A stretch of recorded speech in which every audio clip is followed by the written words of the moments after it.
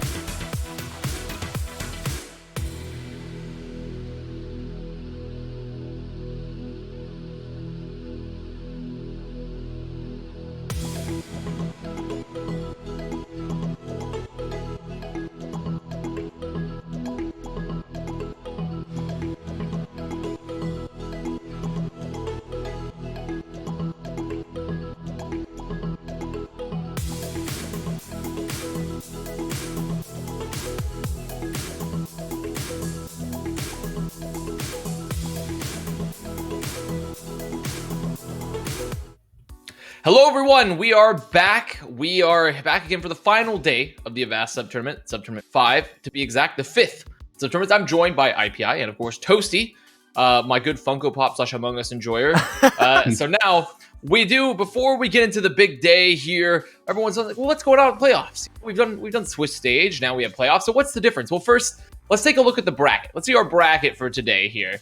So, as you can see, we have 8 teams remaining, and realistically, it's a double elim bracket here, and it's still going to be first to 2 up until grand finals. Will be first to 3, and so there are going to be chances that if you lose your first match, you can go on down.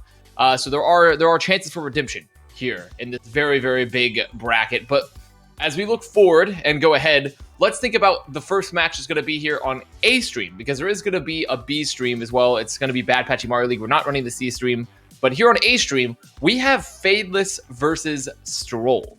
Now, neither of these two teams have been on A stream just yet. So let's get some talk. Let's get some talking here over here. So IPI, when you're looking at this matchup here, how are you feeling? Like what's the confidence level that this is going to be a banger?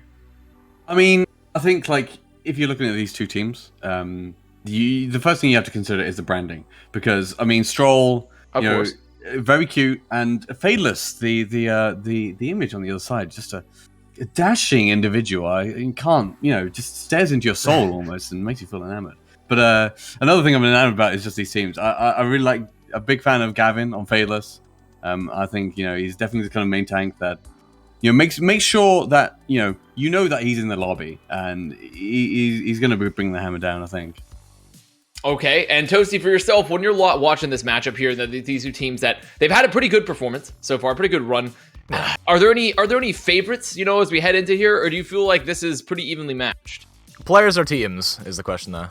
I would say probably holistically, right? When we look at Fadeless and Stroll as squads.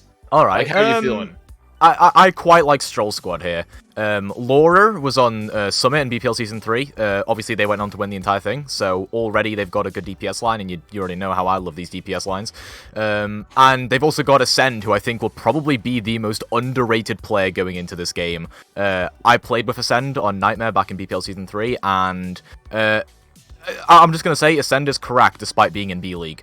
So, very much a player to look out for here. I think Stroll can bring the heat despite them being 2-2 right now, whereas Fadeless are 3-1, but I think Stroll kind of are the underdogs here that can really bring it to Fadeless if they let the guard down. Okay, and also as a reminder to those watching, our map pool is also saying the same. So, in our first to 2s, we still do not have 2CP, aka Assault, at all. Because goodbye 2CP, rest in peace Bozo, it's gone for Overwatch 2 anyways, and this is the final Overwatch 1 tournament, so might as well get rid of it. So we are still only doing Control, Hybrid, and then Escort in our map pool. So just remember that, looking forward if you haven't watched, if you haven't tuned in so far. So pretty much so far, we have a very interesting matchup. We got a pretty interesting matchup here between Stroll and Fadeless. Let's get some early predictions, because I feel like I see Killswitch in the chat typing, being like, are we ready? Are we ready? So let's just get the predictions done. IPI, as we head into the match. Fadeless, Stroll, who do you got? I kind of had to go with Fadeless. They're 3-1 in the Swiss tournament, and only losing to Blue Screen, our total winner, the 4-0 team. I definitely think like they've clearly gone through the gauntlet. You know, they've got a lot to show, I think, and it's going to be hard for Stroll to keep up. Okay, and then what about yourself, Toasty? Who do you have taking it? Well, I guess I'll play devil's advocate here. I guess I'll go with Stroll. I did kind of big them up just a moment ago, and they do have these like I say, these kind of up-and-coming players like Ascend that were in B-League, but also could really bring it to Fadeless if they let their guard down. So I think, just for the sake of being devil's advocate, but also, you know, a bit of personal preference for Ascend here, I think I'll go with Stroll, just because, you know, a little bit biased, but, you know. Dude, B-Ball Man 69 is deadlifting on the player cam right now. B-Ball 69 is doing deadlifts. Dude, the man just... The Sigma grind set doesn't stop. Yeah, you know you got a special player when you've got your gaming PC set up right next to your gym. You've got your priorities straight. I think Beebleman's ready to go. Oh my god, dude! I mean, testosterone through the fucking roof right now. Joshin with the Super Mario All Stars as well. I mean, he's trying to steal the show, but B-Ball 69 just hit it like a 405 deadlift in his garage. Like, Josh is over there. He's like, look at Super Mario. This dude's fucking lifting up a car in his The garage. sunglasses, though, on Joshin. I mean, come on. I may have to change my prediction after seeing those guns. I might have Beebleman at my door if I don't choose my words correctly. Yeah, this was, I mean, unexpected, but I do like the player cam usage here so far. I am going to have to say, even though I appreciate the Chad behavior on Stroll, this might be Joshin's year. Could it finally be Joshin's year here? So just to keep the desk on their toes, I'm going to go for a Fadeless Pred. But I'm going to be happy either way with whoever the victor might be heading into the and goes into the upper bracket. So I'm pretty excited. I'm pretty excited to see how it goes on down. Do we know what our first map is going to be, though? Nepal. Ooh, okay. Does that change up? You know, IPI, does this change up any thoughts heading to Nepal? Or do you feel like you're still pretty confident? I think I'm still confident in Fadeless. Nepal is like a really varied map. You can play a lot of rush, you can play a lot of dive comps on it. Sanctum obviously being like a big sort of chance for Hero Lucio plays if we decide to see it. I always like the kind of cheesy environment kills. They're kind of dumb, but always fun to see, I think, as we head into a map. Okay. Well, I'm going to hand it off to you two. Good luck, Toasty and IPI, and let's have a good day. Yep, thank you, Avast, and yeah, we're going to get right into things here. Looks like Sanctum will be our first map. Probably the most prominent here for those environmental kills you were just talking about. And actually an opportunity to maybe see probably the most variation we're going to see this map. Shrine and Village, you might see some rush, but this is where you're going to see like the Orisa Sigmas and the Ball comps come out, which is what Stroll are putting up right now, that Ball Sigma. Well, Fadeless, I don't think they'll put Joshin on the Junkrat here, but maybe they do. I don't see why. Oh no, you absolutely put Joshin on the Junkrat, clearly. Really? Yeah. You got an opportunity to play the silly rat here. You're going to play the silly rat here. As we kind of see an opposite style. We got the double shield versus the Ball Sigma. So very different kind of play style. Fadeless looking to stay clump together here as they on the approach. As Beebleman flanks on the side, looking to deal some damage, looking for the perfect engage here. Yep.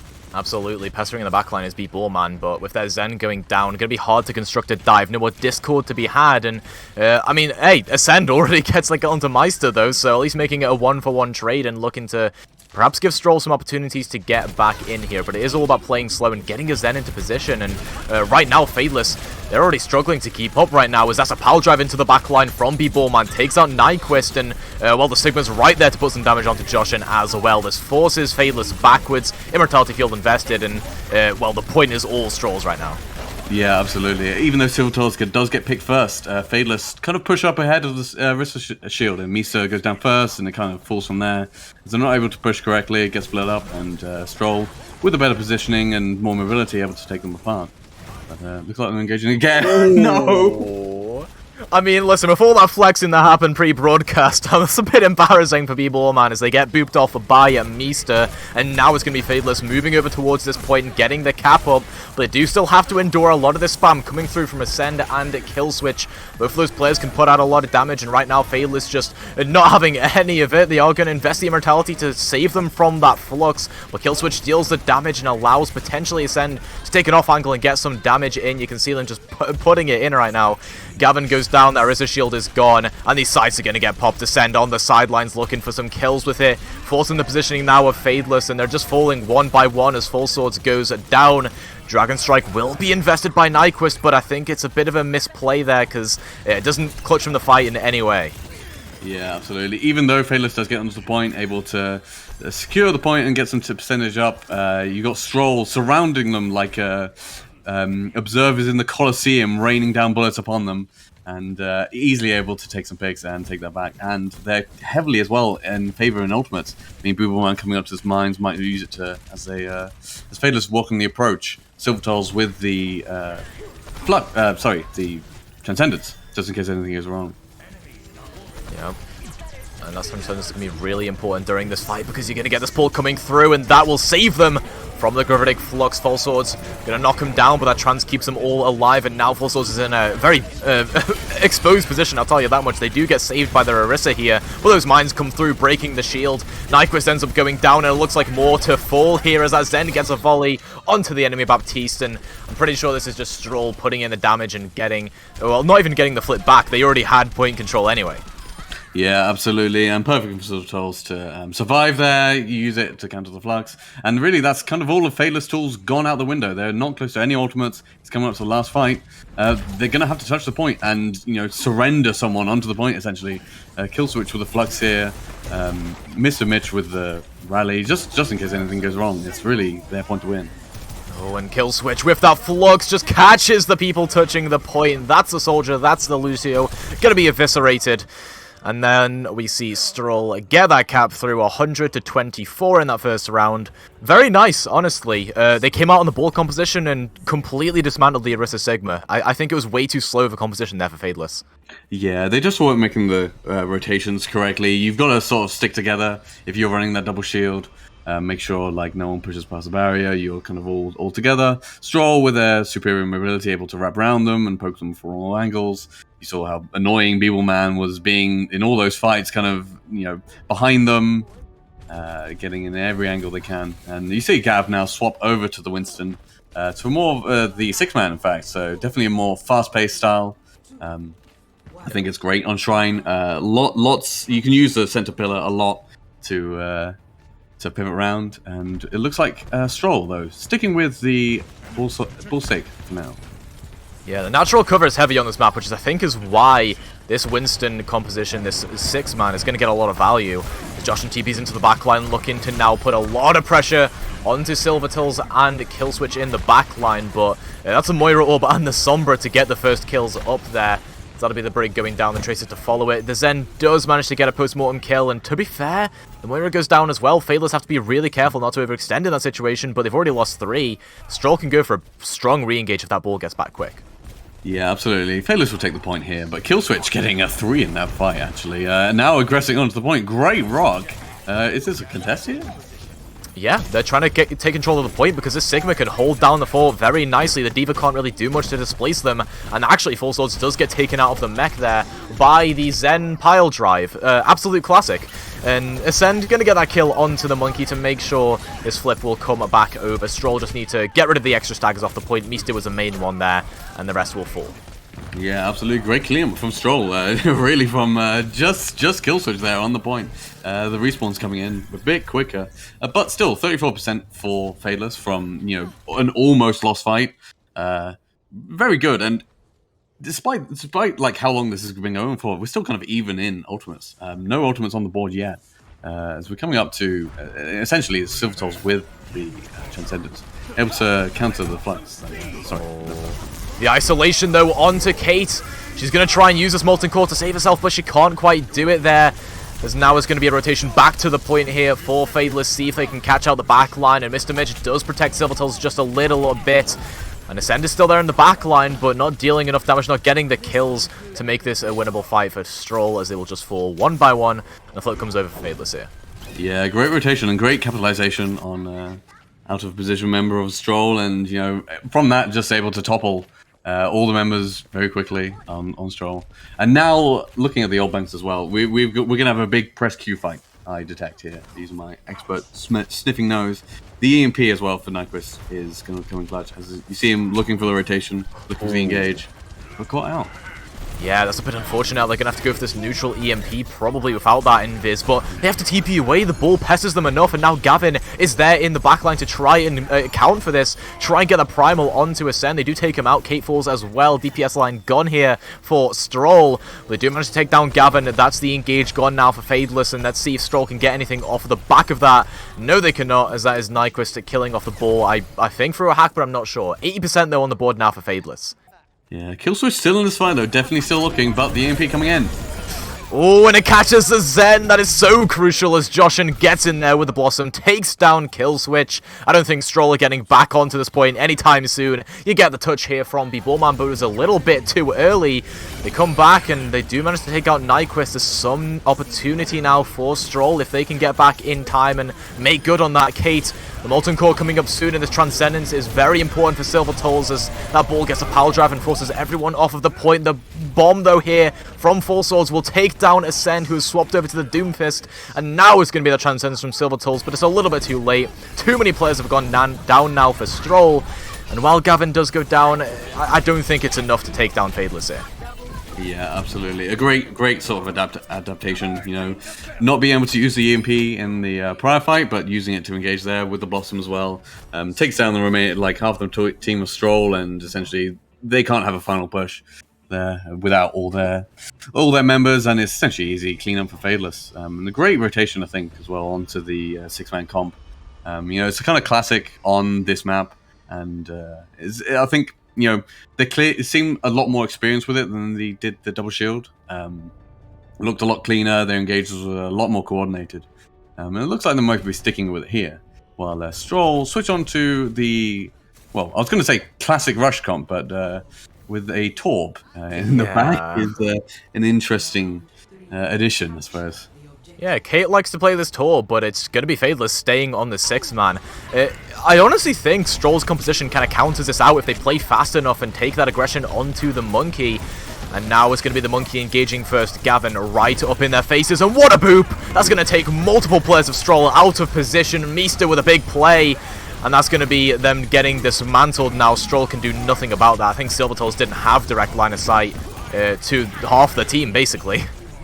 Yeah, absolutely. And Gav, look at the cleave, 74% to the primal rage already. Great play from Issa, really, to disposition all of Stroll. Put B-Ballman in a very uncomfortable position. Down on the low ground, can't really do anything against the Tesla cannon of guns. So, if you are Stroll, you're coming off into the window. Your first big ultimate, that definitely can catch Fadeless off guard if they rotate quickly here onto the point. Yep, going to be an early engagement, though, from Fadeless as Stroll try and take control of the point. It's going to be the primal, though. This is going to absolutely cause some chaos, but maybe not. Gavin is on 15 HP. How did they get bursted down that quickly? They end up going down there, and while Silver Tolls falls, it's... there's just a lingering Ant Matrix there to get the damage through and make sure Stroll get this flip over. I think Fadeless went for a bit too quick of an engage there. Yeah, absolutely. Silver Tolls with the clutch window. Kate throwing the Cheetos through. Massive damage and building up to the Molten Core very early as well. And now with Stroll's sort of superior composition in terms of point control, you've got these big burly tanks, you've got Reaper, it's going to be very hard for Fadeless to engage here. And Kate has the Molten Core ready to go in case anything goes wrong. They can essentially put that on the point and create a big no-go, as it looks like Fadeless taking a different route. Looking to go under, maybe. Decisive. Here we go. Very nice dive, takes everyone off guard there for Stroll, but they are going to use that Molten Core and at least control some of this space there as Fadeless. The Monkey's gone down, but there's the EMP to come through. Cancels Ascend's Death Blossom, actually, but still Ascend gets that kill onto Meester, and I'm not sure that EMP got too much value there. Fadeless didn't really have anything to play off of. Yeah, absolutely. The beat, I believe, again, cancelled out by the EMP as well, and Mr. Mitch as well with the beat just to cover. Looks like Killswitch might be taken out early here, and actually that means Stroll are down 2. Yeah, they really just got overconfident there. They pushed all the way up into that spawn area, as now it's going to be that pin from B-Ballman onto Full Swords, almost takes them out. They're going to try and sustain on this point. The Immortality Field comes through and stalls things a little bit, but Silvertails can't keep their team alive for long enough. That's going to be Fadeless flipping this back over, playing brilliantly off of the enemy's aggression. Yeah, definitely. Full Swords as well, staying alive there, crucially. Able to just escape from B-Ballman and come clean up the lamp and the remaining members on Stroll. And get some more percentage on the board as well.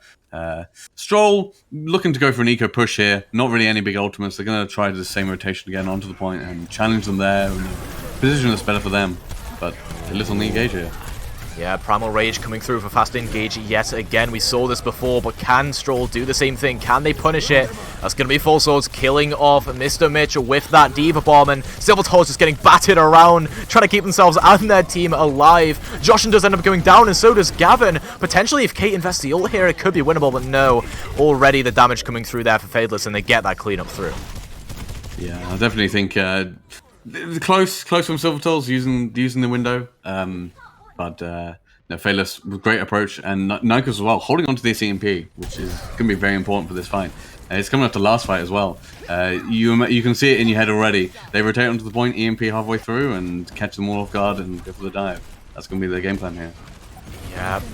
I'm not sure how they're going to counter this either. Apparently they're not going to, as a BAP ends up getting hacked up. The Immortality Field can't be used, and Fadeless is just in there with the follow-up this time around. Brilliantly timed from Nyquist, and brilliant follow-up from the rest of their squad, as also be Fadeless just cleaning up the remaining members of Stroll and taking the first map of Nepal. Yeah, absolutely. Great play. Some back and forth as well. You know, we saw the different compositions come through. We saw the different maps, and you can see how varied Nepal can be in terms of which compositions you might use, depending on how your team likes to play. And some excellent play from both teams there. Really showing, like, you know, why they're in the final 8, the top 8 of the Avast Sub Tourney here. Yeah, I mean, there's a massive teams that, you know, ended up playing yesterday, and getting through that must have been difficult for these two teams specifically, but they end up, well, Fadeless anyway, ends up coming out with at least a map win here. And see if they can drive this momentum forward going into the next few.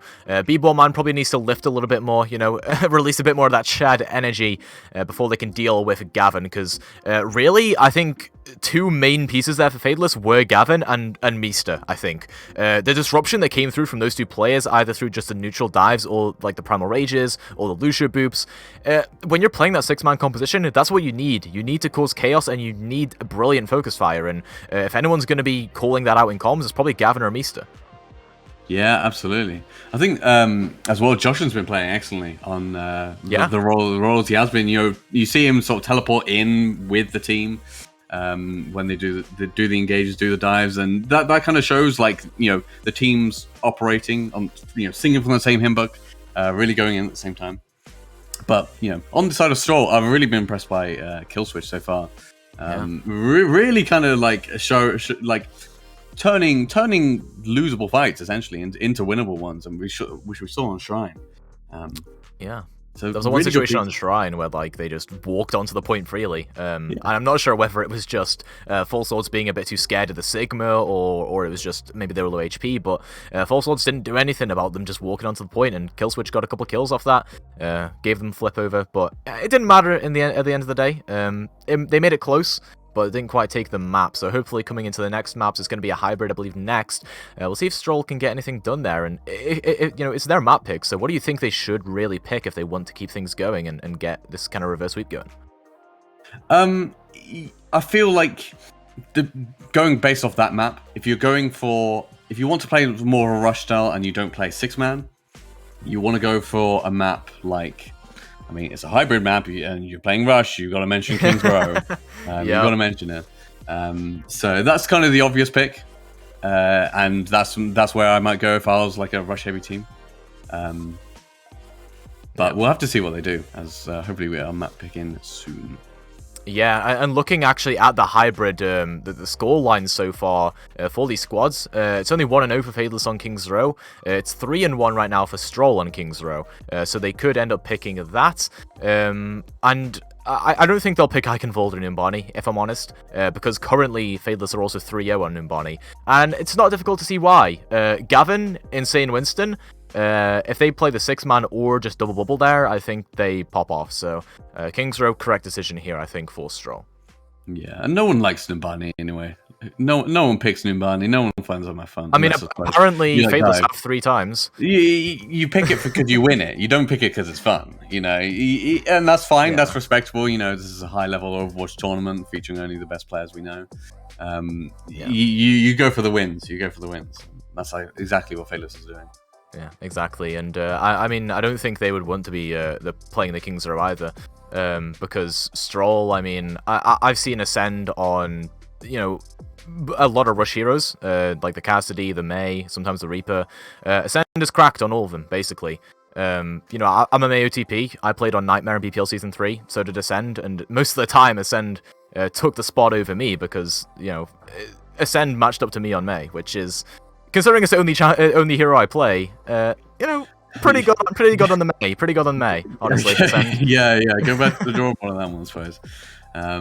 But yeah, no, I mean, Nightmare, very, very memorable team on Season 3. I think I have a reputation for casting every single Nightmare game because you had Europeans, and that means you were first. So you've seen my inspirational Mei game. Yeah, absolutely.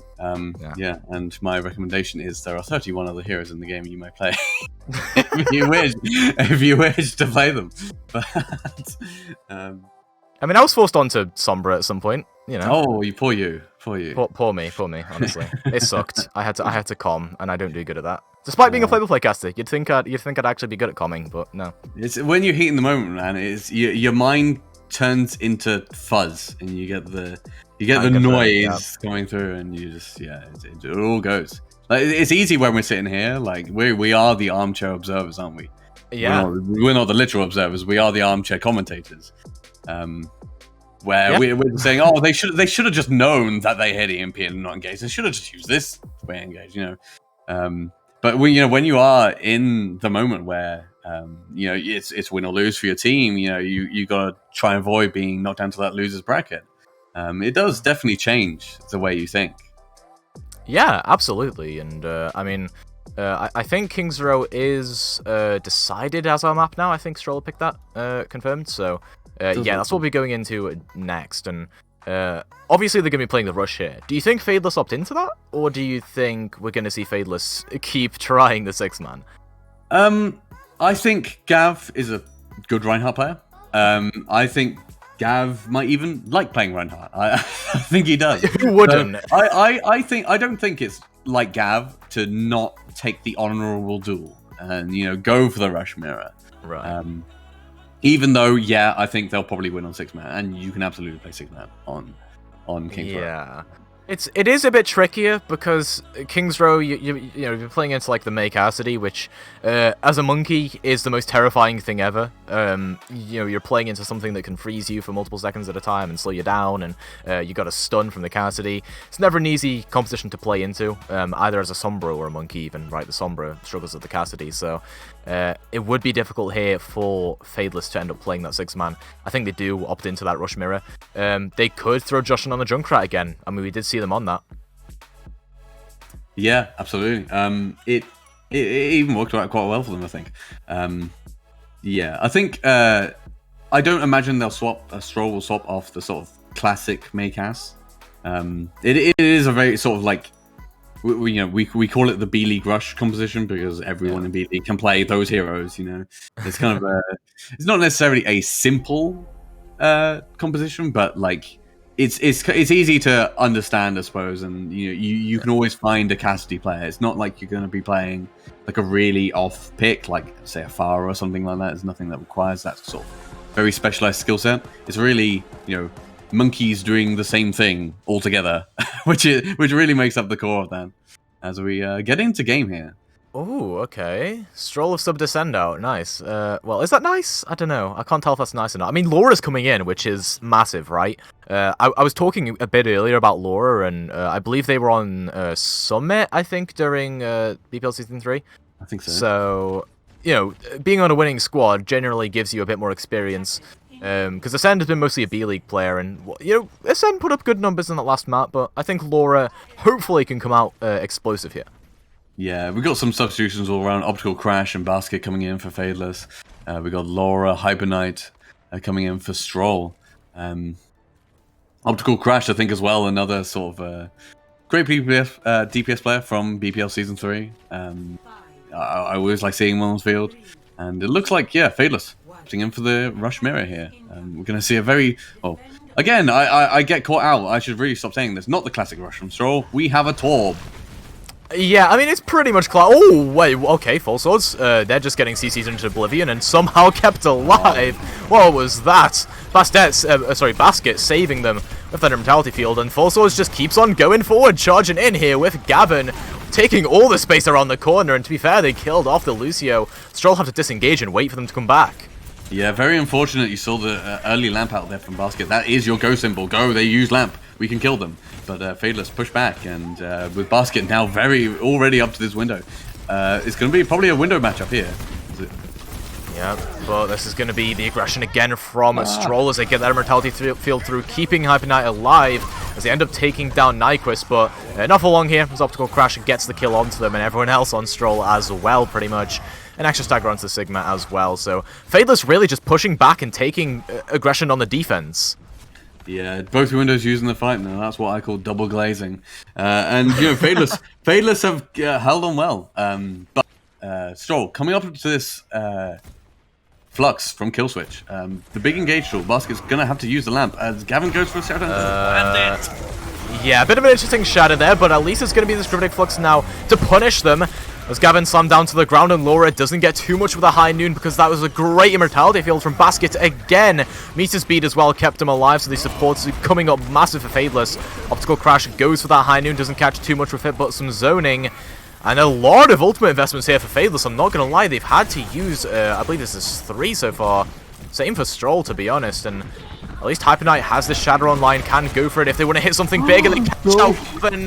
What a shatter! Laura gets a follow-up onto them, and while Optical Crash kills off Kate, I think this is Stroll that are going to come up with a team fight win. They just have to play aggressive, but that's going to be a brilliant Blizzard from Nyquist to clean up on the remaining Stroll members. Again, Fadeless come up big.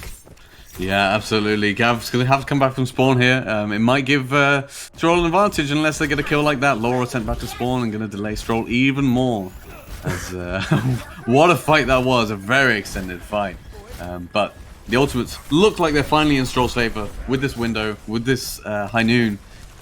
Full Swords, though, could get the amazing bomb to clear out the opposition if they can just land it. Yep, and it's all about playing off that aggression the bomb gives as well. Look at it, it's into the back line that deals a fair bit of damage and zoning, but that's going to be Gavin getting the kills onto the Lucio and the Cassidy. There will be them biting back potentially with 2 kills here from Silver. They end up going down to Meester anyway, and I feel like Basket has been overusing the Silver mid joke. I've seen them put it in chat like 2 or 3 times now. Yeah, Gapped has 2 Ps, by the way, but the great wall, I want to say as well, from Nyquist to split off Stroll, as it looks like we're going for engaging. Optical Crash already with a kill. Yeah, exactly, Optical Crash again. It's just Fadeless here, making sure to stay strong, keep this, point control going. There will be a couple kills here for Stroll. They managed to get a kill off the Flux, and Laura catches out Meester. And Gavin used the Shatter? Did they go for another just weird Shatter again? And yeah, a B for aggression?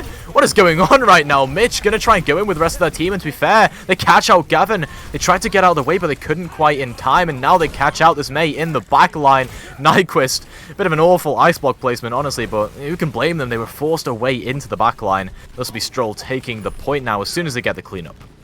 Yeah, definitely a weird beat, but, you know, maybe they saw something we didn't, push the engage, and... I mean, they won the team fight. Clean up the final kills, and, you know, take that space. And finally, at the last second, Stroll capture the point and move on to point B. And looks like they're able to claim a bit of space, but Fadeless going to make sure they can push them behind the arches. So easily defendable on this map. Not quite going to be able to here, though, as Laura uses that high noon, forces them all backwards, and Fadeless now going to try and re-aggress with that window, but Kate, the brilliantly timed Molten Core, to make sure they can't play off that window. They're going to rotate back, let this payload come through, and Nyquist? How do they die to that Molten Core there? But it doesn't matter because Gavin's gone down, Optical Crash as well. Stroll playing off that aggression from the window very nicely. Yeah, unfortunate misplay from Nyquist there, stepping in the lava. And from that kill, a Stroll, you see the engage immediately off that. Great window to just finish off the kills. Kill switch, shooting through that. Building up the flux as well. With Misa, no beat to try and counter this as well. So it's looking good for Stroll. They have the position, they have the ultimates they need. But can Nyquist land the big blizzard that counteracts all of it? Yeah, I mean, they've done it once before. Let's see if they can get it done again. That is their win condition to play off here, and it's going to be a good Riddick Flux first of all here for Killswitch that finds, I believe, nothing, actually. They completely whiff it. And that's going to be the Shadow from Gavin, but instead it's a retaliation from Hyper Knight. They slam down two. Still, the Blizzard investment comes through, and they're going to freeze it up at Killswitch. Can they confirm the kill? Yes, they can. And this is Fadeless coming back into that team fight after a gnarly shatter from Hyper Knight, but they end up winning it anyway. Yeah, absolutely. Gav tried to go to the shatter, it gets blocked. Hyper Knight, great timing on that, and able to reply back as well. As we see the epic Nyquist versus Silvertool showdown here in the brewery. What even is this? As it looks like Stroll pushing forward a little bit too far. Yeah, they're gonna have to go back now. Killswitch getting moved on, but you know, great for Fadeless. They've got a lot of space to work with here. Coming up to the beat and the window, really there to save them from any situation that Stroll might throw at them. But Kate, with this Molten Core again, you know, Nyquist is going to have to watch their feet and make sure they're not stepping in any goo. The high noon here from Optical Crash, they're going to get peeled by Full Swords, but Full Swords almost goes down to that. They do get that beat from Misa to keep him alive, and Gavin confirms that kill onto Killswitch with that Fire Strike. I think this is Fadeless just, again, continuing to hold on. Gavin playing so aggressive and just taking it to Stroll because, well, they knew they had that backline pressure from Optical Crash. Yeah, Smith just getting killed there. I swear I saw the High Noon play in one of my quick play games once. But, you know, it doesn't work out, but, you know, miraculously doesn't die for it. Which is more than I can say trying that sort of stuff. Yeah, I think the reason was because actually it forced everyone into that kind of side alleyway, right? You saw Full Swords having to peel to buy time for the rest of their team to get into that alleyway. You saw the beat be invested by Meester. Not Meester, from was it Mr. Mesh, I think it was. And generally, I mean, Fadeless, they played off that brilliantly. Optical Crash was in the backline, got that high noon, zoned everyone on Stroll into that side alley, and they just played off it well. Even if the actual play itself didn't work out, you know, the follow-up did. The execution was perfect. Yeah, sometimes it's the threat of the high noon that is more useful than the actual damage. Most of the time, yeah. It's really just a big scary line that scares you all into a corridor, doesn't it? Fadeless now, looking to be on the defense. No, they're not looking to be on the offense. Note to production. Close enough. Please change the UI. There's Kate now on the Junkrat, really showing her flexibility with a total of 2 heroes played today. But you know, I think that's fine. You know, if you are the Torbjorn Junkrat player, you're probably a much more interesting player than anyone that goes for these maze, dishonest heroes maze. No, we don't like that. We like the May is very dishonest. May is very dishonest. No one likes it. No. Listen, I'm a May connoisseur myself. You know, May takes a lot of intellectual capability. I advocate for May players all over the world, honestly. Jardio, that's my G. Anyway, let's get right into the game here as Fadeless already take this aggression onto the point. They've got a tick, and Stroll have to try and bite back with some aggression of their own. Immortality Field invested though, and this is a go signal, like you said earlier, from Fadeless to just go in because Silvertool's used it a little bit too early, and the cleanup comes through. The damage is just so high from Nyquist and Optical Crash. I think a good demonstration there of the sort of difference in initiative and team coordination between Fadeless and Stroll there. Fadeless essentially able to almost walk and teleport even onto the point as Optical Crash pushes forward and gets a couple of kills. And you see how close that golden box of victory is. You know, with plays like that, and it looks like Gavin's going for a sneaky charge in the backline.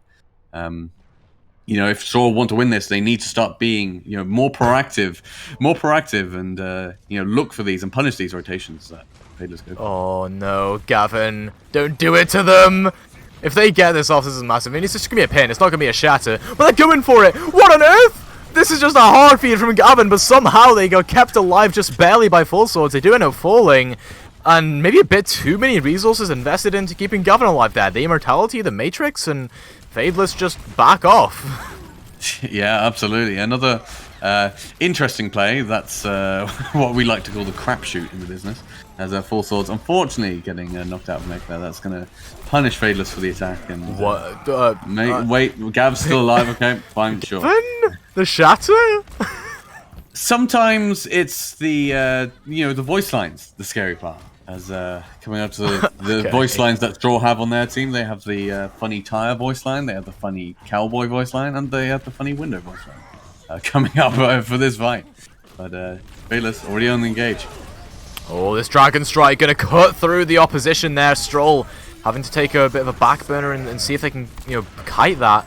Gonna be the high noon from Laura to try and re-engage this. They take out Full Swords, and now Laura baiting the aggression there from Gavin. Excellent stuff. Managed to get the flash through, but there's no follow-up because of that Symmetra wall. The Photon Barrier keeping them alive just barely. There will be Full Swords going down, but still, the Reinhardt's gone here for Stroll. They're going to try and play off this aggression from the bomb, but a brilliant beat from Meister keeps them alive. And Gavin the Slim hits our fast track onto Laura. This should now be Fadeless, just cleaning up on the team fight. There's pretty much no opportunities now for Stroll to play off any ultimates. The backline, it goes down to Optical Crash and Full Swords, and that'll be here for Fadeless, probably just wrapping up the series. There's a ball and a diva, but they're not going to get too much done. Yeah, absolutely. You see Laura come back in the Doomfist. The ball trying to contest Hyper Knight, desperately trying to get to the cart. Doesn't make it. And unfortunately, that is Fadeless with the win. Stroll being knocked down to our losers bracket. Yep, absolutely. And like you say, that loser bracket, brilliant here for Stroll. They get that second opportunity. They get a second chance to keep going in this Sub Tourney. But with that performance there, I mean, it seems like Fadeless were just turning him into mush with the aggression that's being put up by Gavin, by their support line. Because, they were always, well, most of the time, other than that one situation, alive. Lucia was always there with the speed boost. Excellent stuff to play off that aggression. And Avast, I mean, what did you think of that? I'm muted, first of all. That's the first thing. I was muted. That was the first thing I thought. Secondly, I have to say, I mean, it might be Josh and Zier. Once again, it might be Josh and Zier. Fadeless looking pretty strong. The rush comp looking solid. But Stroll, I think they had some good moments. By no means out of it. I feel like in particular their poke, like when they're playing around Zen, was really good for them. Just they struggled once they got outside of control, I think, a little bit. So looking forward, they still have double in. There's still another chance for them to come back. We also have had some other matches finishing up. I think B-Stream is still ongoing, but off-stream, ROFLCOPTER, I believe, has already won their match. So, looking forward into the brackets, we are seeing some pretty interesting stuff to be happening here. Yeah, because Blue Screen Selfish is still happening currently. ROFLCOPTER beating Triumphant 2-0. And then Ping Mania Monkey Flop, I believe, is... I don't know if this is... I think this is our next match here on A-Stream. I believe it should be. Yeah. Otherwise, I don't know what we're doing for the next hour. So. Yeah, great question, right? Great question. But overall, I thought Fadeless, they played great. Looking really, really strong. Their rush in particular, definitely looking like a strong suit for them. When we look forward ahead, I don't know if you two are casting the next match, but for Monkey Flop Ping Mania, if we think about our thoughts moving forward with that, how are you two feeling about that? Let's start with you, IPI. Do you feel like there's a favorite in that matchup? I feel like there probably is, and if I wasn't at a wedding yesterday, getting very drunk, I would be watching the Sub Tourney 5, and I'll have this perfect analysis for you, ready to go off the tongue. That's fine. That's not Fair enough. Toasty, what about yourself? Ping Mania, Monkey Flop, do you have any thoughts, or have we also been getting drunk through the cast yesterday? Hey, I'm a minor. I don't get drunk. Okay, I don't know. You're like European though, right? Isn't everyone drinking at like 12 over there in Europe? Listen, if you're in Britain, there's basically no drinking age because people drink beer at the age of 6, but the technical legal age is 18. Anyway, back to the games. I think Ping Mania have good chances. They've got some really well-known names. Mahir, Navino, Mara, they've got Luminous, Clap. All names that I recognize, whereas Monkey Flop, a couple less. I know Vincent and Doc and people like that are also pretty well known in the community, but just based on clout, social clout, I think Ping Mania have got it. Okay, the clout, of course. We got to go off the clout for the analysis here, which I respect. I respect. Well, in that case, we're probably going to throw to a quick break, and then because we still have to wait for just the B stream to finish up before we start getting up the next matches, so we get them all in sync. So, but a much smaller than yesterday. Hopefully, only a couple minutes. But when we come back, we'll be doing Monkey Flop versus Ping Mania here on A stream. So we'll see you guys in just a quick second.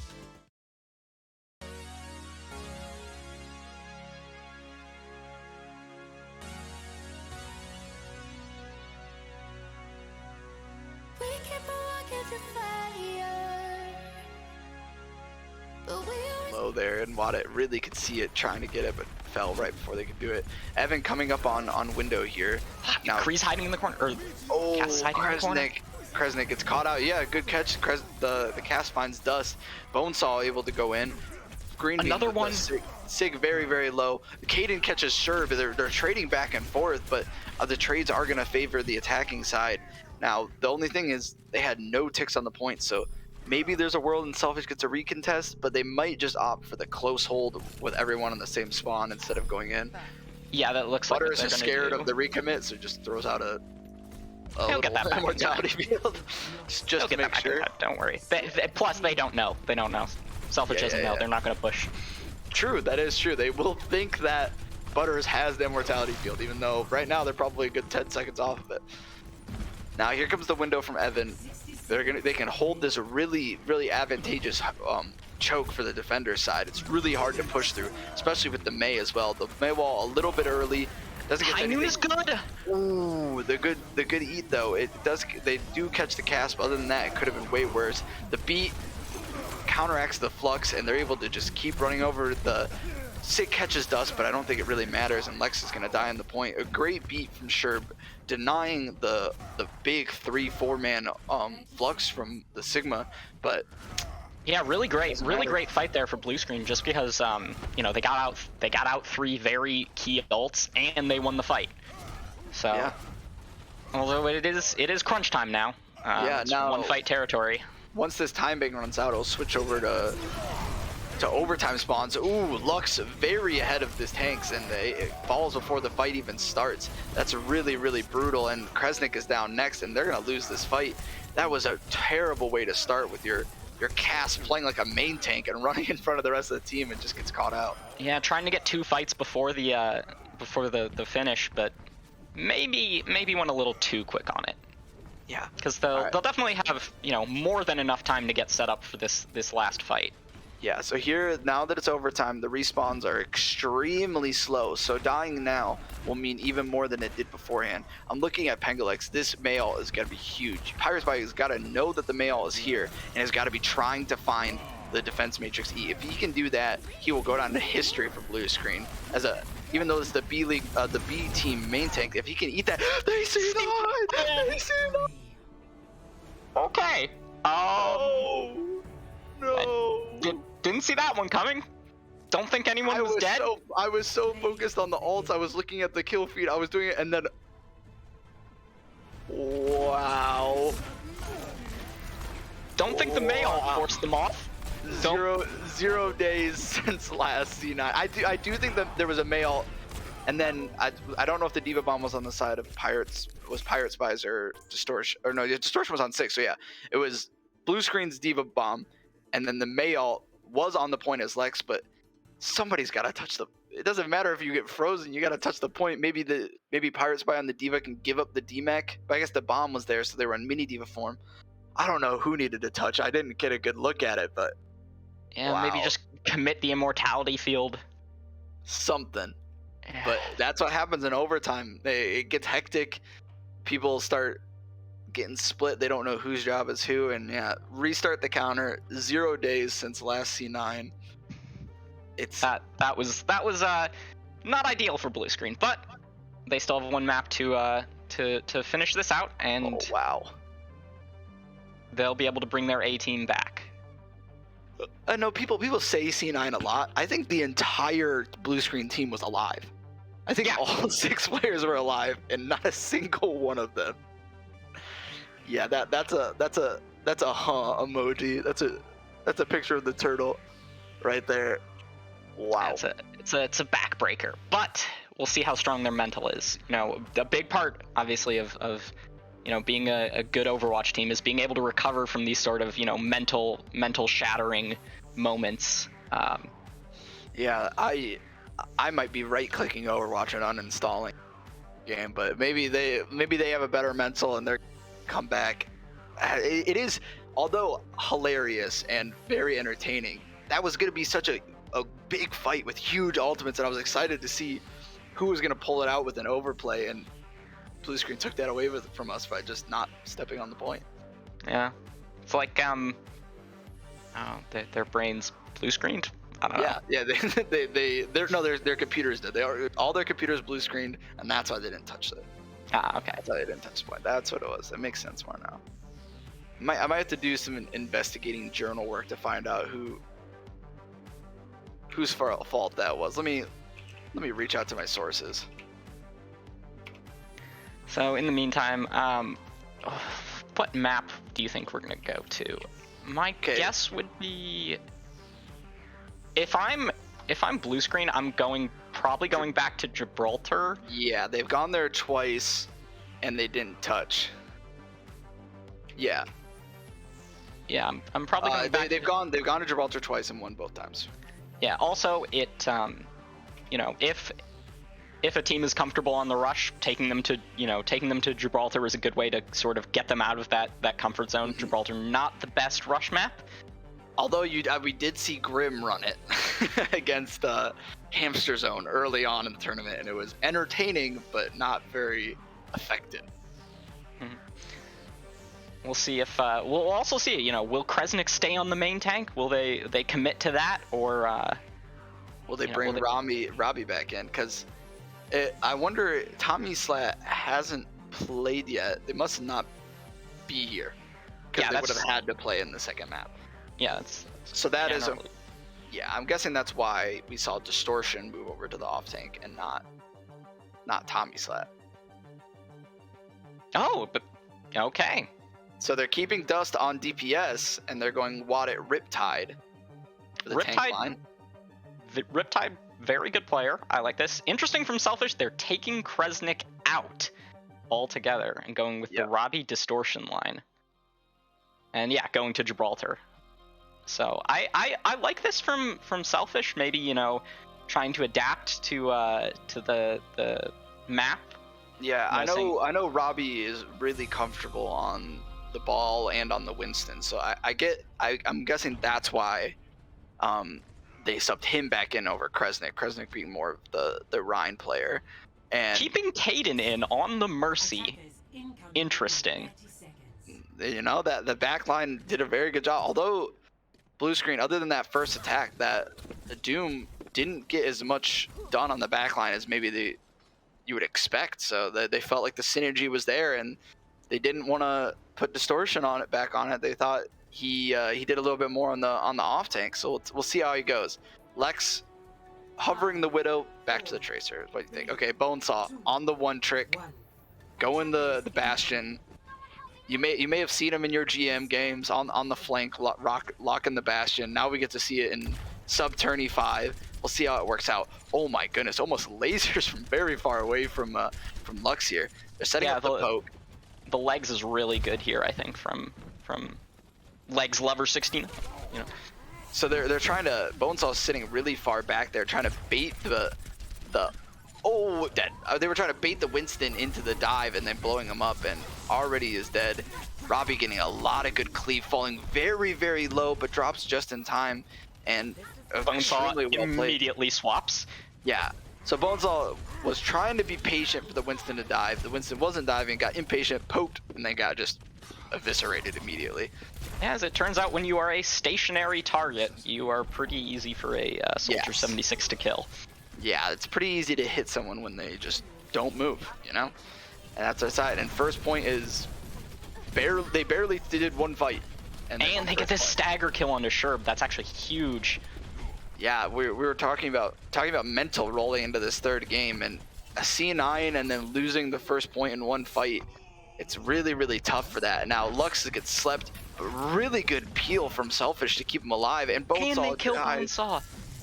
Yeah, this is really, really tough. The staggers is going very brutal. Blue screen hasn't even used an ultimate yet. They got in the nano, they got the pulse bomb, but they haven't even been able to really set up anything.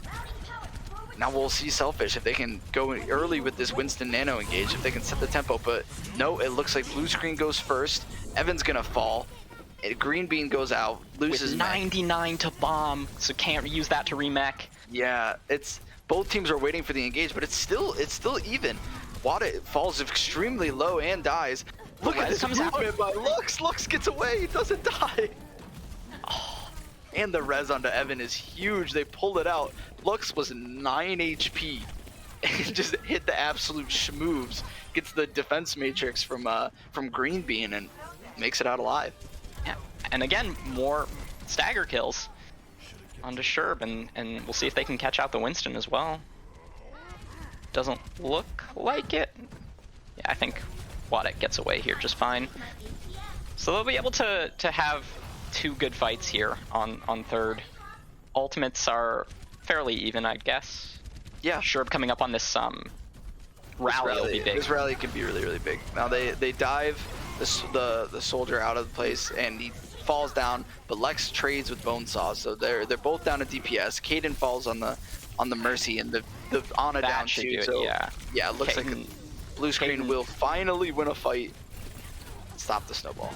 Yeah, Caden not being able to get that res off and then dying is more pixels come in from blue screen. You know, allows them to stop this cart eventually. Yeah, but Lex is getting a little bit of the push on the Tracer. Now the Nano Monkey engage from Wadek comes in, but gets slept, so not a whole lot of value. Riptide eats the pulse from Pangalex, and Dust diffs Pangalex on the side, so gets the pulse bomb eaten and gets diffed by Dust. That's yeah, not a good fight from Pangalex, and gets rezzed outside of spawn on Tracer. Well, yep. All right. Interesting. Just tempo res. Caden falling very, very low. The dive from blue screen looks really, really nice. They know the weakness in this comp is the Mercy. Has very little peel for it, and they're just inting onto it and winning those over and over again. Wadek trying to primal the Ana, but it gets nades herself and then eventually finds the kill. Roby does kill both DPS, but shouldn't be able to get anything more off of it just because the help is there. Yeah, they have no Ana lives. Diva Bomb gets forced, but they're able to, with that, they're able to not have to fully reset. So now Robbie has this primal still up. Bonesaw kills Pangalex, and they kill Legs. Just a great dive from blue screen, all using the rally, walking forward. Yeah, I think Caden ult wins there, right? Caden uses Valk, Sherb uses rally, and rally is just infinitely more valuable than the Valk. Yeah, so they're going hard anti-dive with or not an anti-dive, they're going rush with Robbie on the Rhine.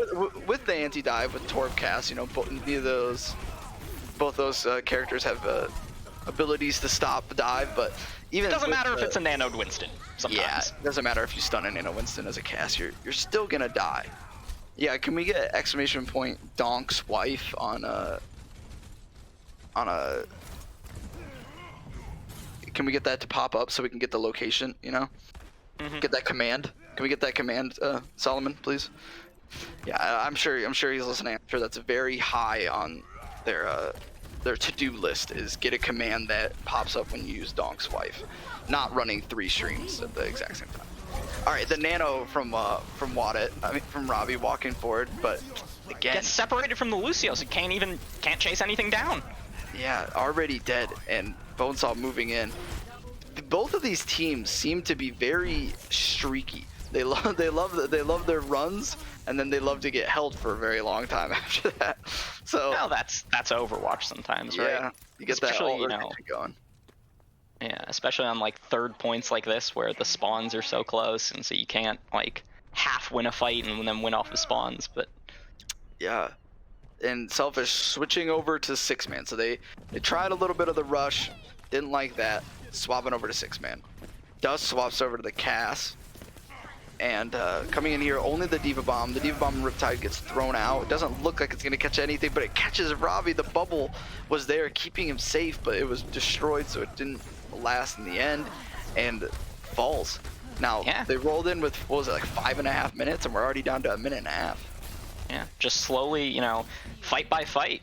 Blue screen keep finding ways to win. You know, in that case, it's just by using ultimates first. Yeah, their engages are really well done. They're going in quickly, and they already have another nano. It just feels like they have nano every single fight. Ooh. Oh, yeah, and I mean, pausing to drop a question mark in chat. Yeah, I mean, part of it is also the comp swaps, right? Because, you know, Selfish keeps, you know, having to change heroes. And look, you know, they have one ult above 50%. Now, you know, they're getting theirs halfway. Whereas Blue Screen has, you know, they have the rally, they have the nano. Yep, and here comes the nano in onto the Lucio, already dead. Another quick, decisive fight win from Blue Screen. It seems like we're stuck in Groundhog's Day. It's been the same fight 4 or 5 times in a row. Yeah, and now we're one fight territory, and again, it's still, maybe they'll get this. They have to get this EMP. Good job building it by Lux. Yeah. So they'll have the EMP. They'll be close to Cole. So that's going to be what they're going to be looking for, is an EMP Cole. But the thing is, Sherb has rally, so I don't think the EMP really matters. If Sherb pops it in time, it's just going to really counter most of it. Yeah, and they go early, but they do get EMP'd. Yeah, the EMP, but it's both the tanks. Like I said, the rally is there, so neither of them are going to die. Dust on the high ground with the high noon, and they hold. Inspirational hold, Stalingrad-esque hold, like really just. Yeah, five minutes, and not even just, you know, 5 minutes on one point, 5 minutes on one, like, fight, basically. Corner, yeah, one corner of third point. Once Selfish got to third point, they did not win a fight. It was dominant. Yeah.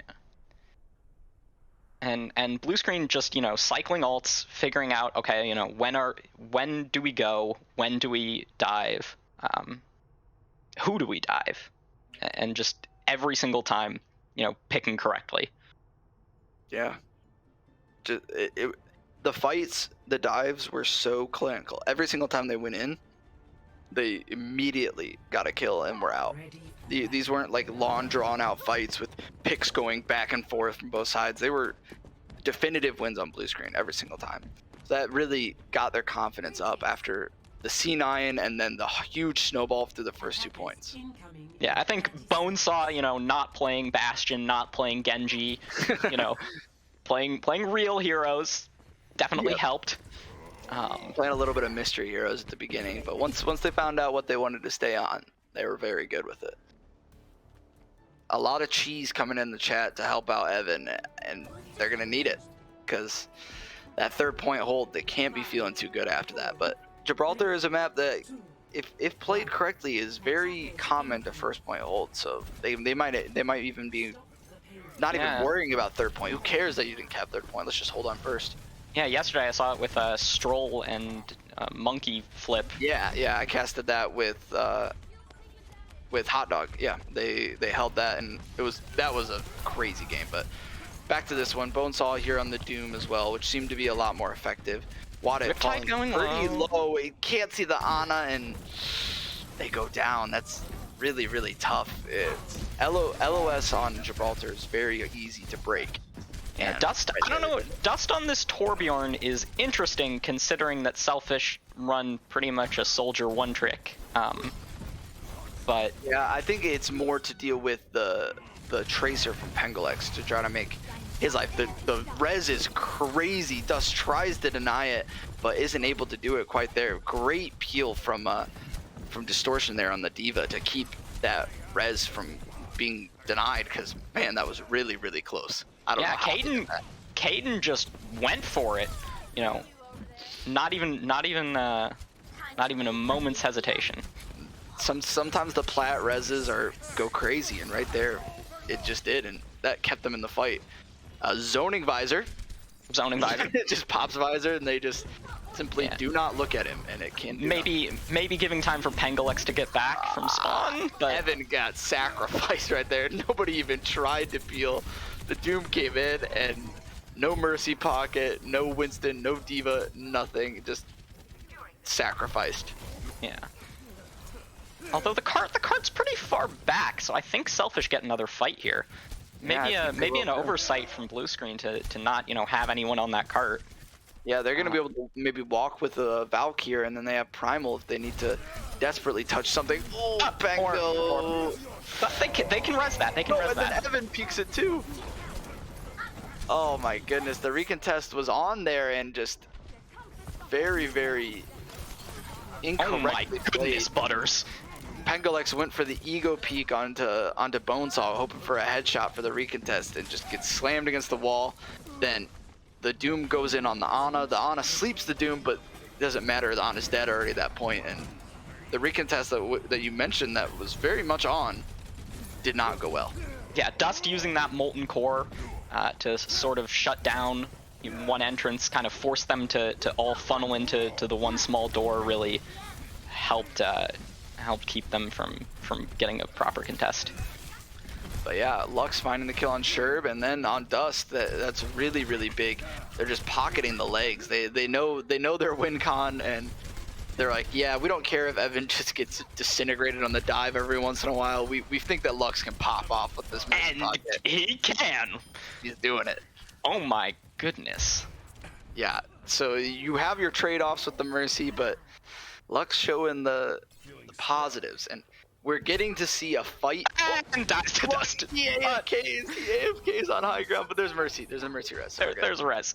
But he AFKs and just stops moving, not realizing that there's a Widow from Dust, and Dust staying on this Widow, which is the downfall of whenever you get a pick on Widow, you feel hot and you're like, oh yeah, I can stay. And now he's just gonna get zoned.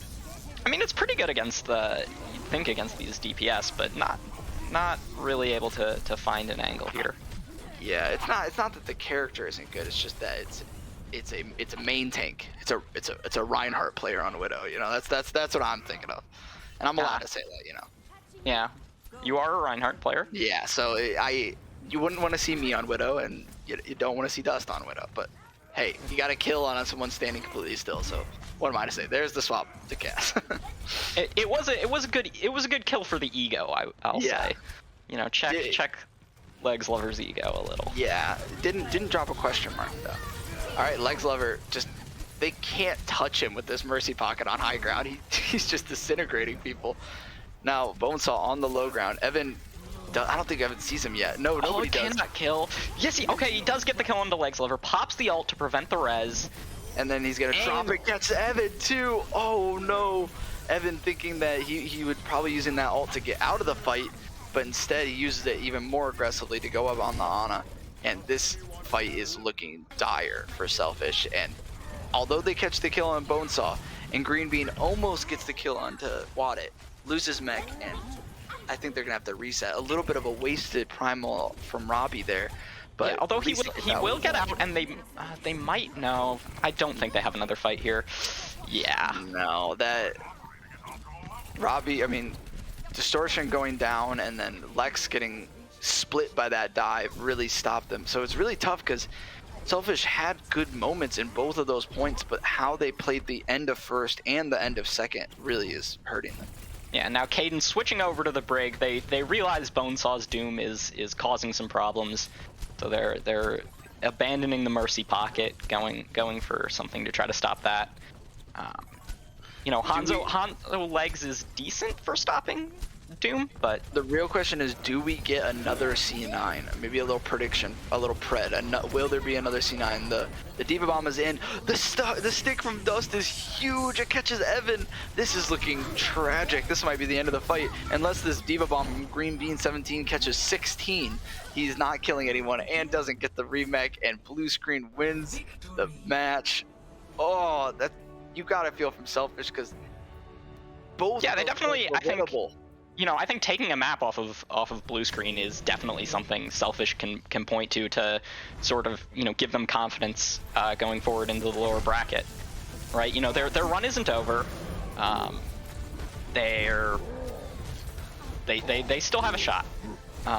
And you know, it's not like anyone else has beaten blue screen, so definitely some you know, if you're selfish gaming, you know, you pat yourself on the back, you say, okay, you know, we took one, you know, it might have taken the C9 to end all C9s, but you know, we took a map off of the 1 seed, you know, we can make a lower bracket run. And blue screen, you know, you just have to think, okay, we're still the best team in the tournament.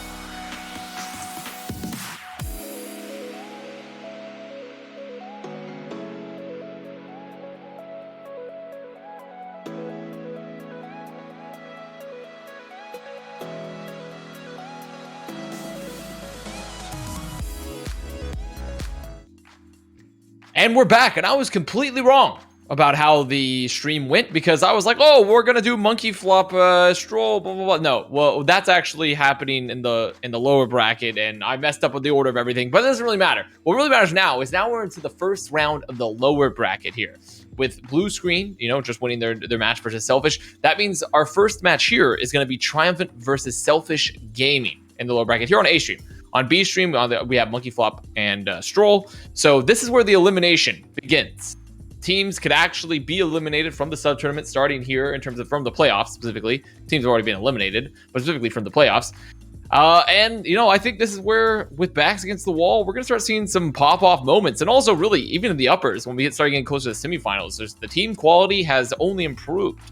But let's talk a little bit about our matchup here with Selfish and Triumphant. So let's start with you, Chicken. You know, as a player in the sub tournament, as someone that's been playing with Gentleman's Club, how are you feeling about this matchup moving forward? Do you feel like there's a clear favorite in between these two?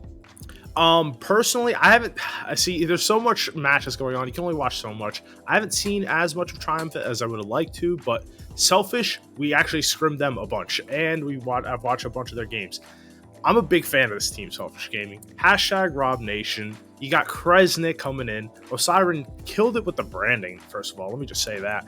But, you know, this team with the Lux Pangalex duo is pretty nasty, you know.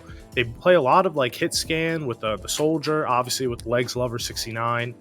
You have Caden coming in if you can want to really, you know, mix up with the Junkrat or, you know, throw in a Tor pick in there. Legendary BPL player, Season 1 champion, by the way. You have Distortion and Evan, a solid, you know, support line that, you know, can play a variety of comps. And then Triumphant, I know they like to play the ball comps with Edicts and Azu playing a lot of, you know, Sigma or Diva. But I don't know much more about them. I know Guac he's normally a mid tank player, has moved over to the DPS for this tournament. I think he plays a lot of Sombra, so they like to play a lot of, you know, high tempo Tracer ball comps. So it should be interesting. I know that honestly thinking about it might turn out to be a really bad for Selfish because they like to play split, you know, do a lot of flanks with Lux on the back line or Pangalex doing it. But Triumphant, thinking about it, should be able to neutralize it if they theoretically all run at the same target, you know, the same flanker. I see. The Zerg stratagem, potentially. The Zerg stratagem. Okay, so still up in the air a little bit when we look at the two rosters here because I think our lobby is getting ready to be ready to hop in there. But so let's then look at, since we did a deep dive into Selfish and a little bit of the rosters here, meta-wise, you know, we talked about, okay, Edicts on the ball. Is there anything we're expecting to see out of Selfish, right? Have they mostly been a rush style team? They've been playing more and less. So what do you think, Orby? From Selfish, I think we're gonna see. I think from Selfish we're gonna see a lot of the rush. I know Robbie likes the Reinhardt, and I'd say Kresnik probably likes to play Reinhardt if he could. Yeah, a lot of rush just from Selfish. Rush and a lot of rush. I mean, Evan's looking menacing there. Evan's in the back, very terrifying. Evan's looking menacing there. T-posing. Triumphant, you know, they got the full player cams just about. They got 4 out of 6, not too bad. I don't know what that says. What does that say? I can't see it either. I can't see it. The camera's not high resolution enough. Camera's not high resolution enough for me to read what that said on the notepad there. But yeah, there's the automaphone. I've seen it before. The automatone, I should say. There's a QR code for. I don't know. Scan it. Someone see what the QR code says. I'm scanning it. It seems like it would take us somewhere.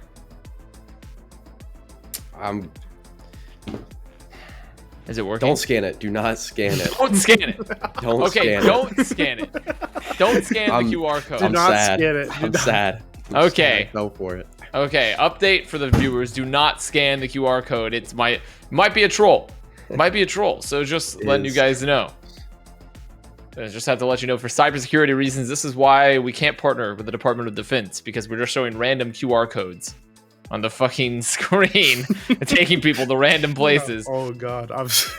So interesting stuff all around. Well, this is, once again, to reiterate the stakes, the first elimination match here in the playoffs between Triumphant and Selfish Gaming. Of course, gonna be probably a banger of a matchup, and our first map is gonna be Oasis. You know, looking at Oasis here, Orby, do you feel like there's there's anything that we should be watching out for. Let's say in particular players. Let's just name players. One player from each team that we should look out for. Well, maybe players plural. I think you gotta see. watch the backlines for both teams, because my team played both of these teams in groups or whatever, and they're Swiss, and both backlines gave us a lot of trouble, I'd say. So Okay. The backlines are very good for both. Backlines are very good. Well, Triumphant versus Selfish Gaming going to be hopping off here on the first map of Oasis. I'm going to hand it off to Chicken Nugget and Orby here, and good luck. Thank you, Connor. And we're going to be heading into it. Selfish running the ball comps, looking like ball, a classic Selfish Gaming with the legs and the tracer.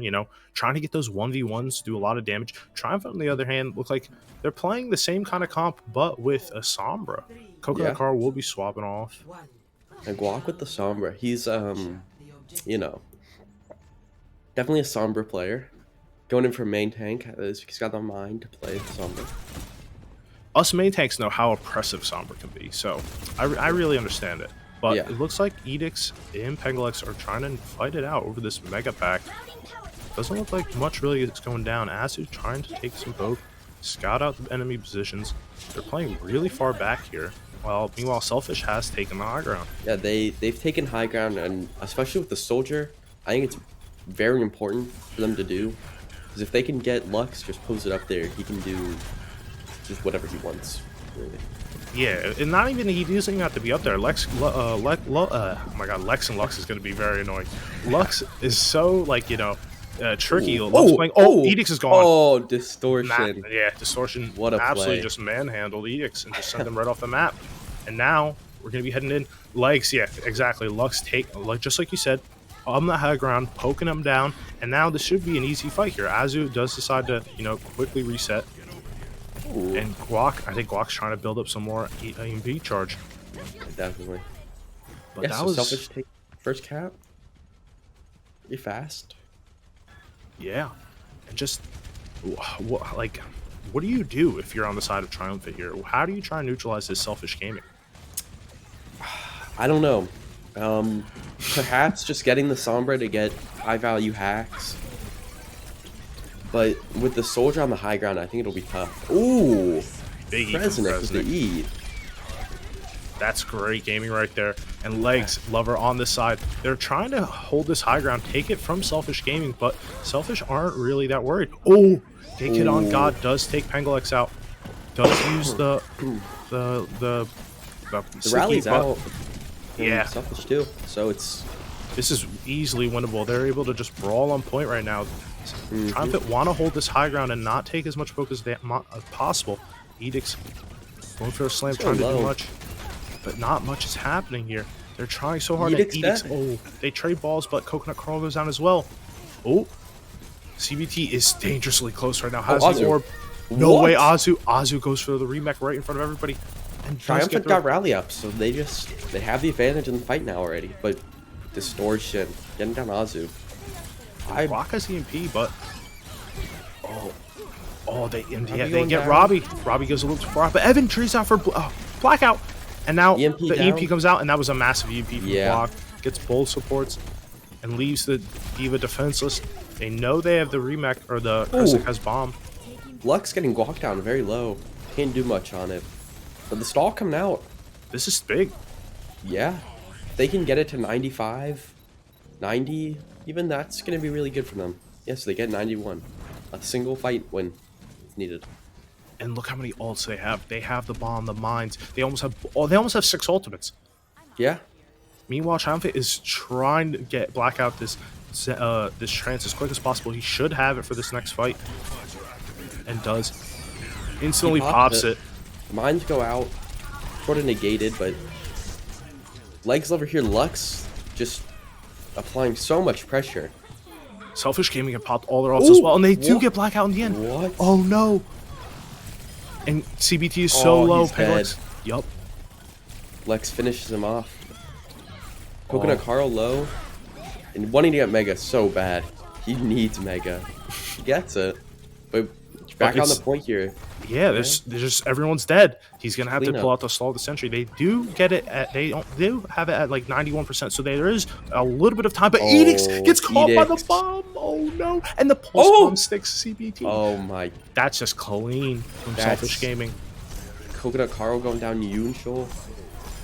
And they've gone fishing for these Kazu picks. down.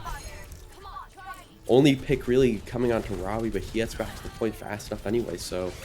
Edix is back on the point, sets his minds off, but I don't think it's going to be enough. The overtime No. does go down, and that will be it. Selfish takes first map. Oh, a pause coming out from Triumphant. Huh. Edix probably having some, frame issues or, some sort of technical issue in game. Something. Shouldn't be that A long. fire. We had a fire yesterday. Yeah, you never Hey, know. you never know. You never know. You never know. So, One time I ordered a pizza. I feel like that was. I feel like I remember that. No, that happened again. No way. It was so unlucky timing, but it happens. It happens. Stuff It happens. does. Hey, I am blaming you. So is what it is. But that was just clean from Selfish Gaming. It felt like they just really couldn't match what the DPS were doing on the side of Selfish. Triumphant were just getting picked up on the back line, trying to go for engagement. But like you said, both support lines are really hard to fucking kill. Oh, I shouldn't say that, but yeah, they're really hard to kill. I mean, I think it's a case of having Lux just sit there and poke down, apply so much pressure that no other hero can do with the range and the pace and the mobility the soldier has, and with Lux being definitely a veteran soldier player, it's dangerous. It's scary. He sits there on the off angles and he just kills your whole team before you notice. And it's like the variety too. Gentleman's Club had a lot of flanking soldiers to deal with. We played with a lot of Luck. We scrimmed Lux a lot. We played Albert. It's very. I like it. I think it's awesome. Yeah, I think it's pretty unfun to play into, but hey, you do you. Just coming out here, Selfish. I'm guessing Evan is gonna swap to the Zen, but again, just the soldier pick. Same thing coming out from Triumphant as last map. The Sombra. Both Sims probably gonna swap Tracer. Yeah, so I'm Coconut Carl taking the soldier mirror. Yeah, and it looks like basically the same mirror comps, except Glock is on the Sombra and Pangalex is on the Tracer. So basically the same thing, just a little bit different utility. Oh my god, Lux is CBT going getting so much, low. Yeah, Lux is getting so much poke from the side on this high ground, and it looks like they want to deal with it, but they're trying to regroup and deal with people on the right side. Robbie's causing so much mental aggression right now. Yeah. But Triumphant is getting this point pressure. They should be able to cap the point. Robbie's. Oh. Oh. They get Coconut Carl goes down to his own The helix. body rocket. block. Ooh. Robbie going down. Robbie getting hacked. Azu D-Mech. Selfish Gaming very low. Well, Triumphant is very healthy here. That's not what I'd expect after this fight. Yeah, but with Rob dead, they don't really have much pressure without giving up so much positional high ground. You know what I'm saying? The high ground pressure. So it's Azu so hard to going deal down with. low though. Azu dying. But Evan now Big dead. stick. Ooh. Big stick from Lex Blackout. possibly turning this. With the pulse on the blackout. Lux does have his visor, and Selfish Gaming takes first cap. That was a really extended first fight. Yeah. Oh, and it looks like they. Oh my god, Triumphant want to take this high ground. Ooh, but Guac dead. Lux.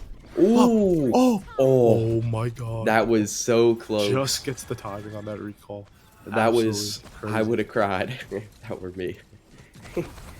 I feel that Robbie must. I'm Rob. I'm pissed. Yeah, I am angry.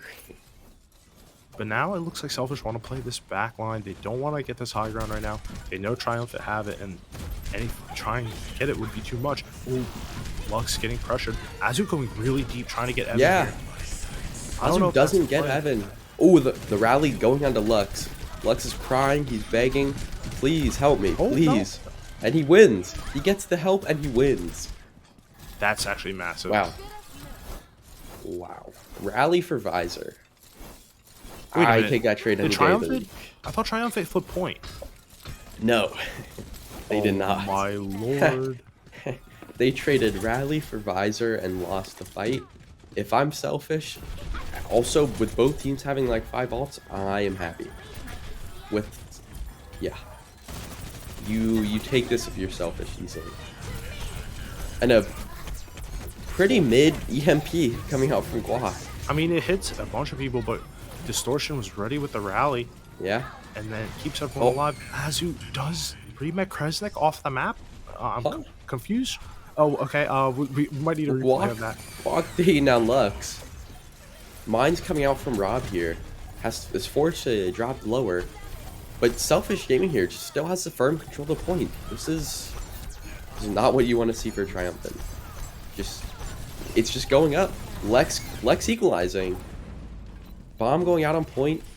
Distortion still alive. Kresnik able to remake. Lex gets another one. Evan killed another one as well. Edict's And dead with to Edict's Lux. down, that's going to be first map. Yeah, Azu's just a baby diva right now. Guac is coming in, half HP, and now it's just CBT left, and that's map. Yeah. Selfish Gaming takes it 1-0. Did they 200 to 0 them? No. Am I crazy? You are. I am, yeah. No, Because yeah. they got like They got 41%. Yeah, Yeah. 40%, something like that. But yeah. Swift and Yup. Distortion. Just. I've said it. Distortion might be the best player, if not just at least best main support in the tourney. Maybe that's not really good. Well, ooh, that was a nice whip shot. That was a nice little But shot. He's just playing on a team with him. He's very smart. He's a very smart player. He's very mechanically gifted. He might be just the best main support in this tourney. So having him and just having what he does it's big. I think Selfish all around. Very solid roster, not a lot of weak spots. Plenty of solid players. I think they honestly could make a run this tournament. We should be seeing this next map soon. If you are Triumphant and you like playing the ball comps, you're not going to go KR, right? What are the other maps? Eichenwald and Numbani. KR, They yeah. could maybe... I don't think they go to Numbani. They probably go Eichenwald, right?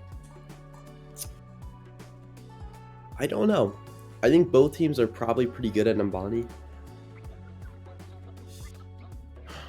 I can tell you Selfish has scrimmed Numbani a lot. Yeah, Selfish. My team played both of these teams on Nambani Okay, and so lost both Nambanis. So in that case, maybe Triumphant are more inclined to pick the Numbani. I could see an Eichenwald pick, personally. Just to mess it up, because I don't think we've seen an Eichenwald. Have we seen Eichenwald yet? That's a great Like, question. I don't think we've seen Eichenwald I'm looking yet. through the stat. And neither of these teams have played Numbani. I can tell you that. I could see a I don't know. pocket Eichenwald pick, perhaps. Let me DM Brad. Oh wait, no, he's producing. Never mind. Let me not do that. But I don't know. I don't think if there has been an Eichenwald, it hasn't been much. One Ike, a singular Ike that you could recall from Rosa in our year. Well, that's, yeah. It'd be interesting to see an Ike, however, with only one being played. I like Eichenwald. I'm a big Eichenwald fan personally, yeah. But a lot of people don't like it. I don't know. Especially with this tournament, a lot of it's only nine maps being played. Some teams, widely prefer, KR. Disgust me. Those teams disgust me. Yeah, I'm interested to see the map. There will be subs from both teams. I'd presume. Yeah, I'm pretty sure Caden's gonna be coming in. Oh, Shokiri. We got Shim will also yeah. come more in on the DPS, and then Rafa on the Rafa. support for Triumphant. And then, yeah, I think it's just Caden, because if I remember correctly, I don't think Kami Slide is here. He definitely wasn't there last game, so we'll see. And yeah, I don't. If you want to tune into Monkey Flop versus Stroll, tune into the BPL stream. You know, on the B League, on the B stream. Sorry. Mm-hmm. It is kind of a banger match, Monkey Flop versus Stroll. But you know, I think honestly every match today is a banger match with the quality of teams we have left.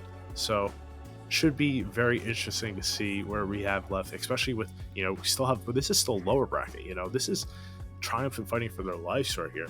We haven't even gotten to Blue Screen and versus ROFLCOPTER, which is a rematch off of yesterday. You know, Blue Screen won, pretty sure 2-1. So that's very interesting. Yeah. I think the Pingmania Fadeless game will definitely be very good. I think both teams are pretty good, and maybe dark horses. I would consider both of those, yeah, like coming into the tournament, definitely dark horses. I'm looking at it. I'm seeing it. I'm seeing some things like Kings Row from Act 2. I'm going to fall asleep. Teams. At teams. Oasis, Kings Row, Gibraltar is not what I want to watch. Please. Please, God. You love Gibraltar. I love Kings Row and Oasis back. Gibraltar. Yes. Please. Play something else. I beg. No. I think we'll play Kings Row. What a sad day. So yeah, I mean, kind of, you know, expected. Triumphant have played Kings Row 3 times already and are 1-2 on it. Or no? Huh? Yeah. So this is Triumphant map pick here too again because it was loser. Yes. Which is interesting. So we got some sit-back shots. I like this. So Rafa, I'm guessing not here. Doesn't look like it. Shimoran is in though. On the May, my goat. And Selfish Gaming are going to kind of be playing. You know, I don't know what they're saying. They're playing. I was going to say Rush with the Soldier, but now let's say that Lex is, you know, Farah. Lock the Farah. Trust. And if Robbie has come out too, by the way, and Distortion is on the off tank, and Kresnik is on the main tank. Oh. These cams. Troll face. They just gotta load in. Let them. You know, they gotta cook. He does start on the Farah. He instantly swaps, but I've never seen that one before. I guess going for a boot, maybe. I didn't exactly see what he did, but they're gonna be fighting around the statue. So I'm just sticking with this double shield kind of rush system. But Shimoran picks off Evan. That's a massive pick here. And Legs over goes down. They have to back up. Ooh, counterpin. Green Bean 17 taking out Coconut Carl 7. What names, might I add? Some great names in this lobby so far. Gay Kid on God, Legs Lover 69, Green Bean 17, and Coconut Carl 7. Definitely not as good as the and Evan. Evan, yes. My favorite, personally. But we are going to be heading into the second fight. They're already at this statue, and it's just a lot of poke going on, and so much is just being done. Oh, wait. Window does come out from Triumphant. Triumphant and Blackout, yeah. Edicts gets a little low. Yeah. And both Ryans have the Shatter. This should be probably a swinging point in this fight. Oh, Dragon it. Ooh, big Shatter. Oh my god. Kresnik, it's a massive Shatter, though. That's reminiscent. That is... Wow. That was 4 or 5 people? I think that was 4. Not Crocs, but... awfully close. A nice Shatter, though, nonetheless. Yeah. And they should be able to cap point it off of this. It does look like Triumphant want to fight for this, you know, over this front position. They don't want to let it get hard at all. This is actually a really good position for them to be in. But if you look, Distortion is in the back line, ready to do some off-angling as soon as the point gets in. And, oh, wait, and Lux is on an off-angle as well. See, this is what Selfish Gaming does so well. They love taking so many angles right in your face, and you don't know what to deal with. They come in. Distortion has a nasty flux, but with the beat from Gay Kid on God, it won't be able to do much. But as I say that, they are getting the picks. The lamp comes out early. Blackout gets headshot. Lex with Lex three. hit 3. So 3. get it. Wait for it. Get the 4. What? Oh, Oh, not 4. it's okay. We didn't see it. We didn't see it. Wow. Oh, now they're staggered. No, Wait. look. No. Oh, Oh no. Oh no! Oh no! Oh, the L, the teabag.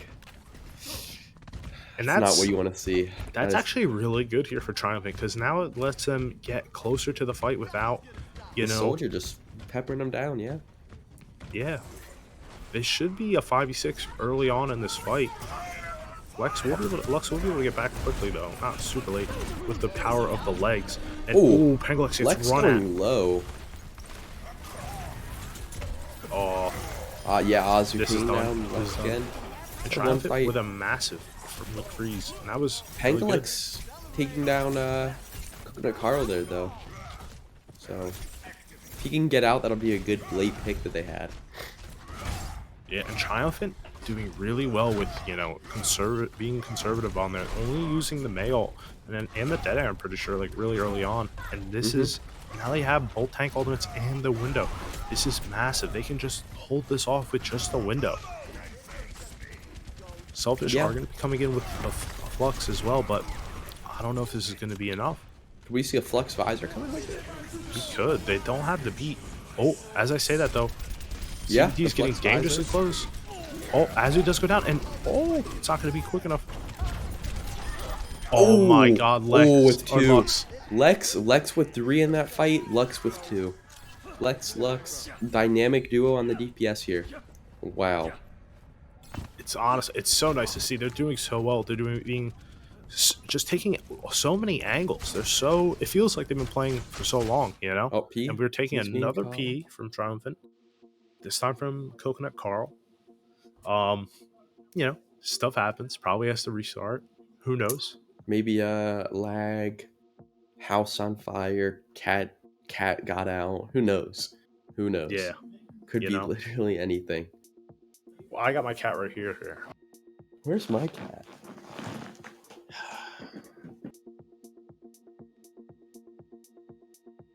I don't think my cat's in my room right now, or else I'd show you my cat, but you know. Going back in already, it seems. Yeah, Selfish let's is gonna go. roll it in. After the insane one fight earlier. And Selfish also still does have ult advantage. Oh my God. Kresnik hits a fatty. Kresnik just The he beat goes does come down, out. but Edict's going down, Lux evens it, and what? Okay, I want to say this. Someone needs to point this out. Lux might be the greatest movement player I've ever seen in the game of Overwatch. This is multiple times where I've seen him go very low and somehow get out with 20 to 4, like 4 health and 20 health, multiple times now. This That's is the power of insane. legs, man. You just run away from your enemies, you know, when you can't win. And Edicts does come in. They do send the wall. Oh, they get the bat. Oh. Evan does go down. Oh, it has to jump out of the immortality Oh, field. Kresnik. Ooh. Okay. They get some picks on the exit. As I say that, though, they're getting even more picks, and it's not seeming like... Yeah, it's definitely a lost fight.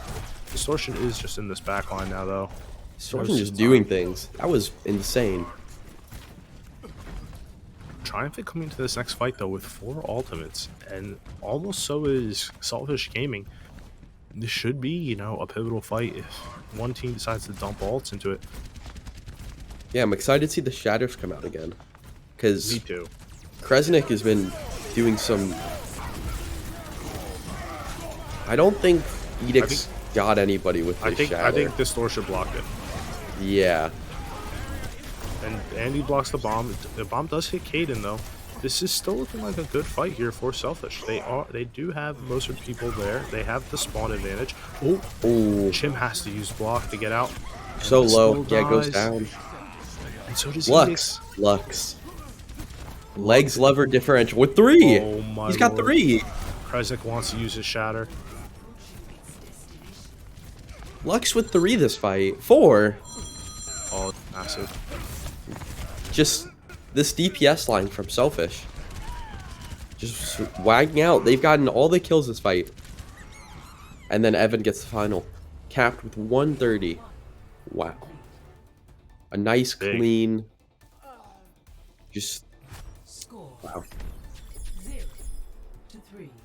That was just, you know, big plays coming out from Selfish. It was just clean. It was just a very clean fights. When they were losing fights, they still got picks to balance it out.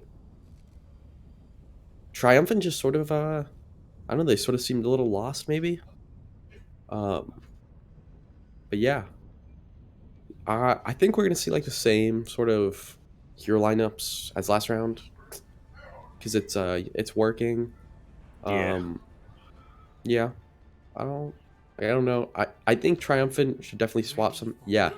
So maybe starting. I don't trust whatever Chimoran starts off with, especially with Genji. Yeah. We definitely have some experience with the Chimoran lock and the Genji before it starts. Very. I hope he sticks it though.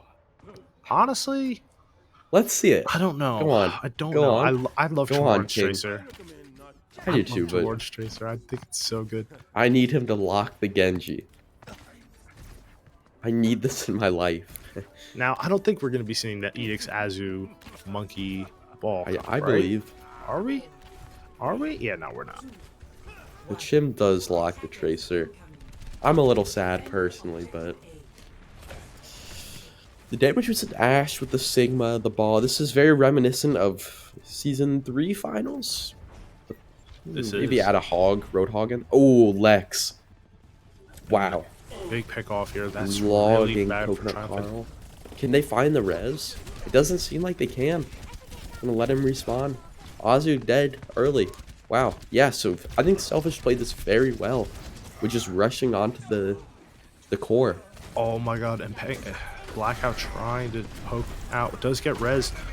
And oh, wait, Coconut It's coming Carl out. does- yeah, this Coconut is actually Carl and big. Chim getting one each. They got their ones.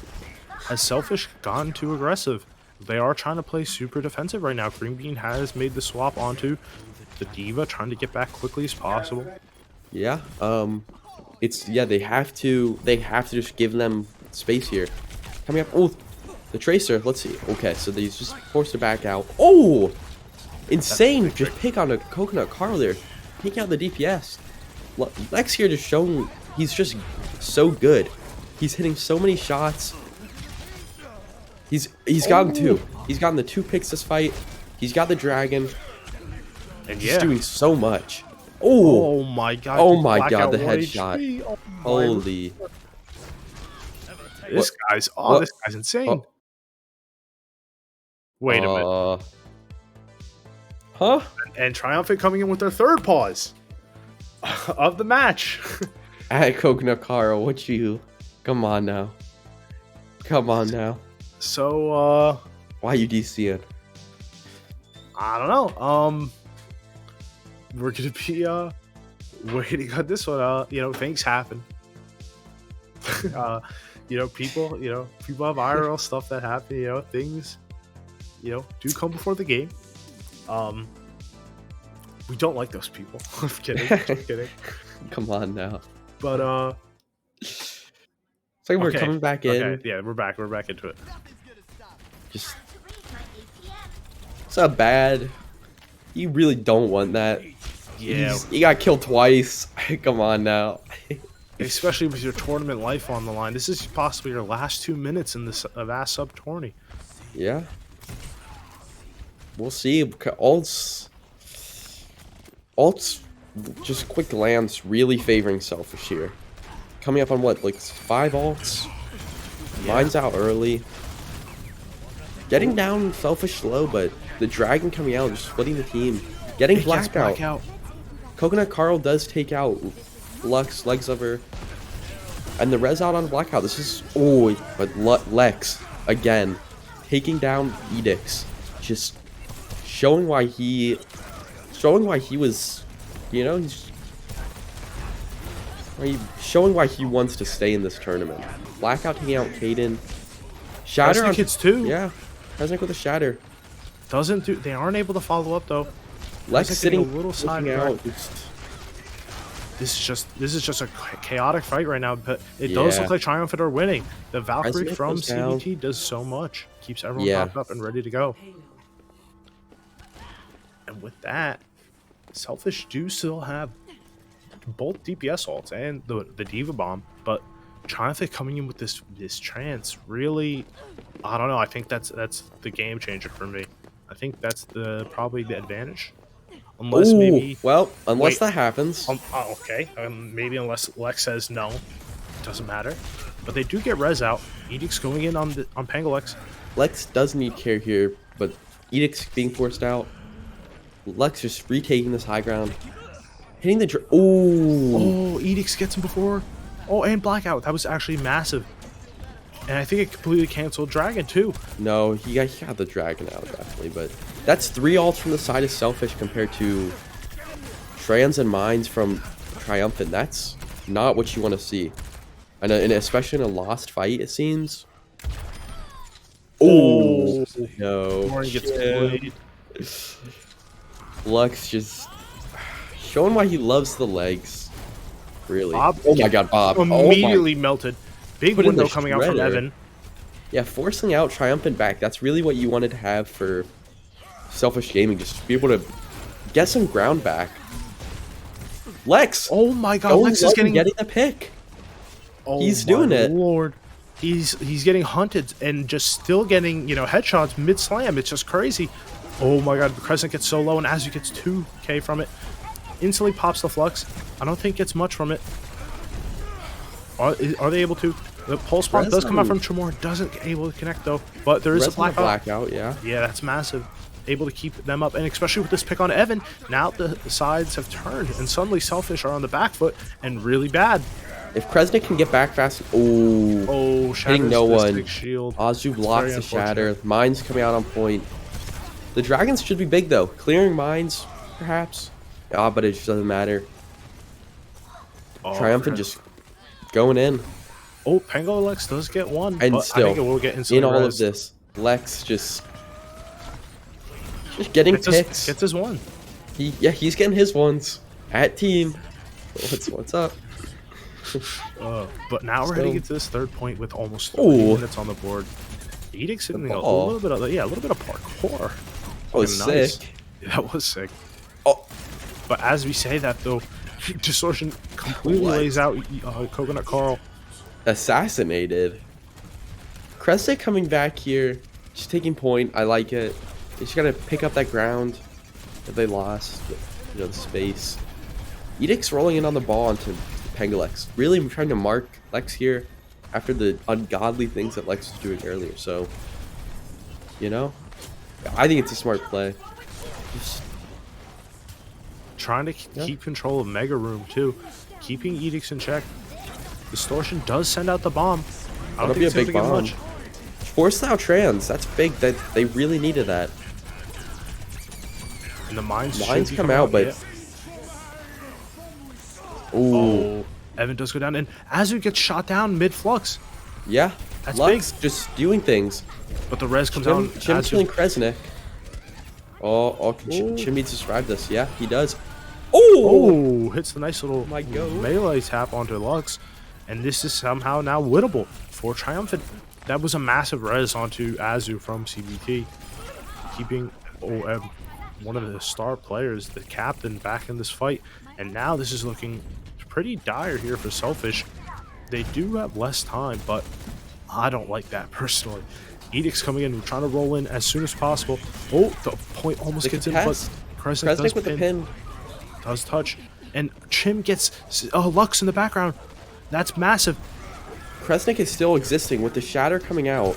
This could be big. Oh, but Edict's Evan goes down. Oh, the whole backline shattered. Kresnik hits but a massive one. Kresnik does go down. It's just a small fight here. Oh, Lux headshot. Maybe. I could see it. Headshot after. Wait a minute. Oh, what's? Okay. Oh, Edict's got booped for. I thought Edicts got booped off, and I He thought Lux was got killing back up. 6. He got back. That was so. I thought Lux was gonna have a Fleta moment, headshot after headshot. Edict's getting booped. Oops. Wow. Oops from Chip. But this is, I'm going to be real. I don't like having less time than the other team. I don't know why. It always ends up seeming to backfire. But I think with this 1 minute left, Selfish were able to hold them for a while. You know, Triumphant might really need to try and, you know, step it up and play as quick as possible to, you know, I'm pretty sure because they took them a while, the cat first one, right? Yeah, I'm gonna be real. I don't know how much I like the Lux Cassidy. You're on Legs Lover 69. Play Soldier, please. It looks like Selfish want to really just win this out and just stick to the classic rush, you know? El Clasico. I mean, it can never go wrong, really. I mean, it can, but, you know. Kind of wish my boy #Rob Nation was in the match, but, you know, it is what it is. It happens, you know. It's fine. As a fellow bench boy myself, I understand. I mean, it's fine. I'm not sad. I'm not sad I can't cast Ralph so much. So that's fine. It's fine. We're heading into it. Triumphant are doing the same comp, trying to run this Sigma ball, trying to get Edicts and Chim in this back line to do as much pressure as possible to everyone. And it looks like is Edicts getting frozen? For the pile drive, but ooh, Lux trying to pressure out Chimorn here. Early lamp on the side of Selfish, but Chim just keeps getting pressured out. 30 seconds left. He's pressuring the point. I like the play. Lex trying to freeze Edicts, but it's Azu not going to happen. And this is massive. Azu gets 3. They secured the fight. This is definitely going to be first point Azu with here. 4. 4 kills there from the side of Azu there. Just really good. They're playing this comp really well. Just being able to pepper them down. Having Edicts just cause, you know, a lot of mental aggro. Well, while Azu gets a lot of damage in. But Edicts down. That's not good. Selfish here is Selfish is here already. And yeah, Bob would just come out. Oh, but Distortion gets DMAC. Edicts does send the mines in. Kresnik is cut off from his team. He is in hell. The lamp does come out. Can Evan save him? No. Chimoran will hunt him down. And this is going to be the cart pushing through the archways. This is not looking good here for Selfish Gaming. They have no tank that could really sustain. They do freeze Edicts, but with a massive shield from Azu is able to trade. They need to get out. And this is exactly what I said. I hate defending first. I don't know why. In overtime, all bets are off. It's just, yeah, the mental gets to you. now. It gets to you. Now it's all on the side of Selfish to really try and stack ults here and try and win a fight. Azu does have a flux here, and they have the trance. The Triumphant have so many tools here to win this next fight. And meanwhile, Selfish, I don't know if they have it in them. Here comes the flux. It does get, I think it gets 4. Oh my lord, and flux goes down to Chimorn Pulse Pump. The lamp does come down. Kresnik. Azu frozen though. Azu going down very low. Yeah, but the trance is going to come. They do force both support ults if that's a consolation prize, but I think they're going to be losing second point here. Yeah. I think they'd lose that here, but it definitely is good. You forced out so many ultimates. Now you're going into a, what, 5 ults to 1 ult fight?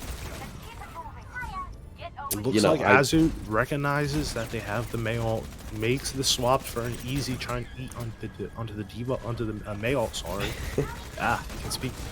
Yeah, I mean, I like the pick here. Oh, and here comes the ult from Selfish Edicts. Gaming. Yep. Edicts gets instantly melted. Oh, Chim gets a 1 tap down the body, but it's not going to be enough. Yeah, all the ult successful for Selfish. That's really what you got to play for here. Has the damage been done, though? They only have a minute 45 to get it to midway through, a little bit early into third point. Around this I think first it's possible. I definitely do think it's possible.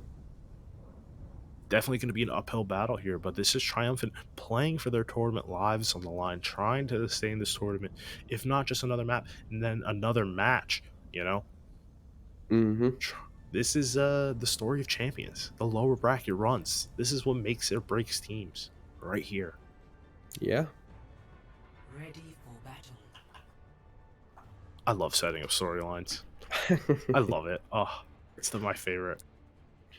But it looks like storylines are really fun. it looks like Triumphant are going to be running the double shield, trying to mix it up here, while Selfish are going to be sticking with this rush. Evan is on the Mercy. I don't trust that.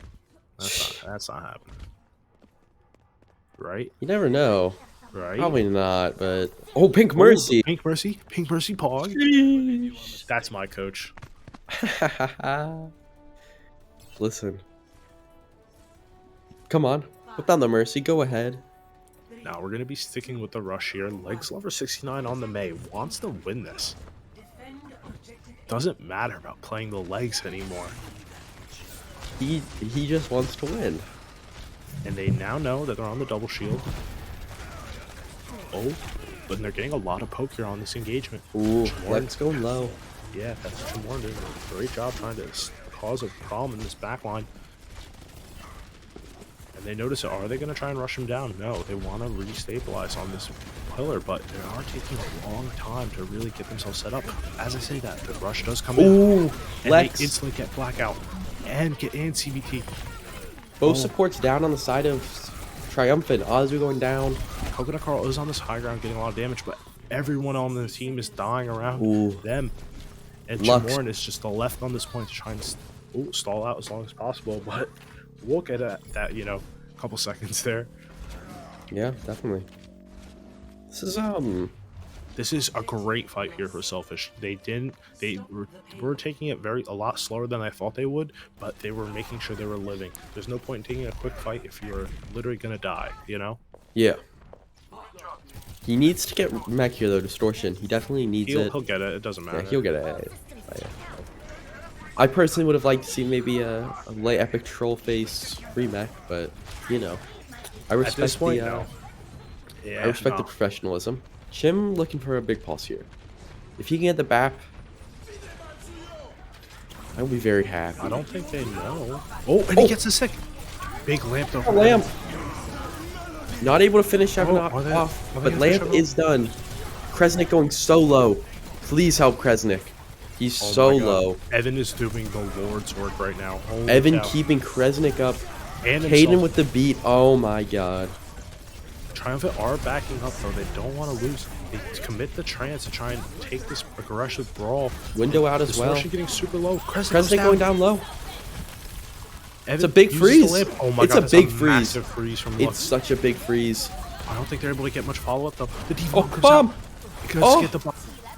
They're winning. They're gonna get Azu. Oh, blacked out, trying to take the angle. CBT fighting on the point does get one. Lux and Lex, they're just doing things. Oh They're my making God, they're things doing happen. things. They're doing it. They're making it happen. And they should be able to cap this fourth point. I don't think they will be. Or third, yeah. Second point. Looking at we're looking at a pulse bomb and a flux compared to window. So Selfish Gaming needs to win this fast. Yeah, but Selfish have this window now, and they're ready to go. They should be ready to use it now. Come on, Evan. Quick. Yes. Big window. Forcing out hands early. That's really big. They use the pulse bomb. Oh! It's a double pulse bomb from Chimorn. Chim As gets it gets two. dangerously low and the lamp does come out, and this looks like a one fight here. Oh my The God. flex Has out. Chim Chim done it? with 3. Chim gets 3. Wow. Triumphant wins it off of the back of Chim, and he's popping off. Wow. Good stuff from Chim. You Look know, at it. Yeah, yes. That's a well-deserved clap. Holy- Right? That's a well-deserved pop off. The insane Holy 2K cow. in there. Wow. Wow. With the nice play of the game here. Let's see it. Ooh! Oh, Oh! big steak. That Oh was my lord. actually massive from Chimorn. This is my goat. Chimorn, my goat. This Yep. guy. Listen, I've been saying this since the start. Chim. Just If I a. recall, I think you said you wanted him to play Genji. What did I want him to play? Come on now. Listen, they would have won that faster with him on Genji. That's all I'm gonna say. But actually, Just Chimorn's saving their season right now. Saving their saving their run. sub tournament, saving Yeah. their sub tournament, a vast sub tournament 5 life with the insane 2K pulse. Because if they don't get that, Lex They're was done. what They're done. 75, 80 to Dragon. We could have a Dragon going out on point. It's big. It's really big. when they needed it most. Just looking over, Monkey Flop up 1-0 on Stroll on the B stream for ShutTV/Battle League. It's a big game. Is that also elimination? That is also elimination. Yeah. So Your last chance to see Stroll if you haven't, or Monkey Flop if you have not. this is Attention now.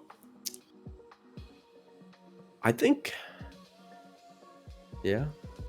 Should be a banger match. I don't know if it's as a banger match as this one is right now, but this is a sick match we got going on. It looks like next match will be Junkertown. Ooh. A rare Junkertown spawn. Junkertown. Yeah, and I know why Selfish do this because we scripted them a lot on this. Selfish, I don't know. It doesn't look like Triumphant have gotten to play many escort maps. They've either 2-0'd or gotten 2-0'd, Yeah. except their first match. So we'll have to see how they do. We don't really know. They did win their one Route 66 match.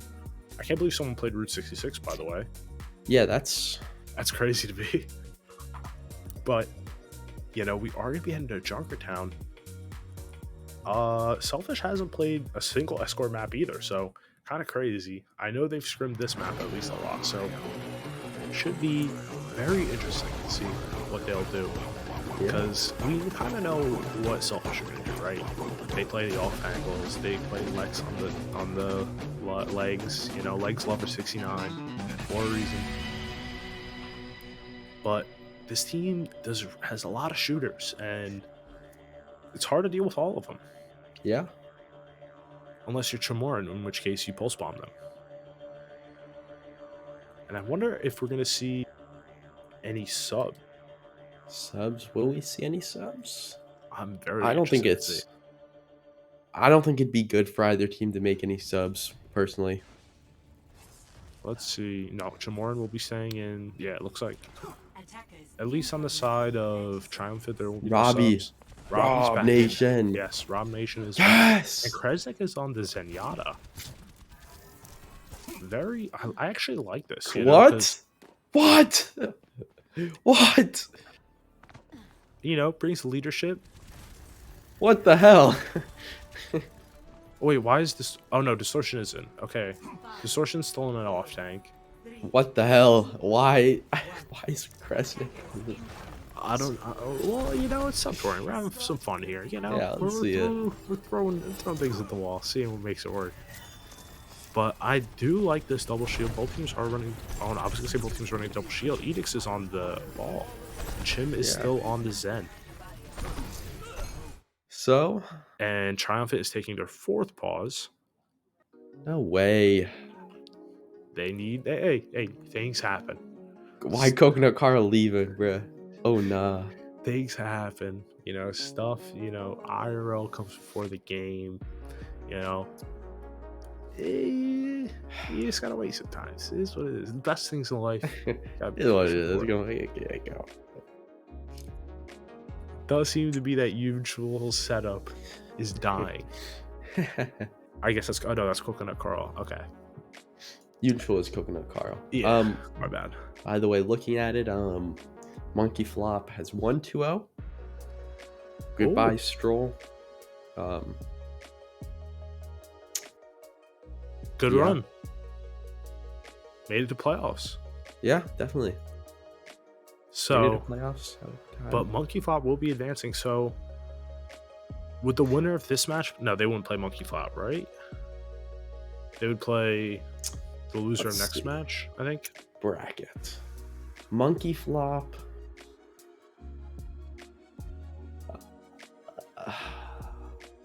I'm gonna be real. I don't know. Yeah. Yeah, I'm pretty sure. Yeah, no, because Monkey Flop would play the loser of either Ping Mania or Fadeless, or it's like one of the semifinals. Yeah, that's what I think. Which one? I'm not sure. But Selfit and then the other one would play the winner of this match. Yep. But we got we still got plenty of matches today. Plenty of banger matches looking to be, set up so far. Monkey Flop, looking like a serious team, a dark contender. But we're heading back into Junkertown, and Lex already got the big one Coconut Carl. I think, that's why he had to leave or something. Maybe we're just gonna. I mean, Lex here. If he can do what he did last map, this might be a wash. Just doing so much. Edict's in danger. Yeah. It's gonna be so hard to play ball on this map. I think this is a great pick if you're on the side of Selfish Gaming. Throw a curveball right at Triumphant. And Lux, oh my god, Lux is pounding on the side. They are going to be able to get Blackout again. Yeah, Lex just... He's just doing things. Really. He's just sitting here in the off angle, just applying so much pressure. It's quite insane how he can play Soldier and just sit in the back lines and just do whatever he wants. It's quite wild. Yeah, when you don't have a diva, Azu's so good at the diva, but when playing the Sigma, you can only take so many off angles against him without any mobility. Oh, that was almost a close rock. Ooh. Distortion here just... Taking he control of the sees. side ground. Posted up here with Lex, just... Oh! Oh. Dead already, wow. They're just taking the off angles here now. But Lex does go down, Rob low, needing some just resources. I think he's gonna drop the point, yeah. Yeah, with Pangalex going down, a lot of their pick potential is gone. They have to Ooh. back up. Edicts. They're punishing Edicts really good here.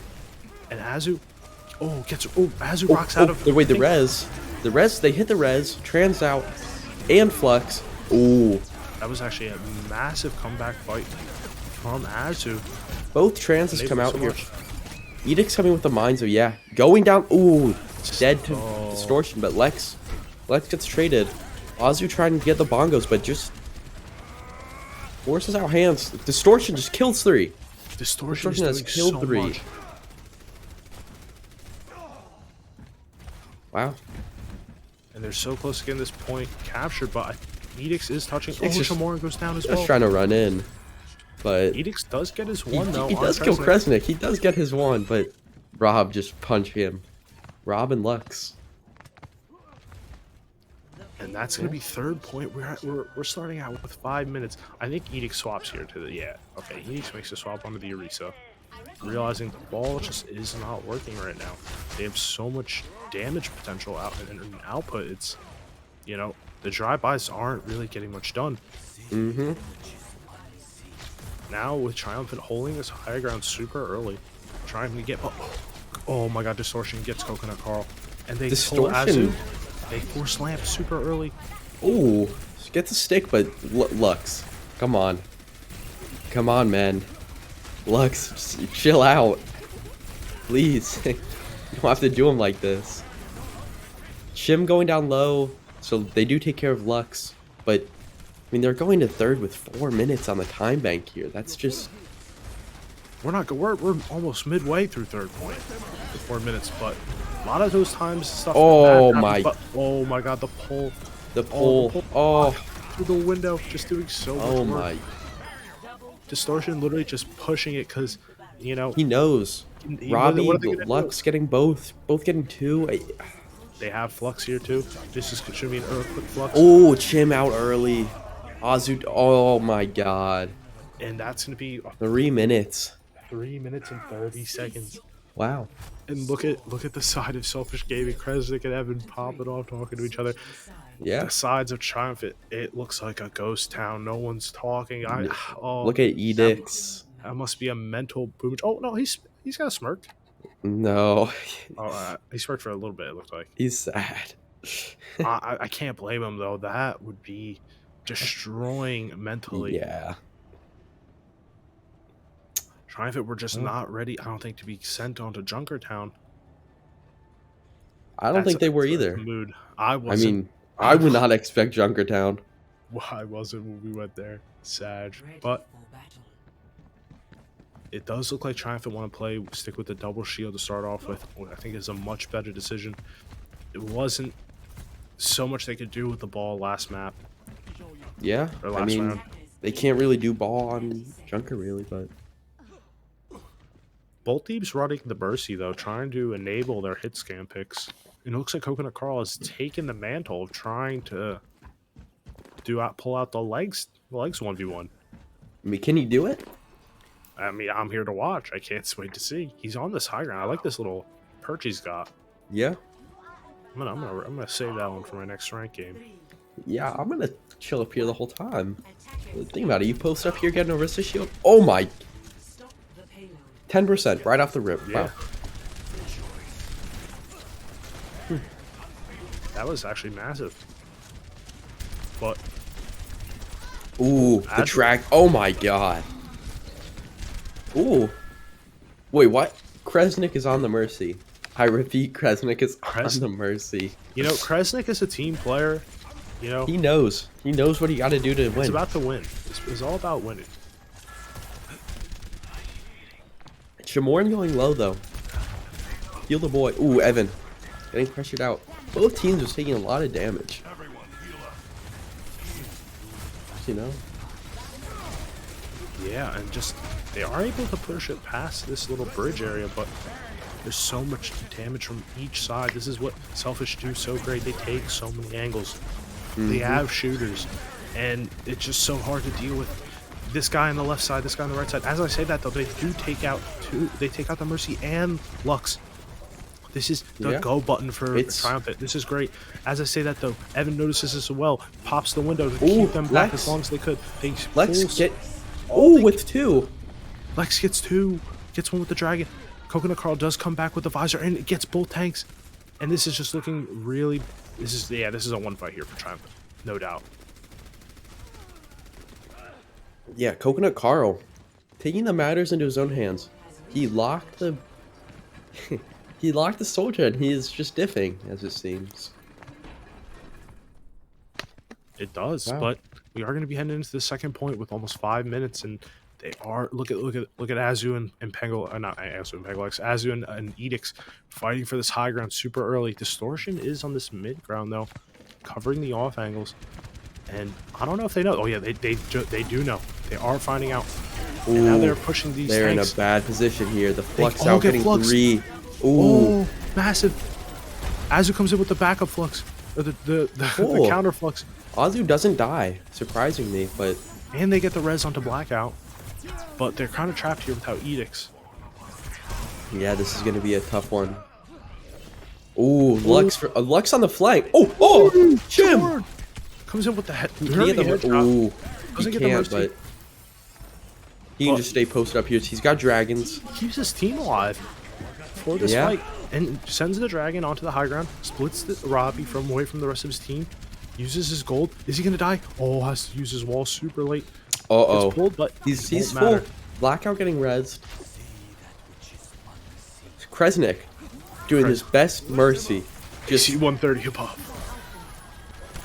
Oh, Rob goes down to down. Coconut Carl, yeah. Evan just posted up here, though. Evan gives They're the window trying to to hurt Lux, him. trying to get as much damage as possible. Sends in the Big dragon, dragon again. from Lex. Oh, that's not But Lamb. we'll get neutralized by Lamp, and this is just looking like a great fight here for Triumphant. They're getting so much damage taken to them, but they're pushing this cart, and they're already they're body blocking. Point 0.01. Yeah, it doesn't matter though. Yep, they they will cap. be able to cap.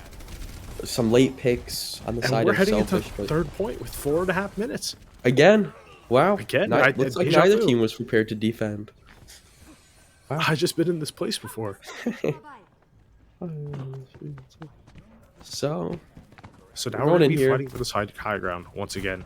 And Triumphant are so quick to get up here. the Triumphant with their ult advantage as well. Yeah, oh my god, they have 4 ults. Or 3 Compared to- ults. Yeah. The 2. I mean, you take whatever you can get, really. I think Lux is he's just trying to get his... So he has his visor. Maybe we could see another Lux visor. Oh, Both the teams flux does come out. popping It gets both supports. visors. the Ooh, Mercy does go down. Distortion's Flux just a little bit better. And Lex!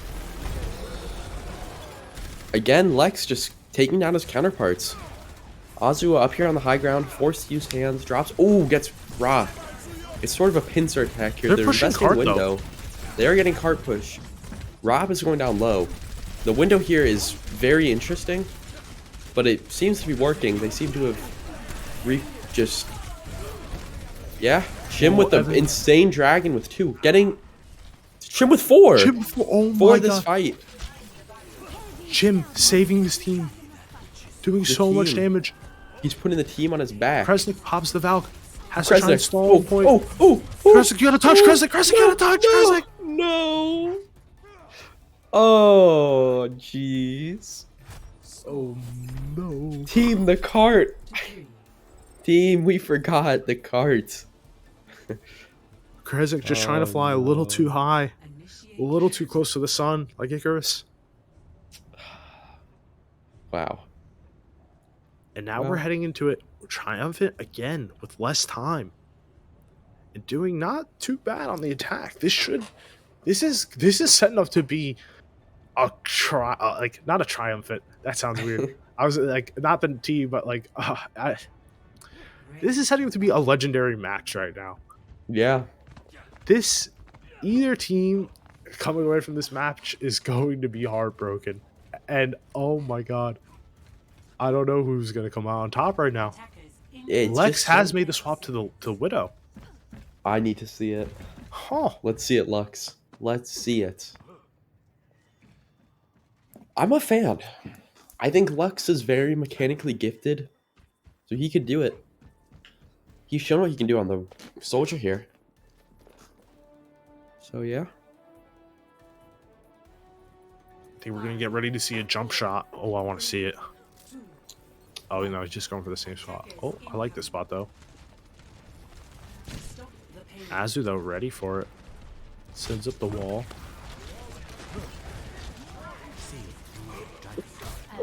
And, oh, Legs Lover instantly gets Coconut Carl. Big pick. Lux on the Widow here. Oh, my! Gets him again. Oh! He doesn't have to do him like that. Come on, Lux. Chill out. Getting down Shim low. Wow, just a clean, Yeah, and makes clean Coconut win. Carl instantly swap to the Widow. That's a minute and a half gone off the time bank for Triumphant there. No, I think it's just 30 or 40 30 seconds. seconds? Yeah, that makes sense. So, really pushing out. Azu forced to drop, taking a lot of damage, not having much resources. Coconut Carl here on the Widow duel has been hit by the Venomine, so Lux does have the advantage. Oh, Ooh, but Chamoran gets him. Penglex Lex- goes straight out for Chamoran. yeah, Lex And could Robbie even it gets out, so- but Oh, but the Coconut window comes Carl up. low. Evan. Massive window. Makes them all instantly back up and keeps Lux Robbie back all on top his up. legs. Back on the legs here from Lux. Edicts. Edicts. So low. Save the boy, Edicts. Ooh. Oh my god, Coconut Carl. Okay. Lex taking Oh. down CBT. Okay, Lux. Okay, is- come on, man. Okay, are we gonna kill Distortion? Oh, Wow. Distortion says no. Get out of my face. Distortion was so low. Huh. That's What? What a massive window from Evan just to completely back them up and give them more time for their respawners to come in. Holy cow. And now, with just 10 seconds left, this is last fight here for Triumphant. They need to win this fight. Yeah, they are. Azu. Ooh. Oh, KK Dunkai gets so low. Oh, Coconut Carl dead. Forces the window out. They're all split. And Lex Lover gets another one. Does trade out his life though. Gets 2 though. And Robbie's Azu going trapped in the down. dragon. Chim with 1. Chim with the 2 this massive fight. dragon. Ooh. CBT goes down though. Shim- and now it's just Shim and Edicts, CBT Edicts dead. and Coconut Carl fighting on this point to live. Edicts does go Evan. down. And now it's just neutral. Will go down. And that's going to be it. Selfish Gaming. They hold strong. They hold before first. Wow. This is going to be a test here. We have 2.5 minutes. And Yeah. Luck's doing so great at the mind games, you know? Oh, I'm playing Soldier. Oh, I'm playing Widow now. Oh, you want to go Widow now? I'm going back to legs, and I'm just going to run at your back line. Like, Going back to legs, I'm going to kill 6. it's just... the mind games coming out from Selfish Gaming are just so hard to deal with. And we're going to be seeing possibly one of these teams going home. It's a shame that one of these teams have to leave, but Yeah, that's just the way it is. both are insanely good. Definitely. It's gonna be crazy. I don't Chim. Attackers incoming. The both DPS lines from the TPS lines from both teams Have really been putting in standing out, work. showing. Work. Yeah, just showing. You know, we should be here. You know, like they should be here. Well, Chim is saying he should be here. Chim, yes, Chim is doing so much for this team. It's just It's crazy. Oh, was Yeah. he their last pick, or am I remembering wrong? One. Attackers incoming. I can't might be- remember. I don't want to be disrespecting him if he wasn't. I was at work, so. Oh, You true. know how it be. Hashtag Kroger family. But Yeah, check for family. we're heading back into it, and Edict's going down low. So is Blackout. oh, That's just really big. Ooh, Coconut Car going down low too. Selfish Gaming is just having a nice. Ooh, yeah, Blackout going down. This could just be the game. Yeah, Chim, Blackout both down. It's not what Now you want we're to just- see if you're triumphant. especially Yeah. CDT goes down. This is The just, game might be over. This game might be just over. Azu needs to come in more than clutch, but we'll get headshot by Kresnik. And that's game. That's it. And Selfish Gaming will be GG's. moving on. Oh, I say that. Wait. Too late. Lamp The down. lamp does come out. Chamorn touches, but yeah. Ah, Victory. tragic. Hey, big match, huh? Yeah. Banger match. Big match right there. So Selfish Crazy. winning 2-1 over Triumphant. Mhm. I think overall pretty banger match. Triumphant, they can't feel too bad though. I mean, they put up a great No. fight, made it Yes. all in the playoffs. Selfish, they're gonna get to continue onwards, but by no means a poor performance. Yeah, that was. If you're triumphant, you gotta be happy about that. That was really good. At Oh, is least that it? I thought there was gonna be more words behind it. You Nah. you like left a pause saying like that was really good, and then it No. was just a very very long pause. But okay, yeah, it was very good. Well, before we do anything else, we should probably, now that we've seen the results of this, there's been other matches ongoing. We should look at the standings here. So we should I take a would look love at to. seeing like what's the rest of the bracket looking like now after this match is finished. So as you can see, Monkey Flop has beaten Stroll, so they're going to be continuing onwards. Selfish has continued onwards into the lower bracket. And now we're just waiting for the first rounds of the upper bracket semis to be done so we can get them down, see them back into the lowers here. But Selfish and Monkey Flop have gone forward. Yeah, I know. We're going to cover semis. But yeah, we're covering semis. Don't worry, we're gonna cover semis. We're just also, we have to wait for them to conclude too because of the linear nature of time. So we have to do both at the same time. So yeah, that's how the bracket's currently looking. Are we gonna be doing an interview with Triumphant at all? Sure. We've had a sure from Solomon. So there we go. We're gonna do a quick interview with them as well because technically they are eliminated now alongside Stroll. Both those teams have been out of playoffs, but they made it pretty far. Nothing to be ashamed about so far. So looking forward when we saw our bracket here, Chicken, Obi, are we happy for Selfish? Do we feel like they got a good shot getting through this lowers? Yes. Yeah, I definitely think so. Okay. so Hashtag good Rob shot. Nation. Yeah, Always. Okay. And what do we feel about Monkey Flop though? The other team that's made it through past Stroll, is there, they're eventually, if they make it through, they're going to become against Selfish. Like, do they have an equally strong chance of making it through the lowers, or they're going to have to really step it up? I think they might have to step it up personally. Okay, Chicken, do you agree with that? I don't know. I haven't seen much of Monkey Flop. I know they have a lot of good players. Very interested to see how they play in this next couple matches. I don't think these two teams play each other though. They play the winners finals, losers, correct? They would Yeah. play each other if they both win their next match, I believe. Oh yes. So, Okay. yeah. I get what you're saying. So yeah, Ooh, they would play each that'd other be- then. That'd be very interesting. That'd be juicy. Yeah. Both the lower seeds were coming it to come. Oh my, the lower. Okay. You just almost tip over. I love storylines. I love the storylines coming in from BPL into sub tourneys. I'm personally really keen on Butters becoming the 3-time. That'd be pretty cool. I That would be think pretty cool. Robbie. And then we can still don't know if definitively he's say GM. for the end of Overwatch 1 that Butters is GM. We I can mean, definitively yes. say it. You You'd say still Mike don't Butters is really the know. 3-time.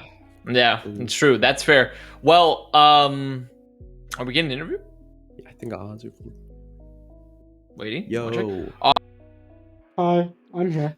Hello, Azu. Azu, so sadly, Triumphant, you guys are out. You guys are out in the lower bracket of the playoffs here, but a good run and an additional legacy making it to the playoffs again here for yourself as a captain in the sub tournament. I mean, looking forward to how your opponent played. Do you feel like you feel confident in them that they're just a very strong opponent? They're going to do great here in the lower bracket. I could see them going far, but I think this loss is more on Triumphant just not playing well. If anything, Okay. we just struggled to deal with the off angles from like the soldier there, Hanzo. Gotcha. And Chicken Obi, feel free if you have any questions you want to throw in here. Feel free to ask your own for Azu. I noticed you guys hadn't played many, escort maps. Did you practice Junkertown at all, or were you like? That was our first time playing Junkertown. Yeah. I figured. Yeah, but in our scrims we practiced like Gibraltar mainly because we were expecting most teams to go there. So we really had no practice on Junkertown. In your defense, you wouldn't be wrong. Most teams did go to Gibraltar. Yeah. But, yeah, very unfortunate that the curveball, the Junkertown map pick. But would you consider that being like a big factor into reason why you lost? Like it felt like you guys didn't know what to do at first. You were trying to play the ball Sigma, but we've been feeling very confident in our ball tournament. Like our game plan when we went to scrims was find a comp that works and one trick it, and ball worked really well for us, so we one tricked it. But today just things didn't click and we just didn't play well, which is unfortunate. But you can't have the best day every day. For sure. Obi, do you got any questions? Not really. You don't have to have any questions. You don't have to. And if I feel like you guys played pretty good. Obviously, there's some stuff you could have done better, but I thought overall it was a very good match. Very back and forth. God bless that boy Chamoran. Oh my God. Definitely an incredible match. Chim's crazy. Well, let's hear some shoutouts then, as since now that the tournament runs over, let's get some shoutouts. Anyone you want to talk about from your team, from the other teams? Yeah, I'd like to shout out first of all Seal for being the manager for Triumphant and bringing us together and doing the draft, all that. Big goat from them. I'd like to shout out the entirety of my team for putting up with my idiocy sometimes. And just overall, just being really awesome to work with. I had a lot of fun playing with Triumphant. Probably one of my favorite sub-tournament teams. I'd like to shout out everyone behind the scenes: Solomon, Avast, Brad, Joey. Everyone who has casted, produced, admin. Y'all make this really special, and I'm really happy to be part of it. And lastly, I'd like to shout out all the other teams for playing, having fun, making matches really, really enjoyable. Okay, well, now that you're out, you can't be biased anymore. You have to if you're going to pick one team to win it all of the teams remaining, who do you think is going to win? Probably Blue Screen. Probably Blue Screen. Okay. Yeah, they just have a really well-rounded roster. Also, my boy Bonestall's on that team, so I got to cheer for them. Yeah, but Blue Screen, they are looking incredibly strong. So, once again, if we want to show the bracket here, since we talked about Blue Screen, but we still have both the upper semifinals to go through with Blue Screen, as we just talked about, versus ROFLCOPTER, Ping Mania versus Fadeless, and then obviously our two remaining lower bracket teams that are waiting for those matches to be finished, which would be Selfish and Monkey Flop. Solomon, are we going directly into it, or are we going to take a short break? Short break, okay. Well, thank you so much, Azu. Thank you, Chicken and Orbi as well, for casting the match. Great performance from everyone. We're going to take a short break, and we'll be back with the upper semis. Excuse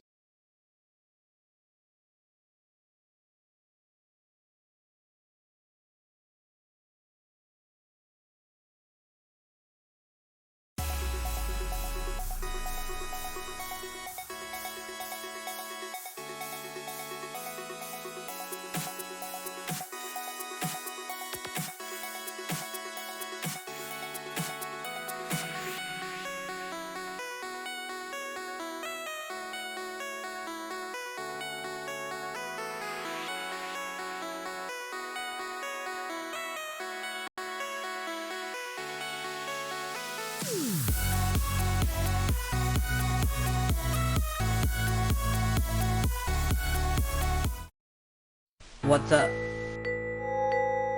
Didn't you hear? Avast Sub Tournament 5 is this weekend. Oh shit! I gotta get my video done. I hope I can find a suitable player captain here at the BPL Arena to carry my team to greatness and victory. Not today, Burger Boy. Not today. Ratio. Oh! Hey, Butters! Oh, hey, Donk. Do you want to be my player captain for Sub Tournament 5? Anything to escape these last few teams. Let's fucking go! I've been doing this for years now, Butters. At what point does it start to matter? When I'm old, will I go back and view my time spent in the Avast Sub-Tournament as time well spent? I don't think so. Time is something we can never get back, no matter how much we want to.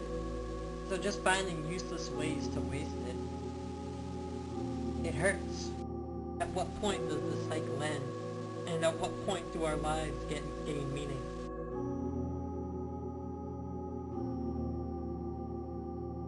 Oh my god, Butters! We're in the rat movie now. All of my depression is gone. Can I be the giant rat? No.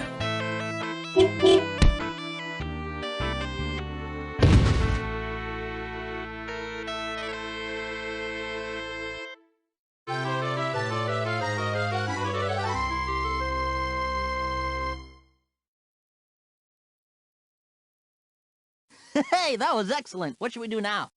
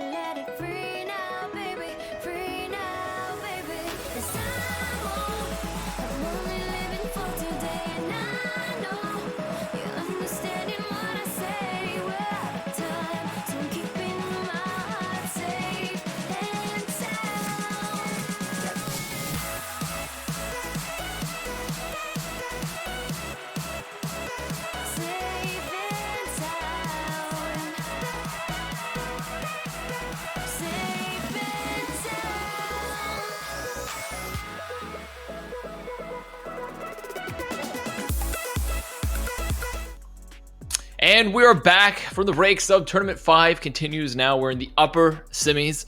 I'm joined by Freya and also Haitian Homie.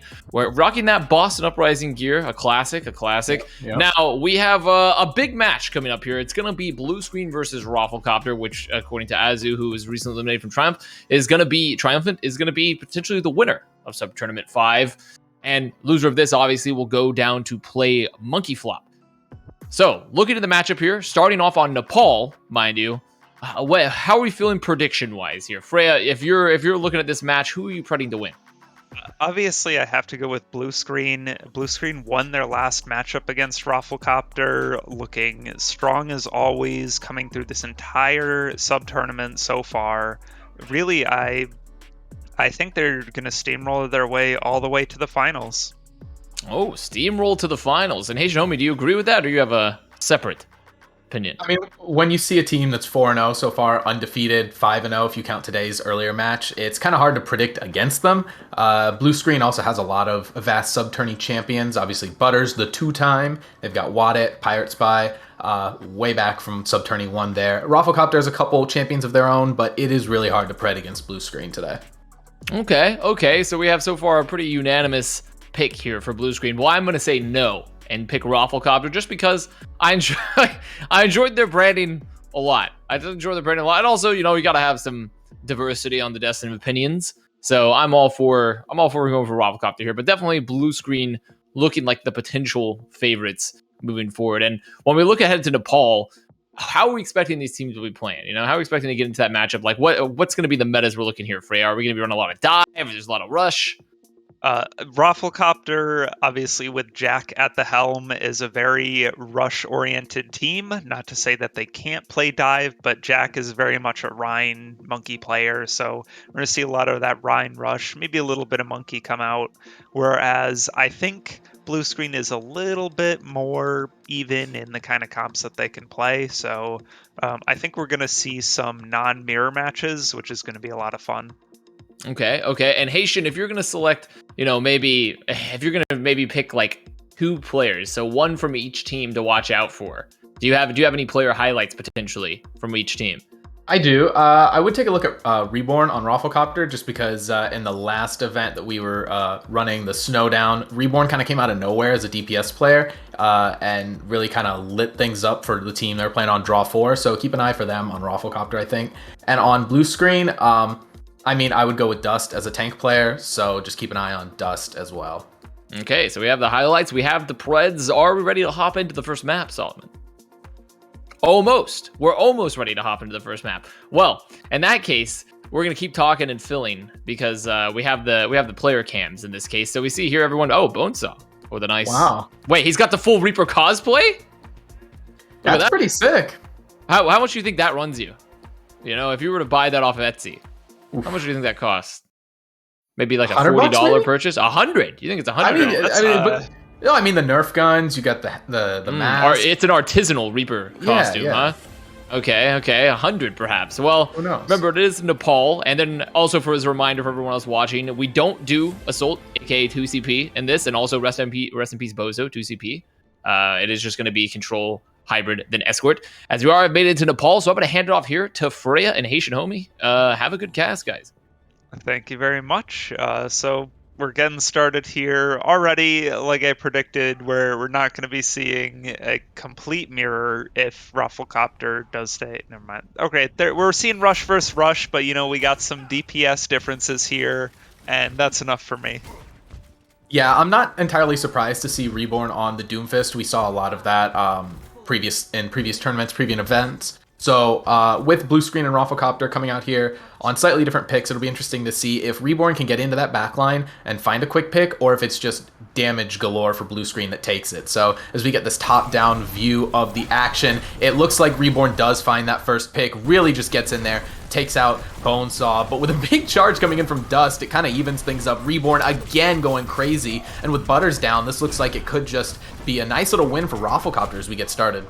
Yeah, Dust is going to be taken down easily without that Baptiste healing to back him up. Limate does find a kill, so it's not over completely yet for ROFLCOPTER.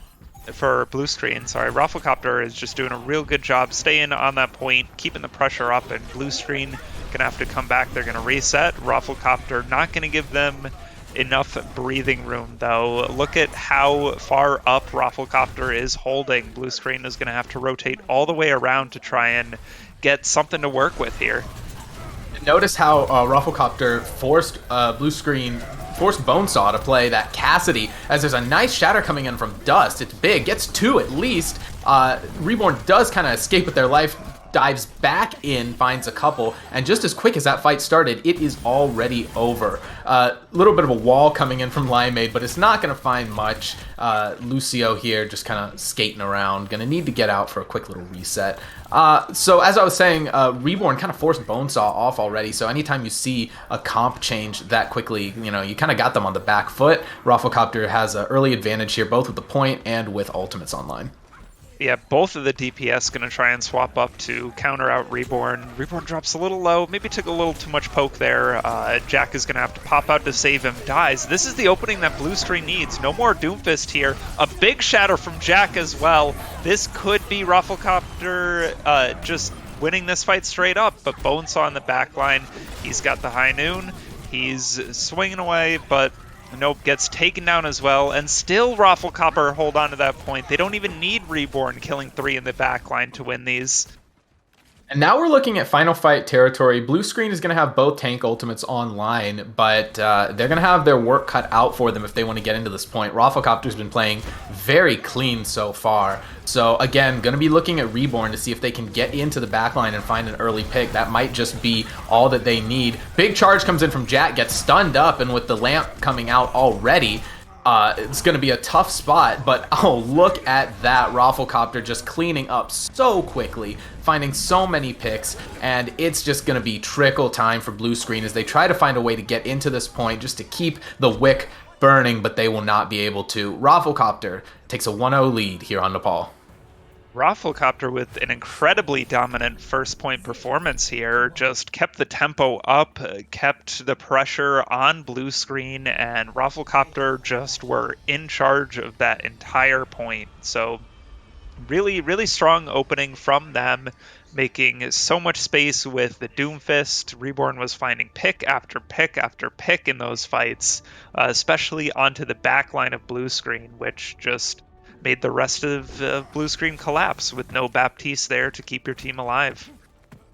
Yeah, and I think that's going to continue to be the sort of win condition for ROFLCOPTER. Speaking from experience, it is tough to shut down this Reborn Doomfist. So if they can continue to find ways to enable Reborn to get in there and cause mayhem, this could be the kind of like wild card that they need to get an upper hand on this undefeated Blue Screen. So as we start, the fight comes blazing onto the point here. Jack gets an early pick.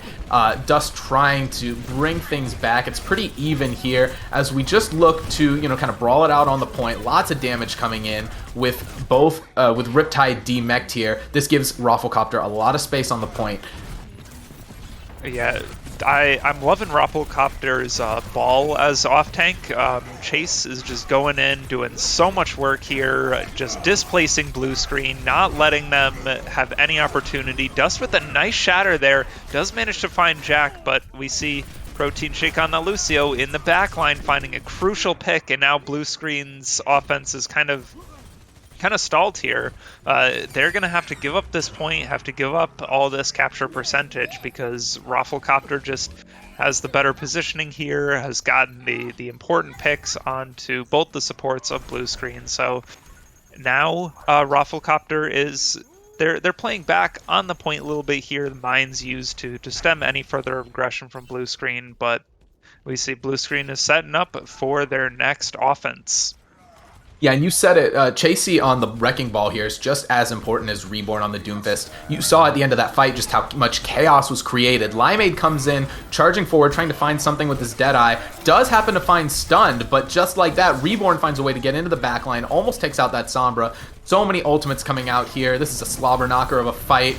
The Sombra EMP does come out and helps Blue Screen get the upper hand just in time they needed to win that fight as they look here to retake the point. You said it. That was a slobber knocker of a fight for sure.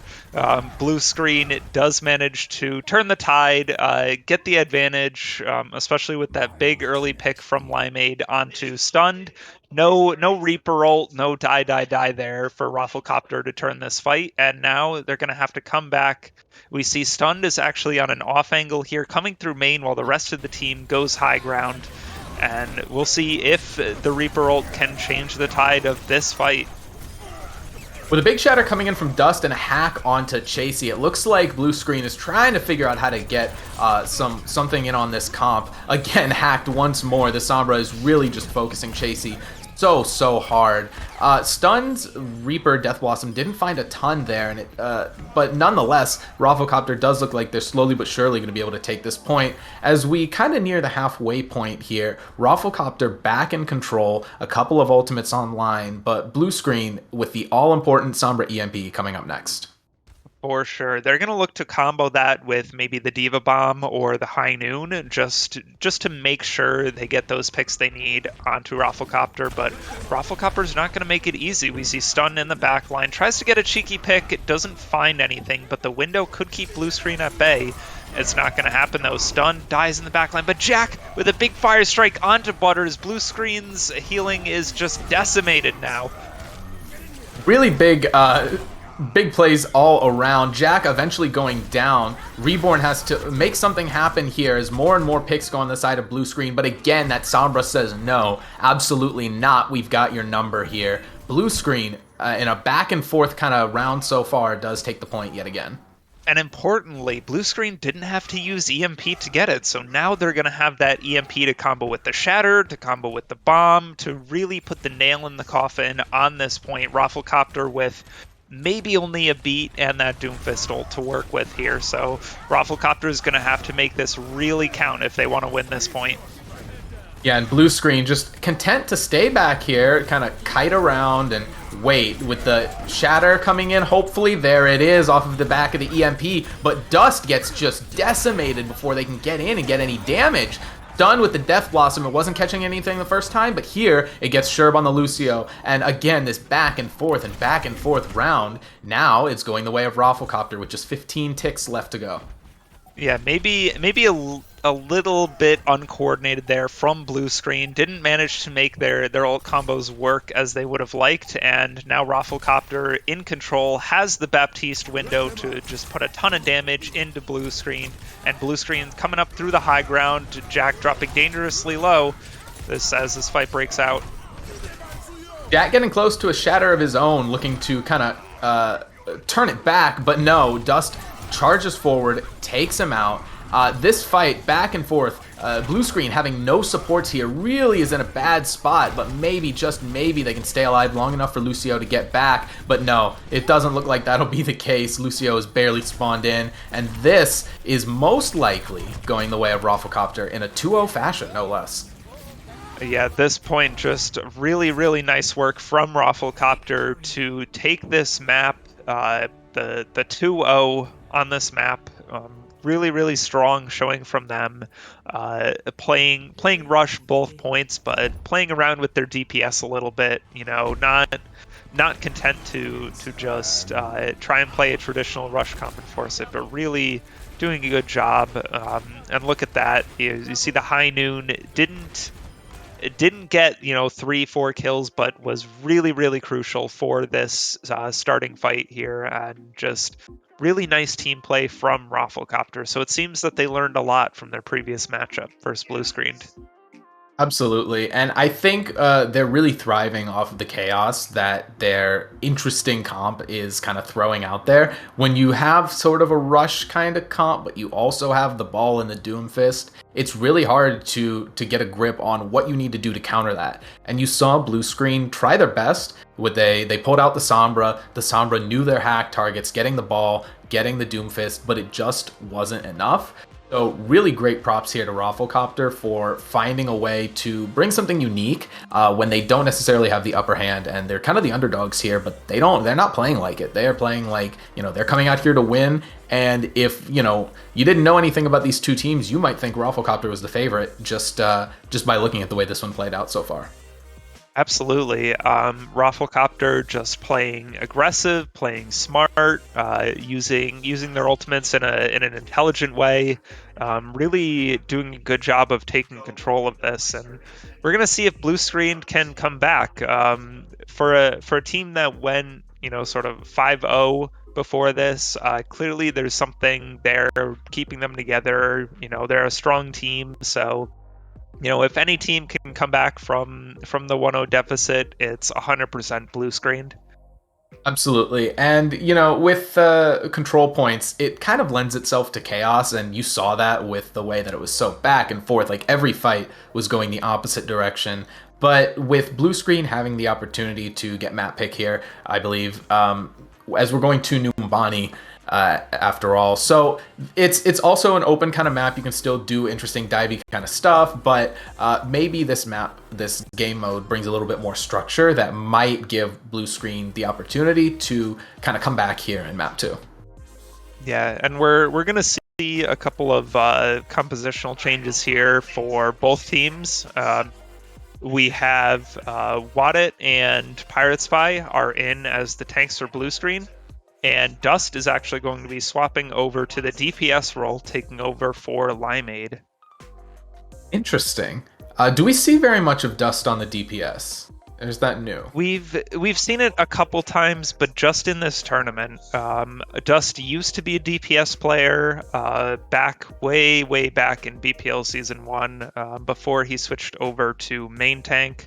But, Dust is still a good DPS player, and importantly is going to keep those comms going. A very, very vocal player, very good at leading the team. So I think with that team leadership still in, maybe this different setup from Blue Screen is going to take some of the wind out of ROFLCOPTER sails. That very well could be. And Freya, you are always such a repository of Sub Tourney knowledge. So thank you for righting my wrong there. We have seen Dust on the DPS in the past. But as we get ready to load into Numbani, this is another one where, you have the opportunity to run a lot of different comps. Maybe you don't necessarily run Rush on point A, but as we see both teams kind of coming out with a Winston, D.Va, maybe ROFLCOPTER decides they want to switch it up, but I mean, they don't have a lot of time. They got to run out to the point. So we're not going to see the ball Doomfist here as they decide to play something a little bit more traditional. Yeah, I like this traditional dive comp from both teams. I think dive is in a pretty decent spot now with Ana, with your Brig able to keep the other team off of your Ana. Brig kind of making this comp work because you can protect your backline. And we see actually almost a mirror, except Blue Screen. Bonesaw is going to be on the Genji.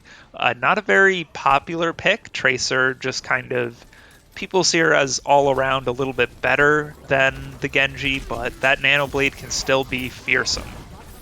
Yeah, and if nothing else, because it's a little unconventional, again, it kind of throws people off. You get used to what you practice playing and what you practice playing against. And Genji's not always in that pool, so sometimes when you try to switch things up, it kind of throws the enemy for a loop. So if they play for just a little bit of Nano Blade action, wait for an opening, they might be able to catch Paracelsus off guard. And you see that they are playing this pretty slow. We're 40 seconds in, and there hasn't been a pick yet. Both teams content to just wait it out. ROFLCOPTER already has that Nano online, and boom, there it is. That's the go button. Nano comes out, but it looks like stunned. Did they get stunned? Because they weren't moving. Quickly died there. ROFLCOPTER doesn't really look like they're going to be able to push here. Or excuse me, be able to hold the point as Blue Screen charges forward. Dust with another pick, and that's it. That's the point take. ROFLCOPTER's backing off, and it doesn't look like they're going to be able to recontest. Yep, stunned, true to their namesake, was completely stunned up for the entirety of that Nano and just deleted by the sustained aggression of Blue Screen. So really good opening pick, kind of wasting that ultimate from ROFLCOPTER, and now Blue Screen has a Nano of their own. Gonna drop it probably on the Monkey, but they could wait it out, try and build up that Nano Blade for Bonesaw. He is 80% to it, looking really, really close here. As long as he doesn't die, that's a caster curse if I've ever heard one. Oh, whoops. But with, that's good for ROFLCOPTER, gives them the opportunity to kind of take a little bit more of this space here, especially as they just recently lost the point. Chasey with the 2K there, and Jack coming in as well. Tanks really taking this point back for ROFLCOPTER. So Blue Screen, kind of loses the fight pretty soundly there, but retains 5 ultimates. So ROFLCOPTER is going to have both support ults online, but Blue Screen could be in a good situation here to make something happen with all of these ults. Yeah, Blue Screen basically traded 1 ult for 3 ults. Blue Screen does lose a little bit of position here, has to come back and fight onto the point, but they're going to come in with, Jack already in with the Nano, gets left up by Butters. Butters nanos up Bonesaw, and we see a Dragon Blade in the backline, but it's Dust that's taking care of all of these kills. Bonesaw just kind of supporting damage with that Nano Blade right now. Dust does not get that 3rd kill, but it doesn't matter. Only 2 go down from the side of Blue Screened, and they're going to be coming back really quick. So ROFLCOPTER going to have to set up for another fight here if they want to stop Blue Screen's push. Notice how they played that. When they nanoed Wadit there, there was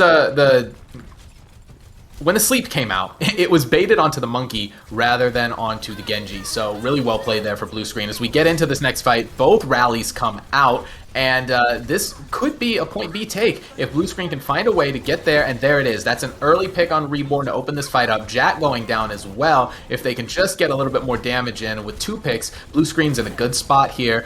Diva Bomb comes out on the side of Chasey. Can it find anything? It does find Butters. That's a big pick, a little bit less healing on the board for Blue Screen. But nonetheless, that is a cap. We've got 4 minutes left on the clock as Blue Screen is in a pretty good spot here.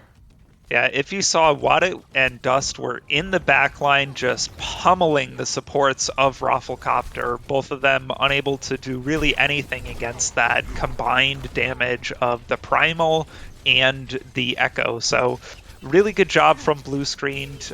They still have a lot of ultimates to work with. If they can just build up a Nano Blade really quick and use the bomb to push ROFLCOPTER out, try and get a little bit more space to work with. Jack having to pop the Primal early so that he does not die. Yeah, that'll be a little bit of a fight win here for ROFLCOPTER. Again, gives them a chance to catch their breath. They only had to invest a couple of ults here, so they're still in a good spot. Got the Nano if they wanted to, say, Nano their Monkey on the next fight, rebuild some Primal.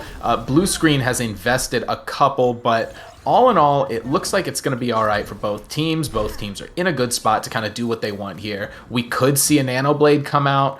We could see the Nano Monkey again as they try to like bait things for the Nano Blade. But ROFLCOPTER, with both support ults online, is in a really good defensive position as well.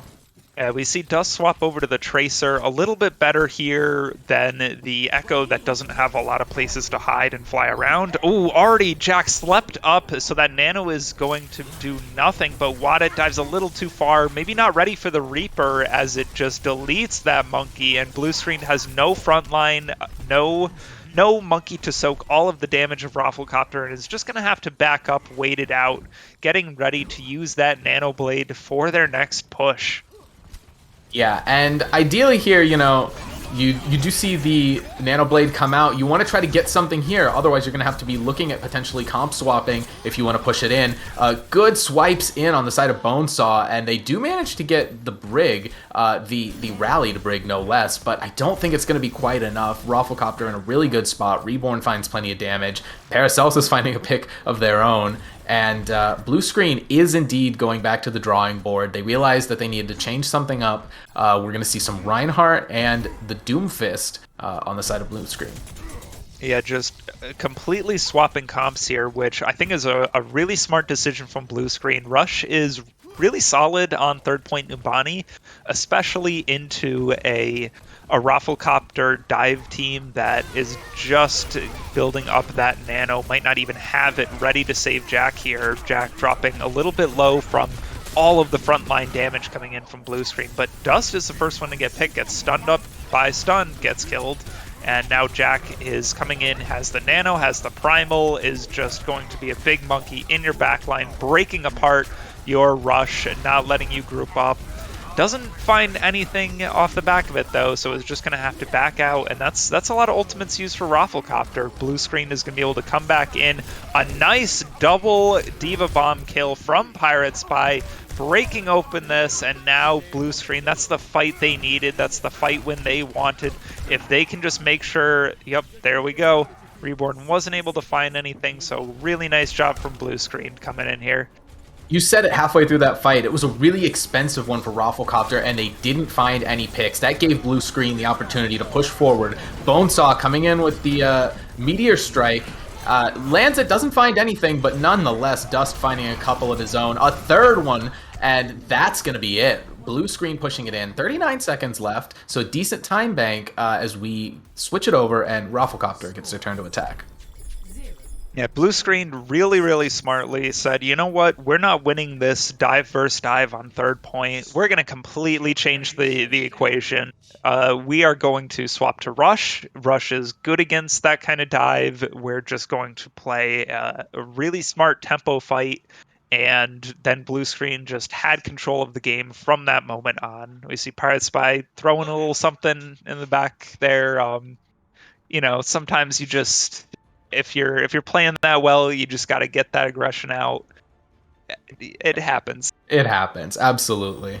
And, you know, one thing that you said was about the comp swaps. That's something that I also think is really important.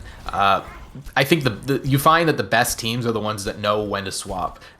Sometimes you find yourself going like, oh, well, we've got this ult online, we can't swap yet. But Blue Screen knew when it was time to switch it up, and that's part of why they're such a good team. That's part of why they're 5-0 so far, is the adaptability. It didn't pan out for them on the first map, but you did see they were like, all right, well, we need to try to counter this comp. Here's what we're going to do. And here you see, okay, well, we're not making progress. Here's what we're going to do. So keep an eye on that when they're on their defense. They're bringing out the Bonesaw Bastion, an absolute classic, but keep in mind, they're probably going to know they've got to switch it up if it's not working. But we'll see kind of how this goes as ROFLCOPTER charges in with a little bit of rush on point A. Yeah, so I like this from ROFLCOPTER. Blue Screen probably going to expect the dive and not ready for the rush, and we see that the TP coming right up. Bonesaw just has no chance. Does actually manage to survive, and now with Jack taken out, this could be Blue Screen's chance to win this fight. Yeah, that definitely felt like ROFLCOPTER knew what Blue Screen was going to be running there, and they had this kind of like comp ready for it. You saw immediately they targeted that Bastion, but it wasn't quite enough. I don't believe Jack found exactly the value that he was looking for there. Nonetheless, it does force Bonesaw off. They say, okay, we're not gonna do that again. But ROFLCOPTER back to the drawing board as they get ready for a second attack here soon. Yeah, the Bastion is a trick that kind of only works once, so very, very smart for Bonesaw to swap up here, change to a character who's a little bit better versus Rush. Those stickies can do a lot of damage to a stacked up team, and already Pulse Bomb coming in from Dust is going to look to stick someone here, finds the stick, and easy for Dust, just cleaning up the backline of ROFLCOPTER, and now the rest of Blue Screen can come in and do all that damage with no Baptiste there to keep ROFLCOPTER alive. So really, really good job punishing the rotations from ROFLCOPTER. Blue Screen looking like they're in a commanding position here. Yeah, definitely a clean fight from Blue Screen. They're going to have lots of ults online. ROFLCOPTER may want to consider, just taking this fight quickly, and if they can't cap it, they're going to probably want to go back to the drawing board. This Symmetra, especially with Blue Screen playing back on that high ground, isn't going to find a lot of value if they can't get teleporters up there. Blue Screen knows that this is kind of what they're going to be playing for. If you've got a sim, you're looking for TPs. They're not going to let it happen anymore. Like you said, the Bastion only works once. This sort of attack that they're doing only works once. So as the fight breaks out on the point, Wall comes in for sim. Jack's going to be looking for a shatter, but I don't know. They did find it. Brig Rally comes in to kind of save the team, and with Wadit finding a couple of big picks with the Primal Rage, Blue Screen is in a decent spot to hold on to this. Just maybe. No, Jack can't find anything, so it's going to have to be back to the drawing board if ROFLCOPTER wants to do something in this last minute and 30 seconds. Yeah, Blue Screen, just a really, really solid fight there. Expended a lot of ultimates, but it was a really valuable defense, because as we see, ROFLCOPTER is just almost completely swapping over. They switched their DPS up, they switched their main tank up, and the only thing they're keeping here is the Baptiste and Lucio for that ultimate, and of course D.Va fits in almost everything. So Blue Screen going to have to find some value off this Pulse Bomb if they want to hold this point up here, because ROFLCOPTER is coming in hot with an opening pick onto Bonesaw. Dust is all over Paracelsus right now, and even though he doesn't find the pick yet, he does distract him long enough to give quite the opening for Blue Screen. If there's no healing coming out from Paracelsus, that is not good for ROFLCOPTER. Nonetheless, picks coming out on both sides. Stun getting a lot of value on this Reaper, already 2/3 of the way to that Death Blossom, and a tick is on the board for ROFLCOPTER. Just about 30 seconds left. This is a very pivotal fight. This is the last fight. Bonesaw finds Jack, Dust finds Stun, and Blue Screen is kind of rallying back here with just a little bit of time left on the clock. Dust already has another Pulse Bomb. If I remember correctly, they used that like 20 seconds ago on Para, so really quick build. And we are almost out of time. There's gonna need to be some quick touch from ROFLCOPTER, but Strato does swap off of the Lucio, so they can't speed in very quickly.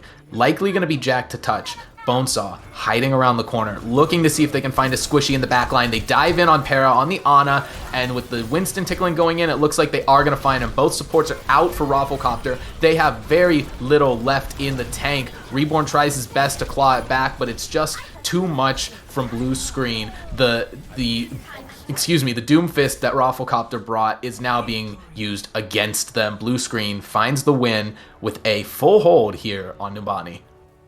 Yeah, just excellent play all around from Blue Screen. Made some comp swaps when they needed to.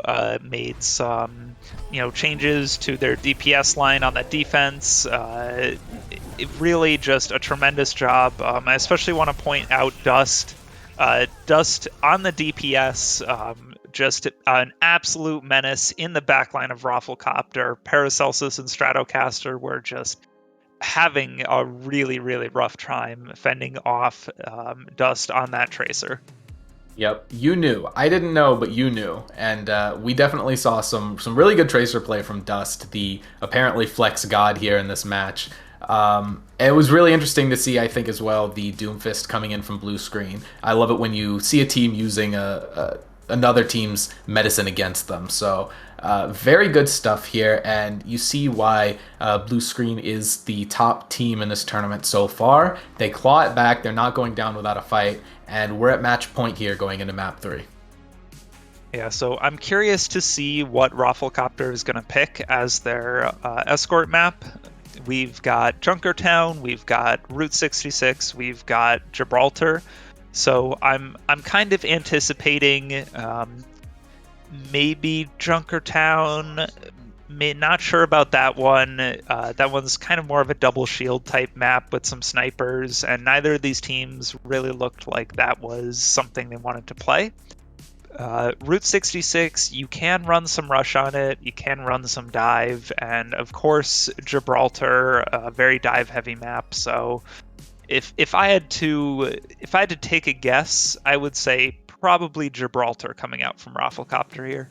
Yeah, you and I are on the same page with that one, because I think that is the map out of the 3 that you listed that lends itself most towards dive and towards chaos, which we've seen a lot of in this match. So with both of these teams liking very mobile heroes, Gibraltar just feels like the obvious pick to me, but you never know. Like I was saying before, when you play a hero that is kind of a curveball, it can throw the other team for a loop. Maybe you feel that way about a map. Even if you're throwing yourself for a loop, maybe you decide to do it just to see if you can catch your opponent on the back foot. Well, both these teams are throwing us for a loop because they picked Junkertown. There we go. Are we going to see some double shield maybe? Who knows? We could. I haven't seen a lot of Jackarissa, but maybe this is something they've been keeping in their back pocket for a long time, ready to bust it out at that crucial final moment that they really need that power up here.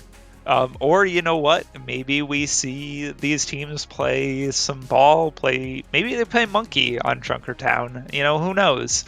We could see some wild things. At this point, I wouldn't be surprised no matter what they run out with. I mean, it could be just about anything. We've seen these teams kind of run quite the variety of heroes on pretty much everything except the tank role so far.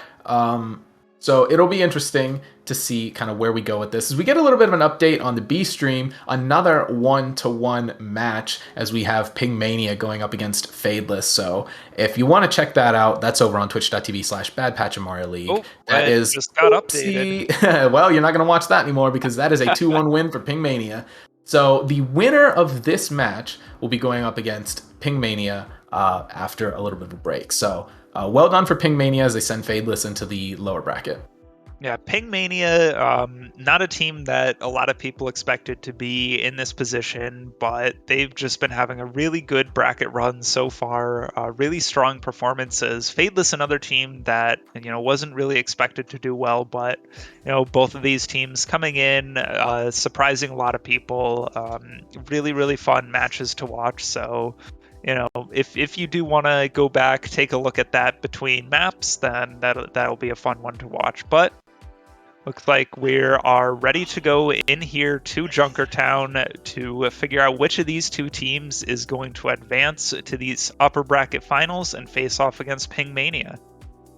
Yeah, absolutely. And, it's not the end of the road for whichever team loses this map. There is still that lower bracket, so they could claw their way back, but man, that's going to be a lot tougher. There's a lot of matches left to go, especially in that lower bracket. So you don't want to drop down if you don't have to. As we get a look at these player cams, and my goodness, poor Dust is in space or static hell, I don't know. But as these teams get ready, both are most certainly going to be taking this very, very seriously, as they definitely want to stay in this upper bracket for as long as they can. Yeah, Dust has been taken to the ether. Maybe that's the source of his power. Maybe that's why he's so good on both main tank and on DPS. You know, channeling that ether energy, that the void of Overwatch talent. I'm trying to keep going with No, this. I can see where you're going with it. It's like I don't know. I don't watch Yu-Gi-Oh, but this is like the Shadow Realm, right? That's something like that. I don't know. Yeah, but like in a good way, where you in a want good to be way. there. Yeah. Yeah, there we go. He's back on the mortal plane. So Dust has gotten powered up, and get ready because you're gonna see something. I don't know what it's gonna be, but you're gonna see something.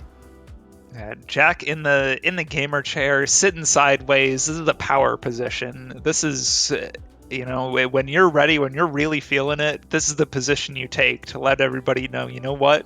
I don't need to sit in my chair normally. I'm not relaxed. I'm ready to go. I'm angry. I'm fired up. Power stance. I mean, he's kind of like, it almost looks like he's like setting like Winston a little bit. Is this a foreshadowing of what's to come?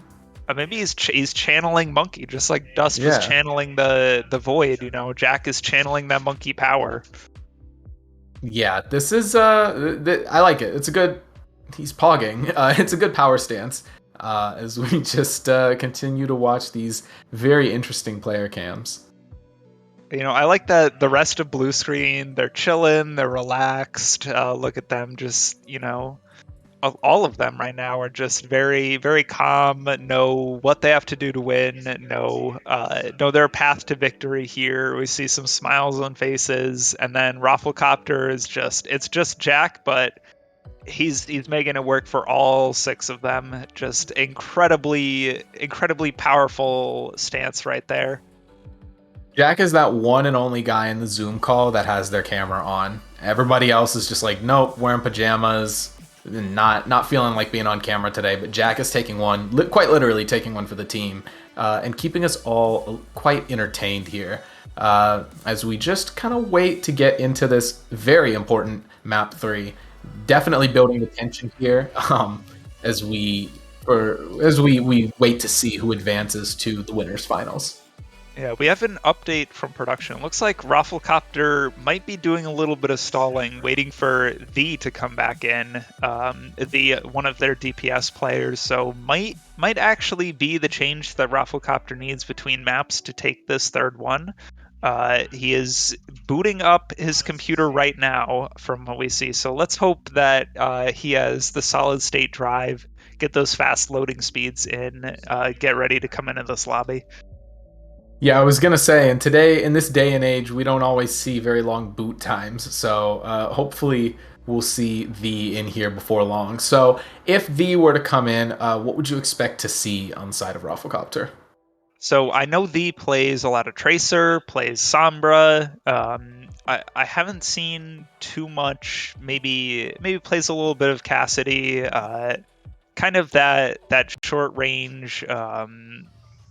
Maybe not so much on like the Ashe, Widowmaker, and some of the more technical flex DPS characters, but definitely a player that you can have in on Junkertown.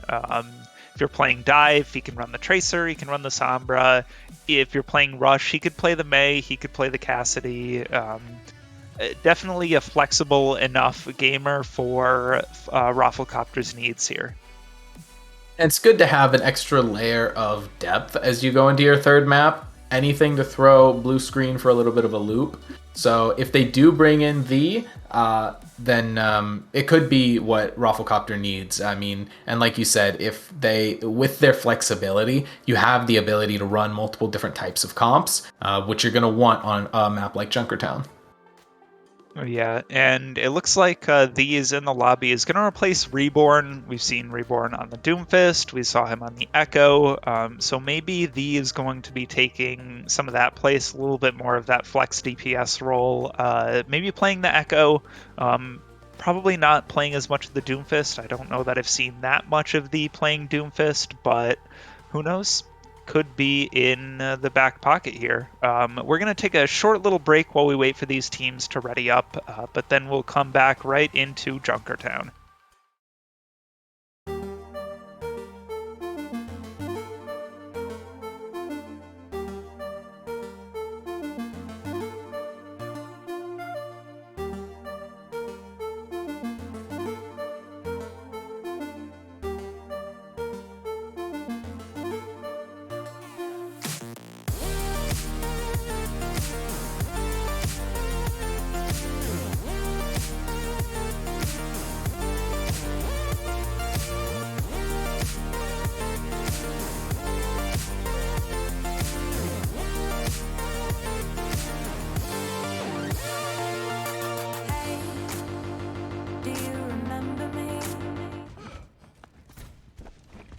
Well, that was a short little break indeed, as we are already in Junkertown. Already these teams getting set up on the defense, on the offense, and we see ROFLCOPTER just going in for this traditional rush here on Junkertown.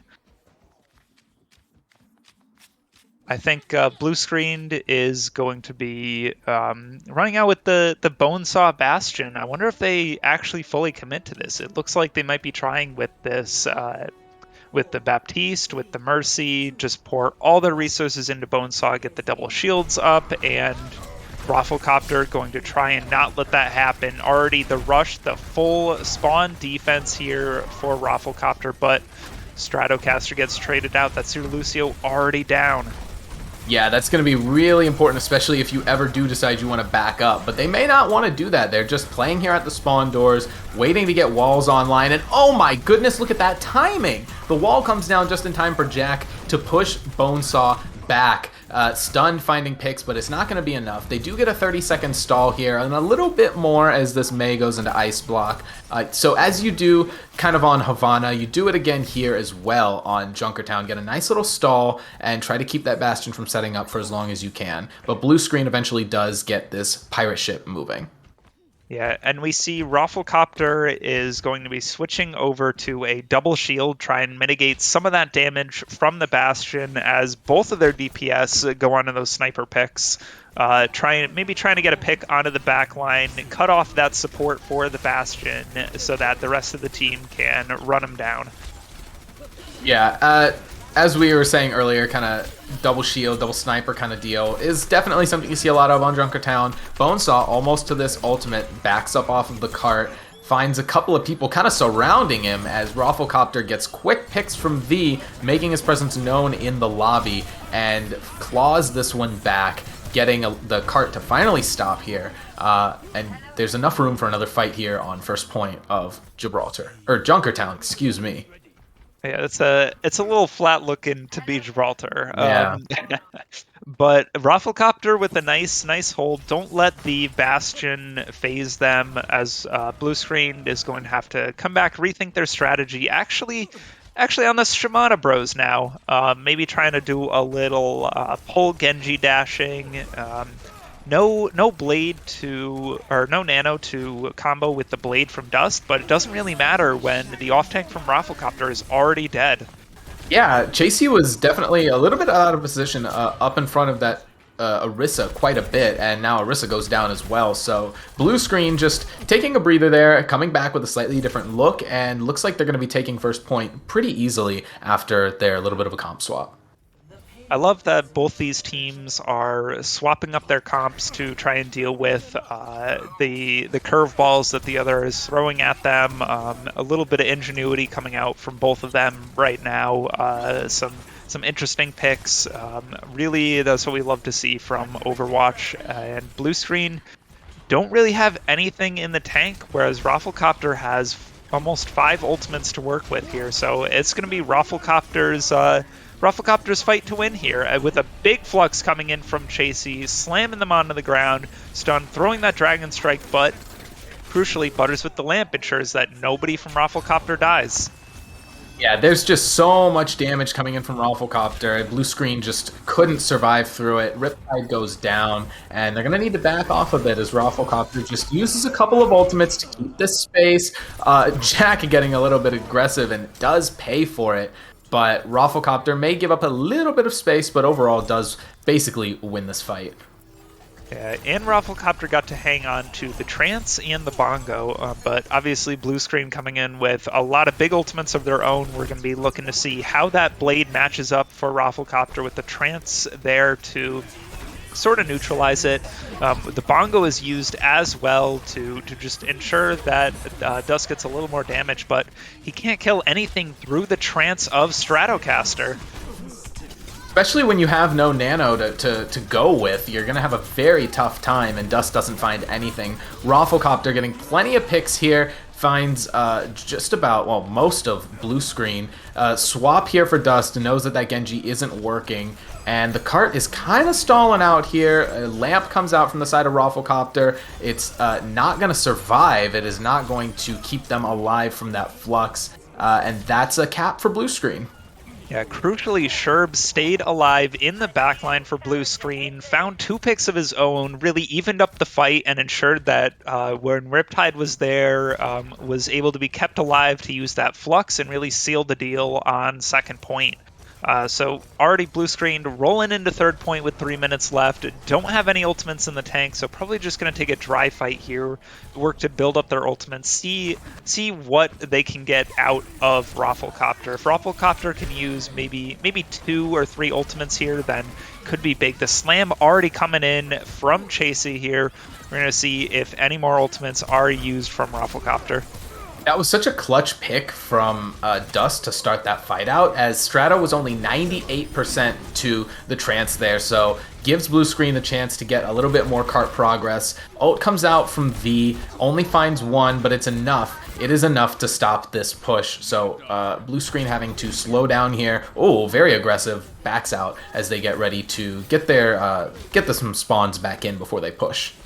Yeah, importantly, ROFLCOPTER used a lot of ultimates there, and blue screen didn't use any. Blue screen has such a great ultimate bank coming in here to work with, and ROFLCOPTER just has the trance to sustain them.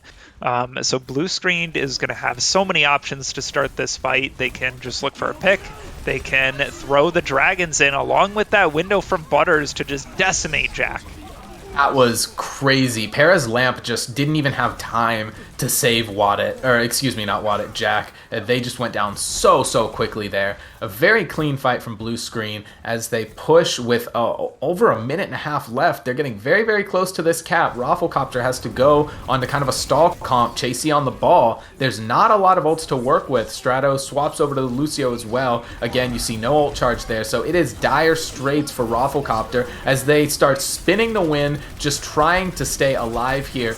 Shield is broken from Jack. Krantz comes out from blue screen. That gives them so much sustainability as they clean up a pick after pick. Bonesaw with a couple, and this is looking like it's going the way of blue screen, but man, ROFLCOPTER is clawing this back. No, it's not quite enough.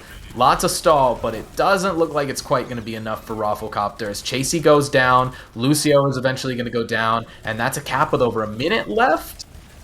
Wait for it. Is it going to be a minute? Is it? Jack is there as well. It's close. There we go. Well, ROFLCOPTER tried their best there, but it was a tough spot. They needed to make those swaps, and they didn't really have the time to stabilize, just had to rush out onto the point. And they stalled for as long as they could, but blue screen eventually did manage to push it in with some time remaining. Yeah, I think something that really helped ROFLCOPTER with the stall was that before that fight even started for that last little cart push, Stratocaster actually took down Sherb, and Sherb had the trance ready, so blue screen was not able to have that discord when ROFLCOPTER was rolling out one by one to try and touch the point, so it took a lot longer to burn down those targets and let ROFLCOPTER stall for that much more time. Yeah, nonetheless, being able to push it all the way through always feels good. Obviously, you want to have as much time as you can, but a minute on the clock is not bad by any means. So blue screen is in a good spot here with the cap. Running the Symmetra and the Mei, this is somewhat interesting. What do you think? Are they going to be holding up at the bottom where this mega is? Is that the plan? I think it might over by be. the door. Yeah, they're huddling up on the inside there, looking to not give anything away. But I think ROFLCOPTER knows, making some comp swaps. ROFLCOPTER is ready for the full hold. As we see Jack come out on the ball, straight onto the point, try and get as much cart push as you can, and split up blue screen. Bonesaw already dying when you don't have that combined team, when there's no other shield for your sim to charge up on. It's so hard to get that damage in, and ROFLCOPTER were completely ready for this full hold and make short work of blue screen here. Yeah, well done. Blue screen did not find quite as much success as ROFLCOPTER did on their when the sides were swapped, so well done as the cart begins pushing. Blue screen, yeah, definitely switching it up and not going to be running that anymore as you move over to a soldier and a Hanzo for the rest of point A. So ROFLCOPTER just kind of slowly pushing this cart forward, finds a nice pick onto Wadit with a little headshot from Stunned. V looking for anything they can find on the Widow. They don't find anything yet, but that is a second pick coming in from Chasey. So cart is going to continue to get more and more progress, just pushing it forward as this little bit of a scrappy here and there kind of fight breaks out. Nothing too big just yet. Blue Screen might have a chance to recontest if they so desire, but I'm not sure. We will see it. We will see it coming in here. Yeah, we do see Blue Screen with the window there. Butter's taken out though, so that's all that healing from Blue Screen just gone, and I think ROFLCOPTER is going to be able to make it. If Jack can stay alive on this point, just on the battle Orisa, getting nice up and close with Sturb, ensures that ROFLCOPTER can secure this first point here.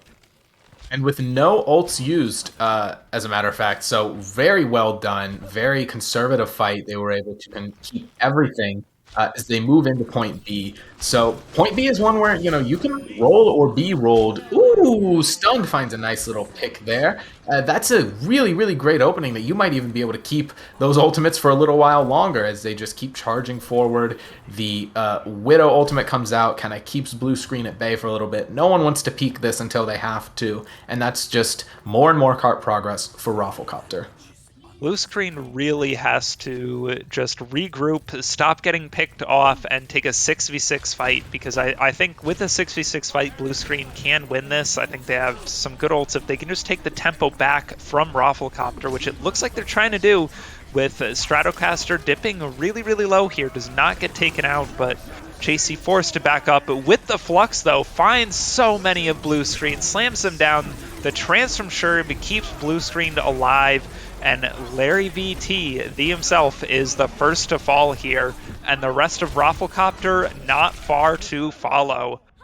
Blue Screen did a really great job of fighting through. I mean, you saw every single one of ROFLCOPTER's ults come out, and Blue Screen still survived. So very well done, showing why they are an undefeated team here. That takes a lot of practice, a lot of restraint to be able to, stay safe, stay together, and do what you need to do to survive when so many ultimates are coming out. Very well done, and now they have a couple ults of their own. Actually, going to have 4 for this fight, so look out for Bonesaw on a flank somewhere, trying to find a pick on the back line. Oh, excuse me, there's only one left in the back line.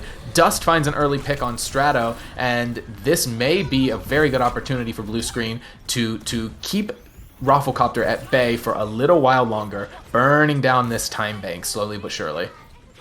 Yeah, so really, really big from Blue Screen there to get that early kill, but they're kind of stumbling a little bit here. Dust gets taken down, Bonesaw has the Pulse Bomb eaten, so now Blue Screen is coming in with just the Bongo and the Windows. Still more than ROFLCOPTER is working with, though. Still Blue Screen's fight to win. Blue Screen's tempo here is looking really, really strong, especially with that D-Mech onto Chasey. Really good job using that Bongo to keep ROFLCOPTER at bay, burn more time off that clock.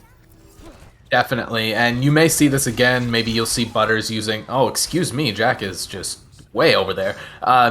Blue Screen doing a really good job of, like you said, slowing this down, just using that Bongo to just pull time off of the clock. Likely you'll see Butters do the same thing with Window here. ROFLCOPTER swaps over to Wrecking Ball, trying to cause a little bit of chaos maybe. But Blue Screen is in a position where they can just take it slow and really own this second point now. ROFLCOPTER on the back foot with the comp swaps, no ults online just yet. Jack goes down so fast. And again, this is just... Blue Screen is really turning this around and forcing ROFLCOPTER to just play slow, constantly be resetting. This is a really, really tough spot to be in as they look to get some ults online before it's too late. Yeah, Blue Screen is just keeping so much pressure onto ROFLCOPTER. ROFLCOPTER can't even build ultimates, and when you can't build your ultimates, there's just nothing to work with. You're going to have a really hard time pushing. Oh, but there it is. This could be the fight opened up for ROFLCOPTER. Butters taken down. Only the Transform Sherb to sustain Blue Screen through ROFLCOPTER's aggression. So Blue Screen really going to have to work, find these picks early, which they are doing. Blue Screen. Dust. Sorry, I didn't mean to cut you off, but Dust is just like just 2v1 over in that little side room. Really well done. I mean, if he hadn't gotten both of those picks, that very, very easily would have been ROFLCOPTER capping point B. That was a very pivotal set of picks there from the Hanzo.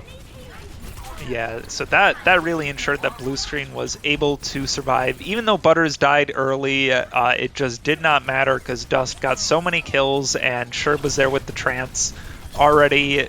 The going down, that's not what ROFLCOPTER wants to see in this fight. The bomb not going to find anything, so Jack going to be just bullied here, unable to do anything on the ball. Bonesaw is in the back line, shredding through ROFLCOPTER as that overtime wick is dropping so low. This isn't the place ROFLCOPTER wanted to be in. Just kill after kill coming out from Blue Screen. It's all ROFLCOPTER can do, can get that one kill on a Bonesaw. Jack here on the point, desperately trying not to lose, drops the mines, but it's not going to be enough. Unable to touch. Blue Screen take this map and take the series 2-1. This was a great match. As you said, Blue Screen did manage to come out on top in the end, but it was really back and forth all the way through. Well done from ROFLCOPTER, and this isn't the last we'll see of them as they do drop to the lower bracket. Their tournament hopes stay alive, but it just got a little bit harder. Well done to Blue Screen for popping off in this third map. Yeah, Blue Screen, I'm really impressed with them, really showing why they are the first seed in this tournament, showing that prowess, just able to survive, able to come back and show what a great team they are. Hello? Hello? Casters? Yes. Go.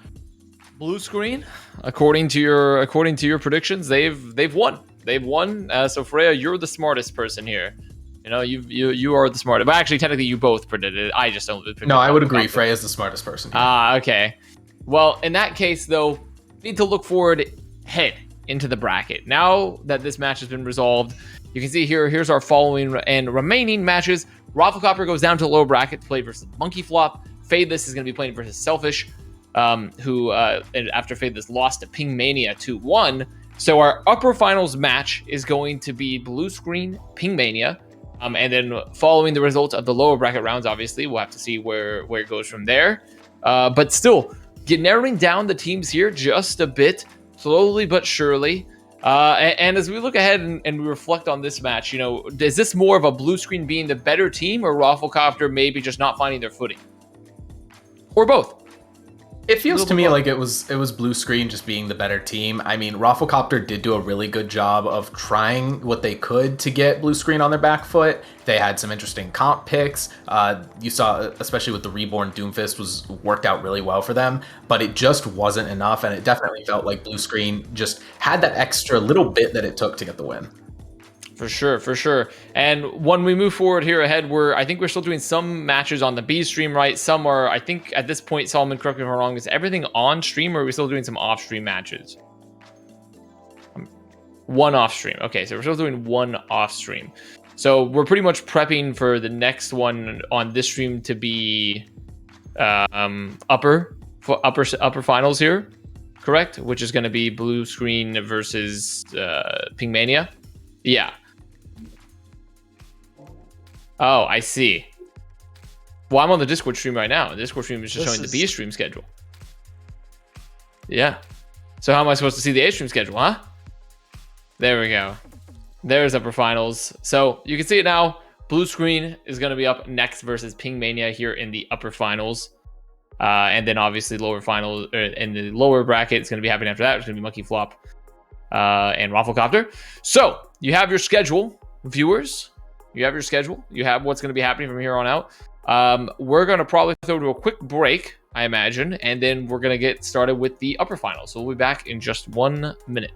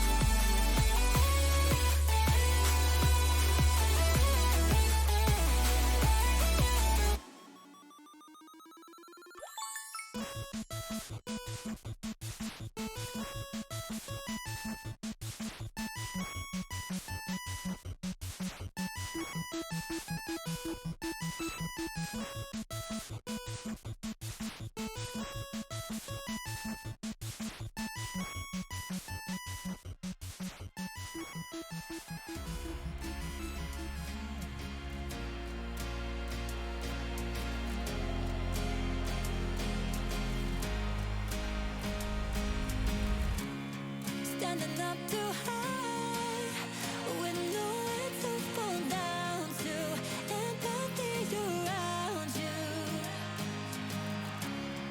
Standing looking back, you heard it all before now, losing what you didn't know you had.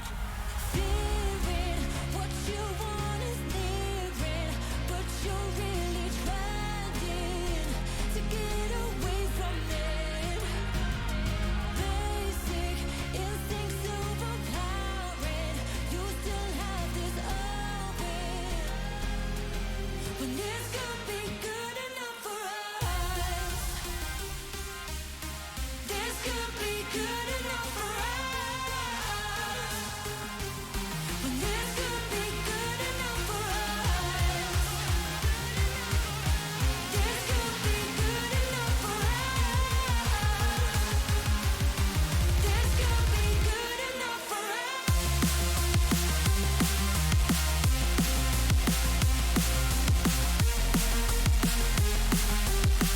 This could be good enough for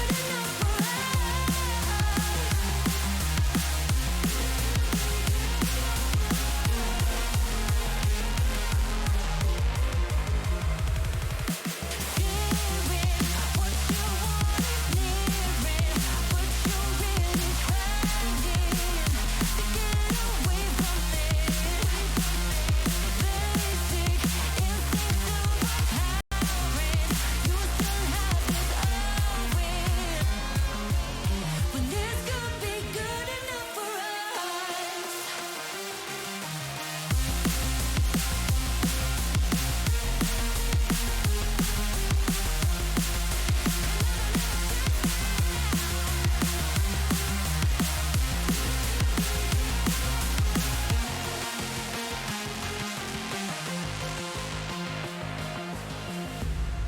Standing up too high with nowhere to fall down to, empathy around you. Standing looking back, you heard it all before now, losing what you didn't know you had. Fearing what you want is nearing, but you're really trying to get away from it. And we're back here yet again. We're here with our new set of casters. We have Freya and Artemis with us. So we're going into the upper finals now, and the upper finals are going to be blue screen, as of yet undefeated, versus Pingmania, who has taken down Fadeless, who has faded this a little bit, sent them to the lower bracket. We've gotten kind of far, kind of deep into the bracket, so we have to pause and reflect. How's everyone doing today? Freya, how are you? I'm doing really well, having a ton of fun watching these matches. And also casting them all, as is tradition. And Artemis, what about yourself? How are you doing? We've been vibing throughout the day. We've watched some incredible games thus far. We're getting ready to go for the semifinals, and then we're just gonna truck along. It's gonna be a great day. I do love trucking along. Well, fantastic. So in case you aren't aware, once again, this is going to be Blue Screen versus Pingmania. And Blue Screen, they're looking pretty strong. Let's take a look at their roster here so we can do a quick review. Session. Bring out the AP Avast Sub Tournament booklet to look at this one. These rosters, they've been having a good time here in the Sub Tournament. I mean, obviously, because they made it to the upper finals. And Freya, when you're taking a look at these rosters and this upcoming matchup, is there a clear favorite still? Is it Blue Screen, or is this going to be a certified club banger? You know, I would have said blue screened even just like 2 matches ago, but Pingmania has just put on dominant performances so far. Really showing that, you know, even though they were only 2-2 in that group stage, it doesn't matter. They have what it takes to come in this bracket and really put on their game faces for playoffs. For sure. I mean, they've been doing great. They've been doing fantastically. And once again, as a reminder to everyone, based off our map pool before we head into like thinking about predictions and thinking about meta stuff, is that we do not have 2CP, no assault in our map pool here in the Avast Sub Tournament because we're based. Lives from based is our motto on this thing, and we have control, hybrid, and escort.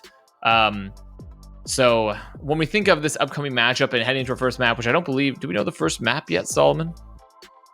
Nepal. Nepal's our first map. So looking there at Nepal and knowing that's our first map, I mean, what are we expecting to see from this team? It's a lot of rush, a lot of dive. Definitely looking to see some Reinhardt, but something to note is that Pingmania have not, as far as I'm looking here, they have not played on Nepal yet. We've seen them dominate Oasis. But Blue Screen do have a history of winning on Nepal, but last match that we just watched against ROFLCOPTER, they did lose Nepal. Okay, so maybe Nepal not their favorite map.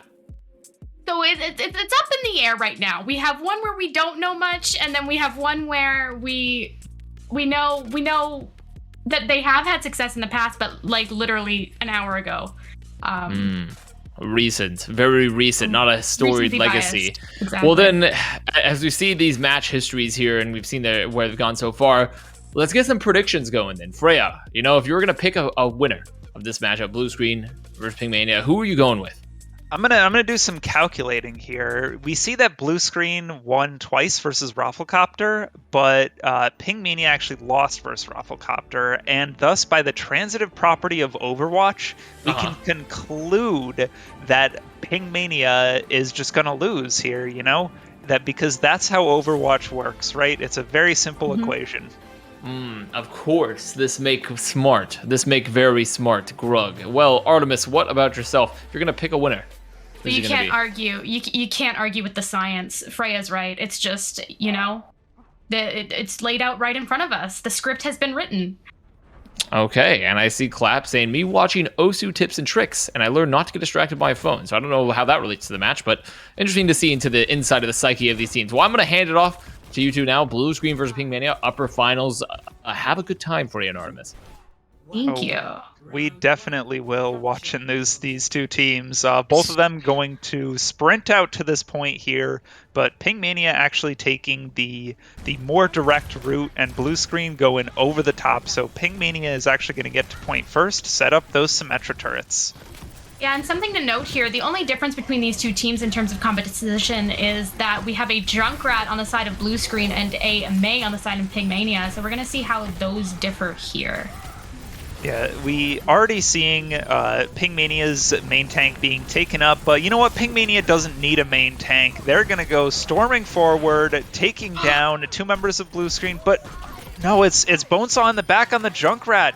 The Junkrat and that Symmetra making a huge difference here as Blue Screen take this first fight win. Yeah, something to note here is that once Pingmania do have control of the point, the Mei is going to be very difficult to get off the point. But until that happens, something about those little Junkrat mines bouncing around inside small corridors, ruining your day, making you suffer. It looks like we're pausing. Pause. All right, a little delay on the pause, but that's okay. We've all got a little delay sometimes. How are you feeling about this matchup already? We've seen one fight, looked pretty interesting, a little back and forth at first before Blue Screen was able to kind of take it over. Yeah, I think that our predictions will run true. I mean, especially just looking at the past match and this match here, Butters has been super, super consistent on this map. You may not see a lot out of the kill feed, but that's just support life. But I don't see a lot of death coming out from Butters either, and just being able to sustain is really, really important. Yeah, as Pirates Fight put it, maybe just don't have high ping. That's the solution to all of our problems here, as Blue Screen is going to start up this fight with a big Symmetra wall, trying to split this point, but I think Pinmania might just wait this one out. Gonna Juice looking to drop down with the Shatter. Is it gonna get it? Yes, finds 3 with the Shatter from the high ropes. A wall to block up, but it's Blue Screen coming back with a Shatter of their own and the tire. What a fight here coming out from both these teams, and it looks like Blue Screen again with their 2 DPS, the only ones left, going to take care of the rest of Pingmania. Yeah, it really looked like Pingmania were set up to win that fight there. I mean, Clap was charging that beam on the Symmetra wall, making sure that they were ready to go in when the Shatter was dropped, but again, it's just proving that apparently this Junkrat is working better on this map than the Mei is, because... we see the wall coming out from Pingmania. Importantly, when Blue Screen is not able to just sit there and wait it out, we see a window coming out, gets walled up, and now it's Pingmania have so much tempo here, going to take down Limeade, one of the DPS gone, and that's it. Clap coming in with that fully charged up Sim Beam, just doing so much damage into Blue Screen, and finally Pingmania on the board with a fight win, getting some capture point in. Yeah, and it's going to be much harder to get these guys off of the control now, considering they do have the Mei getting ready here, and that's going to be hard to deal with. We do have to mention really quickly, though, that Illuminous did kill the Baby D.Va, so... very, very crucial here. Blizzard coming in, just easy fight win here for Pingmania. Blizzard just freezing up the entirety of Blue Screen in that small little room, not able to get out. So really good tempo fight, but Pingmania uses quite a lot of ults here. Yeah. We have Mahir coming up to a window, but that's about it that's going to be on the side of Pingmania. Blue Screen do have 3 ultimates, some pretty integral ones. We've seen how Saw has been using this tire recently, always getting value. Let's see if we can do it again. Oh, Shatter coming down from Dust, finds one, finds a second one as well. Blue Screen charging in, not scared of Pingmania at all, going to make this a big, big dominant fight win, pushing Pingmania off the point, and even going further, trying to get this stagger kill on the Lucio. Illuminous does manage to get out, but already 90% on the board for Blue Screen. Yeah, I mean, are we shocked that the person with more Qs won? Are we shocked? No, but you know, Blue Screen really making them count here, and still has some Qs left to win this next fight. As 2 from Pingmania down, Riptide gets demec'd, but it doesn't. Butters off the map. Dust has 14 HP. Please heal. Please, thank you. That was giving me some anxiety. You know what? That's right. Was not looking at Butters off the map because we were focused on Dust's health. But we were to keep that boy alive. We wanted to make sure that we were focused in on 14. Nothing else happened that game. Yep, absolutely nothing. So I'm liking this. Look at this. We're getting 2 very different comps here. We're getting Rush from Blue Screen, and we're just getting a classic Ball Sigma comp from Pigmania. This is the kind of stuff I love to see. Yeah, I think Blue Screen are banking on their success. Oh, never mind. As we say that, there's the Sigma from both sides. But I think this is going to be really important for Pigmania. They've obviously didn't see success last map. They're going to try to switch stuff up. I like the Brig here, just because it's going to prove to be more sustainable against, like, a lot of these, like the Lucio and stuff like that, going to be able to use that flail to get them off the map, hopefully. As we see Blue Screen going to take the rotation, go around right into Pingmania, which is not what Pingmania wants. They want to keep things at a distance, but Blue Screen says, nope, we are coming straight for you. We're going to rotate around, not let you get that damage in, and Dust swinging away. There's nothing you could do with that Reinhardt in your face, and a quick, easy fight win for Blue Screen. Yeah, well, you know what they say. Skins really do make a difference, and Dust is rocking that LA Valiant skin. And if we remember, 2020 LA Valiant, God is good, Gig Overwatch. And there's nothing quite like diving into the enemy team and taking over that power. Absolutely. Going straight in again. Finds the kill onto Illuminous, not letting Ping Mania do any rotations, not letting any damage come in from their DPS, and Blue Screened just stifling Ping Mania in this point here.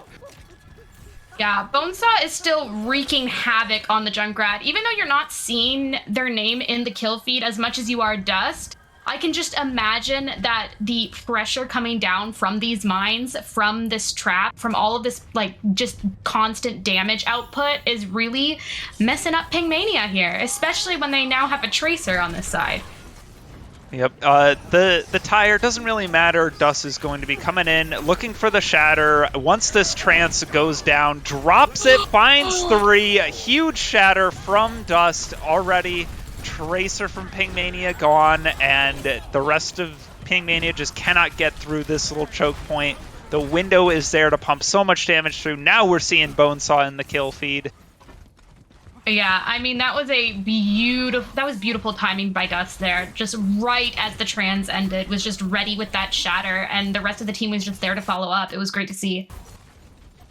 Absolutely, and now Blue Screen isn't even going to wait for Ping Mania to walk through. Blue Screen's going to take it all the way to the spawn doors, gonna look to touch those doors. Ooh, have to send their Lucio back because the ball is sitting back there, so maybe getting a little bit split up here. Blue Screen is going to have to group up again so they don't just get destroyed by the damage from Ping Mania, but looks like the only one getting destroyed here is Juice as he gets booped off the map by Sherb. Really nice 1-2. Clap, the only one in the kill feed here for Ping Mania, finds 2. Is it going to be enough? It could be. Finds a 3rd, actually. Clap doing so much work here, but that Bonesaw is just going to shut that down completely. Not even able to touch at the end. Yeah, we just saw that time and time again from Bonesaw, just really coming out at the end where a fight looked lost and just using that Junkrat, using his utility to just absolutely annihilate the resistance from the enemy. I mean, just look at this one right here. I am just in awe. I am watching so much damage pour through, so many great picks, just instantly blows up Baptiste. I think Blue Screened is looking tremendous here, looking like a much better matchup for them than ROFLCOPTER even was. Yeah, I would agree with you completely. I mean, it just looks like Ping Mania haven't found a solution to the constant damage output and to the sustain that the support lineup is putting out for them. I'm sure going into this next map here, they're going to try their best to do that, but I mean, with what we've seen from Blue Screen in this tournament so far and what we're seeing now in this matchup right here, it looks like they have their work cut out for them. For sure. Ping Mania, something's got to change. They got to go back to the drawing board. Maybe the rush versus rush is just something they want to completely avoid. So I would almost expect not King's Row from Ping Mania here. I think that would be a really, really tough matchup for them. I think something like Numbani would be much better for Ping Mania. Force Blue Screen off rush. Maybe that'll be a better matchup. Oh yeah, I think the last thing you want to do is bring Blue Screen to a map where Rhine is going to be dominant, because Dust has just proven that they know how to play Rhine, and I mean, it's going to be difficult to shut that down. Yeah, but the scary thing, I think, from Blue Screened is that they're going to switch over to Wadit Pirate Spy tank line, and Dust is going to be on that Tracer, on that Echo, doing so much on the DPS role that it's almost going to change the character of the team, and Ping Mania is going to have to respond to that. Yeah, and I still think it's going to be an interesting match here. I don't know if we don't know the map yet, but there's going to be some interesting stuff going on here from both sides. Hopefully we are gonna see that Numbani, maybe. Who knows? Yeah. We're going to King's Row. Oh, okay. So that's kind of surprising. I didn't think Pingmania were going to want to force that rush v rush fight, but maybe they know something we don't. I think they do. Maybe they're trying to just get in their heads, you know? Maybe it's reverse psychology. Yeah, that's that mental warfare at work. Mhm. That's a very crucial part of any Overwatch match. It's true. It is true. It is interesting though, because if we do look at their history on Kings Row, they did win against Triumphant on Kings Row, but they did lose against ROFLCOPTER. And as we know from the last match you guys saw on this stream, Blue Screen did win against ROFLCOPTER. So again, transient properties of Overwatch are coming into play here, and it's going to make it difficult. Yeah. Funny enough, you know, I think Kings Row.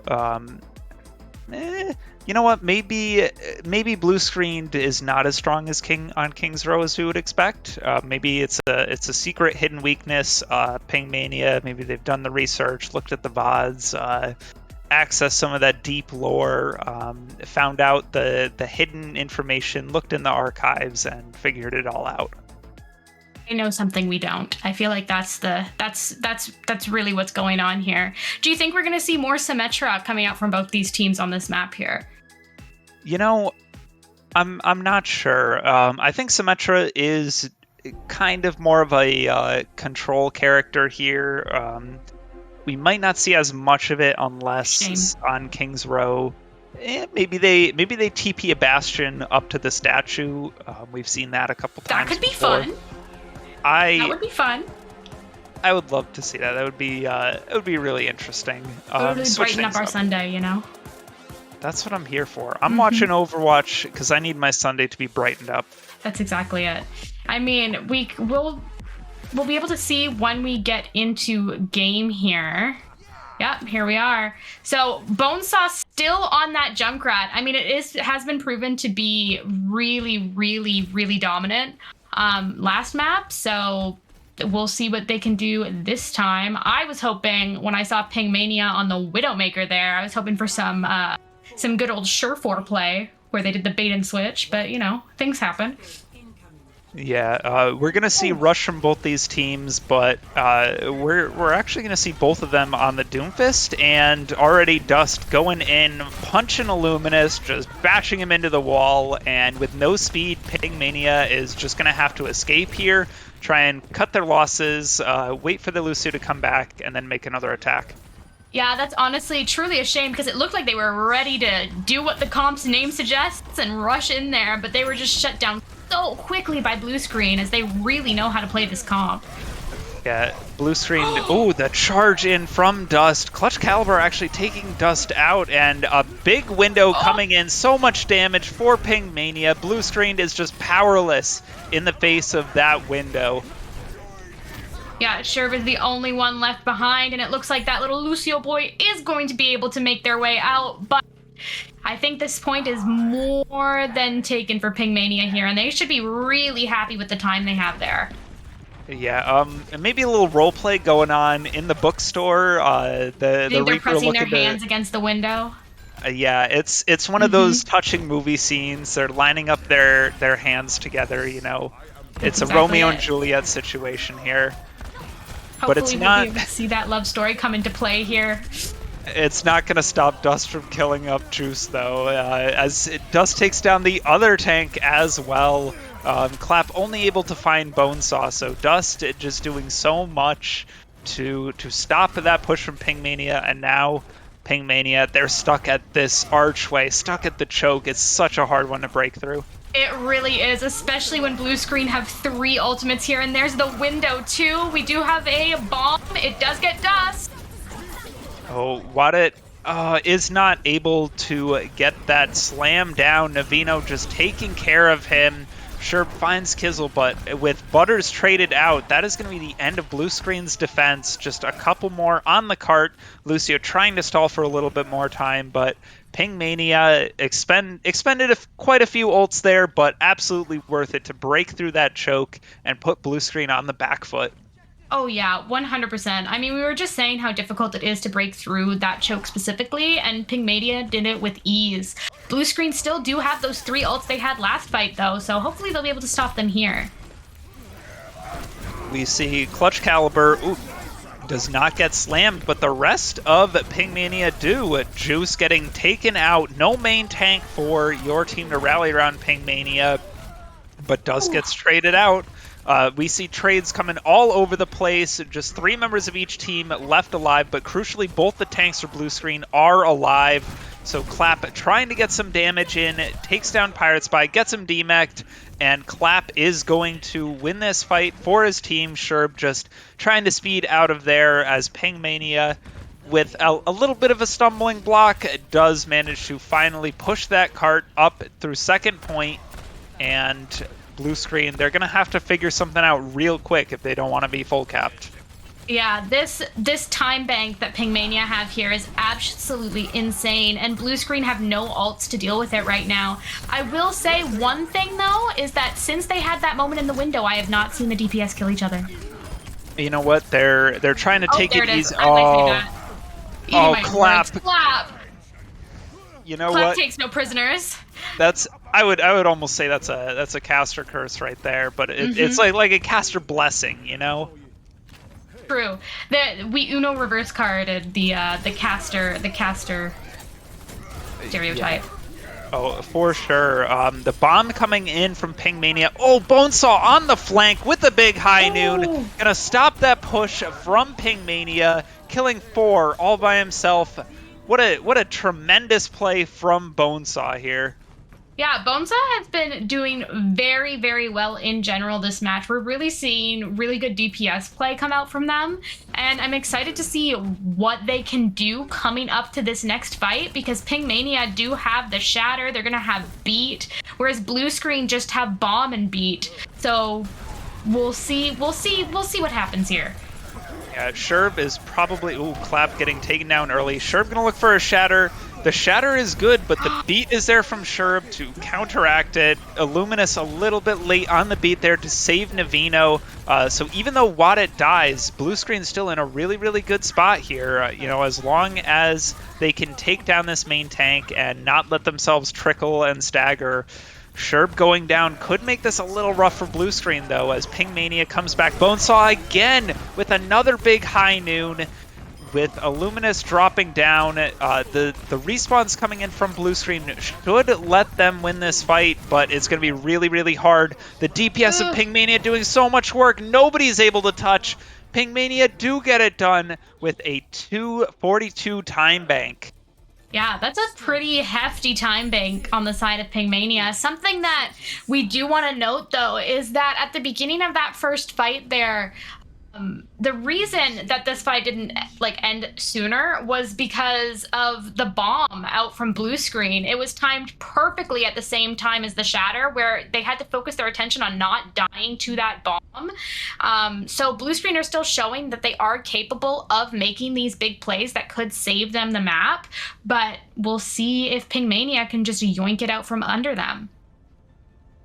Yeah, I think Blue Screen really has to figure something out here, maybe change up their DPS, which it looks like they're going to do, and I don't think Wadit's going to be staying on this monkey, but it would be fun if he did. The bait and switch. I really was hoping for the monkey there, but it does look like we're going to have an exact mirror coming out from both teams.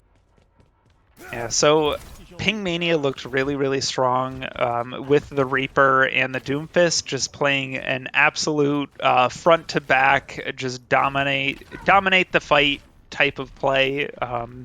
But now playing with that Cassidy, a little more support for your Reinhardt, not let him get run over as easily. Both teams coming out with it, so you know. Are they going to expect the high ground diva? Huh? Are they going to? Well, they force him off a little bit. And now we see Blue Screen walking forward, swinging away. Wadit is, but Clutch Caliber in the back just deletes the Baptiste, and that is a nice, easy fight win for Pygmania. Ooh, Bonesaw does get Clutch Caliber at the end there, and it is going to take Clutch Caliber a little while to get back compared to the members of Blue Screen, so they might have the advantage going into this next fight. Yeah. Oh, Dust finds the Baptiste in the back. What a great flank at the end of that fight there. And now the Reinhardt is just going to be deleted. Nobody to heal him up. Really, really smart heads-up play from Dust there. It doesn't even matter that he died because he just got the most crucial pick of them all. Yeah, without that immortality field to sustain the rest of the team, it was just a matter of time before Pingmania's defense crumbled. I mean, they didn't even have Doomfist yet, so it was going to be really, really hard for them already to keep that point. That was just a great kill. Yeah, Bonesaw taking out Clutch Caliber. Again, Clutch Caliber not there. We see the Doom diff in the chat. Maybe a little bit of one. You know, with Clutch Caliber falling, Pingmania has to back up, wait for their Doomfist to come back before they can take a fight on this little double corner of King's Row. Yeah, and I mean, we're seeing a very different defense here from Pingmania. They didn't get to hold at the choke here, and they are holding at this position, which is a little more difficult for defenders, as you can see, but... Oh, nothing found with Claps High Noon, and Blue Screen again getting so much value out of just all of their ultimates, everything they do. Even Sherb and Butters here getting so much done. Bonesaw. Oh, we got the spray and the teabag. Ooh. The tactical crouch coming out from the Doomfist there. We got another Doomfist diff in the chat. Yeah, that's a little bit of BM there. You know, Mahir typing back. It's getting a little spicy. I love to see it. And they can't even contest that. That is huge for Blue Screen.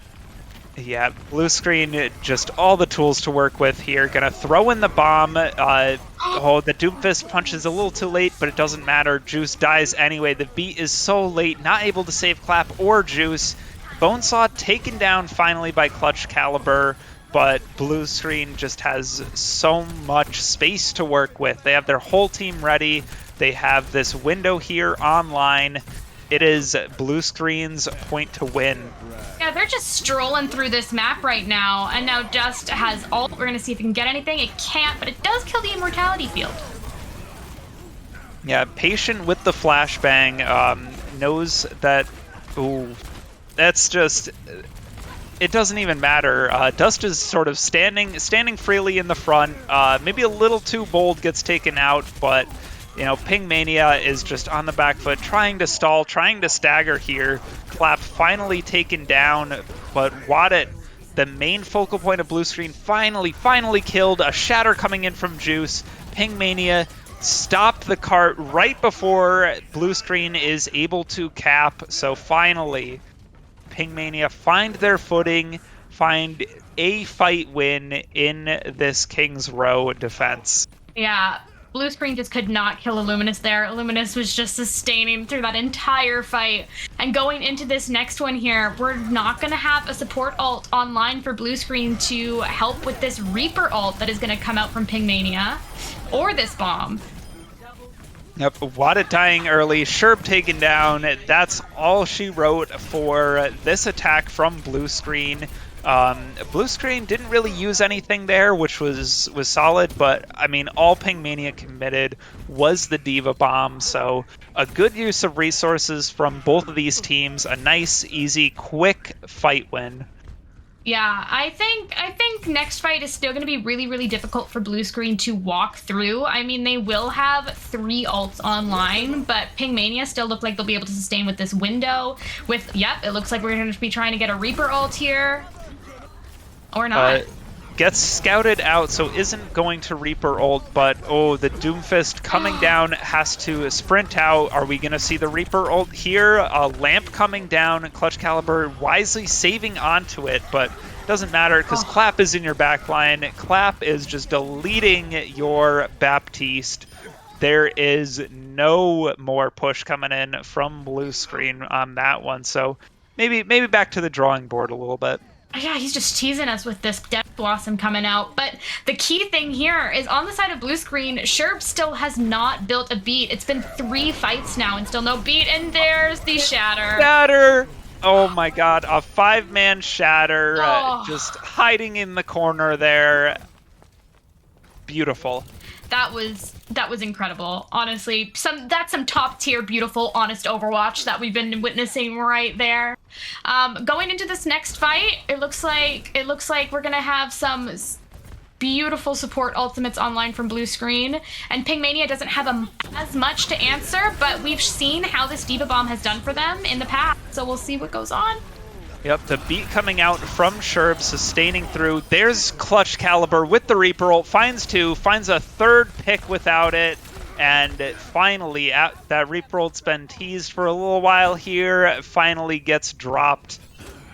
Yeah, it looks like Butter's going to be having to switch over to the Moira too, just to try to make something change with how good the defense from Pingmania is. Something key to note here too is the time. I mean, no matter what they do, they are not going to be able to match the time on the side of Pingmania, so even if they do cap this, it is going to be at a severe disadvantage. Yep, Clap trying to come in from the back line, but does not find anything. Blue Screen able to just pop out of the way of that Doomfist. Bonesaw going in, just going to get collapsed on by Pingmania, but in the meantime, there's no support for Juice, and Juice is going to be taken down. The beat coming out from Pingmania a little bit late is able to let them sustain through this fight, but Clap dies at the end of it. A Shatter still on the cards here for Wadit. Doesn't even need to use it, is going to save it for the recontest. Now all Blue Screen has to do is cap with over a minute or a little bit time left. Doesn't matter how much time, could be a second, and they will get another offense here. But oh, Juice, what a great Shatter. Wadit gets knocked up. The Shatter laid down underneath the Reinhardt. Clutch Caliber dies. It's not enough for Pingmania, but you know what? It was a really, really valiant attempt from Pingmania on the defense, and they're just going to stall for time here. Is it going to be enough? Is Pingmania going to knock enough time off the clock? Butter's dying. That could be huge. Oh, Yeah, we'll they only have 10 seconds left to cap this, and it looks like it's going to be kind of difficult, especially without their Moira. But Sherb does come out with the Lucio beat, so we're going to see what goes on. But that ball is there. The stall hero is there. He has so much health. Oh, Pingmania do manage to pop it into overtime, so that is an offense lost for Blue Screen, and Blue Screen might not even take this full fight. They are dropping like flies, not able to sustain through. Butter's finally coming back, but the beat from Pingmania hits the entire team. Beautiful. Everybody's still alive. This Reinhardt is just being booped up, being knocked around, and Pingmania, they don't even need another offense to take this. Pingmania with the King's Row win here. And the Doomfist diff in chat. That is crazy. Juice, I don't know if you guys saw that, but did roll off the map there at the end. I think it was an accident, but they had already won the map, so at the end of the day, it doesn't really matter. Yeah, this was beautiful. God, It's just, the play speaks for itself.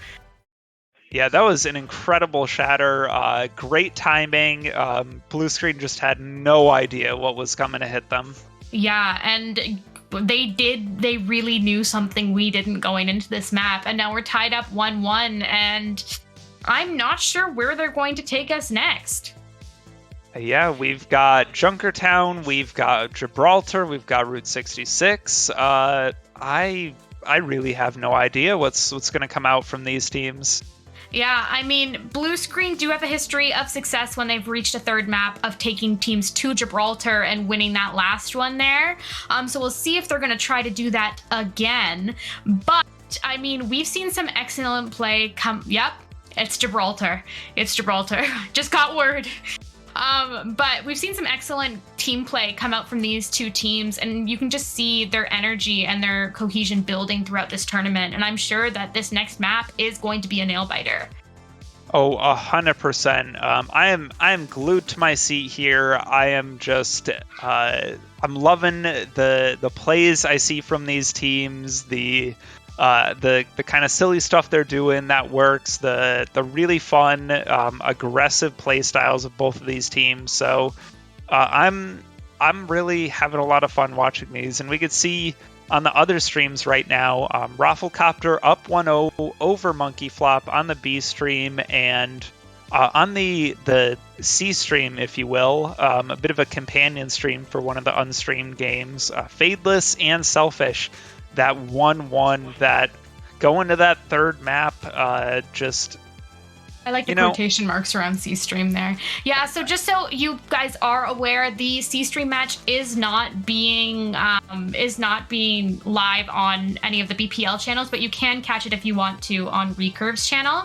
You can see Joshin either win or lose, which is always a fun time. We all love to see Joshin win or lose. You know, This is one of the furthest he's been in a sub tournament. I believe last sub tournament did really well as well, but this time, you know, maybe Joshin could go all the way. Maybe he could make the run through the losers bracket. He just had to remove the fade. That was the key to his success. Just remove the fade, and then he's getting it more there. Yeah, it's all about that fade. As you can see, you know, I don't have a fade. I'm seeing a lot of success. You know, you don't have a fade, seeing a lot of success. It's all about, you know, you don't need the fade. It's holding you back. That's exactly it. That's exactly it. Because we don't fade into obscurity here. We are center stage, and that's what it's about. That was, you know what? That was a good one. That was a great segue. Thank you. I appreciate it. My brain sometimes just does magic. So coming into this match here, hopefully we don't blue screen before we get into this game. I gotta stop. But I'm wondering what compositions we're gonna see from these two teams here. Probably some more Reinhardt because it is Gibraltar. But what else do you think we're gonna see in terms of DPS here, Freya? I think we're going to see some Echo. I think we're going to see some Tracer. I think we're going to see some Monkey as well. You know, I think Monkey is really solid on this map. You know, we could really get a lot done. We could see Ashe too. I think Ashe has some long range sight lines, can really do a lot of damage. So, you know, we could really see some DPS swaps. We won't be seeing a lot of Cassidy, Doomfist, Reaper. We'll see something new and exciting. Yeah, this map actually, fun lore fact, piece of Artemis lore here, is my favorite map for Widowmaker. So hopefully, I'm not sure if it's going to be Widowmaker, but hopefully we'll see some sniper play, some hit scan play on this map. If we do pull out the Echo or we do pull out the Ashe, do you think we're going to be seeing some Mercy gameplay? Because I mean, they have been doing really well on the map, but seen a little bit of Mercy this series, and like during the tournament, and I'm always a fan of the Mercy gameplay. We might not be in Moth meta anymore, but it is nice to see this just wonderful angelic lady zooming around your screen. Yep. You know, I think we might. I think it's a very real possibility. We're probably going to be seeing a lot of Brig, but you know, I have faith. I have hope that the angelic lady will, you know, come down on our screen with wings out, you know, rezzing us from the wings out. Yeah, wings out. Any LA Valiant fans in the chat? You know, I'm not seeing a lot now, which is. Are we shocked? But we are. I'm wondering here. You're wondering. There we go. I was wondering when I was gonna see who was attacking and who was defending. And it looks like Blue Screen are gonna be attacking first and Ping Mania are gonna be defending first. And you were exactly right. It looks like we're seeing some Brig here. Not the angelic woman I was hoping for, but we do look like there's potential for a Nano Blade. Ooh, I'm excited. We saw some Nano Blades, Haitian Home and I, when we were casting Blue Screen versus ROFLCOPTER, so I really want to see them again. I want to see some more Nano Blades here. Big gameplay moments. That's what I'm all about. Yeah, and we're also seeing, just as you mentioned, some... And there goes the Genji. There, it gets replaced by the Bastion. Oh, nope, he baited me. I'm just getting turned left and right. I'm too gullible. You know, that's okay. It's Bonesaw. We could have very easily seen the Bastion. That man is a Bastion enjoyer. The Chad Bastion enjoyer, Bonesaw. But like I said, we got some Ash here. Taken down, though. A great nade from Butters to open up this fight. Oh, Bonesaw. Literal 1 HP, but survives and is able to get some poke damage in, just building up that blade, pushing the cart. The sleep, does connect onto Juice. What a great sleep from Butters. Just a tremendous Ana player here. As we see Juice dropping down, getting so much cleave damage in. A Tracer in the back trying to get damage onto blue screen, but the high ground that Pingmania has is a really, really powerful tool here. Yeah. Note though, blue screen do have the cart already pushed underneath the bridge, so it's going to be a little easier to get that cart across here. And the pulse bomb does miss on the brig, but it doesn't matter because Dust takes out Illuminous anyway. Yeah, and now Mahir is running around in the back, does not get the nano, isn't able to charge that up. Wadit dropping low, 12 HP, saved by the rest of the team, and now Butters is there to eat up all that juicy ult charge as Navino just gets stalled up, slept in the back, taken down, and I don't think Pingmania is going to be able to... Nope, they are able to touch, but is it worth it? They're committing so many resources to this fight when they're already 2 down. The sleep onto the dupe. That's pretty big, though. I think the big thing here from Pingmania was they were trying to bait out some of the resources from blue screen going into this fight. I think if we try to spin it that way, it was very, very smart. They did get out the copy, but it looks like blue screen are going to have 4 ults going into this fight, and it looks like potential for a nano blade too. Yeah, and Navino is just getting stalled, getting staggered up here. Actually has to go around as the doors closed, taken out as well. So that's so much cart push that blue screen gets while Pingmania is just down their off tank, down their diva.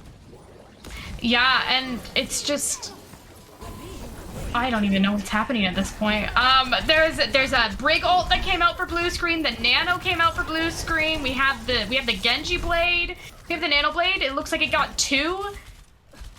The Nano blade was big. It took down 2 of Pingmania as blue screen continue to roll through this Gibraltar map. Just Pingmania is unable to find anything. Navino does get the touch in, so Pingmania are going to try and make this a fight here. As Sherb taken down by Clap, finally Pingmania on the board. Slept up Wadit, but do wake him up. So much damage going into a small, tiny little corridors here. Clap, the gamer that Pingmania needed, finding a second, finding a third. Is he able to turn this around for blue screen? Oh, Riptide with the huge bomb. There was so much going on our screen just then. There was so much Overwatch happening in front of my eyes, and it looks like it's not going to be enough on the side of Pingmania. It looks like blue screen are going to be able to take this back on the back of Riptide's amazing bomb there. Yeah, I may have spoken too soon. Clap did so much work, but it's just not going to be enough. Pingmania are just staggering onto this point. Get a little bit of that time bank off, get some nice stagger, but it is not enough. Yeah, and blue screen are going to have 4 minutes going into this last push here on Gibraltar, and we're going to see where that's going to take them. They do have a history of doing well on this map, so it is something we expected from them. Yeah, you know, this might be the point that things change for Pingmania. As I say that, though, Wadit already taken down Illuminous in the back line. Gets taken down himself. Bonesaw building up that ultimate charge, but the rally for blue screen is going to sustain them through this fight. So blue screen are committed. They are getting ready. A nice deflect from Bonesaw to ensure that the Clap High Noon does not find anything.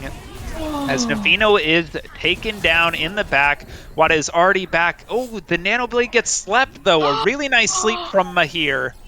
That was absolutely huge. That really shut down some of blue screen's momentum there, but it looks like it's not going to matter. I mean, they're just holding them in spawn at this point. Yeah, Wada with the Primal, gonna try and knock all of Pingmania away from the point. They just need half a meter to go as more and more members of Pingmania keep dying. A bomb on top by Navino finds 2! This could be it if Juice can stall just a little bit more. It's not enough, but it was so close at the end there. Yeah, they have 2 minutes and 38 seconds remaining on the clock there. That is going to be a hard time to beat on the side of Pingmania. And can we just mention how beautiful the bombs have been out from both of these teams? Yeah, really, both these off tanks just dropping those bombs in prime locations, almost turning around fights by themselves. We saw Riptide with a good 2K to clean up second point, and then Navino almost able to win that fight for his team, just barely not enough. Now Pingmania has to find some way of answering back that incredible push from Blue Screen. Yeah, I mean, we're gonna see maybe some Moira play, unless they're baiting me, because they very well could be. But it looks like we're gonna be getting some legs from Blue Screen. Ooh. Chad legs gameplay. That is what I am here for, and especially it's going to be pretty solid versus the 6-man comp coming out from Pingmania. 6-man is going to be looking to get into the back line, but Soldier is just so mobile, he's just going to run away. Yeah, but you know, there is a Sombra on the side of Pingmania, and as soon as you hack... Oh, never mind, I lied. I lied. I'm just a liar. Nope, Never trust. we are going to see the Sombra. Maybe a little bit of bait, maybe thinking about teleporting their team around, but you know what? Pingmania is going to say, okay, we're going to push this cart. We're just going to stick 3 on cart. You can poke us from the high ground, but it's not going to matter. Yeah, I mean, we have Juice Ice jumping in here, but just going so low that they have to disengage, and Butters is just providing this insane support from the top here. Yeah, now Pingmania is going to go from the high ground, but a big nade onto both the tanks of Pingmania is going to stifle that push. Juice dropping incredibly low here. Does not die, though. But something that has been going on throughout this entire fight is Mahira's just been pushing that payload just as Moira, just sitting there. Yeah, really good cart push from Mahir. Even though Pingmania loses this fight, Dual die in the back. That's a good stagger onto Butters, and really good cart push from Pingmania to make it a one-fight situation. Yeah, we're gonna see them try and attempt this one more time, but they did get the cart a full length of the way. It's gonna take a while before they need to worry about pushing it back again, and so they can engage from the high ground. Yep, we see Clap is going up onto this high ground. Pingmania is going to look for the supports, but the supports of Blue Screen are way back up on the high ground, so it's going to be so hard to get to them. Already, Illuminous taken down. No speed boost from Pingmania makes them much less mobile as Mahir finally dies. Juice he's dying. Someone get him some help, but there's nobody to help. Both the support's dead, and now Juice is finally going to be killed. Yeah, and Riptide did actually eat Clap's pulse bomb there too. Diva's like, that, eat pulse bombs for breakfast, and it looks like we have some Tracer Diva dueling going on in the back. If we can just look at the silhouettes throughout the wall there, as the rest of Pingmania is trying to push the cart. Yeah, Blue Screen has every ultimate to work with here. Pingmania has, they're coming online with a bomb, coming online with an EMP. Everything. They're coming up with stuff, but you know, that's a big pulse bomb. Yep, there's something to be said about having the ults versus coming up on them. I mean, just look at this visor from Bonesaw. Look at these goggles just popping off. Man, the nano visor just doing so much work. An incredible combination of ults there. Really good play from Blue Screen, not to panic when they get jumped on by Pingmania. Yeah, I mean, Blue Screen did use 4 out of their 6 ultimates there. They did have to use both their support ults that fight, but hopefully, and Pingmania will be coming up on both of theirs, but it's too late because Illuminous is dead already. Yep, an EMP coming in from Pingmania, finds 3, but no kills coming out of it. Only a DMAC for Riptide, finally gets dropped down, but you know, this coalescence from Mahir, not able to keep Pingmania up through the incredible amount of damage coming out from blue screen. Wadit finding 2 at the end there, bing boom in quick succession, and now 30 seconds left for Pingmania. This is their final attack, final fight here. They have to push this cart the rest of the way. Yeah, and it looks like they're going to be switching to the Echo in order to hopefully be able to do that. And it looks like, are we seeing some Widow gameplay? Am I finally getting my Widow gameplay?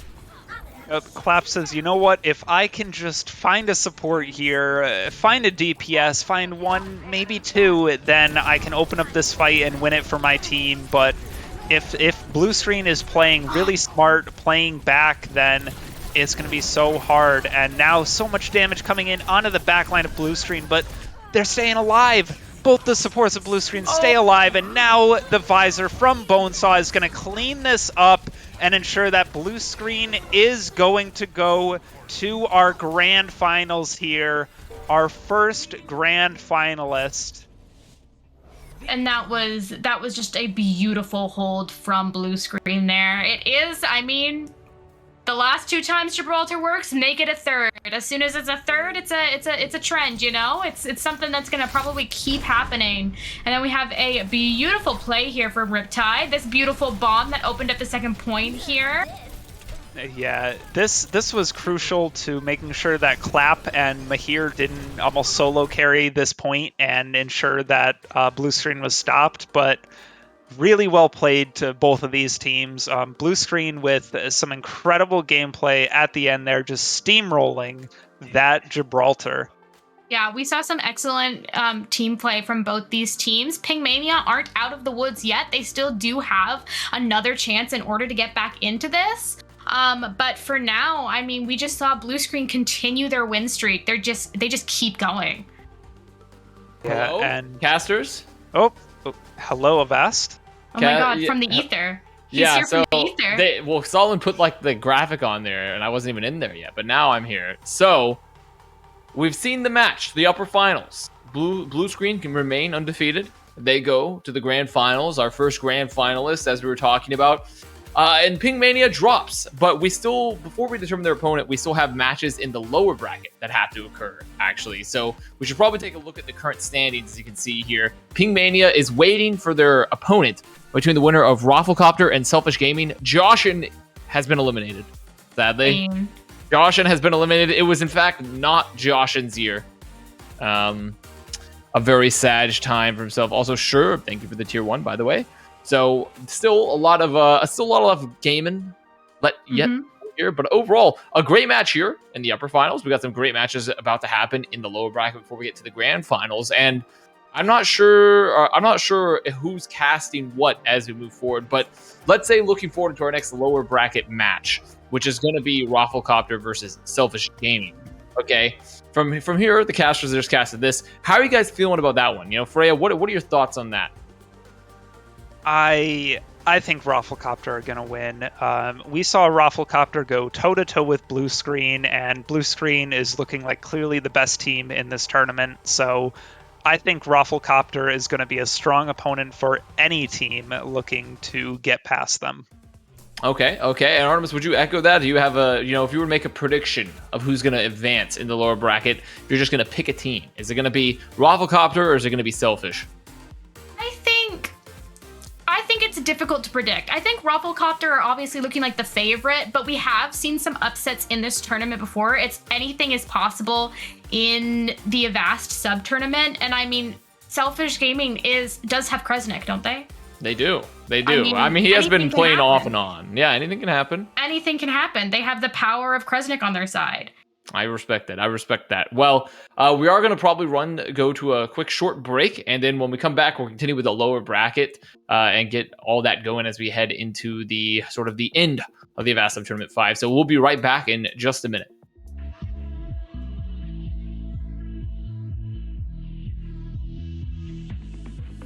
I've been learning how to love again. It's like a rush of blood straight to my head. I've been learning how to love again. I can feel it crawling under my skin. Just don't know why it's taking me all this time. Mending all these worn out feelings in my mind. I just wanna love me like you do. I just wanna love me like you do. I've been chasing all these feelings, but I couldn't even hear my truth. I've been running from emotions every time I feel something new.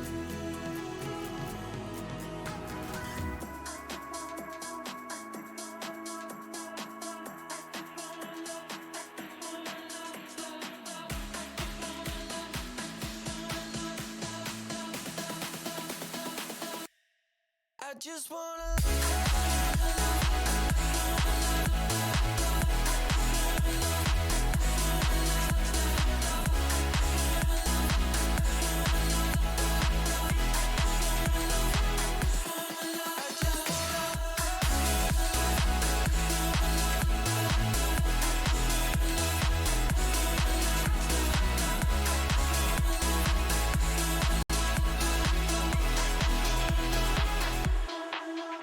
I've been learning how to be a friend. I'm not the same like when I used to be. 'Cause now I'm better than I've ever been. Just being me now, you can call it a sin. Just don't know why it's taking me all this time. Mending all these worn out feelings in my mind. I just wanna love me like you do. I just wanna love me like you do. I've been chasing all these feelings, but I couldn't even hear my truth. I've been running from emotions every time I feel something new. I just wanna love, I just wanna love, love, love. I just wanna love, I just wanna love, love, love. I just wanna love, I just wanna love, love, love, love. I just wanna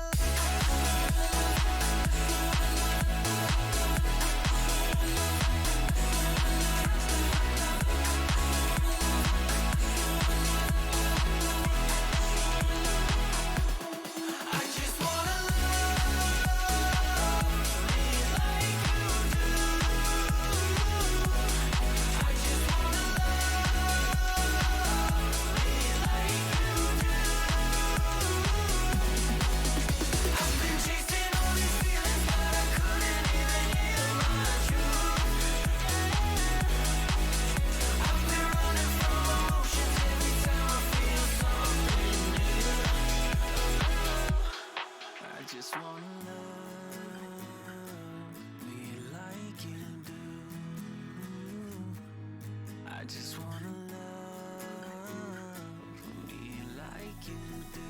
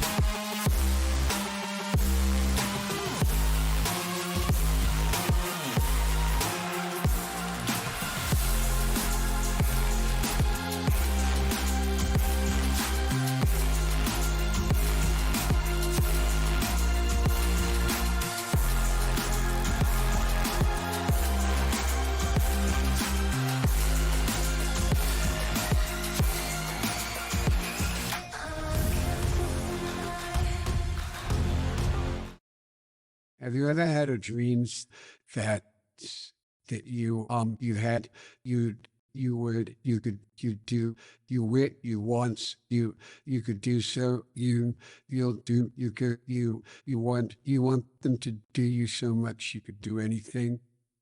Thank you, thank you.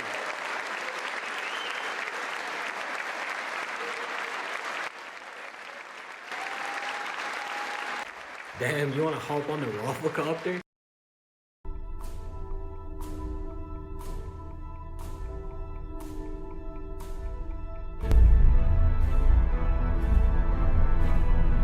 For too long, we have been laughed at. For too long, gotten third place. They call us Mickey Mouse. They say, your comp isn't good enough. We're done being pushed to the side. Really? I see they're not laughing anymore. We're the ones laughing now. Welcome to ROFLCOPTER.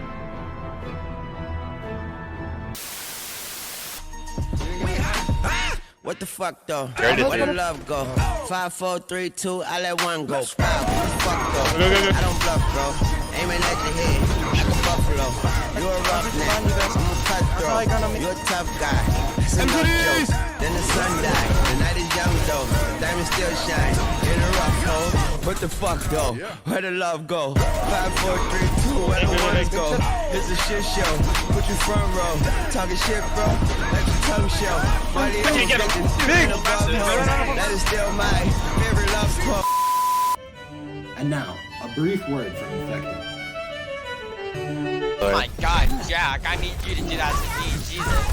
Thank you, Mr. Infected. Very humble. This is my message to all the other teams. Fuck y'all. I'm better than you. I'm gonna win, and I'm gonna do it really hard. We're gonna play funny comps. It'll be lit. Jack then went on to win the Sub Tournament and everything beyond. Holy shit, what a guy. Almost heaven. West Virginia. Blue Ridge Mountains. Shenandoah River. Life is old. Oh shit, life is old there. Older than the trees. Younger than the mountains. Growing like a breeze. Country road.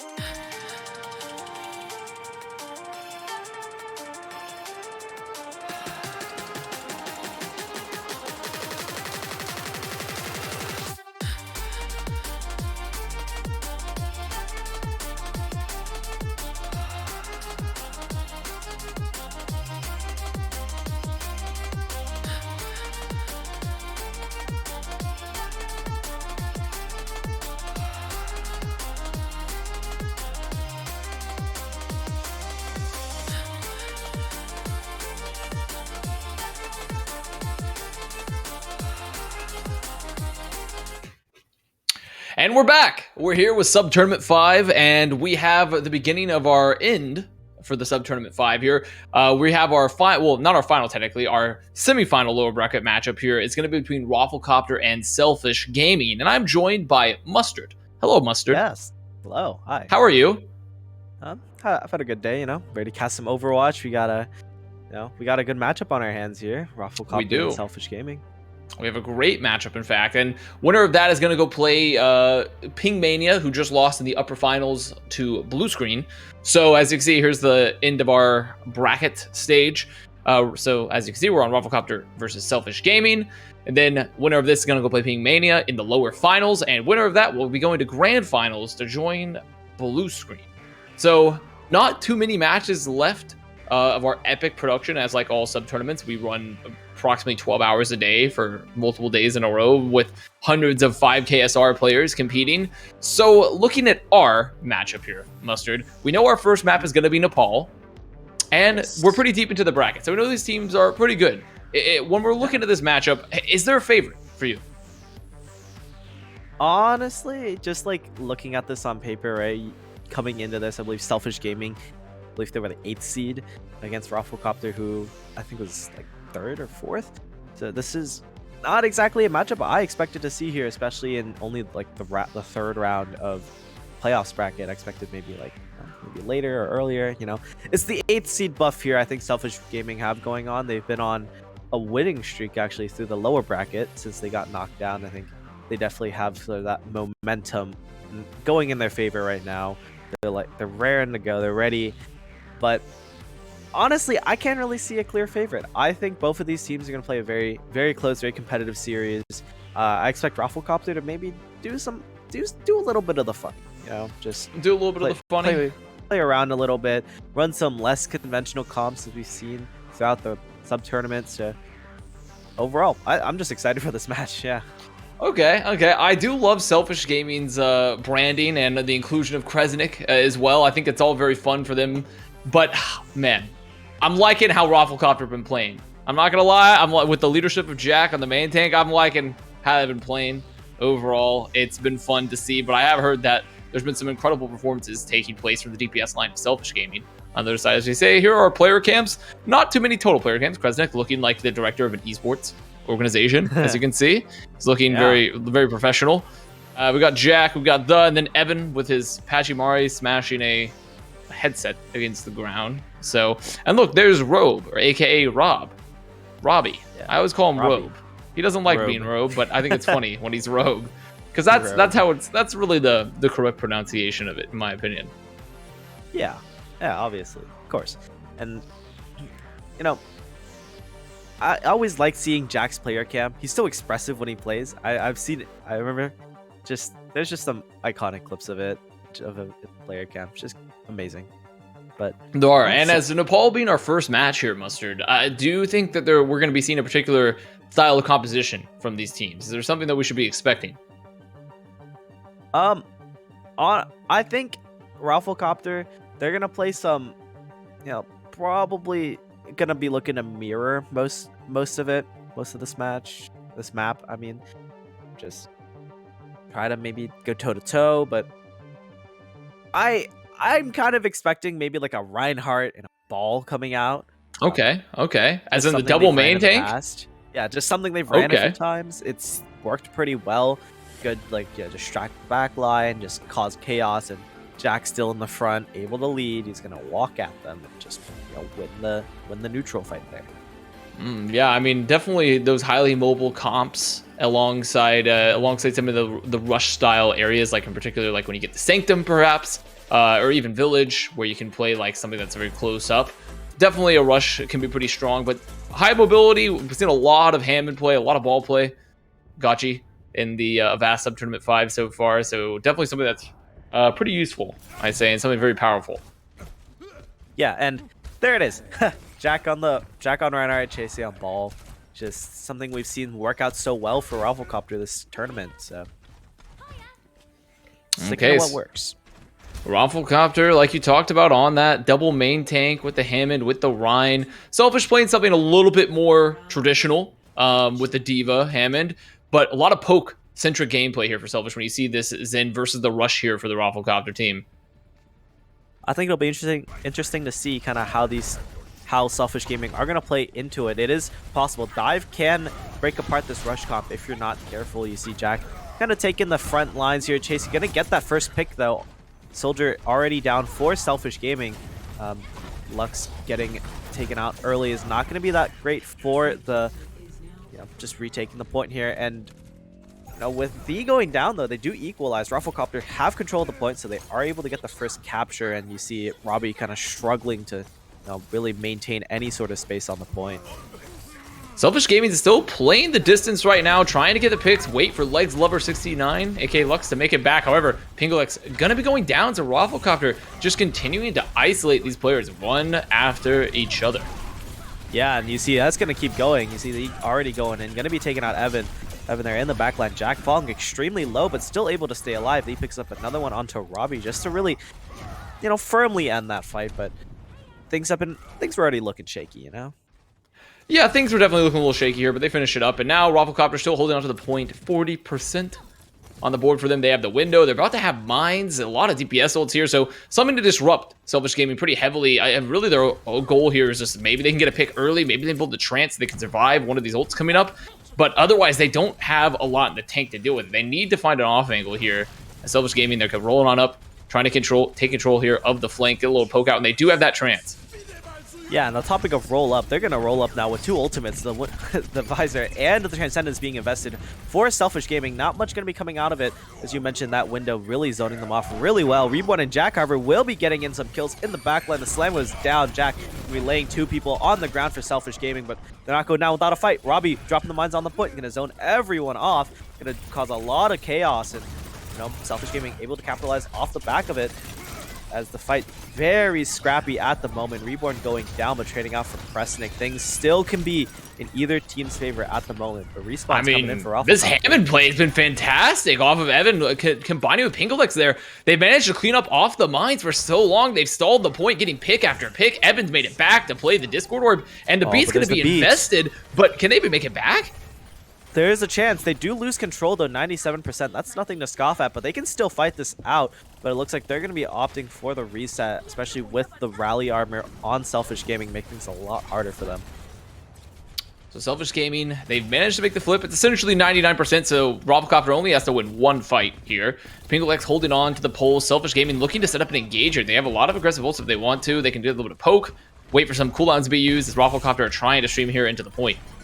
On the topic of cooldowns being used, that will be the cooldown, also known as the ultimate of Pulse Bomb, going straight onto Greenbean 17, taking them out of the fight. But Selfish Gaming, with some ultimates of their own, will be trading back too.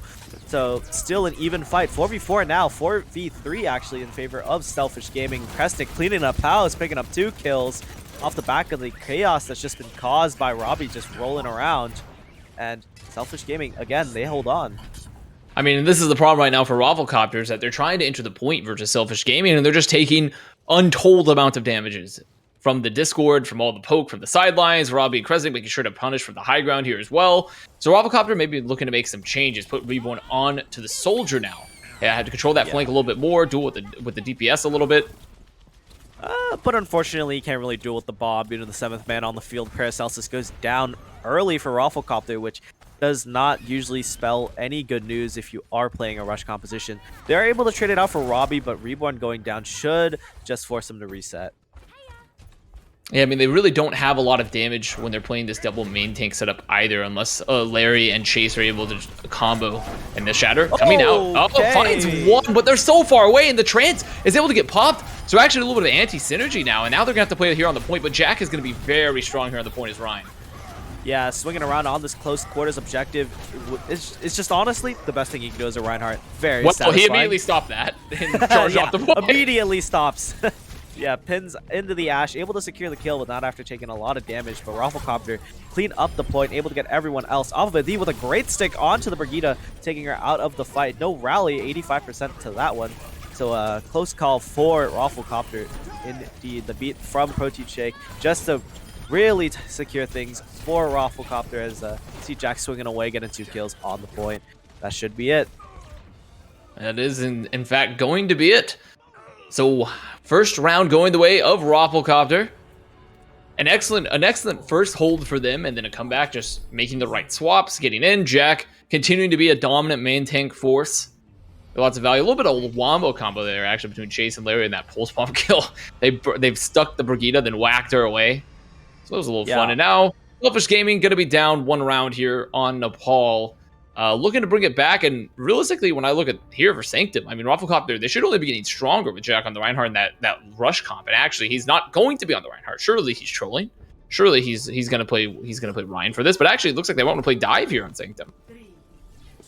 This might work out, this 6-man composition here for ROFLCOPTER. which frankly very similar in aspect to Rush. Realistically, it's kind of like a hybrid, if you will, a hybrid of the Rush and the dive. And Selfish Gaming, they're just gonna be kiting away from it. Just gonna stay away. Okay, never mind. The dive's still coming out here. I mean, they're still looking like they want to take a very aggressive dive, actually. Yeah. I mean, it's working out. I mean, they waited for the cooldowns to come out. Jack gonna give his life, but that's fine because the space has been made. They've done the damage, and this should be the fight heading the way of ROFLCOPTER. Yeah, I mean, again, it's that hybrid, right? It's like, you know, you could do the brawl, you could kind of have that brawl aspect of a Rush composition, but you have that dive aspect as well of a dive composition. So, 6-man, very powerful. Yeah, ROFLCOPTER still looking to hold very close here. Is Selfish rolling around. Rob gonna be rolling as actually they're gonna lose a pick early. Yeah, Reborn going down to that Helix Rocket very early. Not gonna be super good for ROFLCOPTER, especially when everyone's oh so low. Paracelsus hacked up, unable to really provide additional healing with the orbs from Moira. And just a quick run through of Selfish Gaming. They're just gonna walk over ROFLCOPTER. Okay, fight cleaned up here for Selfish Gaming. Now 15% on the board. Not a lot of ults in the bank, but Evan getting close to that Transcendence. ROFLCOPTER, considering they're going to have a Coalescence and Jack is going to have that Primal very soon, they have a lot of options to force out this trance early from Evan potentially, but they need to be worried about Green Bean's rally. That rally can let them just sustain the fight, win it long term. Good boops coming out from making sure Jack's engaged and too strong. Yeah, and on topic of engage, they engage with that Coalescence from Paracelsus, going to be going in aggressive, but Evan forced to pop the Transcendence just to make sure everyone stays nice and alive. A big EMP after that ends, though, and that allows Selfish Gaming to clean house. But actually, yeah, maybe I misspoke a little bit there. That I mean, Legs Lover 69. Yeah, oh, Legs Lover Jack, 60. no! Oh, hacked. Goodbye, Jack. And still great engage from ROFLCOPTER all the same. I liked how they played it, but sadly, Selfish Gaming just made sure to play the flanks. They made sure to get a lot of value from their DPS there on those various extremities. And so while that engage was happening for ROFLCOPTER, they were just winning the fight on point. And now ROFLCOPTER have to re-enter here. They're going to be holding on to bomb. They'll still have the pulse, but Selfish Gaming, they have an EMP and a rally. So very big ults to deal with. And ROFLCOPTER just needs to make something happen, ideally off of like a pick from one of their ults. Yeah, the pick from the Pulse Bomb has to be crucial here if they want any chance at winning. Rally popped early by Green 17 just to really make sure no one is going to be going out before the fight begins. A great E from Kresnik, so these value all gone from that Pulse Bomb, but ROFLCOPTER do have control of the objective. Robbie goes down early in the fight, so no main tank for Selfish Gaming. It'll make things a little more difficult, but that EMP should help them equalize things as long as ROFLCOPTER get out of this little tiny room that they've been confined. Oh, ROFLCOPTER are actually in the room of pain. I mean, they're doing it to build ults. They're building some portals slowly but surely. Oh, but that's a big combo. Again, the EMP. I mean, I think that's it, right?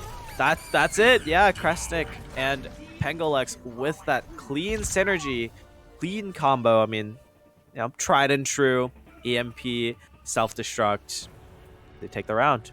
So tied up 1-1 here as we move forward into Nepal. Hashtag gone fishing in the chat for those that are Selfish Gamings. I don't remember what ROFL. I think theirs is hashtag lol. I believe hashtag lol is their little phrase that they have going on. But we are tied up here on Nepal now. ROFLCOPTER probably going to continue to run the rush here once we've got the village, which is another fantastic rush map. They have Larry on Sim, and again they're pretty fast. And Selfish probably still looking to stick with more of that poke style. Maybe Pinglix now on the Pharah. Yeah, both these compositions work really well on village, so I am interested to see how Selfish Gaming are going to be able to really dismantle that rush comp, or vice versa, you know? Okay, first engagement going to be happening very soon. See some little bit of high ground poke coming out here early. A Selfish Gaming looks like they're backing up. Oh, it's because Larry's in the backline. He's taking down Evan. Yeah, Evan's already out of the fight, but that's already not too hot. You down your Zenyatta, you're down a lot of healing, a lot of damage especially when you have that composition for Selfish Gaming. They're going to be trying to break their way onto this objective, but the rush comp just so good at keeping that little objective box locked up and in their grasp. But he does get a little overzealous, gets taken out. This might be the chance. Pinglix still just poking here from the side. Legs Lover 69 getting rushed, taken down, and ROFLCOPTER continuing to do a good job of isolating these players, just running at them with the speed boost. There's Robbie going to go down there as well. Selfish, I mean, they're poking. They're doing a lot of poke, but they're not doing much else, honestly. They need to be trying to find a target that they can find. They need to be building these ults a little bit more effectively. As Green Bean 17 with the res gives their life for it. Green Bean, no more. Dead Bean now. Yeah, no more Green Bean, unfortunately. As you see, they are just backing up. You know, they're taking the reset, playing it safe, selfish gaming. It's gonna be difficult for them to crack this rush. Sort of, you know, once you get that objective, it's hard to crack it. Oh my goodness, Rob is so low, but here's the engage. It's gonna be good. I mean, see ROFLCOPTER already going deep in there, especially with the help of that window. But things are very equal. Popping the visor, that it will be Mr. Legs Lover 69. Very fittingly on the legs. Angle Legs in the back line with the pharmacy. Does get the one tap onto Chase. Has the barrage, but will not invest it. Looks like. But still very equal fight. Only the ball on the objective at the moment, but as respawn's coming for ROFLCOPTER, things might be looking dire. Does get healed up, however, and the Selfish Gaming have respawned, so this could be the chance to turn things. I can't believe they were able to keep Robbie there alive. The mine's on the point now. Evan's going to have the nano here as well. A lot of pressure on Delary. And with these ults, they can just fight on the point. The barrage going to come out, going to demech the D.Va. But this should be all they need to win this fight on point. They've got enough space. They've gotten the picks. Yeah, exactly what they're doing. Good high ground control. Yeah, but yeah, Reborn doesn't go down without a fight. Does take Legs Lover with him to the grave, to the spawn room. And yeah, Ultimate Economy is honestly looking pretty strong for ROFLCOPTER. I think Selfish Gaming are going to have a tough time cracking this. Definitely. I mean, for ROFLCOPTER, their best bet here is probably try to focus up the point, take the high ground, go there to work with your shatter, your beat. You have some options here. That's exactly what they're doing. They're going from high ground, but they're actually chasing deep, chasing the Ana. No. Goodbye, Evan. Yeah, Evan goes down, but they trade out Paracelsus, so again, no primary healing source for both these teams, but it does not matter. You have the Valkyrie from Green Bean 17, will help you out tons. Protein Shake forced to invest the beat there early just to keep everyone topped up. ROFLCOPTER get control of the objective, so 99% now. Overtime begins for Selfish Gaming. Robbie going down early, not too hot. Swinging away is Jack, able to swing the pharmacy out of the sky. Not something you see every day. The slam goes down, no one can touch. ROFLCOPTER take the first map of the series. Don't even need hit scan. Don't need hit scan to deal with it. You can just play melee characters and beat the Fair Mercy once you have the point control. So ROFLCOPTER doing a great job. They're really just focusing on point presence throughout most of that map. They didn't even have to invest the shatter to try to find a target to isolate here. See Evan, really, honestly, yeah, played great, fantastic, but I'm pretty sure this was Kresnik and Reborn doing the majority of that play right there. But good job, Evan. I mean, you sent some orbs out, fantastic stuff. So now ROFLCOPTER are up 1-0. And as a reminder, too, for those that are watching, it is 1st to 2 until grand finals because we have like 80,000 matches to play. So we can't really have longer matches at this point until we get to the grand finals. So ROFLCOPTER are already on their way to potentially winning the series, but we still have Hybrid to go. Yeah, Hybrid map. It is Selfish Gaming's pick, you know, the loser's pick here in the Sub Tourney. No dice roll shenanigans, no preset. For Hybrid, honestly, it's a little bit of a toss-up. I think Selfish Gaming have leaned towards, hey, maybe we don't want to mirror them in the rush. Maybe let's try to play a more dive-focused comp because Jack very comfortable on the Reinhardt. You can tell ROFLCOPTER, that's the bread and butter. You know, the rush composition, you have Tasty on the ball. It's not conventional, but it's working out really well for them because a lot of teams don't really know how to react to that. So I think the best play here, if you're a Selfish Gaming, might be to go to Numbani, try to nullify the effects of any sort of rush composition. Yeah, I mean, a Numani would make sense because you would be able to just deny any of the value there you can put from Jack on the Rhine. So probably a pretty good bet, more than likely. I mean, you also have, thinking of like our potential options, like you have maybe that's not even gonna work actually. I mean, there's King's Row, Eichenwald. The problem is both those are still great for rush, so it probably has to be Numbani moving forward here. But we'll see what they pick because I don't think we've even seen Eichenwald once so far in the Sub Tournament. I believe I've heard it's been played once. We could maybe get a production confirmation on that one. But yeah, it's near zero. It's a near zero percentage. People do not play like time. Eichenwald, huh? They just really don't. So probably I would agree with you, Mustard, going to be Numbani. Let's say we take it to Numbani then, right? So if you're a ROFLCOPTER and you make it to Numbani, what, you're probably hoping to maybe, would you run that double main tank setup again? Or it seems like they're comfortable enough playing dive. Yeah, like they ran the 6-man there you saw on Nepal Sanctum, which it was the map they lost there on Nepal. But it shows that, hey, you know, it was still relatively close. It was still a pretty close round, so perhaps they're going to try to lean into that. They've shown we can run D.Va, we can run Winston, maybe Winston Ball even, just something less conventional, but they've shown they can do it. Perhaps, but I still think your best shot is taking that. Oh my god, they picked Eichenwald. Oh, they picked Eichenwald. Okay. I can't believe it. We're getting Eichenwald pick on the year of our Lord 2022 on the Avast Sub Tournament 5. So Eichenwald, so let's throw everything we just talked about out the window. So Yeah, looking at Eichenwald, I mean, they're probably just going to play Rush the majority of the map, if not all of it. When we look at ROFLCOPTER, Selfish are really going to have to make things work. Maybe they're going to bust out some more Pharah, try to poke from those long ranges here. So going to be a very interesting matchup as we move to Eichenwald, which now I guess our second confirmed time on Eichenwald so far. Yeah, Eichenwald, I think you can run dive on Eichenwald. It is very much possible, especially on second point. You can take the high ground away. You know, the castle is so just crucial to just that entire point that a dive composition could work. You could just come in from the outside. You don't have to fight through those tight corridors and contest the rush through, you know, small rooms, you know. My cat's trying to, yeah, she likes to brush up against the mic because she enjoys, I don't know why she uses a scratching post, but it's just is what it is. Also, we do have some chat from the team saying they're telling us what's actually going to happen. So Larry on the side of ROFLCOPTER says, I'm picking Doom, going over the top of the roof at the start of the round, getting one and getting out. So yeah, he's, you know, the funny rollout, you know. We know the strategy already. We know exactly what's going to happen. If it doesn't happen, then Larry lied to us. If that doesn't occur. How dare you? That will not happen. We're working hard to make sure that doesn't happen. But yeah, I'm excited to see Eichenwald. Haven't seen it quite that much here. New map, thank God, as we see in the Twitch chat. You guys hear me pouring this water? No. No? Okay, we're good. Very good. I brought my whole pitcher of water to my desk.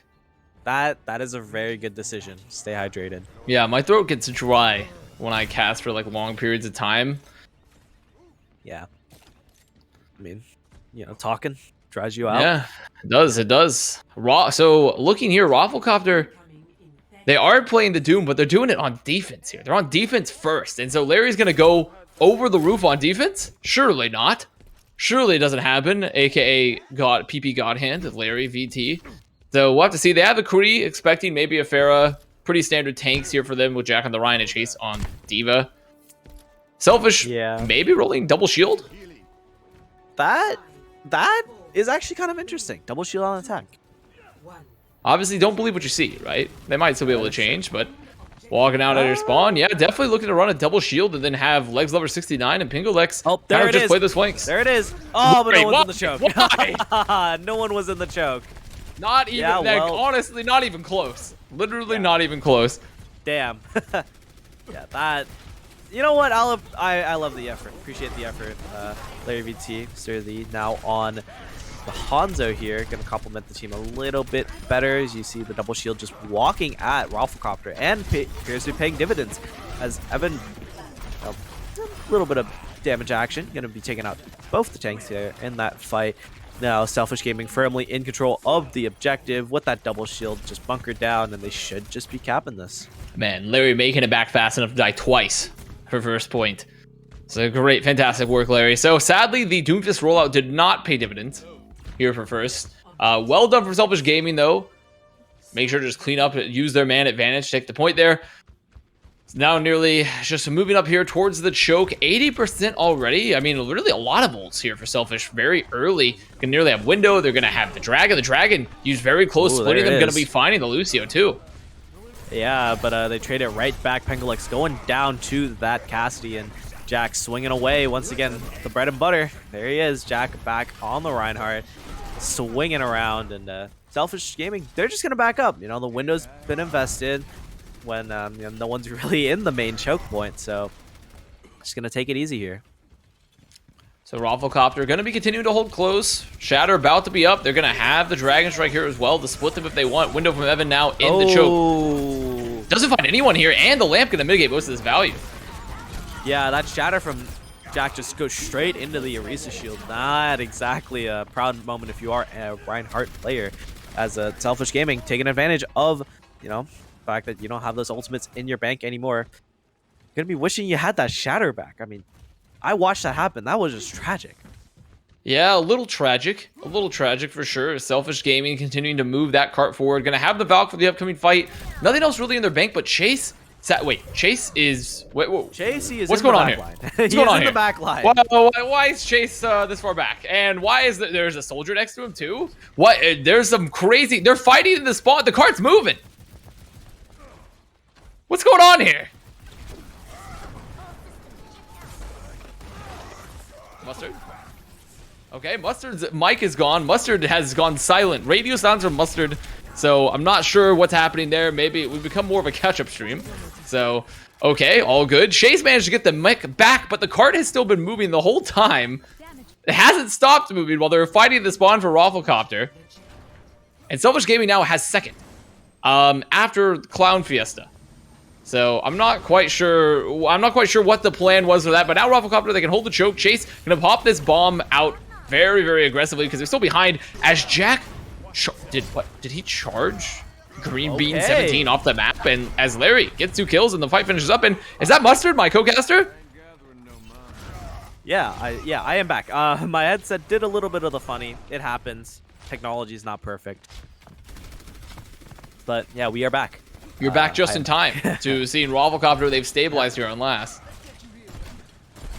Yeah, great to see. They weren't looking too hot there on that initial defense, and see the re-engagement. They're sticking on this double shield for the time being. Not exactly a fan of it personally, especially on this point. Jack gonna be going aggressive, laying down the Shatter, lays 4 on the ground, but it does not matter. The flux from Green Bean, just the peel for the team, just to ensure that no one else on ROFLCOPTER can follow up. But that is a huge move.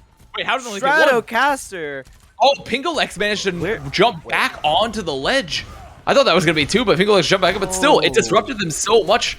ROFLCOPTER are still able to hold the choke right now. And Selfish Gaming unable to break the hold close to choke so far. ROFLCOPTER just going to be extremely aggressive. They're going to have the window. They're going to have double DPS of tire. So Evan has to be really aware of this tire and the window, really, because they don't want to have to use that lamp too early. Ideally, maybe using their bongo from Robbie to try to force him off the choke. And here's the tire right now. Oh, there's the tire. He's going to drop it down early, going to roll in, but it does get taken out. Nice mine from Pengalex just to ensure that it does not get any value. The bongo now, as you said, going down early from Robbie, just going to force ROFLCOPTER back, giving them this space to play with. But there's the window from Paracelsus to reciprocate. Evan has one of his own, so both windows out now. A lot of damage amplification on the field here for both these teams, as especially now with the windows now just fading away. Selfish Gaming just barely, finally able to touch the objective. High Noon now from stunned coming out. Everyone's going to walk away from it, as you typically do. High Noon, very good zoning ability. Trades of DPS left, right, and center. Looks like there's a lot of trades going on here. Evan, yeah, I mean, it's looking like a bazaar right now, but with all these ults invested, they should be able to clean it up here. They maybe went a little too far ahead. The beat gonna be used. Actually, they want to fight it. Interesting. I'm not too sure about the beat. I think if you were ROFLCOPTER, you probably just win that there, even without the beat. And now as you see Jack just sliding back into fashion, sliding back into position. That bomb gonna not really get any value, but it does force Selfish Gaming in a really weird spot. Evan forces the Immortality Field just out of fight, which is never preferred. Now with the tire, gets 3 into the back line of Selfish Gaming. This should officially force the reset.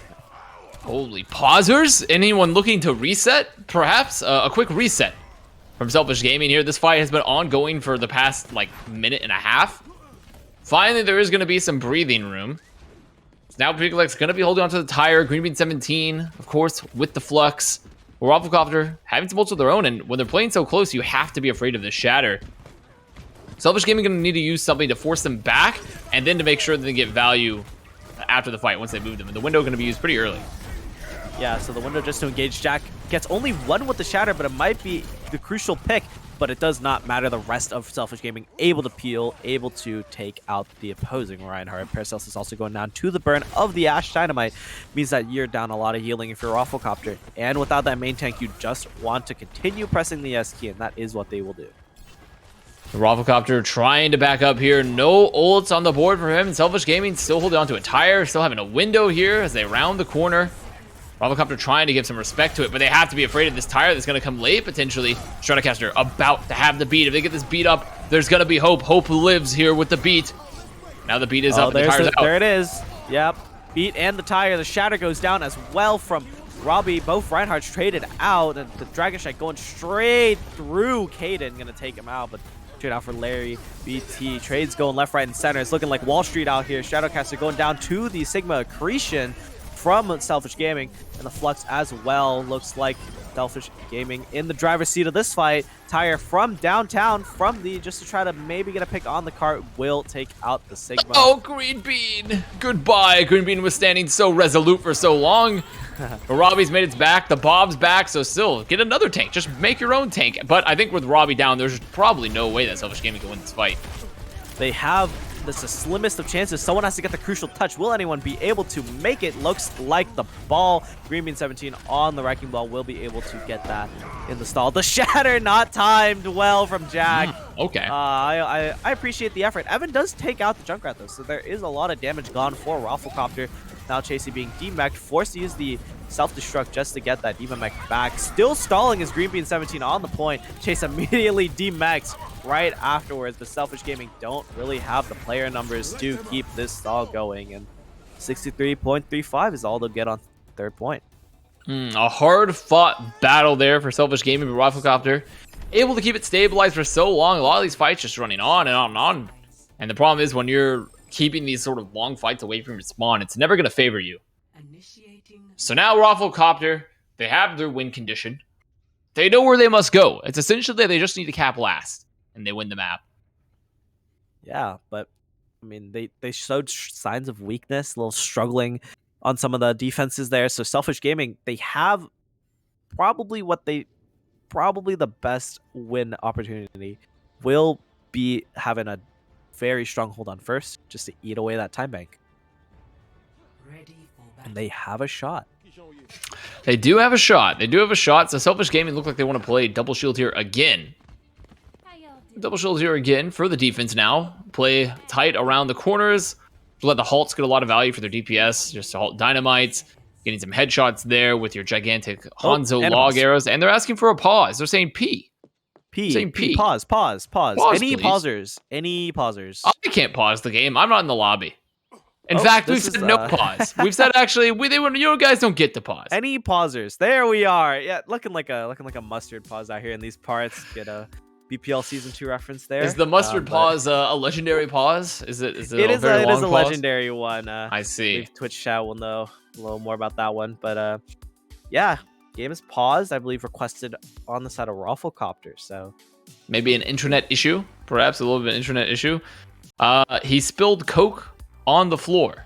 Is that referring to the mustard pause, or is that referring to the player in the match? I believe it will be the player on the match. I see. They spilled Coke on the floor. Okay, so apparently Pirate Spy has spilled Coke on the floor and has requested a pause because of it. Or is Pirate Spy or is Pirate Spy the actually I have no idea. I'm not the admin, not the player. Well, interesting. You know, interesting. Interesting. Let's well, I guess, you know, soda spills take a little while. So you know, look at the banner below. Point and laugh at Pirate Spy with the spilled Coke. Ha! You fool! You seem foolish with Coke on the floor. So, absolutely, he's grabbing the vacuum to vacuum the Coke. You don't grab a vacuum to vacuum up Coke. Do you have a wet vac? Yeah, perhaps a wet vac. That's this guy is he like an industrial cleaner? perhaps. I mean, wet fags are pretty cool. Yeah. what kind of Coke we talking? Let's hope it's soda. Let's hope it is Coca-Cola. Well, I mean, if it was, I mean, vacuum could Citron. work for the other Coke though. Couldn't work for That is true. liquid Coke. Yeah. I don't know, but at that rate, I mean, you probably spend some good money on it. I think you don't. I think you just want to like still consume it. 5-second rule after all. No, I don't. Any liquid that's on the floor is very different than a food. If it's the 5-second rule doesn't apply to liquids, I think, in my opinion. But mostly because I feel like the surface area of the ground, because of how the liquid surface dynamics work, it spreads out. There's more ground it's touching. That is true. Well, That the is food it's touching generally, just less points of contact. Yeah, that is true. That is true. Looks like we're back in the game. So, enough about that one. A very quick unpause. So, we are back into it now. Ryan Ball from ROFLCOPTER, as we've seen in the past. Okay, ROFLCOPTER is trying to work over here on the left side with that double main tank setup here. The double shield could work great against this because this ball is really hoping they can displace people and just like follow up. But the problem is there's so much damage here for Selfish Gaming. They can play a little split and they have the two tanks to anchor them, so it doesn't even matter. But Kaden, oh my god, gets stuck with the fire strike. Yeah, nice shot from, as Kaden has admitted himself, but Fadeless is going down early there. It does make things a lot harder for ROFLCOPTER. You see they're playing a lot safer. Stratocaster going down now, so no healing on the objective at the moment for the attacking team. And yeah, Selfish Gaming hold on for now, but things are beginning to look a little dicey there. Yeah, I mean, still, Selfish Gaming looking strong with the holds. And ROFLCOPTER's comp, they're going to be running into an issue until they build a window or mines, because they need something to force all these cooldowns out early from Selfish Gaming to get the lamp out, get the fortify out. There's the window. Rob's gone. There it is. That'll do it. There is the window. Robbie is gone, and looks like Jack going very low from that flux, but will not fall. Fadeless is staying taken out. That is the window of opportunity for Selfish Gaming to recontest, but it does not matter. No one able to get on the objective as see a little bit of an aggressive meteor strike come out from the and Jack. Oh my god, Kaden just got killed by being charged into the fortified Robbie. He got smashed. He got smashed on the Orisa. Oh my lord. That is tragic. That is absolutely tragic. The good news is they didn't really push the cart too far because they're just holding aggressively as Jack. Okay, well, I want. That is an aggressive shadow from Jack. His team not really quite behind him. The Bob goes out before Lux falls, but looks like he will be able to get resurrected in a safe enough position to do so. As Jack swinging away, falling extremely low, but able to get out of dodge there and living with his life. Robbie gets pooped off. Robbie, oh no! Jack has just been a menace here in the stairwell, and they just can't deal with him. They just have yet to deal with him so far. The support's there for him as well. Okay, Pengulex gets one. Okay, that was a very nice flick from Pengulex. Jack falling extremely low, maybe dropped the Dragon Strike, but looks like a beat from Shadowcaster just to keep everyone's health bars up and healthy. Stunned with the Death Blossom, going to be taken out. That Hanzo and the rest of Selfish Gaming are to follow. Resurrection does come off the swing! Oh my Jack has god, been a menace it's chaos. So far. 17 HP. Someone get this mana health pack. It's fucking chaos here. I mean, this is just crazy. The cart wasn't even moving with that much pace, but they just kept the fight for so long. The lamp throwing out here on a point, keep everyone alive. Jack gonna try to rotate. Shatter and this should probably be where the offense stops for right now. Maybe Chase does get that pick on the Pengulex, but yeah, Flash Fan, not much you could do as the Wrecking Ball. So again, as you mentioned, just that was wild, just wild. Yeah, I mean, this is just insane pace and momentum coming out from ROFLCOPTER right now. They're just keeping the pressure on all the time. Selfish Gaming, they can finally breathe. They can finally breathe here a little bit. They will have the window. Kaden gonna swap to the Brigida, which I think is a fine pick versus this for the time being. As ROFLCOPTER looking to make the rush, they're going to put the window of their own. Ooh. Yeah, windows, very similar timing, so it sounded like an echo went on in your headphones there. Promise you, no audio issues here. With a nice stick, with a nice pick on to Kaden, and the rest of ROFLCOPTER will just continue on the aggression. Very close call on stun. There, almost died to the Baptiste, but team kill for ROFLCOPTER, sorry, and that will be second point. 4 minutes to push it. Okay, second going the way of ROFLCOPTER. The aggression continuing to work out as Larry, aka PB Godhand, to swap back to the junk. Now is Selfish Gaming. They put Rob onto the Rhine. They want to have a little bit of Rhine duels themselves. They need to be worried about the mines. They're about to come out here from Chase. They've been keeping track of it. Luckily, they're going to have a Flux to deal with that, as already they've gone to pick early. The mines are out. Yeah, but Chase able to get 2 off the back of that, but Green again reciprocating. The off tanks coming up huge, getting 2 kills of their own. Robbie getting a charge kill on the stun some way, somehow. Should force ROFLCOPTER to go back to spawn for now, but yeah, the off tank's coming up big there in that fight. Okay, Selfish Gaming still holding on the last. They have 3 minutes to hold this point, as Chase now swapping to the D.Va to deal with a little bit of that spam, that damage coming out from the Selfish DPS line. There's going to be a beat available. It looks like ROFLCOPTER, they want to go fast. They want to take this really, really aggressively while the beat's up. Yeah, Shadowcaster going aggressive with that beat. Honestly, that's what can happen when you're just blinded by the aggression that you've been afforded with the amp speed, with the sonic, the sound barrier actually. So I was going to say with that sentence that Shadowcaster has honestly been one of my favorite little surprises here in a Sub Tourney. A little surprise. Well. Little surprise. Well, ROFLCOPTER now coming back in for the fight. They're going to have window. They'll have tire. Selfish Gaming trying to hunt their window first, but there's no, they have to be careful. They don't have a lamp. No, my god. Kill it. They kill it just in time. Yeah, nice shot from Pengalux just to make sure that tire does not get any value. Counterpin from Robbie in order just to make sure he does not get charged, but it means the rest of his team will fall behind him. No shield to keep everyone protected, and Selfish Gaming driven back to spawn. One last defense possible. We'll see. I mean, they have to touch. They have to touch. They're getting booped. Oh, they get the touch just in time. Can Green Bean didn't get a bomb? If they can get a bomb, there still is a chance that they can win this refight, especially because if he gets a bomb, there's a chance. Stunned extremely low, gets taken out there. Chasey in the back line. No one's on the point. Oh, no! ROFLCOPTER taking a 2-0. Oh, that is no way. No way. Oh, the most crucial part of the game, Mustard, as some have said, some philosophers have philosophized, is the objective. Yeah. The objective of an objective-based game is quite important. And sadly, it was not sat on. Yeah, just that just hurt. I died a little bit there. I mean, a very, very close defense. You know, that last fight really could have gone either team's direction, despite Selfish Gaming having to throw themselves on the point, that it was still winnable for either team.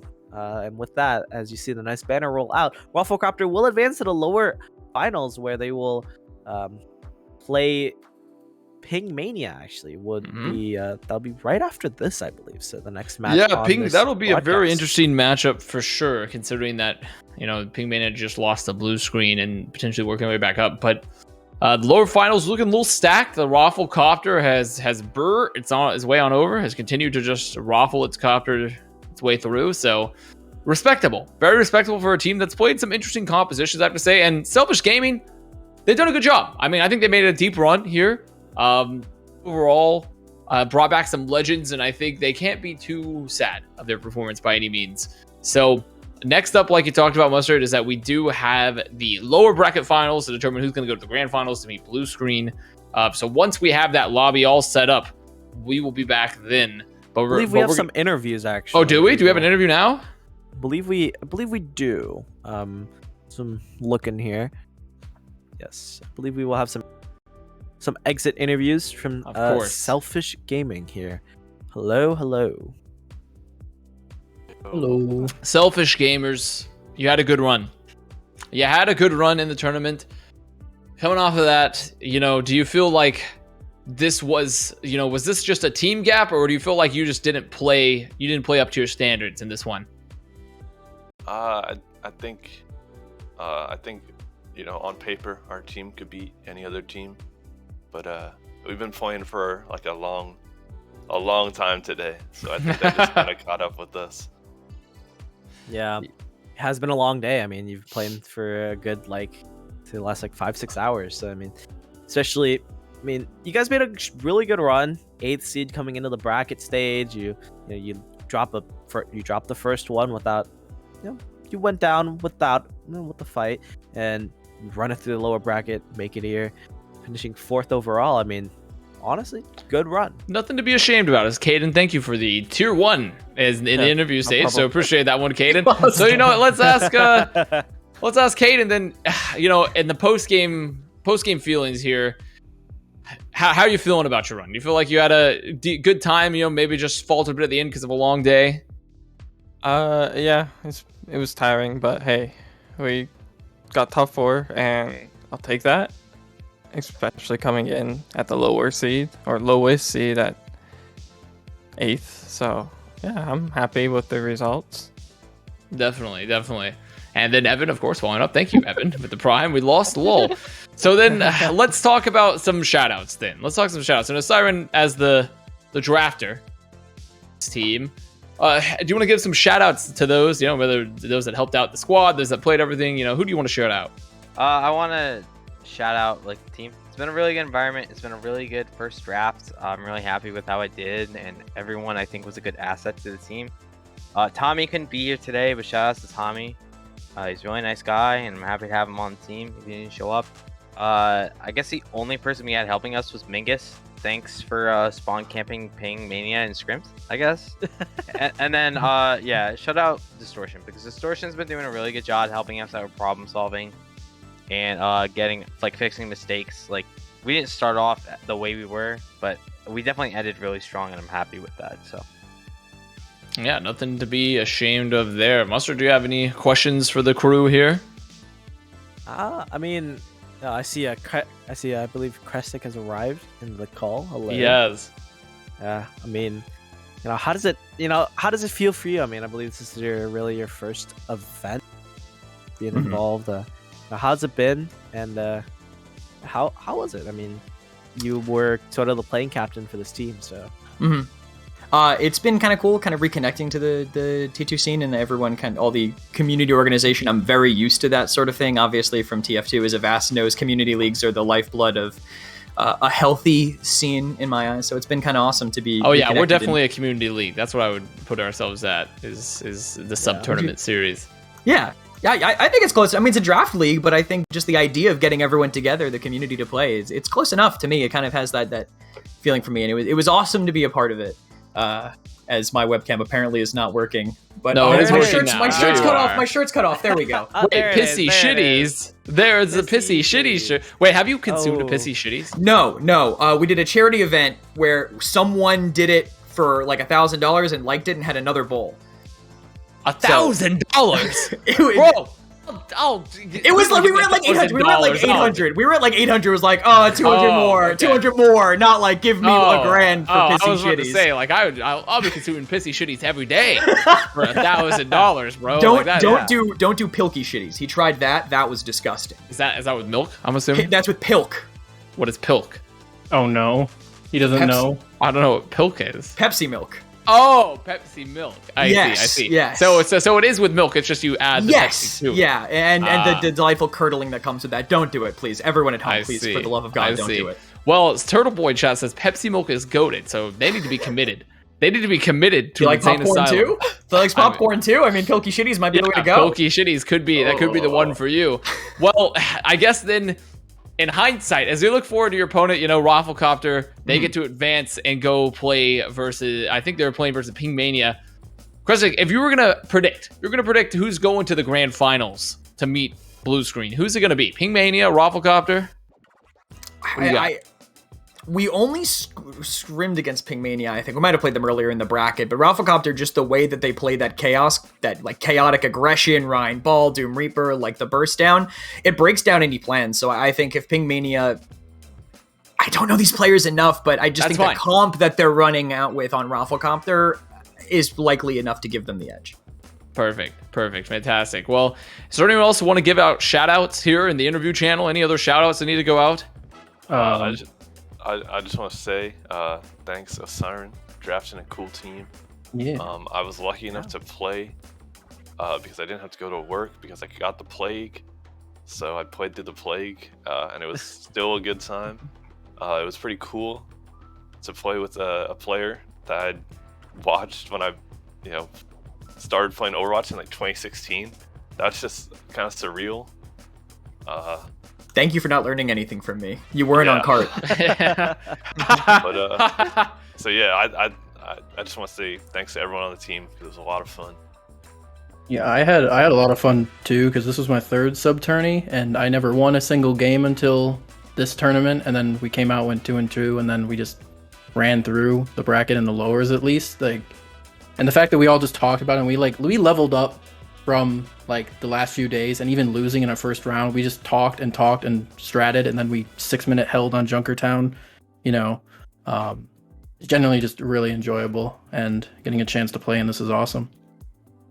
Yeah, fantastic. A little bit of an Evan moment, as they're saying in chat. A little bit of an Evan moment. Those are all my friends. They're feeding all the copy pastas. They are. The copy pastas are actually out of control with Evan on the broadcast right now. Well, overall, fantastic run from you guys. The Selfish Gaming, ROFLCOPTER are going to go to the lower bracket finals. I think we're going to throw to a quick break so we can set up for the next match. But great stuff, everyone, and we'll be back in just like a minute.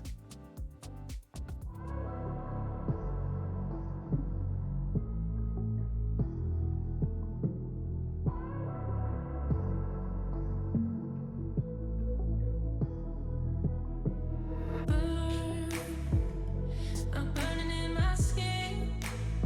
Can't get them out of my head. Words, these words you said to me, yeah. Stop my heart barely beating, and now I'm stuck on repeat. I can't sleep through this madness. It's madness.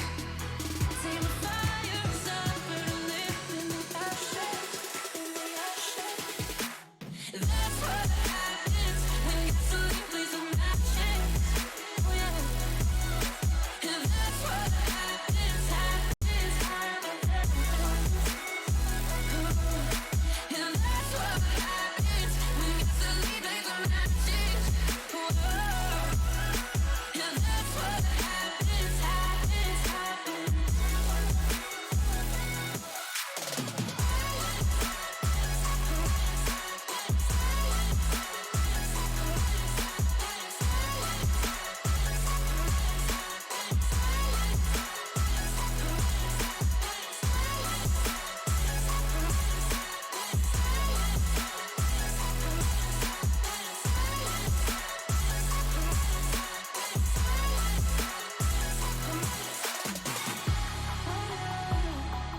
I need this like water. Surround ourselves in self-destruction. Self-worth. Need someone to come reconstruct it. You know you got it bad, and I got it bad. We got it bad. Now we're back to that feeling we never had. Just pretend. Catalyze the catatonic mind. Give it life until it burns too bright, burns too bright.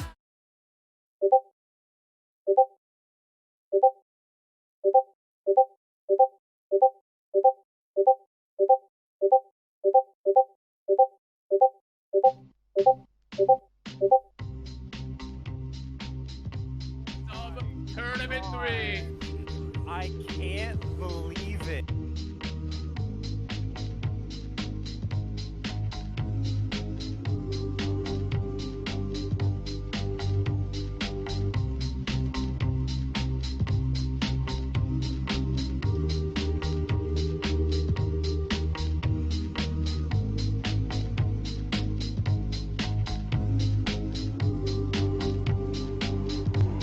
Does that make me crazy? Does that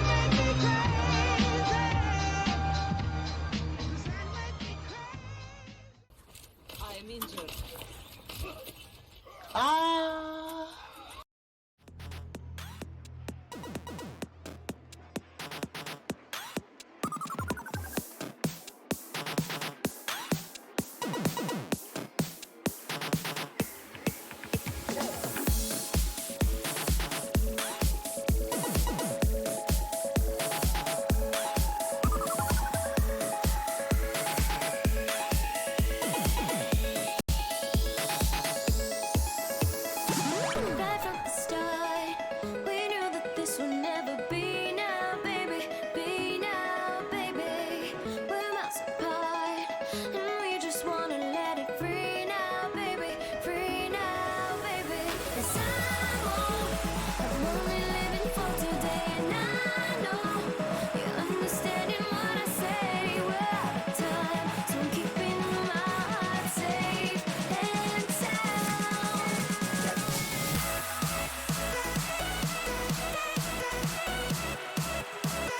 Safe and sound. Safe and sound.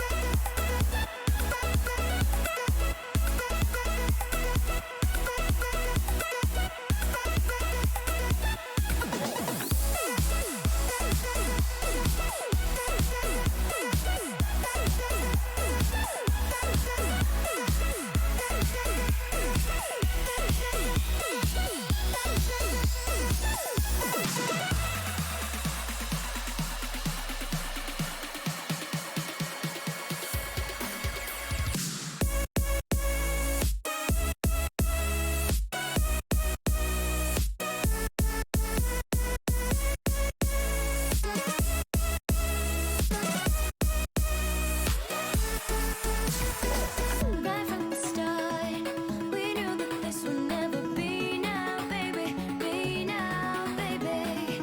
We're miles apart, and we just wanna let it free now, baby. Free now, baby. 'Cause I'm only living for today, and I know you're understanding what I say. And we are back here. I'm joined by Worstcast alongside myself to cast the lower finals here before determine who's going to the grand finals. And that matchup is going to be Pingmania versus ROFLCOPTER. And an interesting bit of lore that was fed to me, and is evidenced by their gameplay as well, is that Jack, who is captaining ROFLCOPTER, is playing a very silly style, captained Momentum before this, and Momentum came third many times before, correct? If I'm right in this worst cast, and they could theoretically come third here as well if they lost. It was a part of their captain video. If you watch it with the Joe Biden and stuff, it was like, they laughed at us when we came in third. So they kind of pioneered that season called the Epic Hog Comp, and basically what it was Hog Diva, and you would just with Lucio Mercy, and Epic Hog Comp. We run 2 main supports. My bad. It's been a long time, but you just run Lucio Mercy with Hog Diva, and you would just run away a lot of the time, and then hope your hog kills people. But they're not doing that this time around. I like that because that style got old really fast, and I'm kind of excited to see them when I'm seeing them run out on actual compositions. We saw 6-man on Sanctum. We saw kind of a brawl style there on Village of Nepal as well, where it is Tracer Doom, but at least they're kind of playing the brawl style like they should be, which is good to see because there's a lot of talented people on this team. Yeah, there is definitely a lot of talent once you made it this far. So what? I'm sorry. I was looking in one of our channels here, and someone put in the A Live channel, "You're Piss Mario, sir." Yeah, and I was kind of dumbfounded. I was dumbfounded by that. I don't know what I'm looking at with that one. So it's a Mario figurine in a jar of piss. Yeah, I see that. Yeah. Don't worry. That's Pika, aka Piss.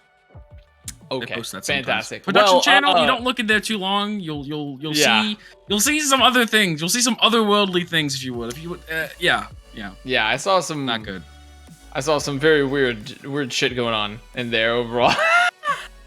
It's kind of like the BPL flavor we like to add into things, even for Sub Tourney. I've been in that control room a lot. I mean, I did production and observing for them before, and it's a lot of fun. But the memes are quite good. They're quite good. Well, let's now talk about Pingmania versus ROFLCOPTER. So ROFLCOPTER, they've been firing their way through lowers. They made it here to lower grand finals, and they're versus Pingmania, who just lost the blue screen not too long ago in the upper finals. How are you feeling about this matchup, Worst? Is there a favorite here? I mean, personally, like, here's my opinion. A lot of time it's like people that I've played with or played against or seen in ranked and stuff. A lot of these players because I've only ever competed in the Winter Snowdown thing, which was SR locked. So a lot of players I haven't actually played with, and I've only watched them. And a lot of the time, I think of watching people, and I'm like, they're good, but there's like something gating them from that top level. And ROFLCOPTER has a lot of those good players on the team. Jack has been a phenomenal main tank, just very solid as long as he isn't trolling. He does get the trolling stick sometimes, so you have to kind of like reel that back from them. But as the captain of this team, they fully embrace that trolling stick. Chasey has been one of the top off tanks here, has gotten MVP shots before in previous BPL seasons. And from top to bottom, this roster is just very, very solid and consistent. But if they're playing like actual team should. If they're playing with the Jack trolling stick in hand, I don't know what the level of this team. It's going to be very variable. Okay. So, you know, we'll have to see. We'll just have to see how it goes here between the two squads. I don't believe we know the map yet, but we do know, obviously, the map list will be Control, Hybrid, then Escort. So pretty standard stuff. No 2CP. As written. Oh, wait, what was that? Watch the stream. Oh, we're already in match. We're already in the match. Avast is Didn't even look at that. I tabbed away and look at that. We're in match. We're in Oasis, guys. That's crazy. We just showed up here, and I think here's one of the big things for Oasis. Do we see weird stuff come out from like either side right now? It's gonna be Pingmania going for this ball comp. It's something you can play.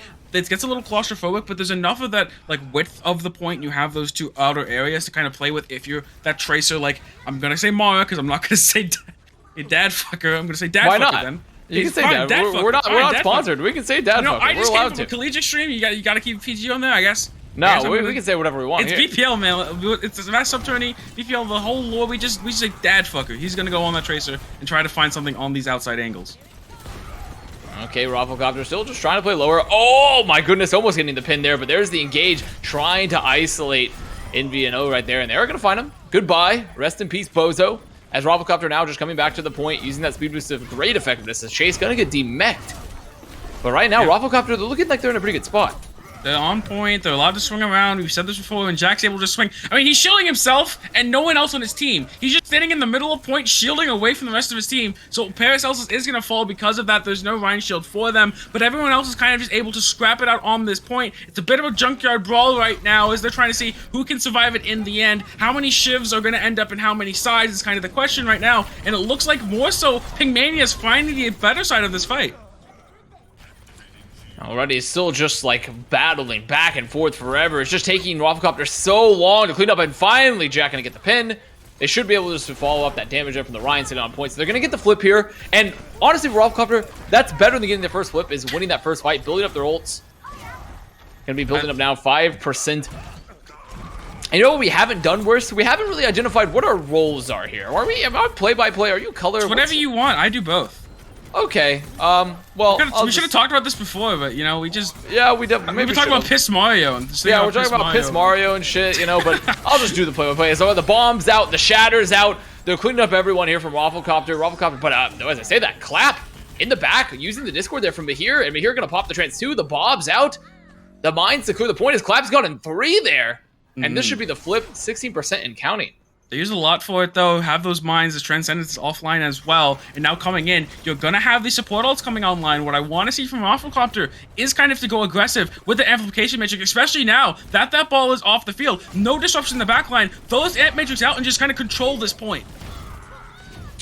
Jack and Larry, aka PP Godhand, just keeping control here of the side. Also gonna take down here, and Pingmania. They're struggling to deal with this aggression between PP Godhand and Jack on the flanks. The punch, oh my goodness, is like a little pinball going on here with Juice, and goodbye. As now, flip is going to happen here yet again for ROFLCOPTER, so 33% and going up. It's back and forth so far. You have that beat available here for the defensive side, but Illuminous will find kind of the big difference between that rally and that beat is going to be the continuous value you get out of it here from that rally. So I think pop it early, try to pressure them out, and Protein's going to have to wait on that beat as long as possible to get the most amount of value. How greedy can Protein be is really the question, but not when your map is already dead and Larry's following them soon after. And Clap still, though, playing here on the flank, just putting in so much damage, and well done from Pingmania, following up. As Chase is going to try to delay it here a little bit longer, beat a little bit of old charge, get a little bit more extra time. As now Pingmania, they have the flip, they're going to set up. They have a lot of ults in the bank here as well, whereas And I think both these teams take incremental payment plans on the percentage for this point. Like, no team has had more than 10%, 20% at a time. It's been back and forth over and over and over again. And right now, Pingmania can kind of change that with the amount of ults they have. They're going to go aggressive with this Flux, and now Jack is just saying, guys, help me. Juice, though, still in the back line. People got to take out the dad fucker. Goodbye, dad fucker. R.I.P. Bozo. But Jack, so low, trying to run to him. But while it's happening, Pingmania still just deleting the backline, deleting the rest of ROFLCOPTER. They're gonna have to back on up, go back to the airport, take the ROFLCOPTER back to the helipad, airport. right? I don't know. I mean, the Lamau port? I'm not rich. I don't know. I'm not rich. I don't. They take the ROFLCOPTER to the Lamau port. Lamau port. There's like helipads. There's a lot of stuff you have on big buildings. The helilit pads. The helilit pads. Yeah. The helilit pads. The ROFLCOPTER now trying to get back in, but PP Godhand already down. The window gonna be invested as Reborn though. Finding one. Still using this window, doing a lot of damage. Gonna get pooped out of it though, but Jack gonna get the pin. Navino down. As now, ROFLCOPTER trying to get this flip, but here's invested the trance, but there's really not a lot of players left alive here for Pingmania anymore, as ROFLCOPTER should be able to just clean up. Yeah, and now Jack is just... I mean, I think the point is, like, Jack is just trying to pin off cooldown. Maybe he can try to use it as a bait play for Pingmania. Walk in, bait the pin, back up a little bit, make a trap play for them. Jack's gonna fall for it every single time, much like an NAVCT team against international competition. They can't win, so just try and bait in Jack. Relevant. Yes! I love relevant references there. Pingmania now still trying to get in, but Jack, oh my goodness, kills the Brigitte with the Shatter, puts them all on the ground so low, trying to stay alive. Is going to get cleaned up though. The damage for Pingmania still there as Clap trying to push Bob back to the point. Get him a little bit closer. Wait, Bob is going to make it. Has he made it? Oh, he's left. He's already left as now ROFLCOPTER. They're going to have to delay. They're going to have to buy some time for a chance for them to get this recontest. Oh no, Larry touching the mines.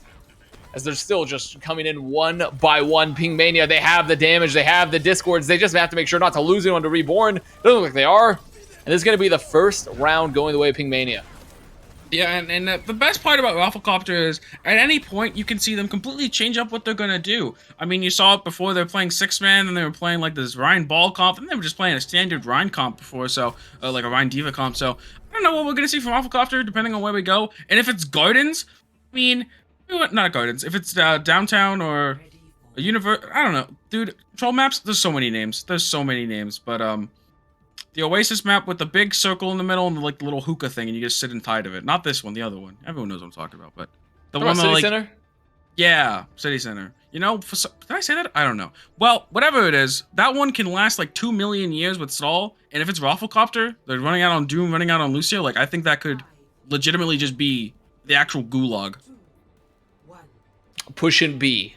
When you push Bob to get to the point. That's pushing B.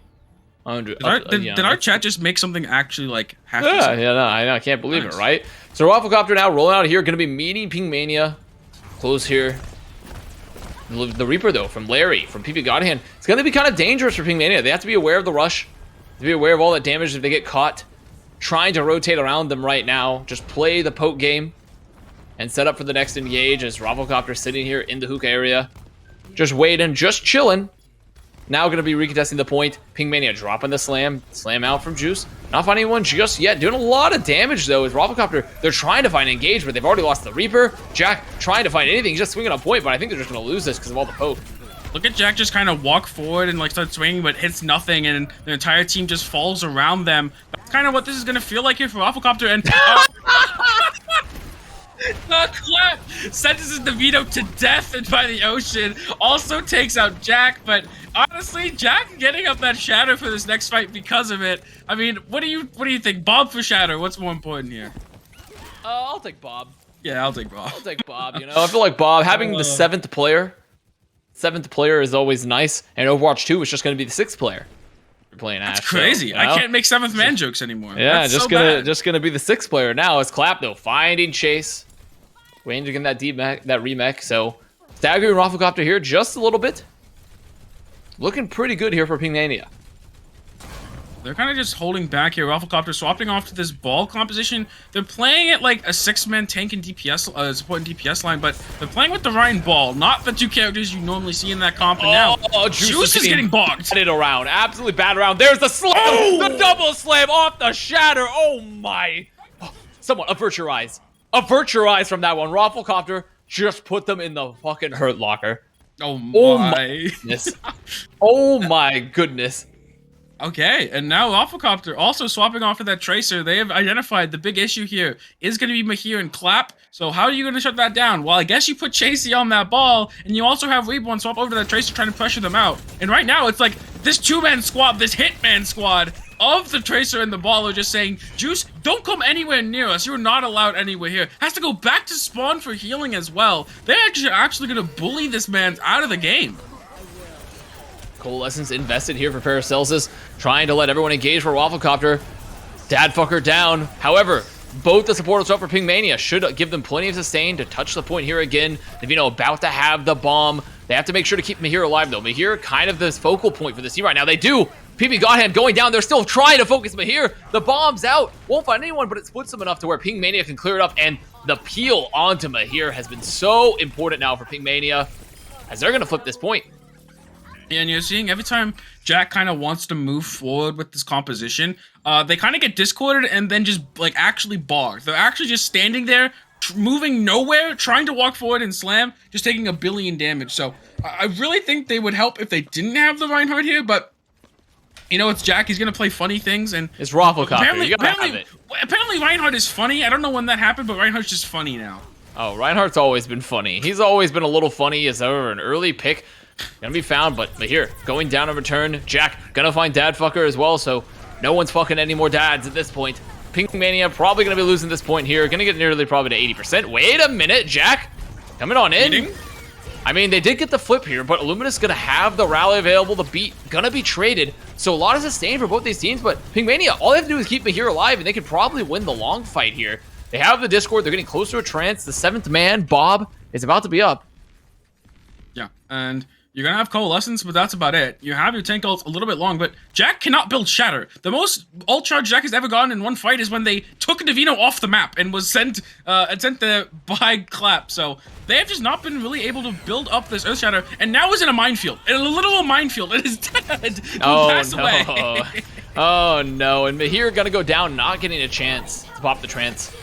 So 85% here for ROFLCOPTER already. Pingmania, they're trying to get some cleanup here on the point. But ROFLCOPTER getting a little split. They're trying to keep Paracelsus alive. They can't. No heals, no sustain anymore. Dadfucker is going to go down. But Pingmania, they're on the point. They have the bomb to split. Reborn needs to make something happen here as the Tracer right now. You see the disruption. Going to be finding Luminous on the Brigida. Maybe getting the D-Mech here onto Navino. It is. Bombs out. Make sure no one goes down. No one's going down just yet. But here, sitting on the point. But Shattered. He wasn't aware of the Shatter. No Transcendence because of that. Oh, no. And this could be disaster for Pingmania. As already they're still streaming in. Chase has made it back. Jack just controlling this here point, saying, you're not coming close. I'm the Reinhardt. And this should be 1-1 now in Oasis. Yeah, and Mahir, like a deer in headlights right there, has the Transcendence, but is getting stared down by Jack, and is just like, you know, I guess tried to greet it, tried to time it maybe, but just gets actually shattered, and they might not have won the fight off of it, but at least it would have given him a fighting chance. But now, like I said, we're going to the Gulag point. And I expect this round to take about 20 minutes, longer than the entire other series combined. So, you ready for that? Are you ready for this absolute mental crusher? I love that. I'm going to love that so much. Yeah. I'm going to absolutely love the Gulag point here of City Center. As Pingmania looking like they might be playing Sombra now. But yeah, playing a little Sombra, maybe rolling out with the Sim. ROFLCOPTER looking like they continue to play that Reaper Tracer type of style. Just that heavy, heavy rush style here. And they're going to be swapping off to this Sombra Tracer. I actually dislike this more into this composition just because... Actually, no, it's fine in this composition, but there's other kind of like better, maybe a Casty instead. Because what's going to happen is, where is your like real follow-up damage here? You're going to have to try to get this Sombra and Tracer onto the same target consistently, which is going to be difficult. ROFLCOPTER looking like they're trying to take the fight here onto the flank. See Clap. Just doing a little bit of poke, but Navino already D-mech'd. Jack here into the back line. Has to be careful. Very, very low. Getting chased down. Trying to live. The heals are there for Paracelsus. Still going to be cleaned up. Jack, the need to swing is much stronger. The need to do damage. Grug has already the hack. Once again onto Chase. Chase going to be cleaned up now as Pingmania just abusing the fact. Whoa, my good lord. Reborn gets 2 there. Reborn, I should say, but very, very low. Might be healed. Is going to get healed. Oh my gosh. Sat them down, and now ROFLCOPTER, they still have a chance to bring this back. Yeah, still have a chance to bring this back, but respawns are coming back in. Point is to get flipped, and that's mostly off the fact that Reborn able to kind of just double pump right there, going back to old school Fortnite, and really just taking him out back. And now we're gonna get set up on point here. It's gonna be hard to really disrupt this enemy team, except for the fact they have EMP. This is where Sombra's spikes kind of has this spike right now. It's a power spike. EMP comes out, only finds 3, however. I mean, still finds enough, gets both the support, so no coalescence, no speed boost, no boops. So that should be enough for them to clean up. I mean, they're going to invest the rally just for good measure here, as Pink Mania now moving here onto the point. Hack going to go out onto Larry, aka PP Godhand. This should be a slow cleanup.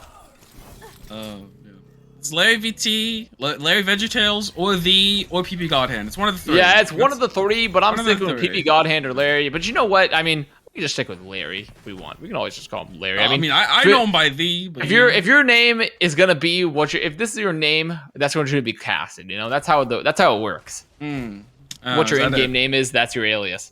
We have a lot of those in BPL. People have alt accounts, and they're like, "Yeah, I will refuse to play anything else but on those alt accounts." And we're like, "Well, what's your name?" It's like, "Oh, same this." I'm like, "Oh, well, okay." Maybe I could account name that. Clap, maybe not quite getting any value there, but Bomb Dream invested here is going down as, okay, Larry, as we were just talking about, getting too early. And the mines are going to be used from Juice to little effect. And now Pink Mania, yeah, sure, they're going to get to maybe around 40%, but ROFLCOPTER definitely going to get this flip. Didn't have to invest too much there either. Still holding on to DPS ult, still holding on to the beat. And this is looking very, very strong for them here because they can just hold aggressively. This Clap, still in the corner. Are unaware. Hello? They are unaware. Hello? Prop hunt? They actually do not know. They're simply unaware. Clap still waiting for this slam to happen. Trying on Lucio is going to take him out, but here going to invest the trance now. As ROFLCOPTER, they're trying to get in. They're trying to find some value off this rush, but they've kind of had their back broken a little bit without the Lucio, but luckily they're still finding those kills. It's so hard to get rid of this Reaper, right? Like I said, you don't have like something to lock him down and really burst him out. Like, you don't have a Cassidy. You don't have someone that can just headshot him a bunch and force him out from medium range. You have characters that are gonna go in close with them and gonna just make him really happy to be there, just sitting on that point. It's like an Anubis second situation in the stall sites where the Reaper's just happy to be there in close range with everyone, healing up completely. They swapped off to this rush composition. They're just running in. They're not respecting the shadow, however. Oh, dad fucker down, dad fucker down. The beat invested but couldn't save anyone. Reborn from the top ropes with the Death Blossom, and this should be ROFLCOPTER taking the first map. And it is. ROFLCOPTER now taking Oasis. 1-0. Yeah, and I think Jack said earlier when I kind of made fun of them in chat, I said, hey, not made fun of them, but I said, wouldn't it be really funny if they came in third again? And he said, please no. And I think he's really taking that to heart, and he said he will win. He will win really hard. And so far, he is starting to do that. It is starting to look like that is the momentum of the match, changing in their favor. Joementum Gaming, obviously, is the branding that they have kind of taken up on. It's their Twitter account as well, at Joementum Gaming. Very funny place. Very, very odd hemisphere of the Twitter space, I'm gonna be honest. Yeah, I think so. But I mean, that's the nature of the sub tournament, is it gets a little odd. It gets a little wacky. It gets a little crazy. So with that, ROFLCOPTER now being up 1-0, taking control, we are going to be heading into a hybrid. And if you were to guess from Pink Mania their style here, what do you think they might be picking for their hybrid map? Well, it looks like they like ball comps. We have 2 maps. We have 3. Okay, they have Numbani in there that I don't think anyone has picked. I don't think a single person has picked Numbani. Iconval got picked earlier, and they have King's Row. I would not go to King's Row against ROFLCOPTER. They got Jack, and I think one of the biggest things about Jack is they will play the funny Hammerman a lot. So where's the funny Hammerman good and not bad? King's Row. So I think avoid that like the plague.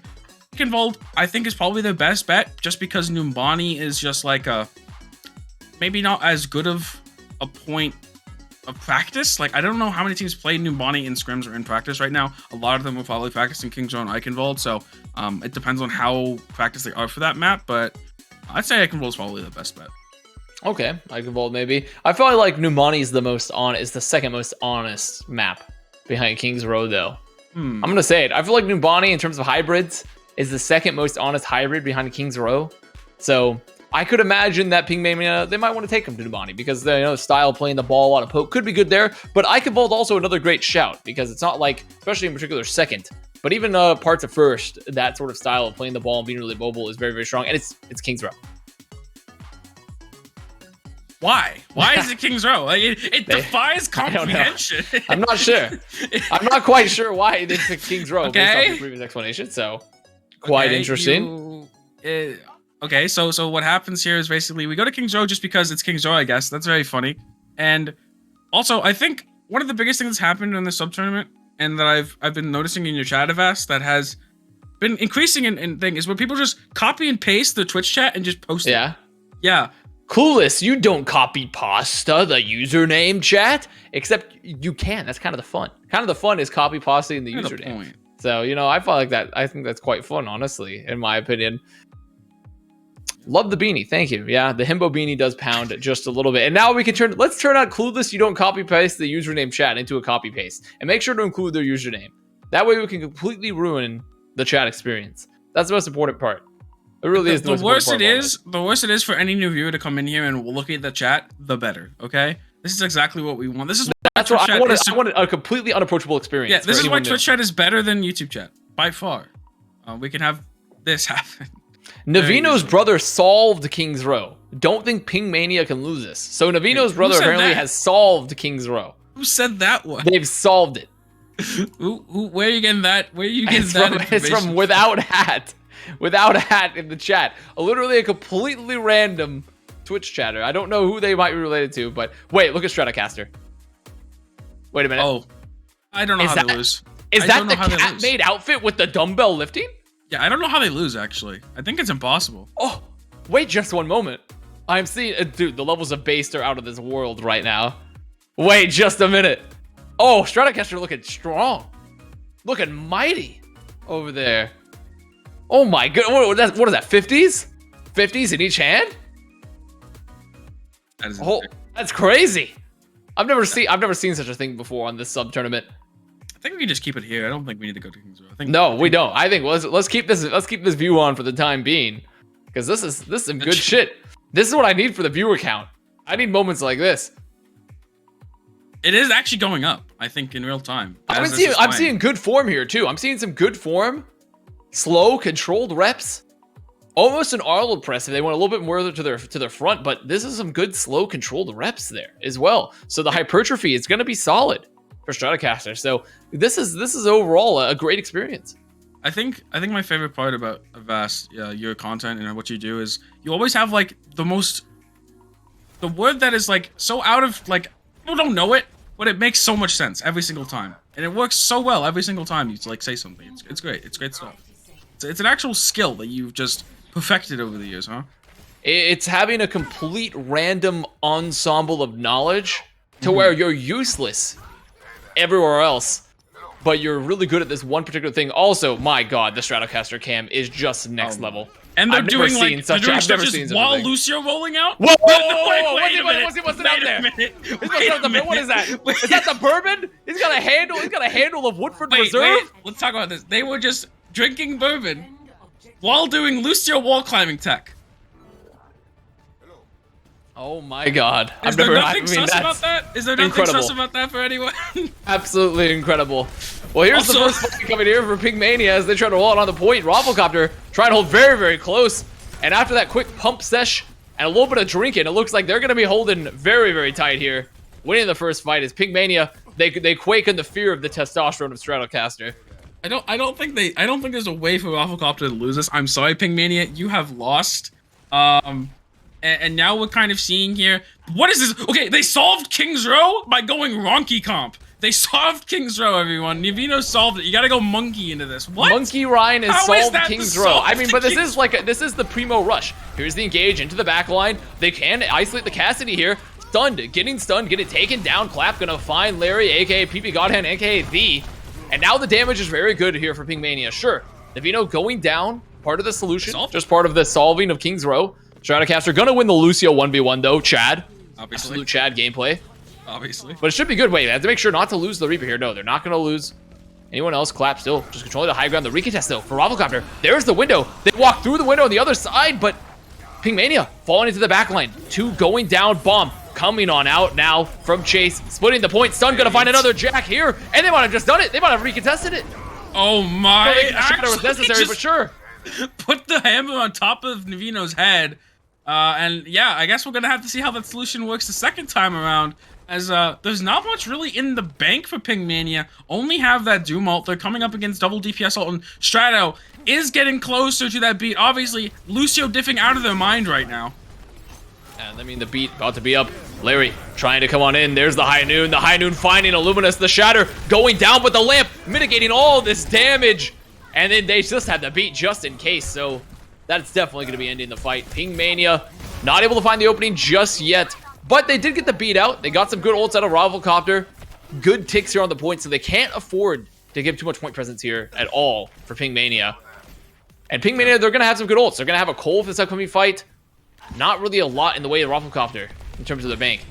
I mean, they can play for their Ant Matrix, try to kite back with it. Navino has just been kind of just jumping in. Like, jumping in 1v5 and trying to survive. I guess have been because not getting punished too heavily like they probably should. Have the Monkey ult now up and available. Another Coalescence coming through, going to keep them all alive. Navino's in Narnia and might allow them back into this point, actually. Okay, maybe a little aggressive. I'm going to be coming out. Doom going to go down for Larry. Down, but Bomb finds another. No way. Stunned as well, finding another. They're so low. They need some heals on point. They're trying to keep this Ryan alive. Oh my goodness, Juice is so low. High Noon used though. Stunned coming back in. Has so much space here currently on the Cassidy. And oh no, Pingmania just going a little too deep. And ROFLCOPTER. You can hear it. Do you hear the blades of that ROFLCOPTER? It's ruffling. It's getting closer to the ground. And we're gonna see if ROFLCOPTER can keep making this on. There's 2 fights in a row that Pingmania is up so heavily in terms of player count on the point, body count on the point, and they still lose the fight. You do have your Doom, Larry VT here, kind of going a little deep, does get the ultimate back up, but beat to try and sustain this one. It's kind of a frontline fight with the Bill. Oh, the Death Blossom in the backline finds 3, and that's gonna clean up this fight. There's no way they lose from this position. Nope. No way. Clueless. But actually good engage there from Pingmania. Popping the beat, getting the lamp out early from Paracelsus, allowing them to set up their ults here from Clap to come from the top ropes.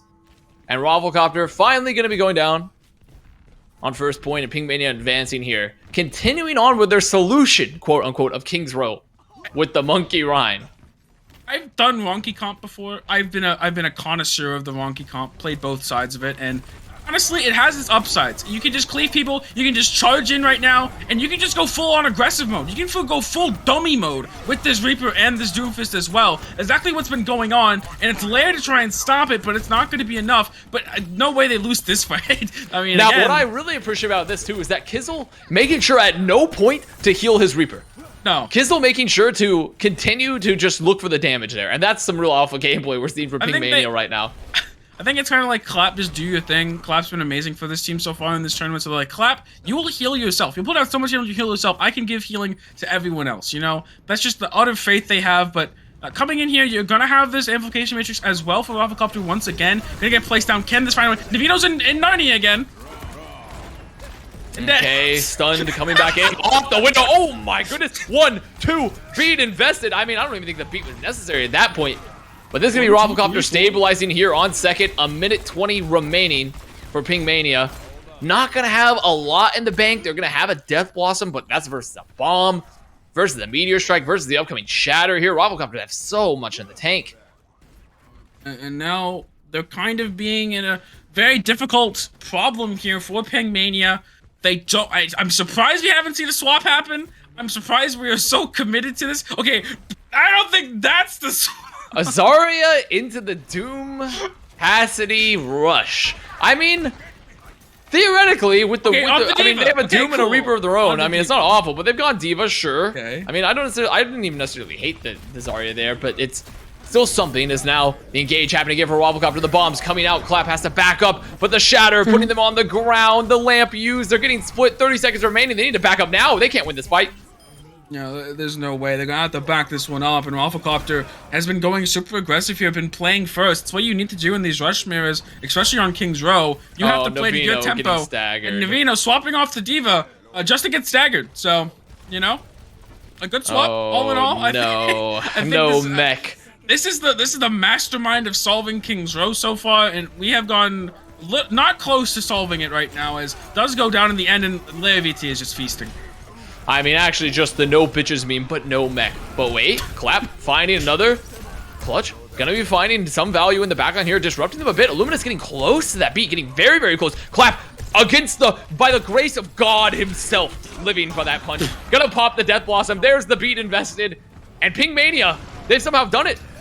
They were gonna be control of the point. They're gonna get a late kill hard to chase. No bomb gonna be earned. I feel like Ping Mania has gotten 2 beats this round, if I'm not mistaken. And every single time they've beat it, they've won the fight. I think that's a very curious moment, moment, if you will. That might be kind of something to look forward to. If Illuminous can keep build these beats faster, maybe they would win more fights and get this time faster. But a minute 30 on the clock here for Ping Mania as they go into third point. And ROFLCOPTER has remained resolute, hasn't changed anything up so far. And they're going to have a beat of their own here to repel this next fight. But can Juice hit an MTD, hit the Shatter? This will kind of be the turning factor in this moment. You're going to have the application matrix to pressure out the shield, but just survive the bomb. Okay, never mind. It's not an MTD. Oh, the bomb. I mean, the bomb there. They get charged. Going to be cleaning up this fight very quickly, but a very, very fast fight. And considering they've had to use the bomb for that, I mean, with Ping Mania, you don't necessarily hate that. You don't hate the bomb being used here. You have a minute remaining on the clock, a little less than a minute now. But they don't have a lot of ults for them either, and they have to be worried about the Shatter. They have to be worried about a beat to mitigate a lot of their value. And ROFLCOPTER likely looking to just go hella aggressive here and just set up Larry in the back line. They are simply not wealthy enough to get themselves through this fight, it would seem. Taking out the Doom with the Fire Strike is good, but you're on the ground. You're on the ground. I mean, the Shatter's still only just finding the Diva, but wait, they get charged out of the field. They're so low, they need some help. They are going to live the bomb, getting the split, so they can't fall up on the damage here either. So ROFLCOPTER, they need to regroup here just a bit. They have to be worried. They are going to be finding Clutch Caliber there in the background as Ping Mania. Yeah, I've said Clutch before. I haven't said the full name, Clutch Caliber. Now ROFLCOPTER just play around the window. They're getting close to double support. Illuminous gonna be finding Larry alongside Juice. Juice holding on to the Shatter. Now Clap gonna be making it back too. The Shatter putting 2 on the ground. They have to kill Lamp. Lamp. Mod check. Lamp. Okay, Lamp going down. Wait, Illuminous! No! Just like the rank games in the BPL stacks. A little. Maybe the ground a little slippery there. Shatter out. There's the bomb from Chase as well, and that's gonna be into this fight. Ping Mania are not taking last. What? How fitting of a way for that fight to end. Everyone else does an amazing job there in that fight, and it's just Illuminous creating off the map. I don't know how that happened. I think everyone in chat here that's been around a while and has played with this in Illuminous and the BPL stacks probably knows exactly what this feeling is like. But yeah, again, back to the curling as well for Stratocaster. I mean, Stratocaster, he's still, this is mostly a shoulder workout here, is the thing. This is mostly shoulders. So Stratocaster are looking to get built. Looking to get really big, long, large shoulders. Those boulder shoulders. So, I mean, it's kind of respectable. Now going back to the bourbon. I believe that's bourbon. It's either a whiskey or a bourbon, I'm fairly certain. It could be an Elijah Craig. Maybe by the looks of it. I'm like completely out of it. From my interactions with the Stratocaster previously, I thought they were underage, but maybe I don't know. We don't check IDs here. We don't check the IDs for alcohol, so I'm not selling, nor am I selling the alcohol. Not even like American underage. I'm talking like European underage. Well, don't rat. Don't rat is what I'm gonna say. That one worse. Don't rat. Rats out. Rats seek the door. Isn't this like the rat and poem though? Yeah. Well, the difference. Ratting isn't from being a rat. I'm not aware. I'm not aware. But we're gonna try and see here. ROFLCOPTER, same exact composition, and I think this suits them a lot. Well, actually, they swap buff the Cassidy to the Reaper, and I think it suits them because they are very ooga booga. I think Jack is also very ooga booga, and Wrecking Ball as well. Is Wrecking Ball a ooga booga character? I think sometimes it can be, but like a lot of people think it's like a big brain thing. But honestly, I've seen some Wrecking Ball players. I don't think there's a thought in their head. Yeah, sometimes it's just angular momentum. They're just spinning at a rapid rate. As Chase, though, getting hacked early by Clutch Caliber. Lamp going to be used very, very early here as well. Ping Mania, they can use it much later. Lamp, they're in a good position here. Contest the point. Don't get free ticks, though. No free ticks, please. No free ticks. I want to be the opposite of a bog. No free ticks. Oh, my goodness. They didn't time the Lamp. Jack still going to be going down, getting the trade. Good hack there on a Chase. No follow-up. They're trying to chase him down. They're chasing down Chase. The Chase squared. And they're going to get the kill, but they've had to give up a lot of presence here on the point. Illuminous nearly 80% now to the beat. Kizzle 70% to the window. Juice is going to be making it back. They have to be worried of this Reaper here in the backline as Paracelsus is going down. They've stabilized here pretty significantly, but they have to be careful. They don't want to feed anyone until they get the support ults up, but they just can't give up too much point presence. Points! Oh, the Lamp comes up. They're so close. They have window, but Illuminous down. Illuminous giving their life, but they're still just walking through the window. And that, wait, the EMP? Oh, low, but maybe not quite. Maybe not quite the EMP. I mean, granted, they are getting some good kills, but stunned just so healthy here as the Reaper, and they've lost the point. Yeah, but look at how this fight is going to go. They're going to lose like this, and they're not going to be able to, as the stagger comes in, they're not going to be able to hold this choke point. Really, on King's Row, a lot of the time, it might actually be worth it to just lose first fight cleanly, so you can reset and try to defend around this archway. Because it's such a hard place to get through, it's just like such a bogging moment. Like, you just get stuck here for like 2 minutes at a time, and it's just too difficult to get through. And now Clutch, no EMP for this next fight. They're going to be able to take aggressive positioning with their Doomfist, and Navino is still in spawn. Navino's still coming back. I mean, they will have a beat available for this versus a window. Juice getting the counter pin onto Larry up top, and they get the lamp out early here as well. They can fight the point. I don't even think you needed to beat that. And look at this ROFLCOPTER save. People leave. They just use the speed boost back on up, but they're going to keep chasing. Back onto the Reaper. Jack taken down. They're trying to get stunned. They're going to get stunned, and now they've reclaimed the choke. What a good play from Juice up on the high ground. Don't think the beat was totally necessary, but either way, they've reclaimed the choke here. Yeah, Luminous has been doing a little bit of trolling, some tomfoolery here and there, but now it's gifted ROFLCOPTER the opportunity here to have this beat advantage, and they're just going in. It's just full tempo, fast and furious here for the side of ROFLCOPTER.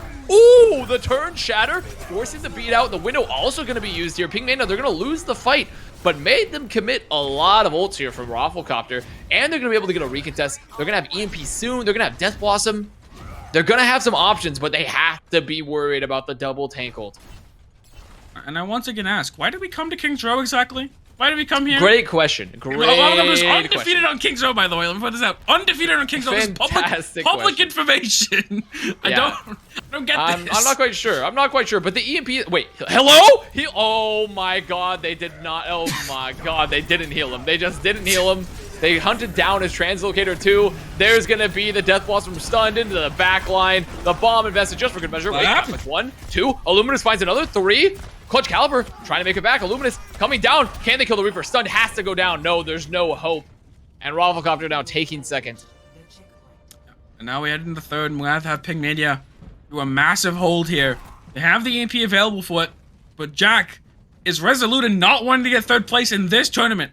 They're looking to take the prize after that semifinals playoffs against Blue Screen. They were just not having it in the slightest. Now EMP is gonna. Oh no! Pingmania. Oh, it's over.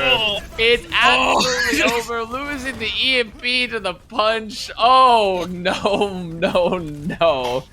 Oh God, disaster. Absolute disaster there in these final moments here for Pingmania.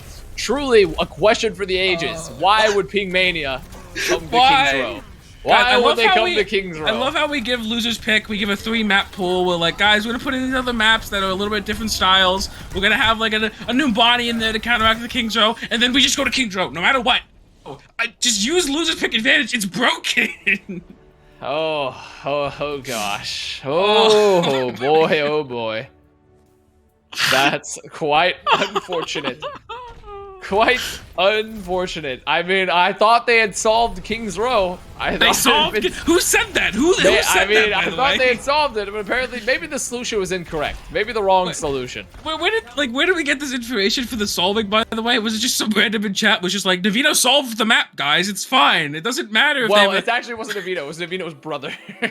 Navino's brother solved the map. Yeah. Oh, it wasn't even Navino's brother Navino. solved the map, so it's okay. But I mean, it doesn't matter because ROFLCOPTER, they win 2-0, and also the momentum, it's still going. They're not losing. They don't get third. Jack doesn't get third. You can really feel the momentum building for their first Sub Tourney victory. Is building. Oh my gosh. Well, ROFLCOPTER avoiding the third place curse, and they're going to be advancing to the grand finals to face off versus Blue Screen, the undefeated Giga Chad team of the tournament so far. We can take a look at the bracket and see the grand finals and what we've seen so far, but realistically, it's just going to be our final matchup now, a Blue Screen versus ROFLCOPTER. Yep. And what a matchup that's going to be. Yeah, and I mean, we saw this again in that semifinals. It was very close, back and forth. That was actually a series I believe we saw Numbani come out for Blue Screen, which they won, by the way. Pingmania, take notes, please. Yeah, so if that kind of happens again, I guess it depends on who's wins first map, right? If it is ROFLCOPTER winning and they go to Numbani again, can they fix things up again to try and maybe close it out? I don't know if that's also first to 3 instead of first to 2. I don't know quite if it is or not. But It's first to 3 for grand finals. Cool. It is the only So first to more 3 room to of the entire tournament. Dryad asking, what is that hat? This is my himbo hat. This is my himbo hat. It's fashion, quite nice. Dryad. It's quite fashion. You want to get it. You want to get it. It's fashion.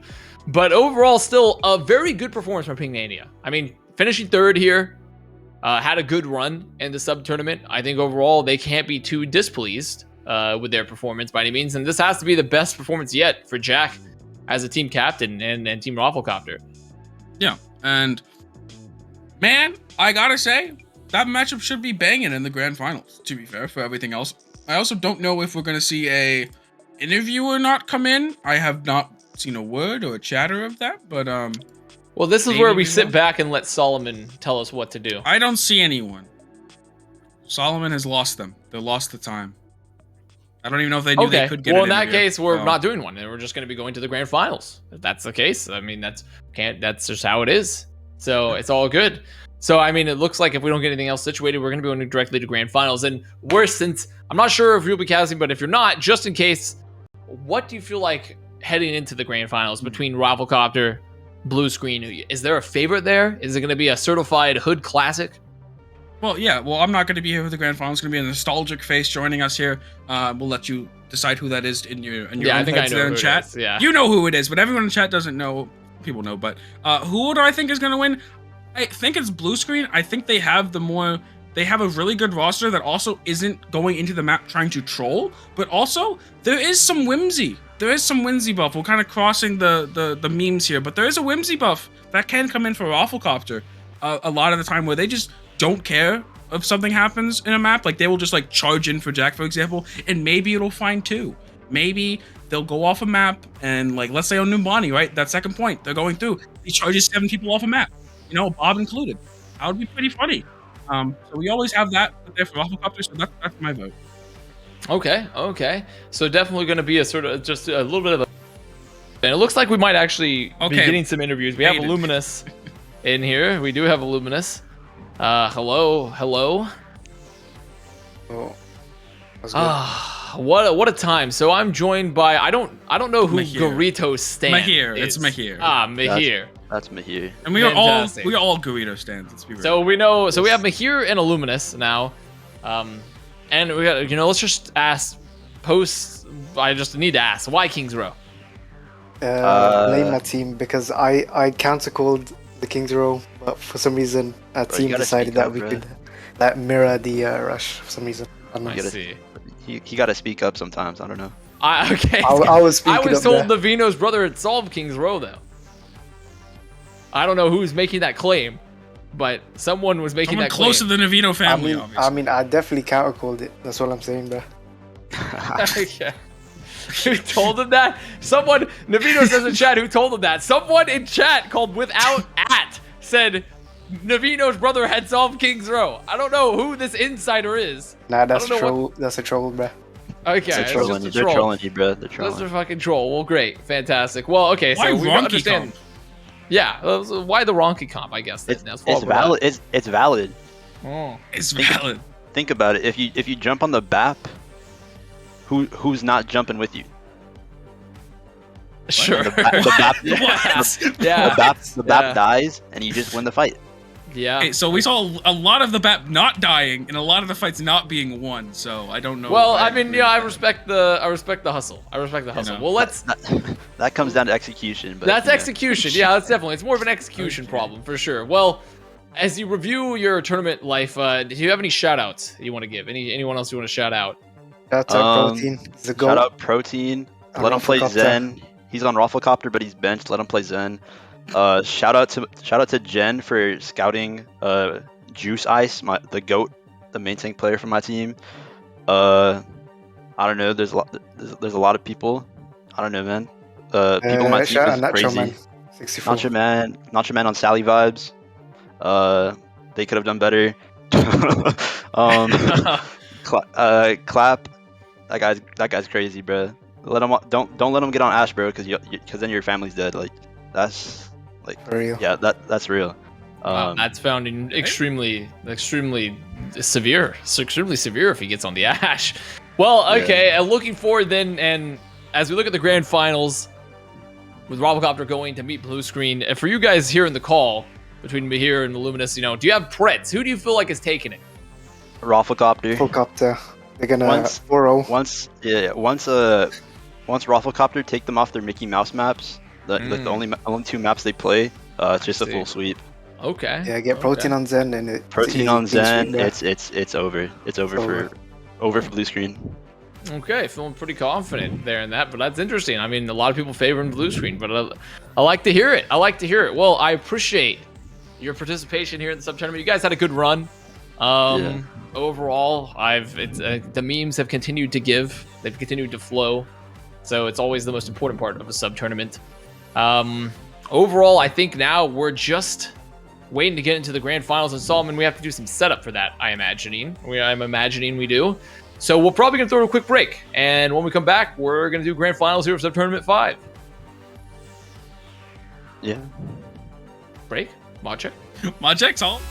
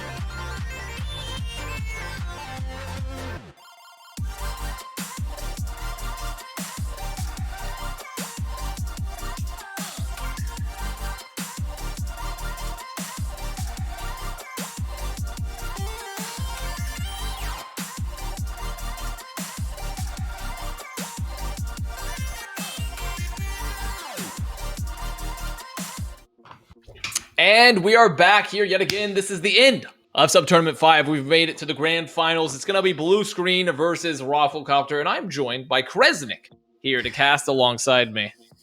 Happy to be here. Noticing how much taller I am than you. The headspace is absolutely not aligned. I got it.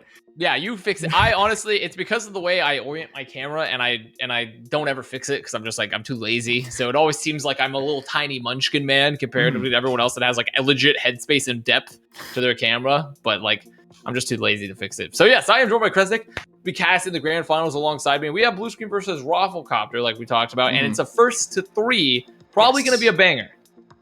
I hope so. I mean, I got to play against both these teams. Blue Screen was our first game of the day. ROFLCOPTER was our last. So literally bookending our time in the tournament. And these two teams are probably going to be pretty close from what I have seen. Did they match up in the group stages? Actually, I'm going to pull up the website just to see. But I know that we got only one more map off of Blue Screen. That was because they hard C9'd on King's Row. So I don't know if that even really counts. But they seem like they're fairly evenly matched. And they play kind of similarly from like running that Rhine into us, playing that Doom. There's going to be a lot of people laying on the ground counterpinned and counterstunned for sure. Yeah, I imagine it's going to be chaos. I imagine it's going to be chaos across the board for this matchup here.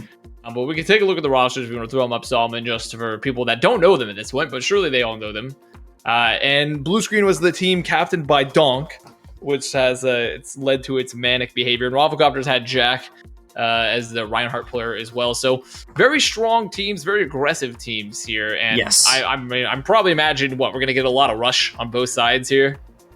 I think so. I think the map pool will go to that a little bit later on for sure. They both seem to prioritize it quite a bit. And both their main tanks played that way too. I mean, they had Dust running it. They had Waddit running it on KR for Blue Screen, and ROFLCOPTER just literally slammed Jack into our face for the entire set when we played against them. So 100% going to be a matchup straight up on that. Yeah, and something to think about here is the stamina factor as well. Because Yes. ROFLCOPTER's played like 3 matches now, and Blue Screen, they've been chilling. They've been sitting in the Victor's Palace, just waiting for them to show up. As Stratocaster, I mean, he has to be tired because he was pumping iron the whole time and drinking bourbon. So 2 activities when combined with his vigorous mental activity of playing Overwatch, I don't know. He's going to have some legendary mental fortitude to make it all the way through the grand finals. And I think we already have the first map too. Our first map is Oasis, I believe. Correct. Yeah, Oasis. Yeah. Should be good for, I think, either team. You know, University, we're going to see them definitely slamming with the rush into each other. I might end up leaning Blue Screen on some of the other stages on that one. I think you can get away with a Rhine comp on Gardens if you're just playing really tight in Hookah. But when it comes to City Center, it is wide as hell. And it might be tough for them to actually get on that core once they break through. They need to cover a lot of space. And Blue Screen have had plenty of time to watch the tape. I mean, ROFLCOPTER just had 2 games on stream in a row. Yeah, I mean, also, realistically, I don't know about Blue Screen. I feel like I haven't seen enough of them, but ROFLCOPTER, they can play dive. They have put Jack on the Winston. They were willing to play dive, so they do have some other options in the bank heading into the grand finals. But as you see here, here's our map set. Is Oasis obviously the first map, and then we just repeat the pattern. It goes Hybrid Escort, then Hybrid Control for the final map. So this is kind of how the map is going to work if we go that far. If we make if we make it, I think after the first, 2 maps, Solomon, we take a break, or is it the first 3 maps we take a break?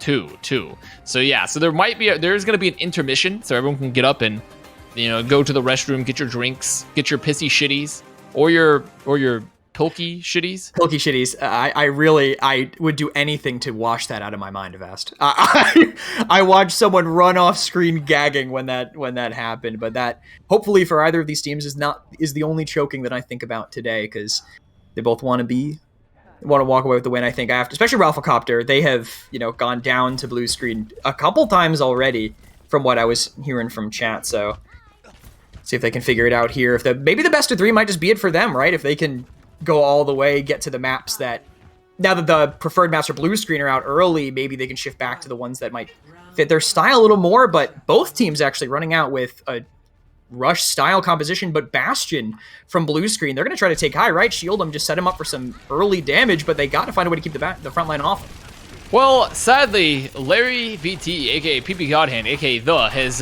been pinned quite early, and then Sherb is going to get a 2K, getting a boop, getting another, so a very, very early fight win and an early cap, more than likely, for Blue Screen now. And now the Bash is going to be up on the high ground, and ROFLCOPTER, It's already just looking tough there for that, but there's still plenty of map left to play. Yeah. An immediate pivot too. I mean, they're like, all right, we know where Bonesaw is going to be somewhere stupid. We know we need to do something to deal with them. So we see them bust out the Echo. Hanzo just waits to deal with the Bastion. It means, I think, that Blue Screen have to just engage without Bonesaw and then distract them enough for him to actually make something happen. You can see him just setting up over here. Sonic, they know where he is. Blue Screen can't wait forever. That D.Va taking a bit of damage, and now they're going to drop down. Dropping down, contesting the point here. ROFLCOPTER making sure to dance away, build up those ults. Blue Screen getting close to a window here, pretty early for Butters. They're about to have the Shatter here as well. And the longer the fight runs, I mean, at this point, it's fine for ROFLCOPTER because they want to have a counter ult. There's the window, the pin from Dust into the backline, going a little deep, gets saved by the lamp. But they have to make sure to keep the value off this Bastion. They make sure the Bastion doesn't mind any picks in the window. There's the Fire Strike through the window, finds no one. Shatter down from Jack, and I think this should be it. They find Dust, they find Bonesaw. The aggression here from ROFLCOPTER, they should be able to clean up the point. And Bonesaw dropping in, he feels like it's the right time, but when is the right time in this? Especially Dust literally putting a brick on the gas pedal and just speeding into their team. Lamp synergy was good. I mean, Butters got the lamp on the push, but that just burnt resources that they probably needed to put into that Bastion to let him actually commit to the fight. I kind of thought they were going to drop him for the retake here, but they'll walk in with Tank, hoping to get something out of that. Yeah, they have really Tank. Yeah. Sometimes you just got to drop the ult. We'll see what they get away with here, but they do have Noon to work with as well, but they have that high ground controlled and no real way for them to get up top. But the Tank coming out, ROFLCOPTER disengaging, Blue Screen looking for something. I mean, it catches everybody here, but they still kill Paracelsus. Oh, they lift him up, and he peeks the high Noon. Oh, no. Jack tries to go deep, tries to find one, is going to be taken out, but Protechick able to get the beat off in time, but two go down to the bomb while they're on the ground. The aggression just getting completely countered, but Reborn still relatively healthy, but the flip is going to come out 62% and counting now. Blue Screen, the tanks just anchoring, going to take down Larry. And ROFLCOPTER, what started out so good for them with that flux, has gone tragically. Just the sink of the Shatter Bomb. You saw Protein just staring down that nuke as it was about to go off. No chance to escape from that. Great recovery, I think, later in the fight. Now, they're going to switch it out. Soldier, they're going to be playing for these hard off angles. Should make that Echo's life a lot harder. But ROFLCOPTER quickly going to that high ground, and they have to drop immediately. They cleared him out of this space in the window. Ant Matrix going to force him back. Oh, but Larry already down. Where are you going, Larry? And the beat from Sherb. And they're going to isolate Paracelsus there as well. The counter window's up. They've taken complete control of the point here. 98, 99. They're just cleaning up on point. ROFLCOPTER, they have no ults. They have no dupe. They have no chance. And this is going to be the first round going the way of Blue Screen, unless a miracle happens. Yeah. No miracle going to happen this time. We're far away from 37th Street. I hope that's a street for that. That might not work this time, but ROFLCOPTER, smart to clear out high ground. I feel like they felt like they kind of had to, but then they ended up crossing the biggest possible gap. Go from one spot to the other, not what you want to do on Rush, when they had to just cover all that ground and just kind of got worn down across the way. And as soon as they got close, obviously, even though they amped, Blue Screen had all their resources still. They weren't forced to use anything, immediately shot straight out onto the point afterwards with their own Ant Matrix, and then just punished ROFLCOPTER for the end of that. But the other stage that I felt like Rush was kind of the maybe playable on, though obviously these teams proved me wrong with that by running both here. Both going to run it out again, but we're going to see Ryan Ball from ROFLCOPTER. This is their very chaotic, just slam you comp, but they have to watch their Ryan. Jack doesn't really have a lot of appeal without an off tank. Yeah, I mean, I'm talking to others. It's like you can't we've already paused, so we have time to dissect it a little bit because we've already paused the match now. But when you have the double engage tank here by pinning and by slamming with the ball, everyone just runs in together. You don't have to worry about a backline because your backline is your front line. Everyone is just one big front line here. As we wait for, I don't know exactly what the issue might be, but just a match pause type of issue. But examining then Gardens of Oasis, we examine Gardens. We see the compositional differences because Blue Screen, they were still playing pretty standard Ryan D.Va, correct? Versus our Ryan Hammond. So, and I think even their DPS comps are still pretty close. Like everything across the board was still very, very close. Realistically, what are they relying on here for ROFLCOPTER? Just a better engage? I think, just not having anyone for them to really get on. Larry actually took the high ground early with the TP, but right now Doom's trading, knocking each other up. Reborn going to get the Doom diff here as ROFLCOPTER hold on to the high ground. And here comes the engage again. Reborn going to find another. Butters down. There's no healing now for Blue Screen. And the good engage definitely happened. Larry finding value. Paracelsus a little low right now, but all ROFLCOPTER, they can just play the ground. They don't have to go down. They don't have to take the fight. They just need to live here on the point. And blue screen, they're kind of stuck on this high ground, but they should be able to just clean up these players. They shouldn't let them live. Oh, they're gonna the longer they wait to clean them up, honestly, the better for them here. Is they should kill the Lucio with that boop huge protein, and they're gonna get staggered at this point. Blue screen actually getting heals back, so maybe they have a shot here. But the longer they wait, the worse it is. Dust gets a shatter. Oh, and Dust gonna pin Paracelsus out of the lamp. Reborn and Paracelsus both going down. The Mind's Infested from Chase. Dust getting pretty low, trying to get pocketed, trying to keep him alive. It looks like they will be able to. And blue screen now going to be coalescing here around the point. Oh, the pin! I love to see it. Chase. Okay.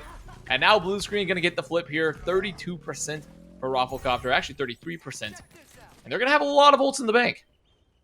Yeah, a bit that they can work with here, and I think as long as blue screen continue to go for Paracelsus, that's their win con. I mean, he's the only person that is an easy kill unless they find early CC on Reborn. Otherwise, they really don't have a chance. If they can just hide out a little bit, buy out time for the lamp, they can do it, or they can just go right in with a Cole counter pinning, and they're trying to get that lamp down. Oh, this is a fat beat from Protein Shake. The engage entirely mitigated off that lamp, giving Protein Shake time to build it up. But the aggression is so much. They give it the bomb here as well. Wait, they've gotten the flip, though.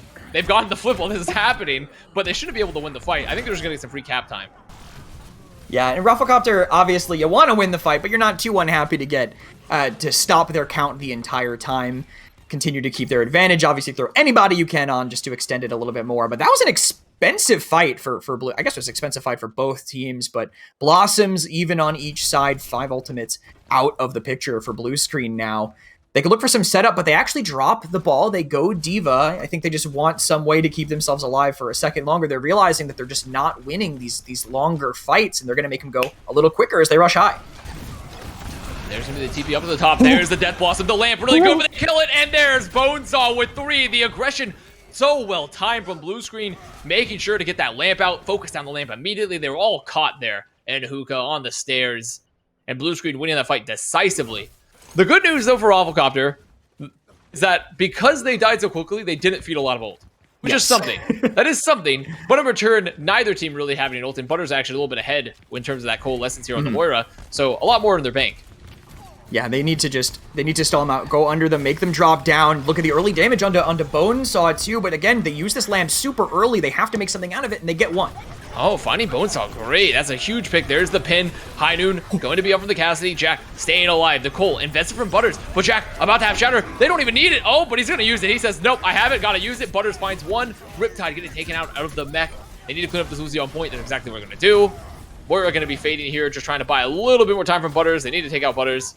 Butters is going to be going down. Then there goes Sure, but 99 here for blue screen. And ROFLCOPTER, not a super heavy investment, really just a Shatter. And I mean, also a window. And they managed to get the flip. They're going to have a bomb. They're going to have some good ults.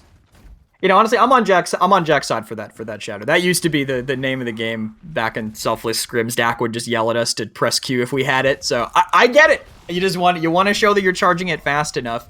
But again, gonna miss it here. Gonna have to get something else as they drop down for the engage, but an early Shatter right back gives blue screen an advantage. Oh, they don't get any pins though. And Larry in the back line with the Death Blossom finds 1. There's the Meteor Strike 2. Dust getting a little bullied, getting a little displaced right now. And blue screen very low. They don't have a lot of sustain, but ROFLCOPTER, they should be in a pretty good spot. They have both DPS here on the point. Sure, should go down, and that's exactly what's gonna happen. 82% and counting now for ROFLCOPTER. Blue screen, they need to reset. They don't want to stagger too hard. Another fairly expensive. I mean, they're 37 to Cole, don't have beat. They're going to have to swap ball just to, I think, to make it and potentially sustain long enough. There's beat and window and bomb that they're going to be walking into. That bomb could just force them out in main if they go that way. Probably going to have to go inside. Dust actually goes around the back, getting booped out. They do get the overtime, but they're shifted fairly back, and they have to hide from that window. Window invested. Protein Jake still holding on to the beat. There's the bomb from Riptide trying to split the point, trying to get value onto the Rhine, but no. Butters down, Limeade down. There's no damage, but Bonesaw finding 1, but goes up to the bomb, dies to the bomb instead, the alley-oop. And ROFLCOPTER should be getting here on the point, should be taking it to 1-1 now on Oasis. Is sure trying to stay alive, not too much longer. Tying it up 1-1. Chase honestly makes up for the Blossom eat before. He basically, when we had that Blossom 3K earlier, it looked like Chase just didn't have a neck because he was just staring straight forward while the Reaper was in the skybox. Getting everyone else, makes up for it, gets the Reaper mid-Blossom. They lose 1, but the trade is fine for them. And Starting Oasis, I thought that ROFLCOPTER just wanted to see this map. Honestly, that was what I was thinking of. They wanted to see University to get that far, so that win should feel pretty big for them. I still feel like they are spending a little bit of things early. I feel like they get to point and they insta-lamp right under the high ground, and I get it. It helps them, I guess, survive through some poke, but then they could just engage afterwards, and Blue Screen were earlier in that round taking advantage of it. We'll see if they continue to have any rush superiority here, but no TPs out. They're just using that Lucio speed. Going to potentially meet on the right. No, both teams going to go right towards mid. Jack in the open, and they're starting to engage. Oh, Bonesaw, though, getting immediately found by Reborn into the back line. Dust going down here, too, and this is a fast first fight win here for ROFLCOPTER. I mean, they're just going to clean up here on the point. Going to take a little bit of time, but it should be fine here as they just clean up slowly but surely. They have the extra damage. As ROFLCOPTER winning the first fight, getting the first flip, and a great engage from Reborn there, making sure they pretty much immediately remove a lot of the damage for Blue Screen.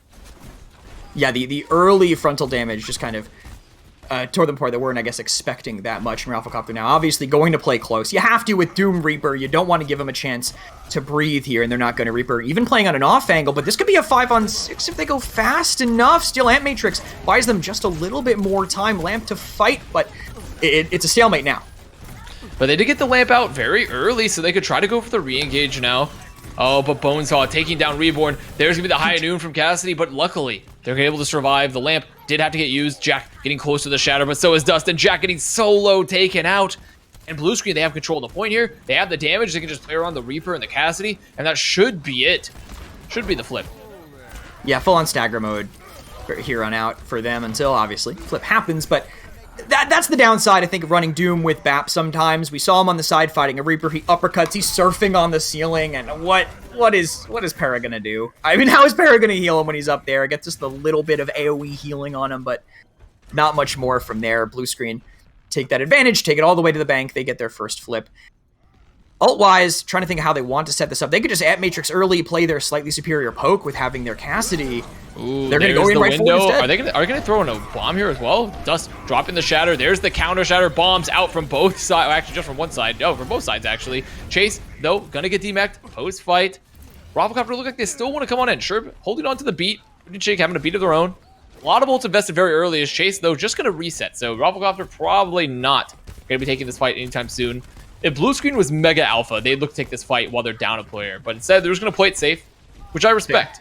They thought about it, though. They're thinking about it still. They're fairly close. I think they want to fight these big angles. They don't want to let them get close, but they are going to. This is where their comp should thrive, and the window will force some backbeat, slows them down, but the Blossoms are being traded. I mean, they lost Butter so early, though. Wait, they have to be careful. The high noon! Oh, no! Limeade's still going to be going down, but it's still anyone's fight right now. Reborn, very low, getting pressured, getting healed up. As ROFLCOPTER now contesting this point here. They need to clear up the Reaper. Bonesaw has to go down if there's any chance. He has to go down. Oh, finally goes down. Still, going to be 70+% for Blue Screen when it all said and done. Dust coming back just to stagger a little bit. Going to be feeding a bit of ult charge. And ROFLCOPTER going to charge some ults. But finally getting this flip here of nearly 80%. 79% now for Blue Screen. Yeah, ROFLCOPTER with a well-done play there. I think just nullifying the attempted Blossom from Blue Screen early with the eat and the beat, obviously making it completely countered there. And I'm going to expect a very quick pace from them, but they're actually shifting back. I think they just want to bait them into this very tight area so they don't have anywhere to retreat. Might be the name of the game. He wants to shatter, blocked early, actually found two in the back. Found two, including Butters, but the counter shatter, but they can't follow up because the bomb and Sheriff goes down. They have no lamp either. The window used the DPS here from Blue Screen, but it shouldn't be enough because ROFLCOPTER, those supports stay up. Keep the sustain alive. They have to make sure that Limeade doesn't get tons of value. Okay, stopping Limeade getting value. Mod check. However, Baptiste is going to be going down. Butters is going down. So this is still good for ROFLCOPTER. They're going to get the remech. Bomb invested. No one should die to it. They aren't. Here comes the Staggers coming back in. Blue Screen still looking to contest, but they have the heals from Paracelsus now. They have all the control. They have the sustain. All they have to do is make sure the Ryan doesn't go down. He won't. They have a lamp to play with. This is still looking good for Blue Screen. 99% now. Protein Shake making their way back. About to have the beat. However, Jack goes down. Goes a little too deep. They also lose Reborn. There's pretty much no damage here on the field. Larry trying to stay up. Doesn't have the Death Blossom yet. Getting focused. The beat doesn't save him. Oh, no. Was that blocked potentially by Dust's shield? Or it was either that or it just didn't catch him in time. Dust going to be investing the shatter. Finding two. Blue Screen going to get the flip. ROFLCOPTER have enough time to have one more fight here. That was a long engagement. They're happy they got to 99, but Blue Screen now with a couple ults in the way. I think Raffle just not happy with how they spent. Dust Shatter, I think, set the tone, even though they lost early in a quick engage. Don't want to give them that space. Oh, but can they stop the remake? No, they can't, but Lyman still going down the Doom right now. Reborn getting so much value. Bonesaw popping the Death Blossom, finding one, gets the D-Mech. Also going to be finding the Lucio here very shortly. Great Death Blossom there. And Blue Screen with that initiative. Using the beat, knowing they're on a back foot, pushing their advantage, and first map going to go the way of Blue Screen. So smart to wait until right then, too. I mean, we talked about, if they're Giga Alpha, they'd run in right now. Didn't understood, hey, we'll do it when the time means we have to, when we actually are forced to engage. So I think great reading the clock, just well done from them to force it out and push that. And also, I mean, they, even though they won a very long fight, lost a lot more time than they wanted to, but I think props to Dust for the shatter on the Rhine and the bomb, just completely nullifying what ROFLCOPTER wanted to do that fight earlier. I think shatter 1 second later, bomb gets past him. I think that might look like a completely different fight, even though the bomb still got Sherb. Definitely. I mean, overall, though, this grand final's holding up. It's holding up. We've had some sleeper grand finals. We've had some good grand finals. This potentially could be a great grand finals here for Sub Tournament 5. So I'm pretty happy. So our next map is going to be a hybrid map. We still have to wait for the pick. But, when I look at the way both these teams play, I can't really think of like a map that's like, oh yeah, this map would be great for them. Because it feels like stylistically they're pretty close. I'm trying to think of where they would want to go, right? I feel like teams are just going KR a lot of the time. I think only a couple teams going Numbani. I think we might just see a slam right to KR from ROFLCOPTER.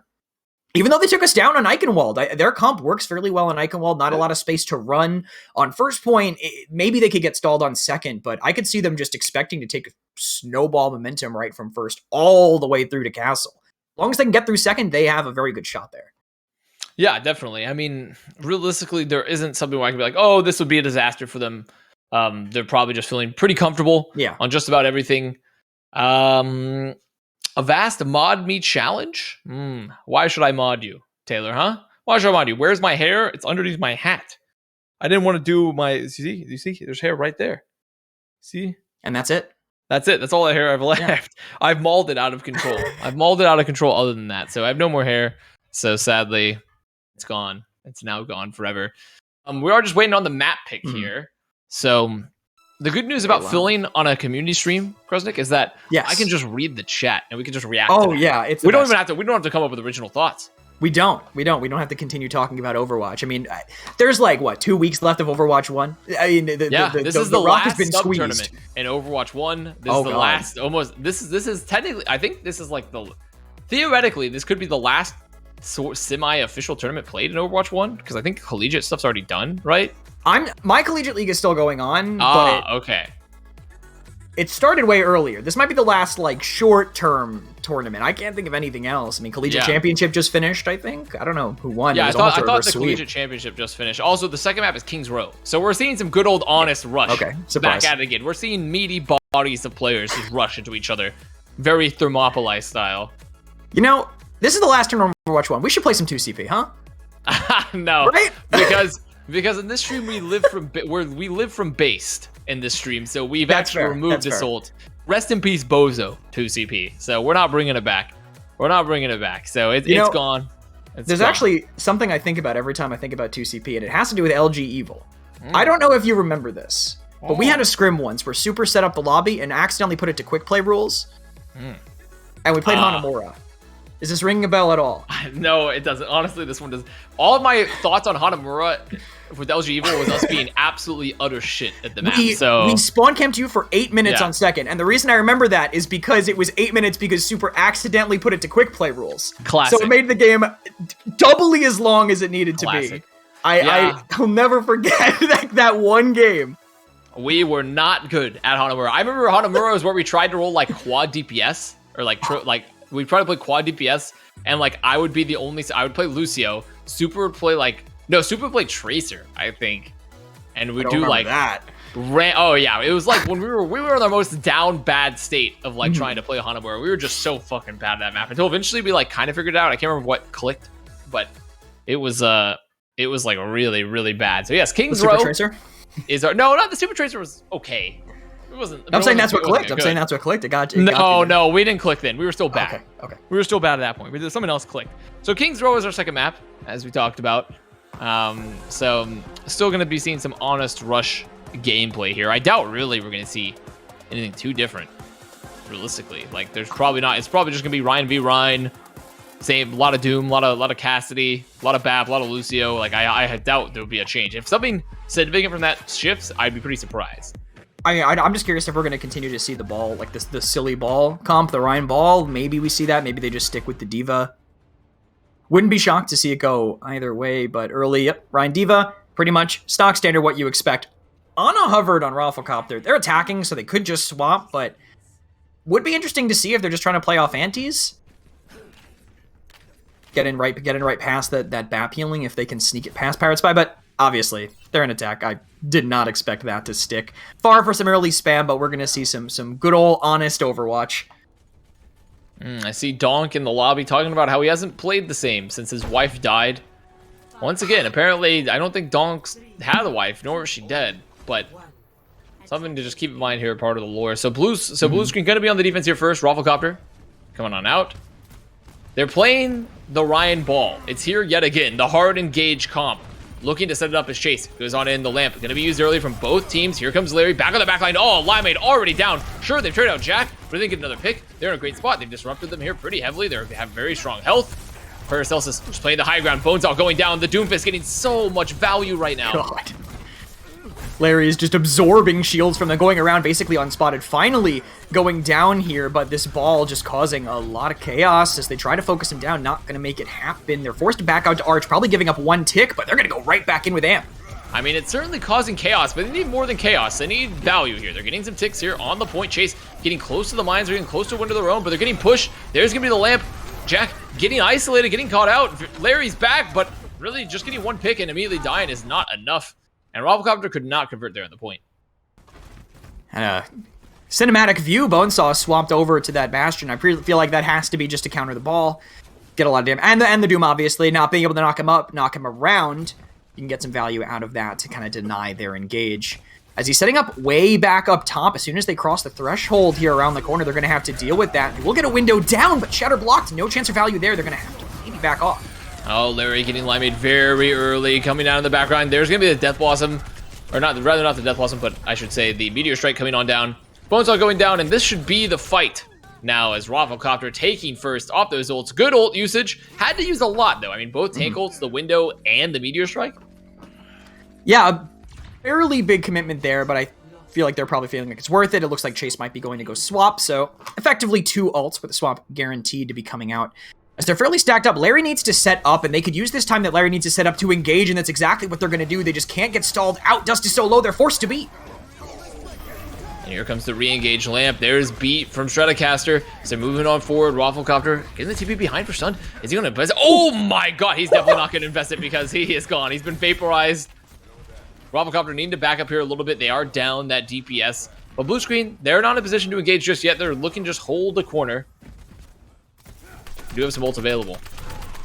Maybe they're just going to use tank here if they want to just get some AoE damage on them quick. They already have players on the flank, so they have to be careful not to get caught out as Larry escapes. Will get the tank forced out early, though, going for a flank. ROFLCOPTER could run in, the air but shot. they're just waiting. They can't find anything from the back. Oh, but the lamp, though. The lamp denied all the value. Bonesaw in the back line. Goodbye, Paratrooper. Here comes the TP back in for stun. They're in a good spot. Limeade, though, gonna be taking out Stun, who TP'd right in the direct line of sight of the high noon. Here comes the push from blue screen. They're pretty split here for ROFLCOPTER. They don't have a lot of good ults, but wait. Larry, aka PP Godhands, finding Butters, who is a little too deep. The re-engage can happen here for ROFLCOPTER. They can chase. There's not a lot of sustain for blue screen. They need to make sure to get Jack back in the fight. They're gonna have Shatter.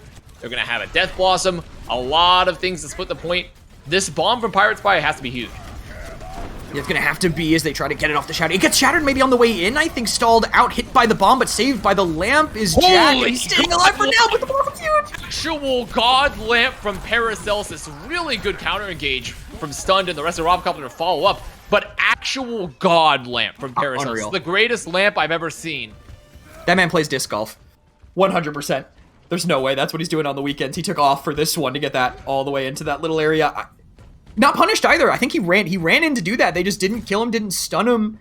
They had multiple ways to do that, but they held off. I think the Shatter bought them so much space he could get away with that. And now Stunned above, looking to turn some heads, buy some ground, but forced to come out. Dust might not live this.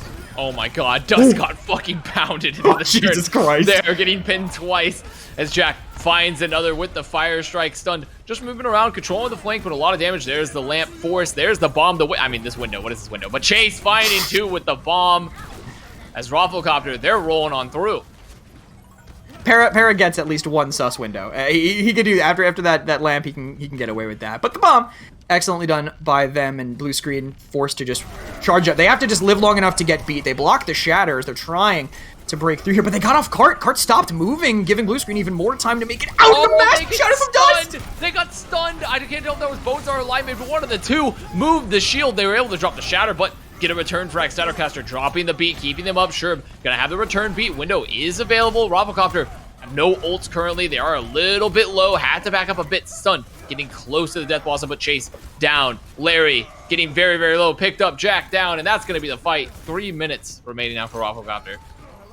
Strato goes for those. I just watched Strato jump into the middle of their team, boop Dust like 3 inches away, and then just skate away on the wall. Like no one even shot him once. I have no idea how he even tries to get away with that, but it does work, so props for that. ROFLCOPTER, I think when you're playing into this, when you're on KR last, this far away, it's tough. There's a lot of space you have to cover with this comp. They're going to have to try to play on this high ground, but it's a speed noon forcing them out. Only one pick at Strat. Oh, Stratocaster, the Bourbon couldn't save you then. Jack now getting pushed. And they're just going to have to do a reset as Bonesaw goes to the back line. Maybe going a little deep, but he managed to get out. There's ROFLCOPTER now, about 2.5 minutes remaining, a little less. Trying to reset. Burning a lot of time. I saw Bonesaw sitting in the Muma spot over there next to the main rollout, trying to catch him from behind. I mean, that's kind of how you have to play Doom into this, especially when they're going to be trying to go as quickly as possible. Don't know if they really have time to check every single corner, so just try to get that stun set up for Dust. But Dust walking in could be a nuke shatter combo. The pin will find the first. Okay, 2 down already for ROFLCOPTER off that split. Wait, Larry finding one, stunned with another. Still have the Meteor Strike out, but it has to get a lot more value if there's any chance to come back into it. Finding Butters, so great picks, and now blue screen, sure, they may have won the fight, but they have to back up. They can't stay close. And ROFLCOPTER coming on in. Shatter goes out, only finds one. Great Matrix. There's the bomb, too, from Chase, putting them here. Not getting a lot of value, but it still allows them to split so much so they should be able to pick them up. I think it bought them enough time maybe to heal back up inside as they try to walk out. They do only find one, but this Ant Matrix is going to have to slow things down. Oh, but stunned right in front of the window. Goes down to the Death Blossom. Sure, the Matrix was gone because they had demeched his Pirate Spy, but the sad part is that he was just too far in front of his team, gets cleaned up, and now blue screen can just re-engage. They can just reset up. And now we're seeing a straight mirror. He just wanted to use that Blossom. It's hard to find value with it, I think, into their comp. They just have a lot of ways to stop it, so instead they're going to play a little bit pokier. Larry, though, knocked low, forced the Lamp early, and they're going to engage hard. Lamp getting used, a lot of damage here onto Dust. They need to try to get a remech, or a demech, I should say, get anything before Sherb gets the beat, because once that beat's up, they're going to be a great spot. They're going to have a lot of ults available. They don't clean up anyone but Pirate Spy, getting demech, Larry giving their life for it. Jack holding on to the Shatter. The Shatter, their only hope to win this fight. 40 seconds remaining. They need to find some sort of value. Backing up a little bit, looking like they just want to re-engage. Wait just a second. Just give it some time. There's going to be the High Noon. They try. Oh, no! The Doom! Bonesaw moves the shield out of the way, allowing the High Noon to get value. Holy synergy. Oh, very well done there. I mean, how do you play around? I guess you just play closer to Nat cover, but I don't know what you really do at that point. You have to rely on it. You just get caught out. Very aggressive use of that Noon, but perfectly played by Limeade. Now again, hiding behind, it's Bonesaw. There goes the shield, and Shatter cleans up right after. Oh my god, Bonesaw is just getting so much value with the displacement from the Doomfist right now. It's actually crazy. No time remaining left on the clock. This is where ROFLCOPTER is going to be held, not getting the last. And it's just so simple, too. I mean, they're not doing anything crazy. They're just doing the most basic stuff with them. They're not doing any get quaked on triple 360s off of roof stalls. He's just sitting in a corner waiting for the Shatter, going for a punch. It doesn't have to be that complicated if you're working as a team, and it's working excellently for blue screen here, managing to stop the cart before it went all the way down. I don't think this is impossible to do, obviously, for ROFLCOPTER. It is absolutely doable to stop it any time sooner, but blue screen has been on point with connecting together on these plays. That's Overwatch, not 101, it's 201, and they are acing the class right now. Yeah, Overwatch 101 is when you get the basics, and 201 is when you realize that you don't know anything. That's how 201 works. So it's some classic academic laddering going on there. Is now Blue Screen are going to be on the offense, probably just going to maintain their comp they've been playing before. ROFLCOPTER also looking like you put stunned here onto the Cassidy versus that Reaper. So looking like they're, like you talked about, that full mirror. Yeah, feeling confident enough in it. Maybe it's just them trying to do something about Bonesaw. Feeling like they need a little bit more CC. Because, like, D.Va's good at stopping the Doom damage sometimes, but it's never a guarantee. Especially if you just get comboed into the wall. You can't always stop it, I think, at least if you're engaging quick enough. But some level of CC will help them greatly here as they look to roll in fast. I want to see how Bonesaw approaches this. We saw an early high ground take from Larry coming in behind, effectively unchecked, but Bonesaw is 100% on ROFLCOPTER's radar. They're not going to let him get away with that. I think it's going to have to be something full frontal here as he charges the punch by statue. Clueless. Surely they won't let him get away with it. Surely they won't let him get away with it. As the lamp going to be invested a little early. Both lamps now used. ROFLCOPTER just trying to hold close, not giving the space to engage. Playing close to the statue right now. See, you hear Doomfist. They're just charging up, charging down, charging all around. Looking for the displacement. Pirate Spy, though, getting found. The DMAC already happening. And now with this D.Va, they should just be able to win the long fight because you can just do so much extra damage. Here comes the flame. Stunned is looking stun locked. He doesn't know what's going on. Oh, no. He walks back in front of the window. He's dead. Bonesaw getting 2 during that fight. And what should have been a pretty easy, pretty commendable fight for ROFLCOPTER, it just all went wrong. Yeah, Bonesaw comes through in the middle there. You said it. Like, both Dooms just waiting for their opportunity. They're charging their punch, putting it down, waiting for a chance to move in. I mean, they're like the honeymooners. Why? I oughta right at each other till they actually get some space to move. But another quick play, but Bonesaw way too fast. They had the Ant Matrix there and a pin saved by a lamp, but they're going to have to back up to cart. Okay, still holding on to the choke, finding 2 kills very early, but ROFLCOPTER, they don't have to overinvest. Dust drops around the corner, drops the shatter. Okay, that shatter gets blocked. Rest in peace, Bozo. Bomb gonna be out. Still, Dust just continuing to get so much value. That shatter was humongous. Wait, the counter pin off the Doomfist punch? Holy, it's a fucking brawl, but Blue Screen still gonna be winning this fight. Slowly but surely, stunned, stuck here in the corner. And ROFLCOPTER just getting caught lacking by Dust. Puts 2 on the ground, forces the lamp. They can just re-engage and get no value. And they had the close spawns too, so any kills they get were just really meaningless anyways. As now Blue Screen, not Balloon Screen, but Blue Screen, we're moving forward. Thinking about the Dart Monkeys, thinking about tower defense, the Balloon Screen. Yeah, we'll play that after this, but Bonesaw, a great chasing on those staggered kills there. Para is going to take a while to respawn. They're going to have to go taxi him. I think just making it back now, and immediately you walk right into an ult. It's waiting there. You save yourself with the lamp for 1 second. You feel like you have to go ball to make some pressure, but it's not enough. Oh, the pressure is definitely not enough.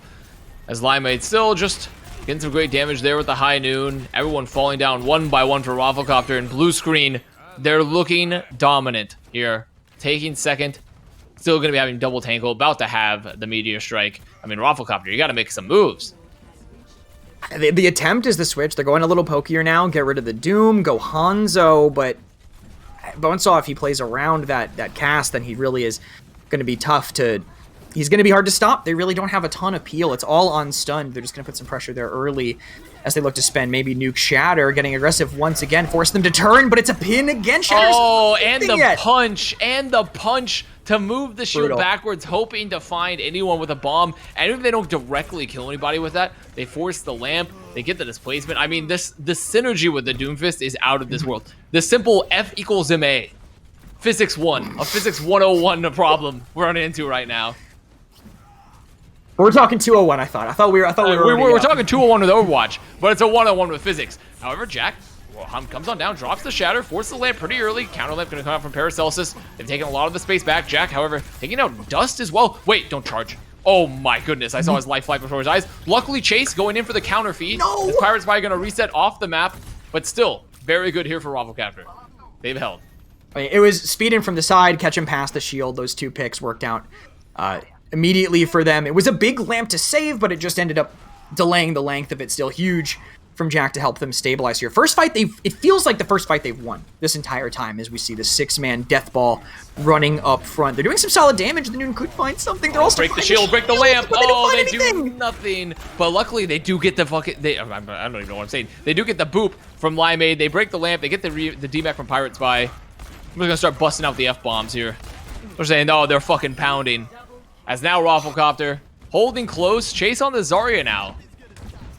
Lots and lots of energy. Jack about to have another shatter. Okay, kind of need Ryan Zar. Now we're going back to some classic Overwatch. Maybe not the BAP, but we're looking at some classic stuff here from them. That'll help, I think, quite a bit against what was the Doom, and now obviously it's going to be the Reaper. They want to just shred down this tank early, but the Dragons will buy him a little bit of time.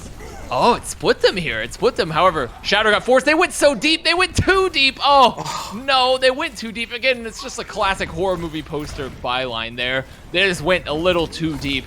Got split. They were hoping they'd get more value from the Dragon Strike. Chase, though, holding on to the energy, but they're going to have to touch cart. They're going to have to touch the cart at some point. They're just getting stuffed. They're getting stuffed so hard. Jackal I thought he just was a pin off the map. He lives, but the grab doesn't go far enough. It gets caught up the touch. Chase, still high energy. There's still some hope. Stratocaster coming back with the beat. They're trying to sustain. They're trying to worry about this. Chase is still just so high energy. Beat utilized now. Blue screen. They have no. They should be able to win this. Larry's come back on the Widow. Finds one. Stun gonna get another. And they have managed to hold 2.5 minutes remaining.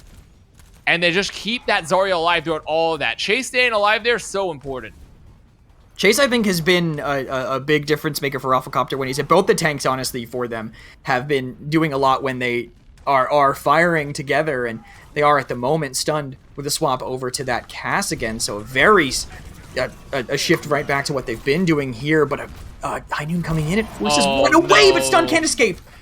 Stun just so split from that. There's the bomb, too. They put so much pressure into Jack's shield. This is definitely going to be it. They've got the picks. Limeade finding 2. Just off that speed boost for the High Noon, and Blue screen up 2-0 now here in the grand finals. I mean, this is looking dominant. Looking dominant for Blue screen there on Kings Row. Still close. Like, they brought it back a bit for ROFLCOPTER on the last hold, but just too little too late. They just need to get some more time at literally anywhere else on the map. Yeah, they had to. They were able to buy enough time here, and actually huge blossom saved by Bonesaw there, honestly, for that play. I love the blossom counter for that, but yeah, if they could have found a single moment anywhere else, they would have been fine, but they just got engaged on first. Blue screen always had a plan. They were always going first, and I know people always say we just got to make a play first. Not usually it is the case, but they did it with a specific plan. They knew where they wanted to engage, and they always had the right people doing it. So Blue screen are just are feeling it right now. They are rolling together. They're obviously coming together because you don't see some of these plays without it. So the communication and the gameplay, it's been great so far. It is. It's looking fantastic. We're going to probably throw to a quick break because we said we were going to have a break halfway through at the 2-map mark. And when we're back, we are going to finish up Sub Tournament 5 Grand Finals.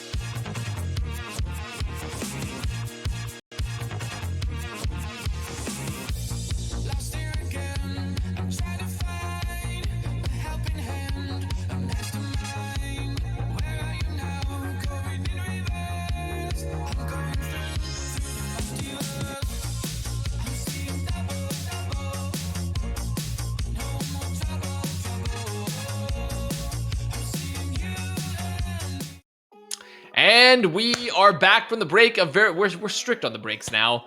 We're up currently with Blue Screen up 2-0 over ROFLCOPTER here in the Sub Tournament 5 Grand Finals. But we do have the third map already selected.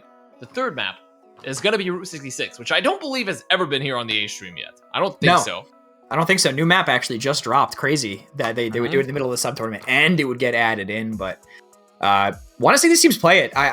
I'm curious to see if they stick with their MO. I feel like this is a map you can kind of mix it up, or they could still kind of run it in. But once again, second point, long sight lines. If ROFLCOPTER get shut down early, it could be tough for them to get in. But I could see them just living forever on A. I could see them just living forever and clapping them as soon as they try to enter the choke. I want to see some tempo from ROFLCOPTER to start mixing up Blue Screen. They can't let them set up anymore.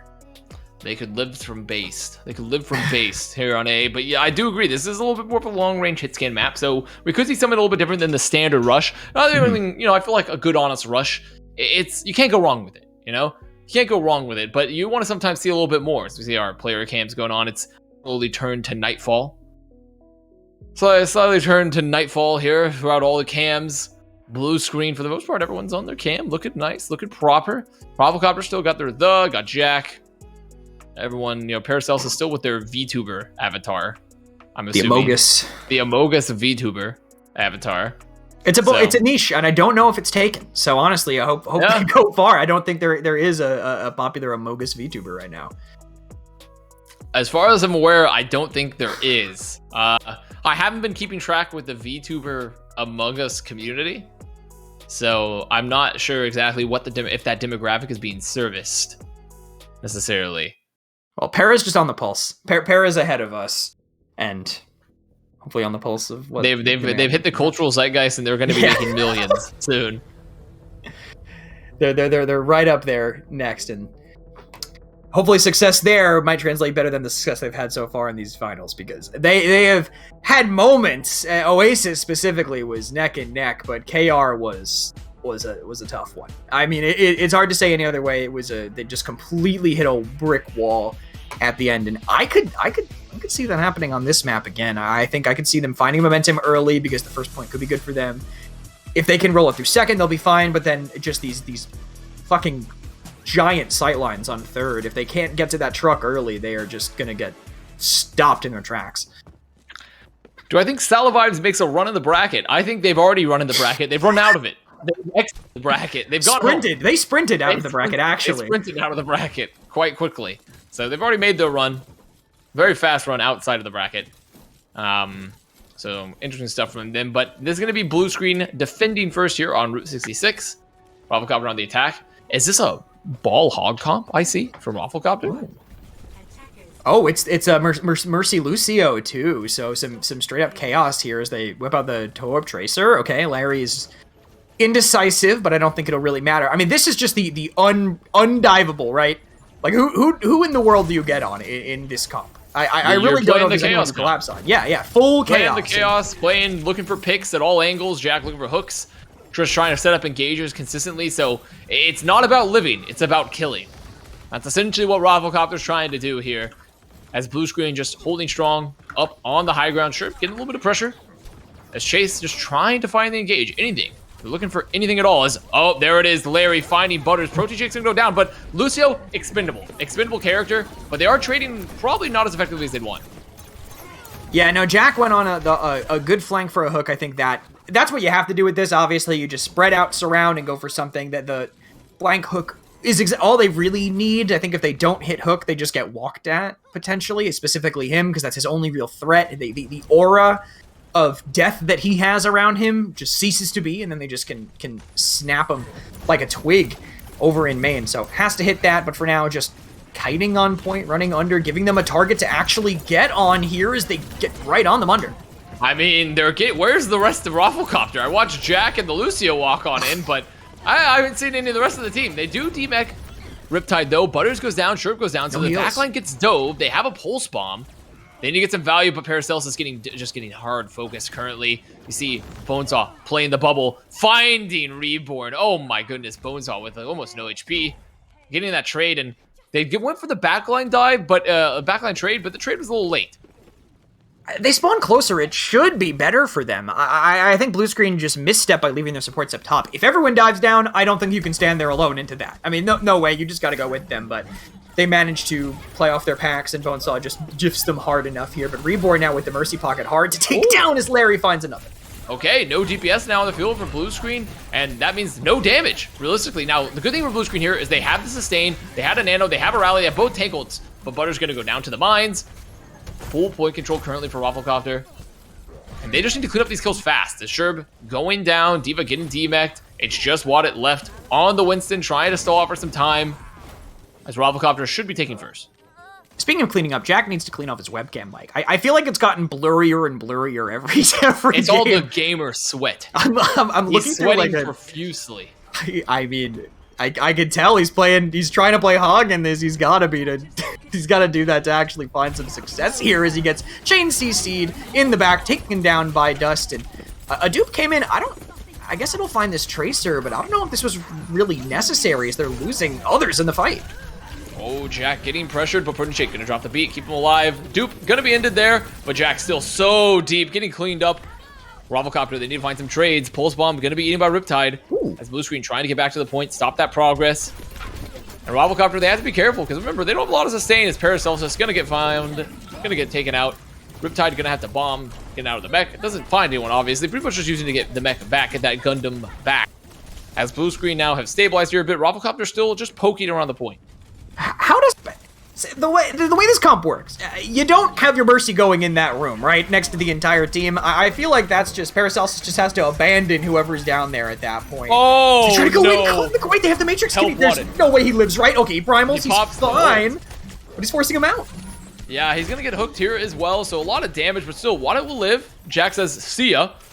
Gonna surf on out of there. But still, no fight win there for ROFLCOPTER as blue screen about to have the Torbolt, the Coom, about to be alive. The nuts about to be busted. As Larry swapping over to the Soldier. And ROFLCOPTER, they're going to have a dupe, they're going to have mines, so they have some options here for an engage.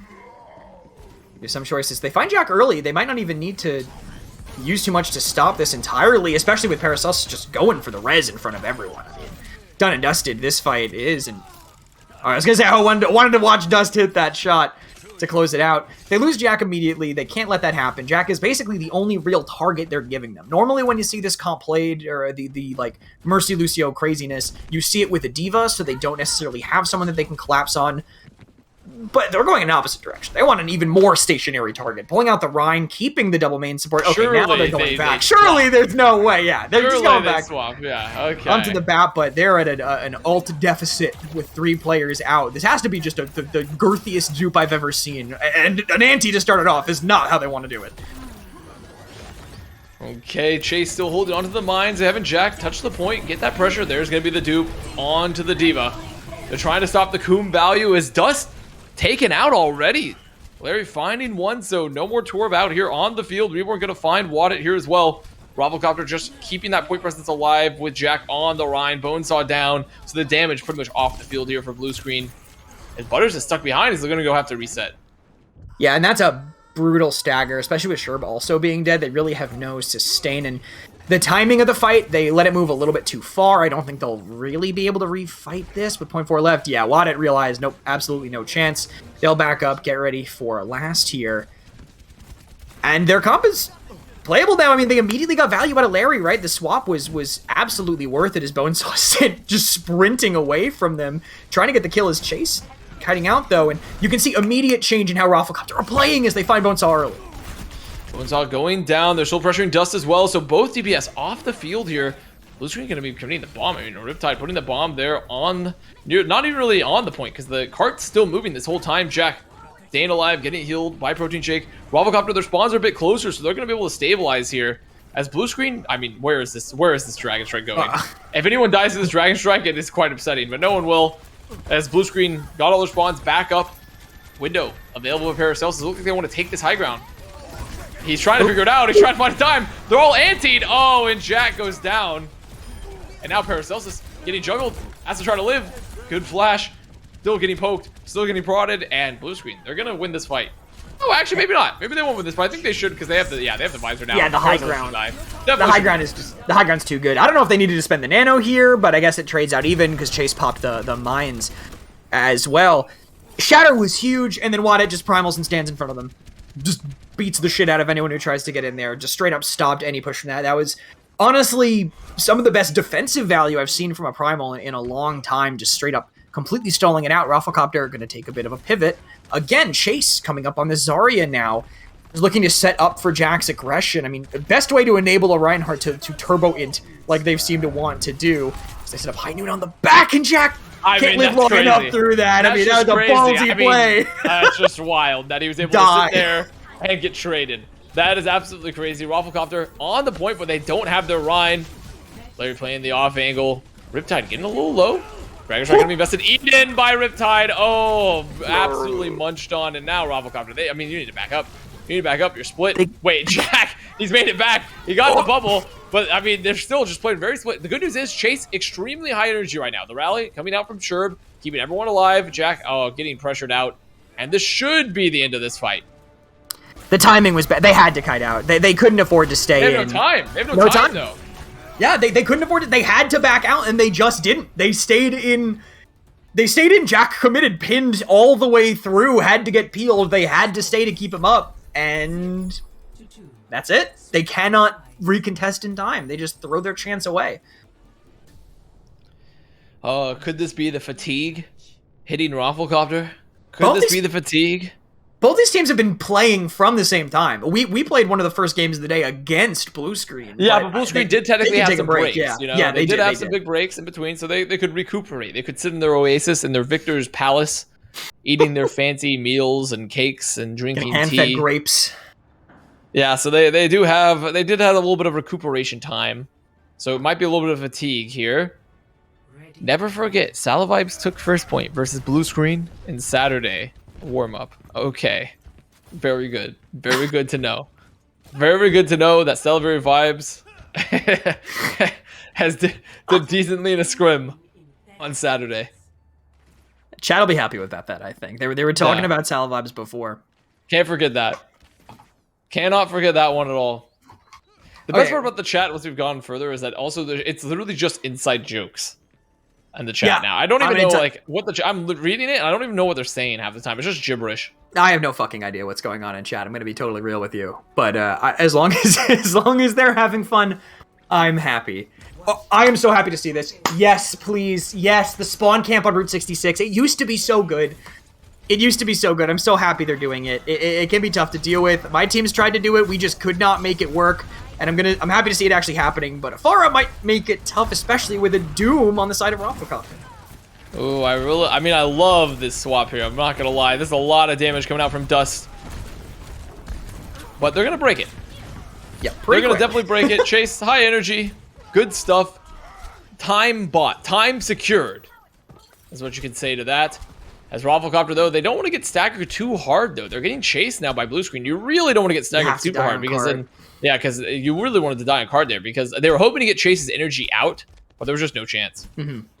You just have to die on cart when you're going for a spawn camp. I mean, you're never gonna actually. There's no character. I mean, Tracer maybe, or Sombra that can actually get out. You just have to die on cart, and now they're going to be taking a suboptimal fight here with the cart, basically where it would have been if they lost that first fight, and a Nano Pharah above and already finding Larry. Oh my god, there he gets rolled. Now Butters is going to go down, but the Nano gets used. However, Reborn finding another. So 2 down already. Getting some zone here onto Dust.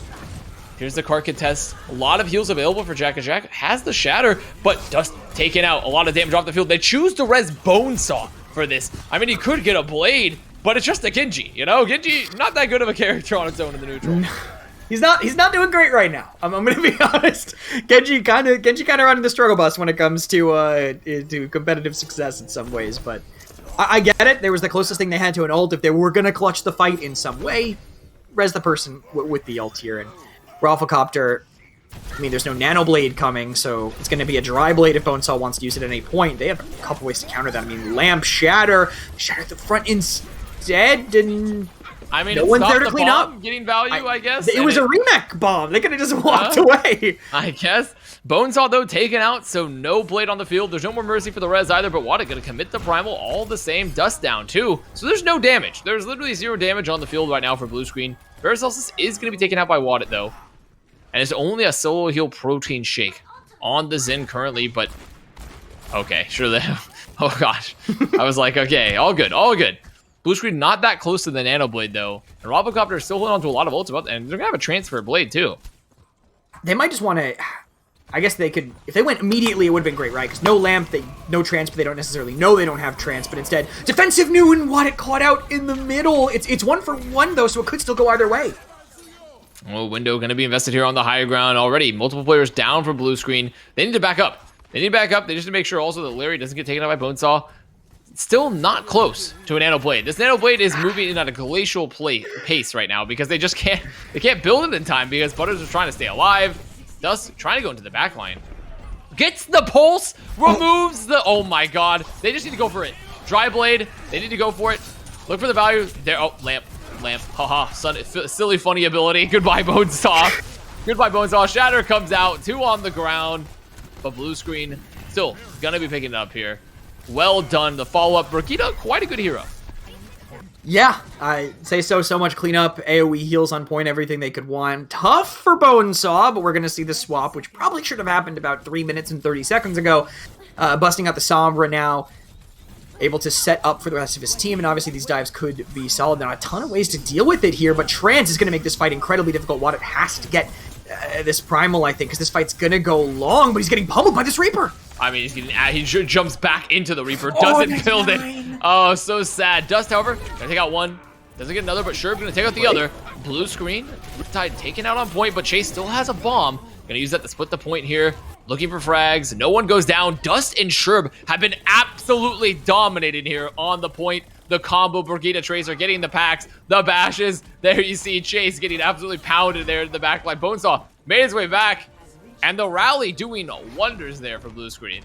I don't know if this is a controversial thing to say, but I think Brig is a good hero. Brig is quite good. Sherb dropping the RIP Bozo on him for that one. The RIP Bozo Brigida moment. ROFLCOPTER have a lot of good ults here in the bank. They do. Have a bit to work with here, both DPS ults and Shatter potentially for setup. I'd like to see Matrix early, but I mean, look at how they're taking this fight. Larry was behind them. They have the Matrix for the Blossom early, but it's still a 1-for-1 as Reborn sent running. Oh, dude, Jack has killed more people with Earth Shatters than like any Reinhardt I've ever seen. Like just the actual death by the Earth Shattered damage. As ROFLCOPTER trying to stabilize here on the point, but blue screen, they're going to pick this up. They have a lot of heals, plenty of sustain. Another fight one here for blue screen. No, Jack is also going to get a bit on Sherb. Oh my god. Jack is, I think I feel like his charge key is just macroed to go off every time it's off cooldown. I just see him, he is always going in, and I feel like you find someone like 50% of the time. ROFLCOPTER, they're switching to double hit scan here, so they have, the Soldier for consistent damage, the Cassidy for more peel. No Lucio for this Ryan. It's tough to justify sometimes. Who needs it, right? I mean, he's fast enough when he charges in every time as he moves to contest quickly, and Larry, this flank is going to be what decides this fight. Oh, it's a big flank, but I mean, he's just not getting a lot of value. Butter's also just playing around the off angles, keeping pressure onto Sherb. But there's the engage off the nano blue screen. Just crunching here on the point. Like, sure, they have both their hit scan alive, but it's unlikely they can finish this fight. The rally, particularly from Sherb, is up. There's just no value to be had. There's the bomb. Splitting point here. Larry should be going down very soon. Yep, Larry is going to be going down. Chase doing a little bit of dancey dance. Taken out. And second point now going the way of blue screen. But they did have to invest in big ults. They had to invest nano, the rally, the bomb. And not a ton of time, honestly, on last. ROFLCOPTER has been bleeding out the time every single point to this up to now, so they'll have a bit to work with here. It's only really Primal coming up soon. Visor also fairly close, but Jack wants to go. So no bubble means the Shatter can connect, but they'll save Butters. There's just no follow-up with their composition. They're forced to just hold back and watch them lay down and take a siesta. I mean, a lot of zoning ults here. I mean, there's the high noon. Chase going a little deep, getting D-back. Oh my, goodbye, Dust. So Dust is going to take it out. Jack's on the flank. Jack is on the flank. Hopefully he can get out. He can get out. Reborn holding onto the visor for the twin fight with blue screen. About to have a nano. Going to have two other ults of their own. And for ROFLCOPTER, you're hoping that you can get a lot of value from this visor. Slept. Goodbye. Rested. I mean, goodbye. Actually, if they didn't wake him up, he was just going to go back to spawn. He was going to leave back to spawn. Here's the nano visor from Bonesaw now. Walking forward through the window. There's the pulse from Dust. Oh my goodness. What an engage. Completely ruining what ROFLCOPTER was hoping to do there, getting that visor value. A way better visor from blue screen. And now they have a rally for the upcoming fight. ROFLCOPTER, they're pretty much only working with a Shatter. God, if only there was some hero that could have peeled.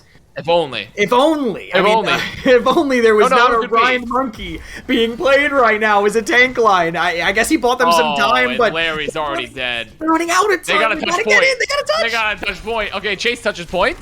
Jack's dead though. No Shatter. Reborn dead. I mean, this is it. They have. Yeah. I mean, they have the remix. This is just it. Blue screen have swept it. They've absolutely swept Sub Tournament 5. They haven't dropped a. They haven't dropped a match. They haven't dropped a match. No, they haven't that dropped is a right. match. I think they've. I can't. They dropped a map in every game until this one. Yeah. They dropped a map against us. They dropped a map against ROFLCOPTER in semis. They dropped a map against Pingmania in winners bracket finals. But they figured it all out. It all added up.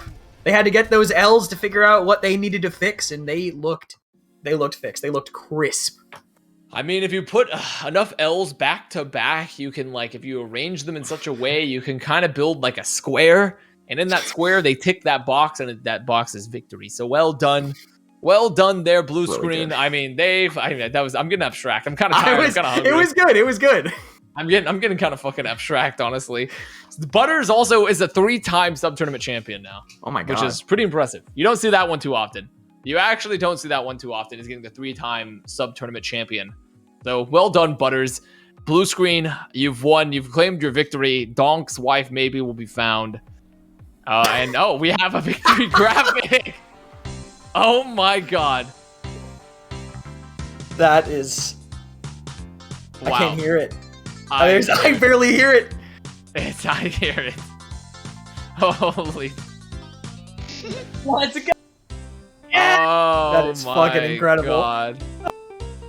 Fucking from Windows 3D Movie Maker, which was made for kids to use in 1995. It's older than in this lobby, except for Kresnik because he's a boomer. It's 9 years older than me. Actually, I'm 1 year older than that. So am I. Wait, are we the same age, Avast?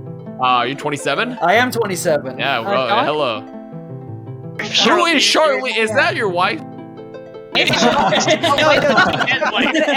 mark donk wife in chat? Exclamation mark donk everybody wife get a donk wife in the chat, please. Donk's wife is not dead. She is living on the coast of Cuba. I saw her. Why? No. Why? Okay. We can't get into a fucking lore stream. We can't get into a lore stream at this point. It's just not gonna happen here. So, well done, Blue Screen. You have you've swept your way. No faults. Looking ripped, looking swole. Butters is the 3-time champion. 3 in a row. Like, I mean, like, two back. honestly, like at this point, like, I mean, I may need the contract from Florida Mayhem. Like, I mean, I think I may be outgrowing. It is a like, 5 KSR tournament, so if you're winning 3 5 KSR tournaments, yeah, it could be pretty big. Oh yeah, we're on ROFLCOPTER now. Yo, we beat Avast and Kresnik. Let's go. It's okay. I'm Well used to done. losing. Well done. Yeah, well, I'm used to losing too. This is what it is. Yikes.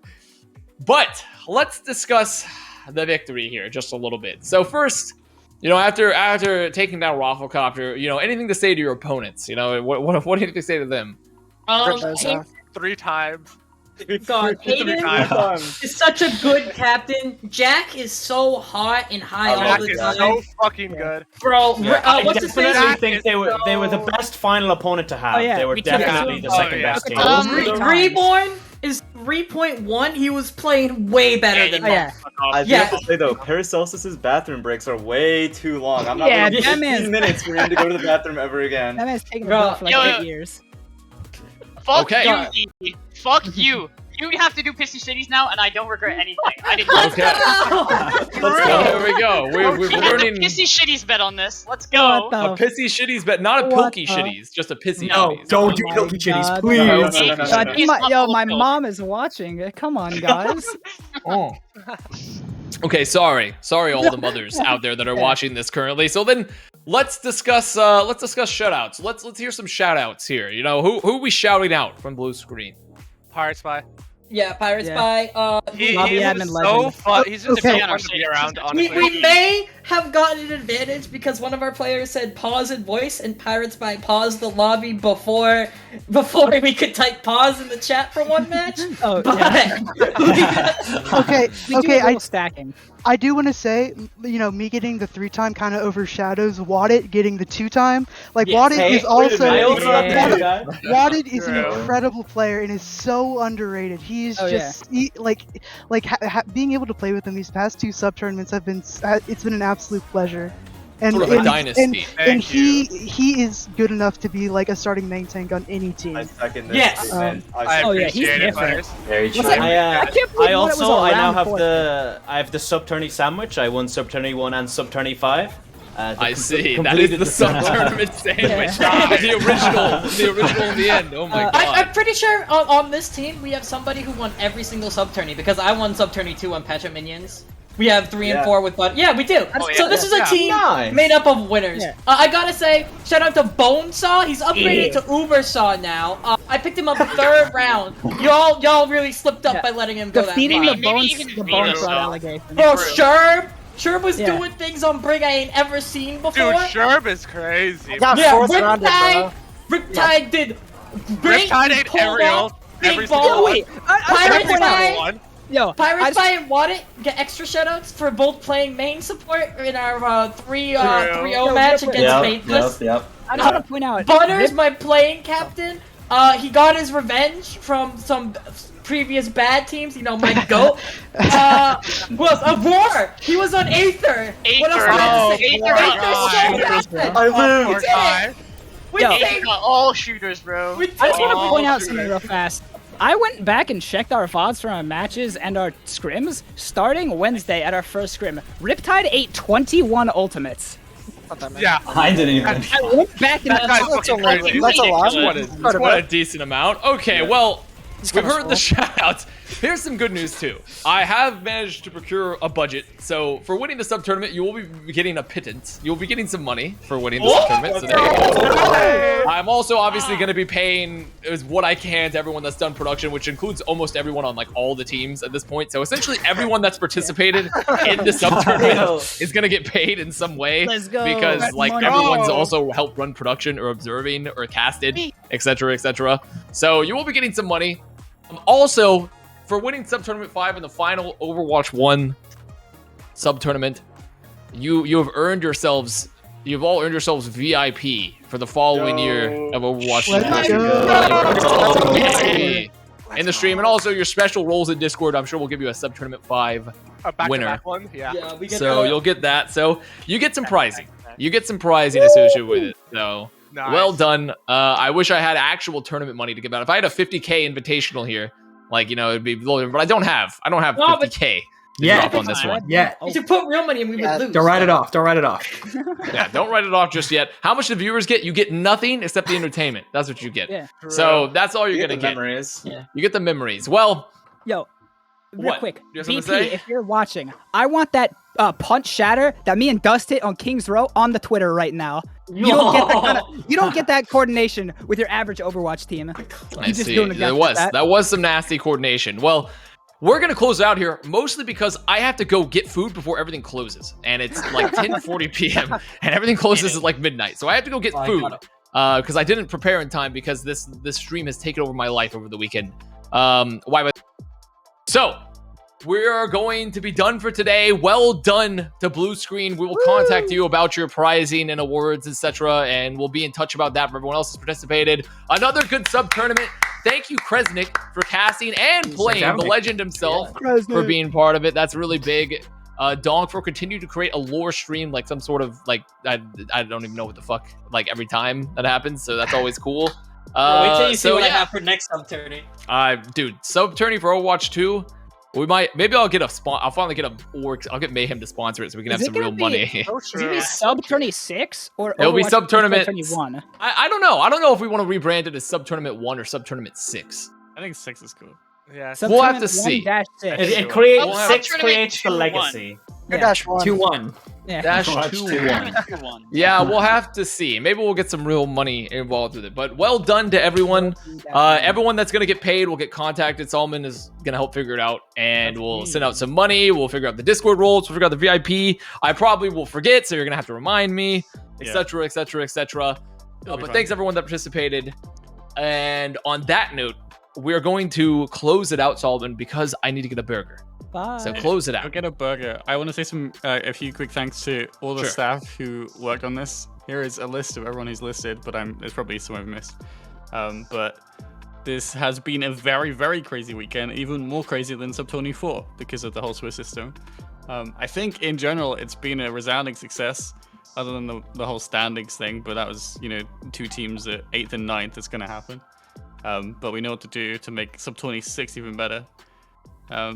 What a weekend. Sub Tourney is always so much fun. I love seeing everybody from every different, era of Avast Chord and different sub community play each other, get all the main tank battles. It's so much fun. So huge thanks to everyone who's worked so hard on this. So many people have put like 7, 8, 9 hour days into this. Means a lot. Thanks to everybody. It's good shit. It's good shit. And also, let's give a clap to Solomon. Not possible without Solomon. The big man behind the curtain. Not possible. I have one more person we should give a clap to. Okay. We should give a clap to Connor Prince. Let's go! Yeah. There we go. Yeah. Woo! Let's go. Now, everyone, if you just tier 3 sub, we'll have a 50K invitational at the next one, because we can just recycle your money into a prize pool, and then the prize pool is your money you're getting back from somebody. Somehow, I don't think the tier 3s are going to go back into the sub tourneys, but instead into your pocket. No, it will go back. It'll go back. All of the money given out from Promise. It's a perpetual money machine of motion. Okay. If he does it this way, he can write it off. Exactly, and that too. We can write it off. And now on that note. On the tax laundry note, let's end it out. Let's close it out here, Solomon. Let's send it to the break screen, etc., etc. Sub Tournament 5 is done. The last one, Overwatch 1. Great job, guys, all around. Great job.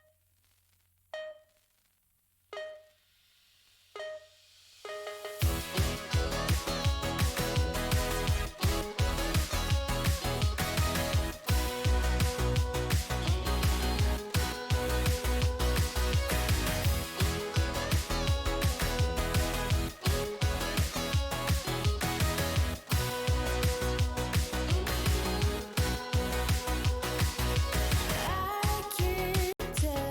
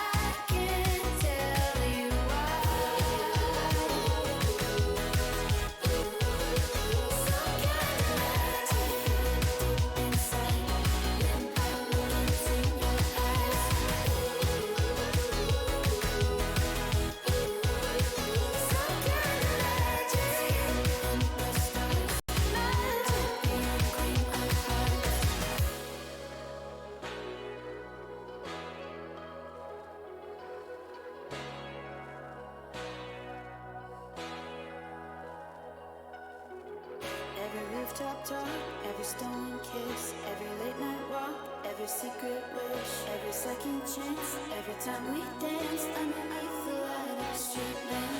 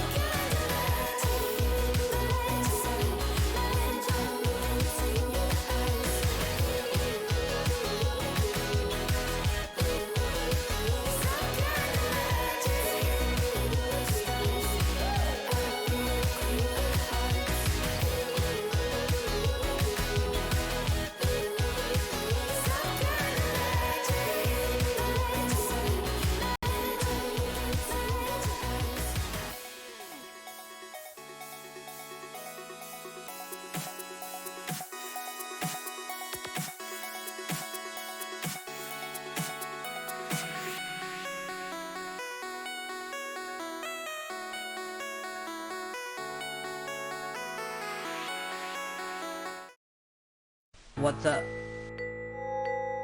Didn't you hear? Avast Sub Tournament 5 is this weekend. Oh shit! I gotta get my video done. I hope I can find a suitable player captain here at the BPL Arena to carry my team to greatness and victory. Not today, Burger Boy. Not today. Ratio. Oh! Hey, Butters! Oh, hey, Donk. Do you want to be my player captain for Sub Tournament 5? Anything to escape these last few teams. Let's fucking go! I've been doing this for years now, Butters. At what point does it start to matter? When I'm old, will I go back and view my time spent in the Avast Sub-Tournament as time well spent? I don't think so. Time is something we can never get back, no matter how much we want to. So just finding useless ways to waste it. It hurts. At what point does the cycle end? And at what point do our lives gain meaning?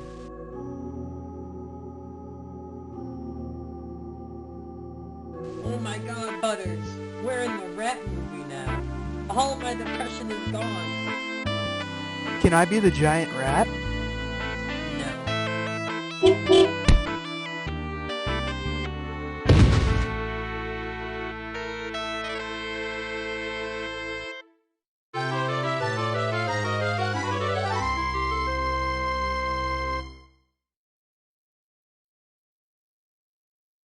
Hey, that was excellent. What should we do now?